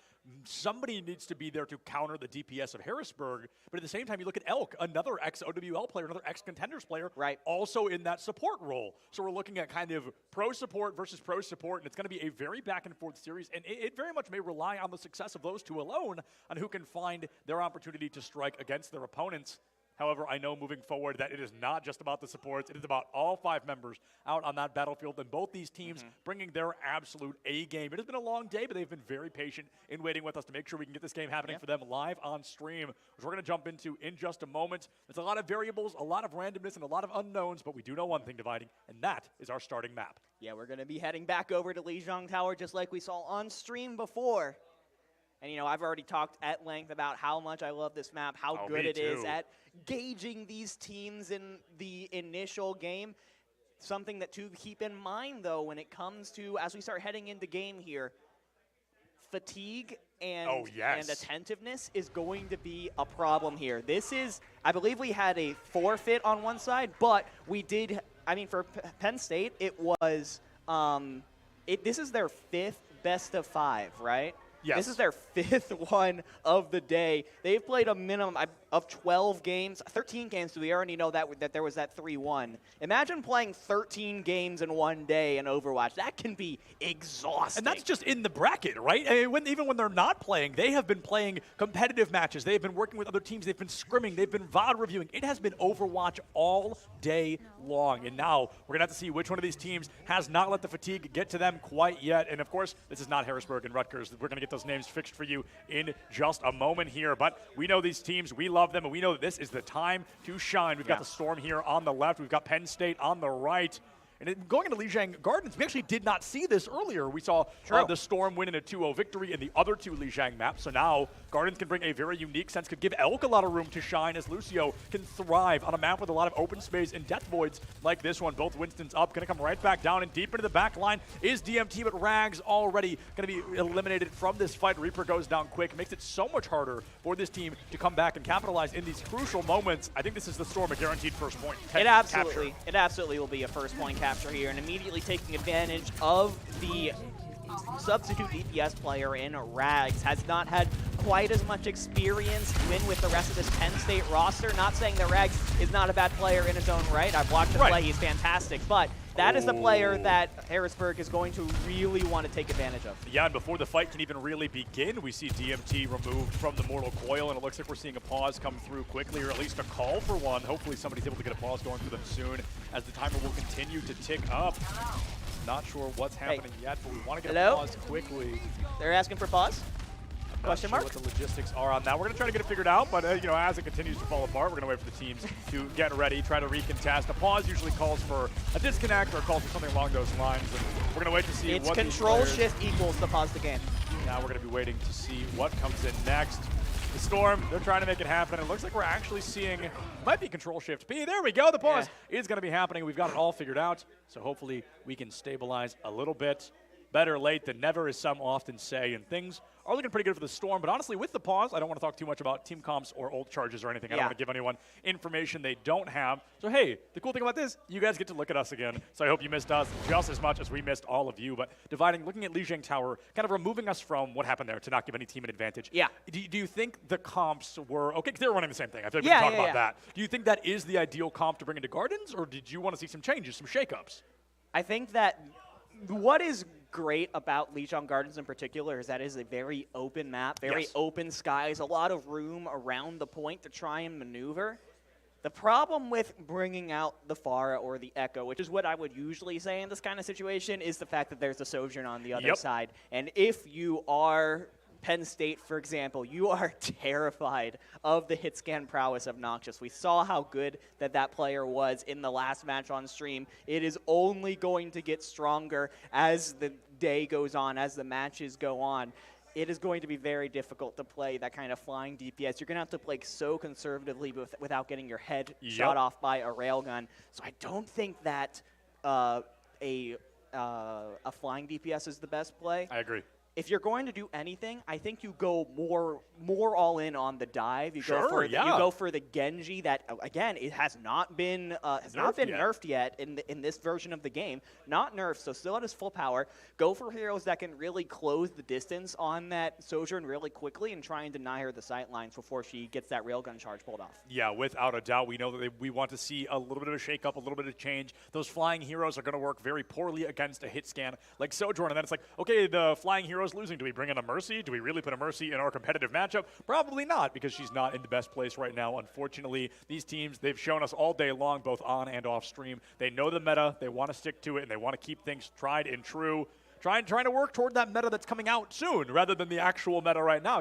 We're not seeing that Zarya, we're not seeing that Genji. We are seeing what at least. But at some point now, I'm sorry I cut you No, off. go for it. But at some point in this game, you have to think about the fact that this is a win or go home situation. Exactly. I think that argument works really well when you're in groups and it's like you're experimenting with stuff and you know that you're going to have other chances in brackets. We are now in that bracket. This is now win or go home situation. Winner goes up against Fisher tomorrow. Loser doesn't really have a reason to come in tomorrow. So it's the kind of situation where, okay, I get that you want to try and be prepared for November 15th, when that patch drops, but if you feel more confident on the Genji compositions, on the Zarya compositions, I think this is the time to bring them out. I feel like you're completely right. There's no more kind of second chances. There's no more, oh, we lost this one, we go next. If you lose this one, there is no next. So you want to bring out that Zarya, you want to bring out that Genji, and of course, if that's what you're more comfortable with, if this is the comp you've been practicing for 2 weeks since they showed it off in Overwatch League, then please continue to do so. But I talked about this a lot earlier, both on and off stream, just chatting with the other casters. We talked about how dangerous it can be to run a mirror matchup against a team as successful and talented as Harrisburg, simply due to the fact where you've kind of made it 5 1v1s. You have to outplay all 5 of them on your side. So it's very difficult, especially a team, like I said, as well-polished as Harrisburg. And due to that kind of tech pause error, we are going to just restart entirely. Yeah. It wasn't that much on the board. I think it was like 30%. It was basically one fight before the calls for the pause started coming in, so it really doesn't affect And also that shout much. out both teams for being cool with that, because that makes our jobs a lot easier. So we very much appreciate that. We appreciate all of your patience as well as we are waiting to find out what's coming at us next here on Lijiang Tower. I kind of hope it's Gardens again. Yeah, that would be cool, but the fact is that the starting map is randomized, so we have no 33%. idea. It would be interesting to see if it move out on Gardens again, to see if maybe after round 2 you think, maybe there's something else happening. Like you say, oh, they're going to go with the meta comp, maybe we can go for some kind of anti-meta comp. That being said, it does seem like we are going to be going to a different control. I think it's control center. We'll see when they maybe they'll just keep cycling until they get back to Gardens. That's always a possibility as well. I've seen it happen in bracket before. I wouldn't be surprised to see it happen again. That keeps us kind of at our fairest competitive integrity, and that's, of course, what we are all about here at the CECC. So we want to make sure everyone feels comfortable with the choices. Everybody feels that this is a fair and true matchup, and it looks like everybody is going to be cool cool with it, as we're going to be jumping in just any minute now. We can see off to our side. You keep looking. Yeah, I know. Seeing us glance I over. know. There's something, like the little glance off to the right. That's all the production stuff going on. We've got all our production friends over there, so we're going to be jumping over in just a minute. And here we are, folks. Harrisburg versus Penn State, and Tap already takes DMT down. A critical moment for Harrisburg to thrive. They won the first fight last time. They're winning the first fight this time, and now it just feels like we're back on track. Yep, right back where we started with Harrisburg winning the first fight. Unfortunately, kind of went in at the very start of that, so we don't really know exactly what happened, but it probably had something to do with this person on the screen right here. Tap did a fantastic job with using the Reaper aggression to just force Penn State backwards. And you see Soames already 70% and counting to that Kitsune rush. Yeah, that Kitsune rush is so unbelievably important for Soames and Harrisburg in particular to thrive, but it looks like they don't even need it. Noxious, notorious for those headshots back in Series number 1 on broadcast, and it looks like he is changing absolutely nothing. Brings out the Sojourn, clicking heads left, right, and center, and Rags is the next one to find that out. Harrisburg doing a great job staggering the remaining members of Penn State and buying second after second. And in a map like Control, every single second is so unbelievably important. So incredibly important indeed, and Harrisburg hasn't had to use a single ultimate yet. You do have both support ultimates available already, and here's the Kitsune rush immediately from memory. I love it. That leader of the pack here, leading Penn State onto the point. DMT popping the Primal Rage as well, something that does kind of make sense in Kitsune, as we talked about earlier. Winston doesn't necessarily get the same benefits from the Kitsune rush, but Tap gonna press Q, bringing out 1 to answer the 2, brought out now 3 on the side of Penn State. The beat falls too little too late, memory goes down, DMT goes down, and Paz can't make it out either. All of a sudden, it is a complete and total team wipe on the side of Harrisburg, all off the back of what appears to be 3 ultimates, maybe 4. They did kind of throw it all out there. Yeah. It was a lot from Harrisburg, but hey, you feel really good about that if you're a Harrisburg fan. You got 70% and counting. That's probably the last really good chance that Penn State's going to have to retake the point here. You have the Death Blossom, you have the Overclock as well, but you don't really have any support ultimates, which means Noxious can pop off. Rags aiming for riches here as Soames and Elk both fall down early. That is going to be support completely removed from Harrisburg's equation. Can they capitalize on this moment? But as Rags is just left-clicking left, right, and center, a 4-piece in the favor of Penn State. They are finally going to stabilize here on the first point in a critical moment, but dividing. We're already to that point where they can't even make one mistake or the stage is over. Yeah, 89% here for Harrisburg. It's going to be really tough to get back to the point if you lose once again. And Rags, after saving that last point, gets taken out early once again. And Jerry's going to try and save it with the Overclock, but Noxious is ready with one of their own. Here comes that Overclock early from N. Jerry, but like you said, Noxious not even going to use theirs! Oh, one Sojourn dismisses another from the fight, and that is such a huge moment. Now the Overclock comes out. This is just cleanup crew. 10 seconds left on the clock. Everybody down except for this poor Reaper, and he can't even make it back to spawn. 4 seconds remain, and Primal Rage locked and loaded, and I've got a good feeling on when it's going to be used. Probably looking for a couple of offstage kills, but Penn State can't even make it out of spawn before stage 1 of Lijiang Tower is wrapped up nice. And this is what we were talking about when Harrisburg took on Rutgers, right? You opt for the mirror. You opt for the meta play. Harrisburg is just going to play it better because that is the caliber of team that we are dealing with here. Penn State has got to figure out something else to work with, and that might be what we're getting here. I don't know. They're still changing things around. I don't want to count my chickens before they hatch here. 15 seconds to potentially change their minds. That being said, we have seen the same 5 heroes pretty much over and over again every time we've been playing Overwatch here, and it's looking like Penn State is, well, we'll see. Harrisburg's going to be playing the same old, same old. We are, of course, back on Gardens. This is the map type that was canceled earlier on. Penn State is making a bit of a difference here. Penn State trying to make sure this map ends a little Penn great for them on the side of Penn State. Harrisburg, they take the first stage. Can they be forced to the third by Penn State? And only time will tell. Memory jumping over to the Zenyatta. I assume that for additional DPS, but as DMT goes DOWN, things are looking terrible for Penn State. They lose their Wrecking Ball, they lose their Ana, and Harrisburg is all of a sudden up 5-3. This is that type of moment where things are going to collapse. Penn State, they try it, they play their cards, perhaps they overplay their hand. I love the creativity from Penn State to try and figure out something else.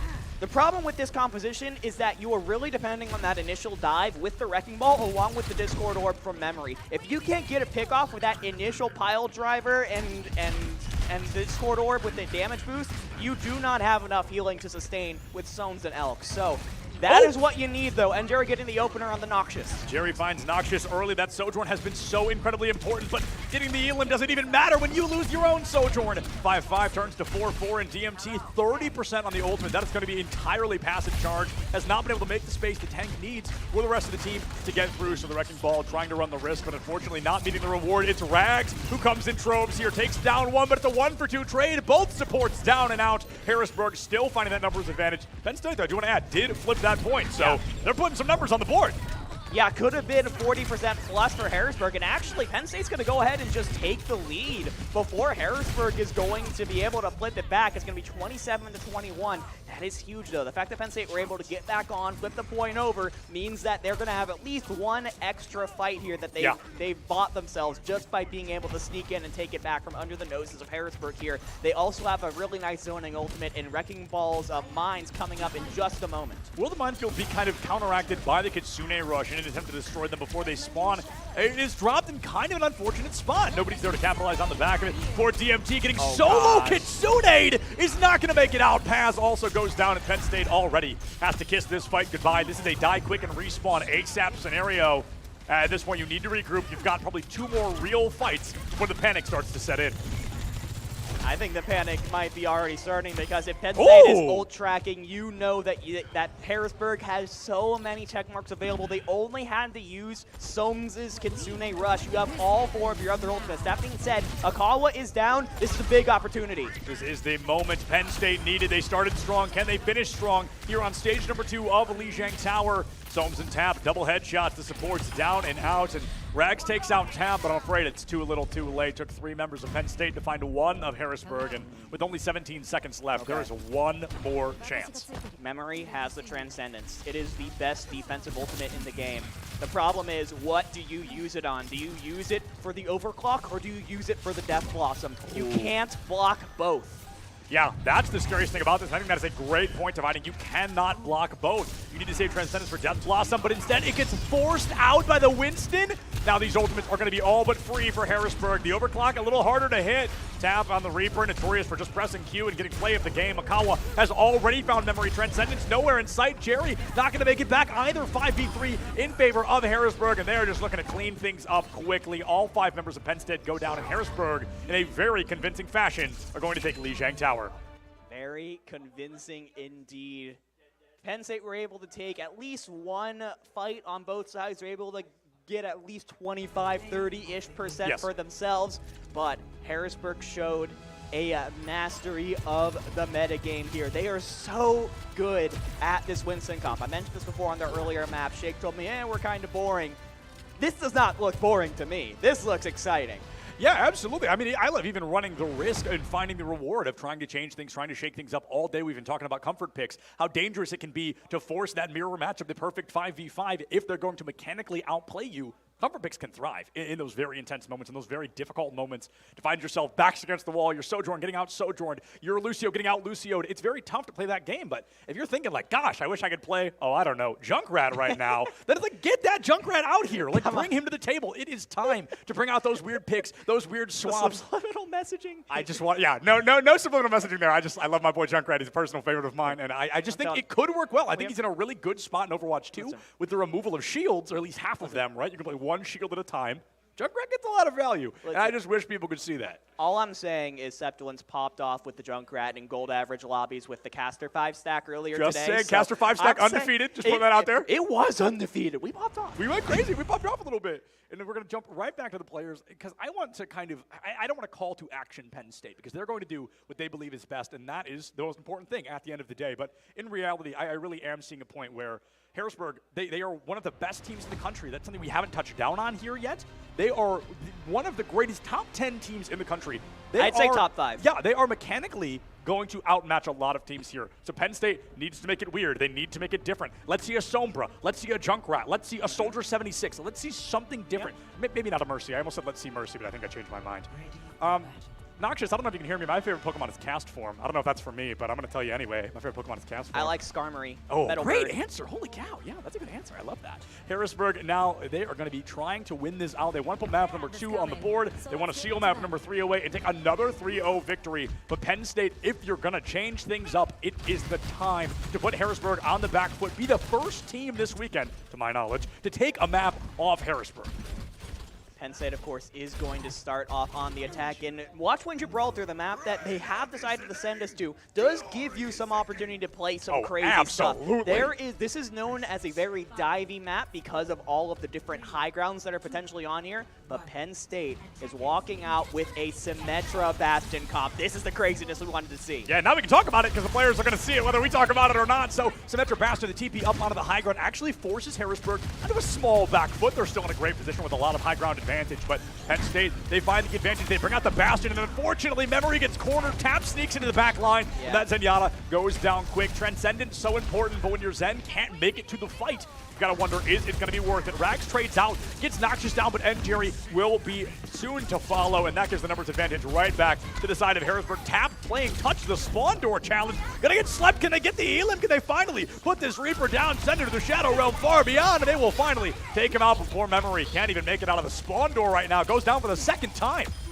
This is so tough. Oh, winnable. It's very winnable. You can't just let Tap walk into your backline like that, though. It is just, he's just going to walk in and assassinate every squishy member of your team. Memory pads have no chance. That being said, it took a minute off of the clock for Penn State to get the cart really moving here. Yeah. But now that they've got it moving, they do have the Nano Boost from Paz coming up in just a moment. There's really no ultimates from Harrisburg yet, so this could be a big chance. And Jerry has the Nano. The Nano could be huge here. And Jerry puts a lot of damage down onto Akawa, but unfortunately can't find Elam. In Penn State, you've got to wonder, playing the two healers with the least movement in the game.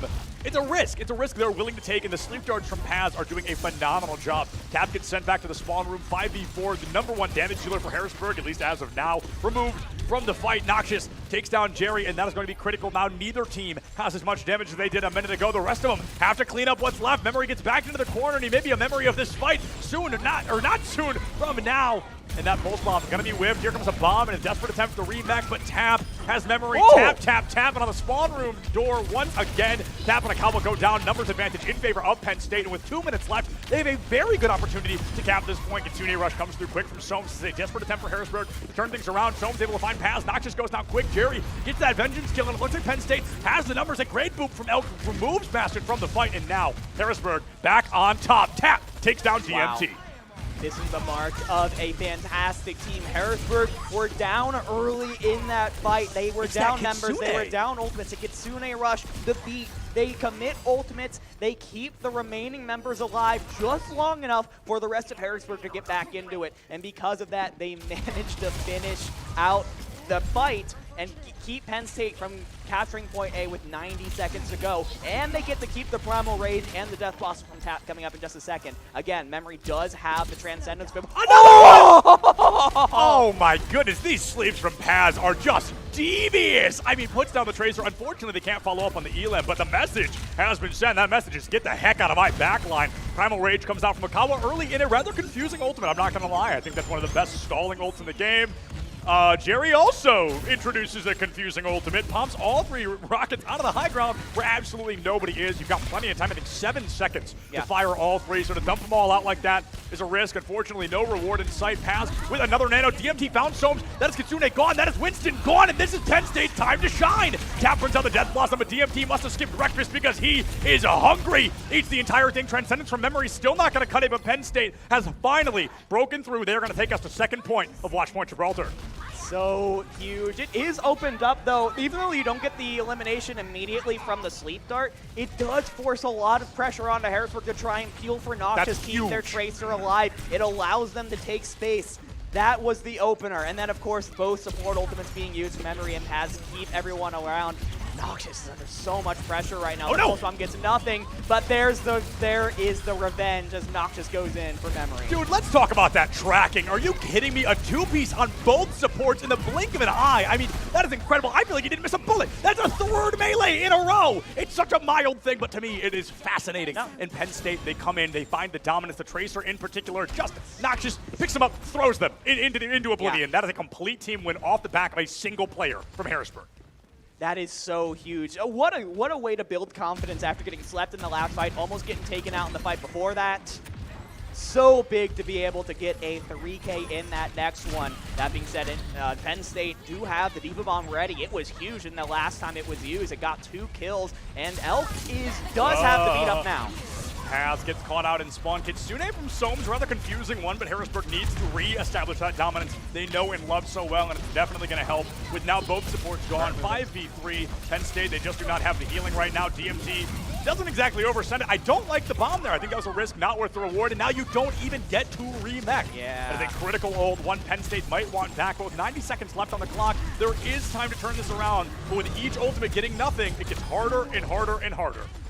Harrisburg were looking iffy for a minute there, but they look back to form right now. They are playing very efficient Overwatch, only using 1 or 2 ults per fight, making sure they always have tools to use no in panic. the next one. Yeah, zero panic. This is a team that has been here before, and now they have the Pulse Bomb and the beat to use in the next fight. A great offensive and defensive tool. Penn State, though, they have a Pulse Bomb of their own, as well as the artillery form from Jerry. You actually have both deep supportals coming up in a second too. Penn State, if they can keep themselves alive long enough to get that nano up from Paz, this is a great opportunity. A great opportunity indeed here, dividing now Harrisburg. They found the numbers advantage, 40 seconds left on the clock. They've got plenty of ultimates to boot, but Penn State coming up on 4 of their own. 2 of them out the gate, immediately forces the beat from Elk. Pulse Bomb forces B, which now gives Jerry a critical time to strike. Akawa gets slept, and that is going to hurt Tap, and Elk takes down 2. And unfortunately, this fight's already got to be wrapped. That is 3 ults down and out in a fight Penn State will not be able to clutch back.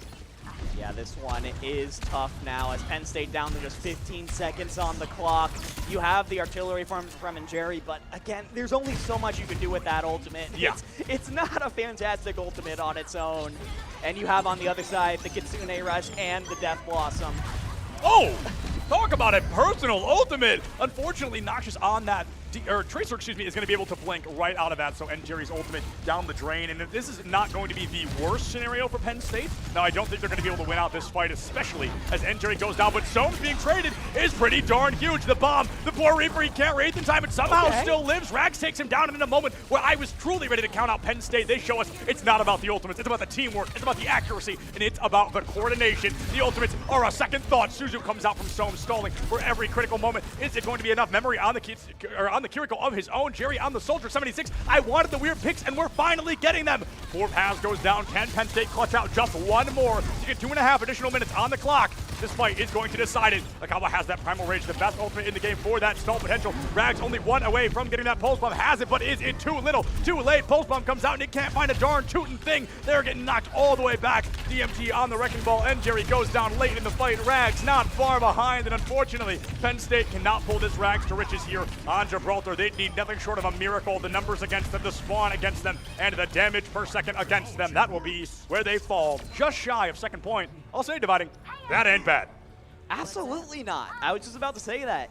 Penn State weren't able to get to the 3rd checkpoint of the map, but you've given yourself plenty of opportunities here. You get to use the little system of high grounds that are available to you on point A, and then on point B, some of the strongest high grounds in the game are on Gibraltar point B on top of the spaceship. Being able to point at those 4 small corridors that the attacker team has to squeeze through in order to get through to point B. Penn State has plenty of opportunities here to potentially get a fuller hold and tie up the series. Absolutely. That fuller hold is on the table. I've seen Gibraltar get full held on first point entirely, just shy of second point, just like we saw minutes ago. This is Penn State's time to shine, and they're going to be trying their best here, trying to bring out the composition they believe is best, in Harrisburg trying to do the very same. What I find really interesting here is the fact that Penn State, they've decided not to opt for the Lucio. they are using the Ana in order to have more overall healing, but you don't have as much maneuverability. But notice how the rest of the characters that Penn State are choosing have their own maneuverability abilities. That's a great point. Rags can get around anywhere, DMT can get around anywhere, and Jerry can coach gun away if someone dives them.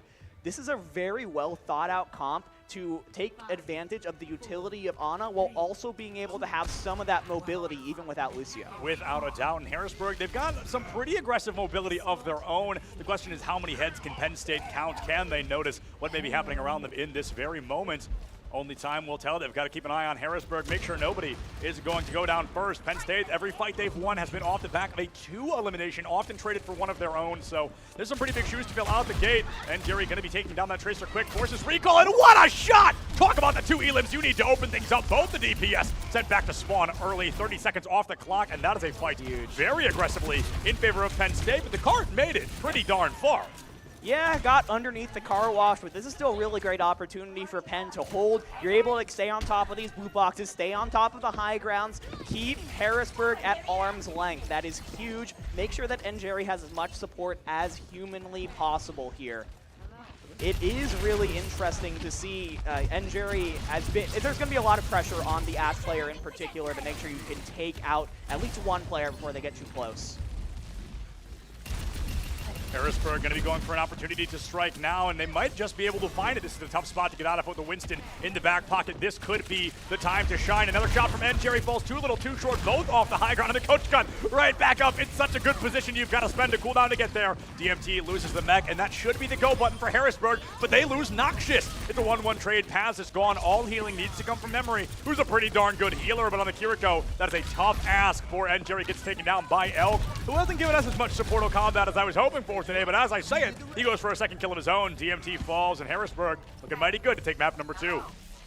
Yeah, they're going to be able to take point A here, and they'll have over 4 minutes on the clock. That being said, there was a bit of a try here from Rags to get an opening take, but the pulse on doesn't come in, and you've got so many players from Penn State with bad spawns. You're going to be able to take advantage of these close spawn points and get a lot of staggers. You do get Elk, so you can't regress on these staggers as much as you want to. That being said, this is still a losing battle for Penn State. A losing battle indeed. 4.5 minutes. Kitsune from Memory is actually going to get quite a lot of value. Noxious falls. They go for a spawn hold. They can take off 1 minute, 2 minute, heck, 4 minutes is on the table if Penn State can juggle their ultimates correctly. I think something we've talked a lot about is the utilization of ultimates, overspending 2, 3, 5 in a fight. So if they peel it back just a little bit, they used one that fight. Let's see one next fight. Let's see Rags win this 1v1, and that'll really put you in a good position for this next fight. You do have the Bob coming up from Jerry. That's going to be a really good tool to try and force out tap.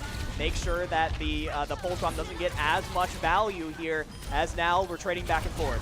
Oh, here comes everybody's favorite aim bob from Jerry. Takes down Elk. That is the support off the line. That is going to be Kitsune Rush used. The beat nowhere to catch, and now Primal Rage still in the back pocket of Akawa. Tries to jump out, catches the wall, and will be able to make it out. What a great time to jump over to Noxious. Find them taking a bit of a snooze in the middle of a huge fight for the team. 3.5 minutes left on the clock, and Penn State now. They've held for a full minute. Yeah. Let's just do it 3 more times. The Kitsune Rush used from Soames with no effect, and that's a huge thing for Penn State. Not only do your ult have to be used effectively, Harrisburg has to go to no effect. That's another one. Taps, pulse bomb, flies wide. So now it's just the beat and the Primal Rage. Here comes that losing of the mech. Has to commit the Diva Bomb, and they're going to try to focus the Baby Diva so she can't re-mech, but DMT barely, no! Not going to make it in. The railgun from Noxious takes him down early, and the pressure is going to be against the Soames. Takes down Paz, and this is it. Noxious coming back to life here. Has not had as flashy a game here in the second series, but I wouldn't say is doing any worse. Just not as in the upfront. Penn State now back over onto that wrecking ball, trying to get back as quickly as possible. Penn State does have the opportunity for one more fight here, but you really only have the pulse bomb from Rags coming up. This pulse bomb has to be huge. It has to find an opener for Penn State, or else they're just going to get forced out by the sheer firepower of this Harrisburg squad. On the bright side, Harrisburg used about every ultimate they had in the bank, but unfortunately, like dominoes, Penn State begin to fall on Watchpoint Gibraltar, and this very well may be the beginning of the end. We saw Harrisburg restabilize with a spawn advantage, but Penn State doing such a good job eliminating them all so quickly that there is no one to stall. There goes Rags, the wrecking ball, last one left alive, and poor DMT cannot adaptive shield fast enough. That will be map number 2 in favor of Harrisburg. Things close, but unfortunately not going to cut it on Gibraltar. Not quite, but I really love the resolve from Penn State there. I think they are really trying to throw a bunch of different stuff at the wall and see what works. And while you have very limited time against this HG Storm squad, that's kind of what you have to do. I feel like they've been playing Diva, you've been playing Wrecking Ball, you've been playing Bass, and you've been playing Ashe. These guys have been playing mystery heroes almost. Yeah. You're like one step away from getting there. I like it, honestly. I think it's tough, going into a matchup like this. We talked about Harrisburg earlier. It's that mental of like, holy cow, this is one of the best teams in the country versus like, hey, we could probably be one of the best teams in the country. It's a big ask. It's a big mental ask for a lot of teams to accept the fact that this giant can bleed. This isn't an undefeated team. This isn't an undefeatable team. They're undefeated this weekend, but you know what I mean, forever. And I think it is possible for Penn State to pull the right pieces together, be able to put things in action. And I think we're jumping into Push. It's if I'm not Push mistaken. next, Push yes. coming up next. So my request, and they do not have to listen, I am not, if I was good at the game, I'd be a player. I'm a caster for a reason. But I would find it very reasonable to take this team to New Queen Street. I think Coliseo is close quarters. Close quarters seems where Harrisburg seems to thrive. Yeah, Harrisburg would love Coliseo. Esperanza, I just don't like. I don't really I don't know reason about that. I just don't like it. That's the first time I see. I feel like people really like Esperanza. You know why? Because it's really open. It's a super open map. And what character do I play? Junkrat. Junkrat can't do a darn thing on that map, so I hate it. But New Queen Street, Coliseo, both very good and very fun Junkrat maps. I do think with all three push maps, we get the opportunity to see those flyers for once, because there's a lot of natural cover on all three of them. You can play corners, you can play rooftops, you can play a much safer but still flying game. So maybe, just maybe, if I'm lucky, we'll get to see a little bit more of a shakeup from these teams. Penn State in particular has been bringing us every DPS under the sun, and I love to see it. We got the Pharah, we got the Echo. Potentially, you could also go for maybe more of a high-flying tank line, go for the Doomfist just flying in. We've seen one Doomfist. We saw it on stream for about 10 seconds, but we saw it quite a while in pools. A couple teams actually bringing out the Doom, trying to make it work, and I feel like a smarty pants. That is going to be jumping over to New Queen Street. I'm super excited. I hope Penn State can pull something out here. I hope they can take us to a map 4. We've seen one series in the competitive bracket this weekend go beyond map 3. True. And I would love to make it just one more before grand finals. Yeah, and of course, whoever comes out on top today has a date with Fisher tomorrow. We have not seen them on stream yet on land, but don't get me wrong, they are undefeated. They have been a monster in their group, a monster in the bracket. And we have got some interesting picks here. It's actually going to be, if this holds, a role swap here for Penn State. Remember, going back to his usual role as the DPS player, and is going to be playing the For Mercy. So, hey, I guess I should give up my title here as the analyst, because Sethwin's nailed it. I'm feeling good, Divine. My brain is huge right now. I know the players can't hear me. Maybe they're just trying to appease the casting gods. But I really do hope this works well for them. I think my favorite thing about this game is it's currently in a spot where you don't have to play meta to succeed. Yes, your levels of success go way up if you do, but it's not like a GOATS comp. It's not like you have to play it or you lose. Unfortunately, DMT gets a little too aggressive and goes down quick. Elk, though, phenomenal tracking from Rags. Holy cow, did not miss a bullet with that Tracer weapon. And poor Paz caught out in the back line. Can we take down Noxious? He kind of feels like the linchpin. You pull on him and the rest of the team starts to fall. Unfortunately, Penn State, I don't even think I saw the Pharah. I think she went down so quickly. Yeah, it's really unfortunate. Of course, Memory has to be playing around the sight lines of Noxious. That Sojourner is going to put so much pressure on you if you so much as peek out from behind a line of sight. So you have to be playing behind corners, you have to be playing behind walls, and just putting in those rockets from afar. The problem with that, it's a long travel time. It's going to take a while for that damage to build up and force abilities out of Harrisburg to keep everyone alive. Penn State has to play slowly, but the rest of their comp isn't that equipped for that. Yeah, not quite equipped for that slow style of gameplay, especially with a Sojourn kind of chasing you down. Memory tries to send it high, and there's a first elim. Going to be a great one to find. Noxious off the map as well. Paz goes down. Now it's a 3v4 in favor of Penn State. The bot only moved 25 meters. I mean, this is winnable beyond belief right now. 8.5 minutes still on the clock, but Jerry can't fly high enough. The Winston finds the elim, and it looks like Memory may not be far behind. Akawa just murdered the For Mercy. That is a Winston taking out a for Mercy. Hey, that Winston That's old fire goes crazy. I'm just saying, that thing's pretty darn strong. It was, but the Mercy kill was a melee. Yeah, it was. I did catch that, unfortunately. That's now I want to see Penn State. I will say I am appeased. If you do want to swap to something else, I wouldn't stop you. But Memory almost has barrage. You can't swap now. I do think Pharmacy can work. I think you just need to play angles. You need to play the stats. You need to play the rooftops. You need to play the corners. And it is doable. You got to play a much more poke style of gameplay, which is not what Penn State wants to do, but it's doable. Harrisburg, they're a very in-your-face, aggressive comp. If Farah plays a corner and just waits for them to peek around it a little too confident, she can probably get 1 or 2 kills with a good damage boost behind her. Only time will tell that these players, like I said, could dunk on me in this game any day of the week. If I was good at this game, I'd be a player, but I am a caster on the mic for a reason. DMT, Elk, first one to go down, 3rd fight in a row. Paz, 2nd one to go down, 3rd fight in a row. So we've just got this support matchup as neither of these two can stick around long enough to join a team fight. Full-blown 4v4, support missing on both sides, but Elk gonna get back a hell of a lot faster, and Penn State struggling to get Paz back into the fray. Oh, Jerry! Oh, Jerry down. Memory not far behind. Here comes that Death Blossom, the overcharge not far behind in Harrisburg, trying to take dominance once again. They've already got to 45. If they win this fight, they're going to get to around 60 or 70 before they're contested again. This is really tough. There were so many opportunities for Penn State to continue pushing it forward, but they were pretty conservative with their ultimates there. They didn't want to use too many because they know how this map works and how if you win one fight, you're going to have to win another 1, 2 to be able to take the lead in the overall map.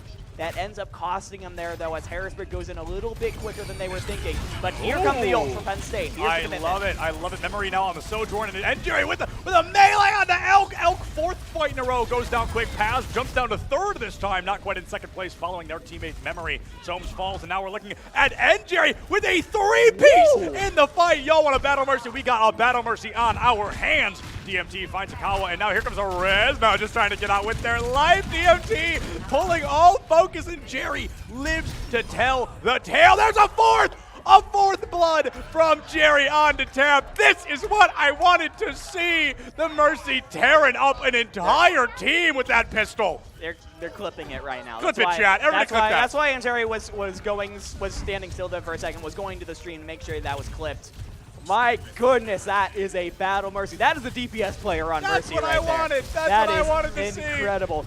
That being said, though, it hasn't amounted to that much when it comes to progress on the point. Rags has to get something with this Pulse Bomb, especially with Memory down. Oh, Memory gone. Rags not far behind. I don't think the Pulse Bomb came out, so at least you have it for next fight. Akawa takes down both supports. The Sojourn as well. No, I'm sorry, Paz lived. Everyone else went down. Paz did sneak out. I think Tap is fully aware of that, but it looks like they are going to try to let the Ana live.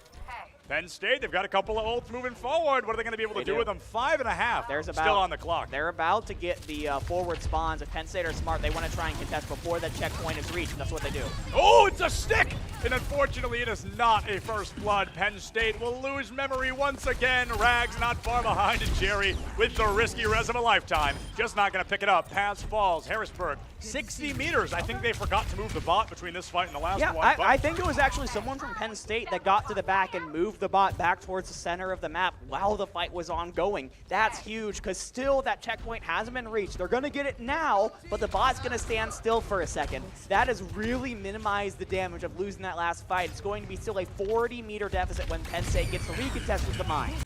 Recontest with the mines, and the Lucio, critical HP, but the Suzu comes in clutch. The 3-piece, both DPS ultimates going to be used by Harrisburg. They've got Kitsune going into the next fight. Still 4.5 minutes. Dropping the beat is a move of courage from Elk, but it looks like it may work out well. Oh no, he jumps into the mine. Oh no. Elk has fallen in Penn State. They're going to have numbers going into this next fight. They have numbers. Harrisburg, though, I mean, they used a lot of ultimates in that fight as well. They're looking kind of rough, but they get stuff from they get value from the Kitsune Rush, so that's great. That's allowed enough time for the Primal Rage to come online, but you still don't have anything else. Noxious is also swapped over onto the Sombra, so that's something we're gonna have to keep close eye on here. Are you gonna be trying to get into the back, take out the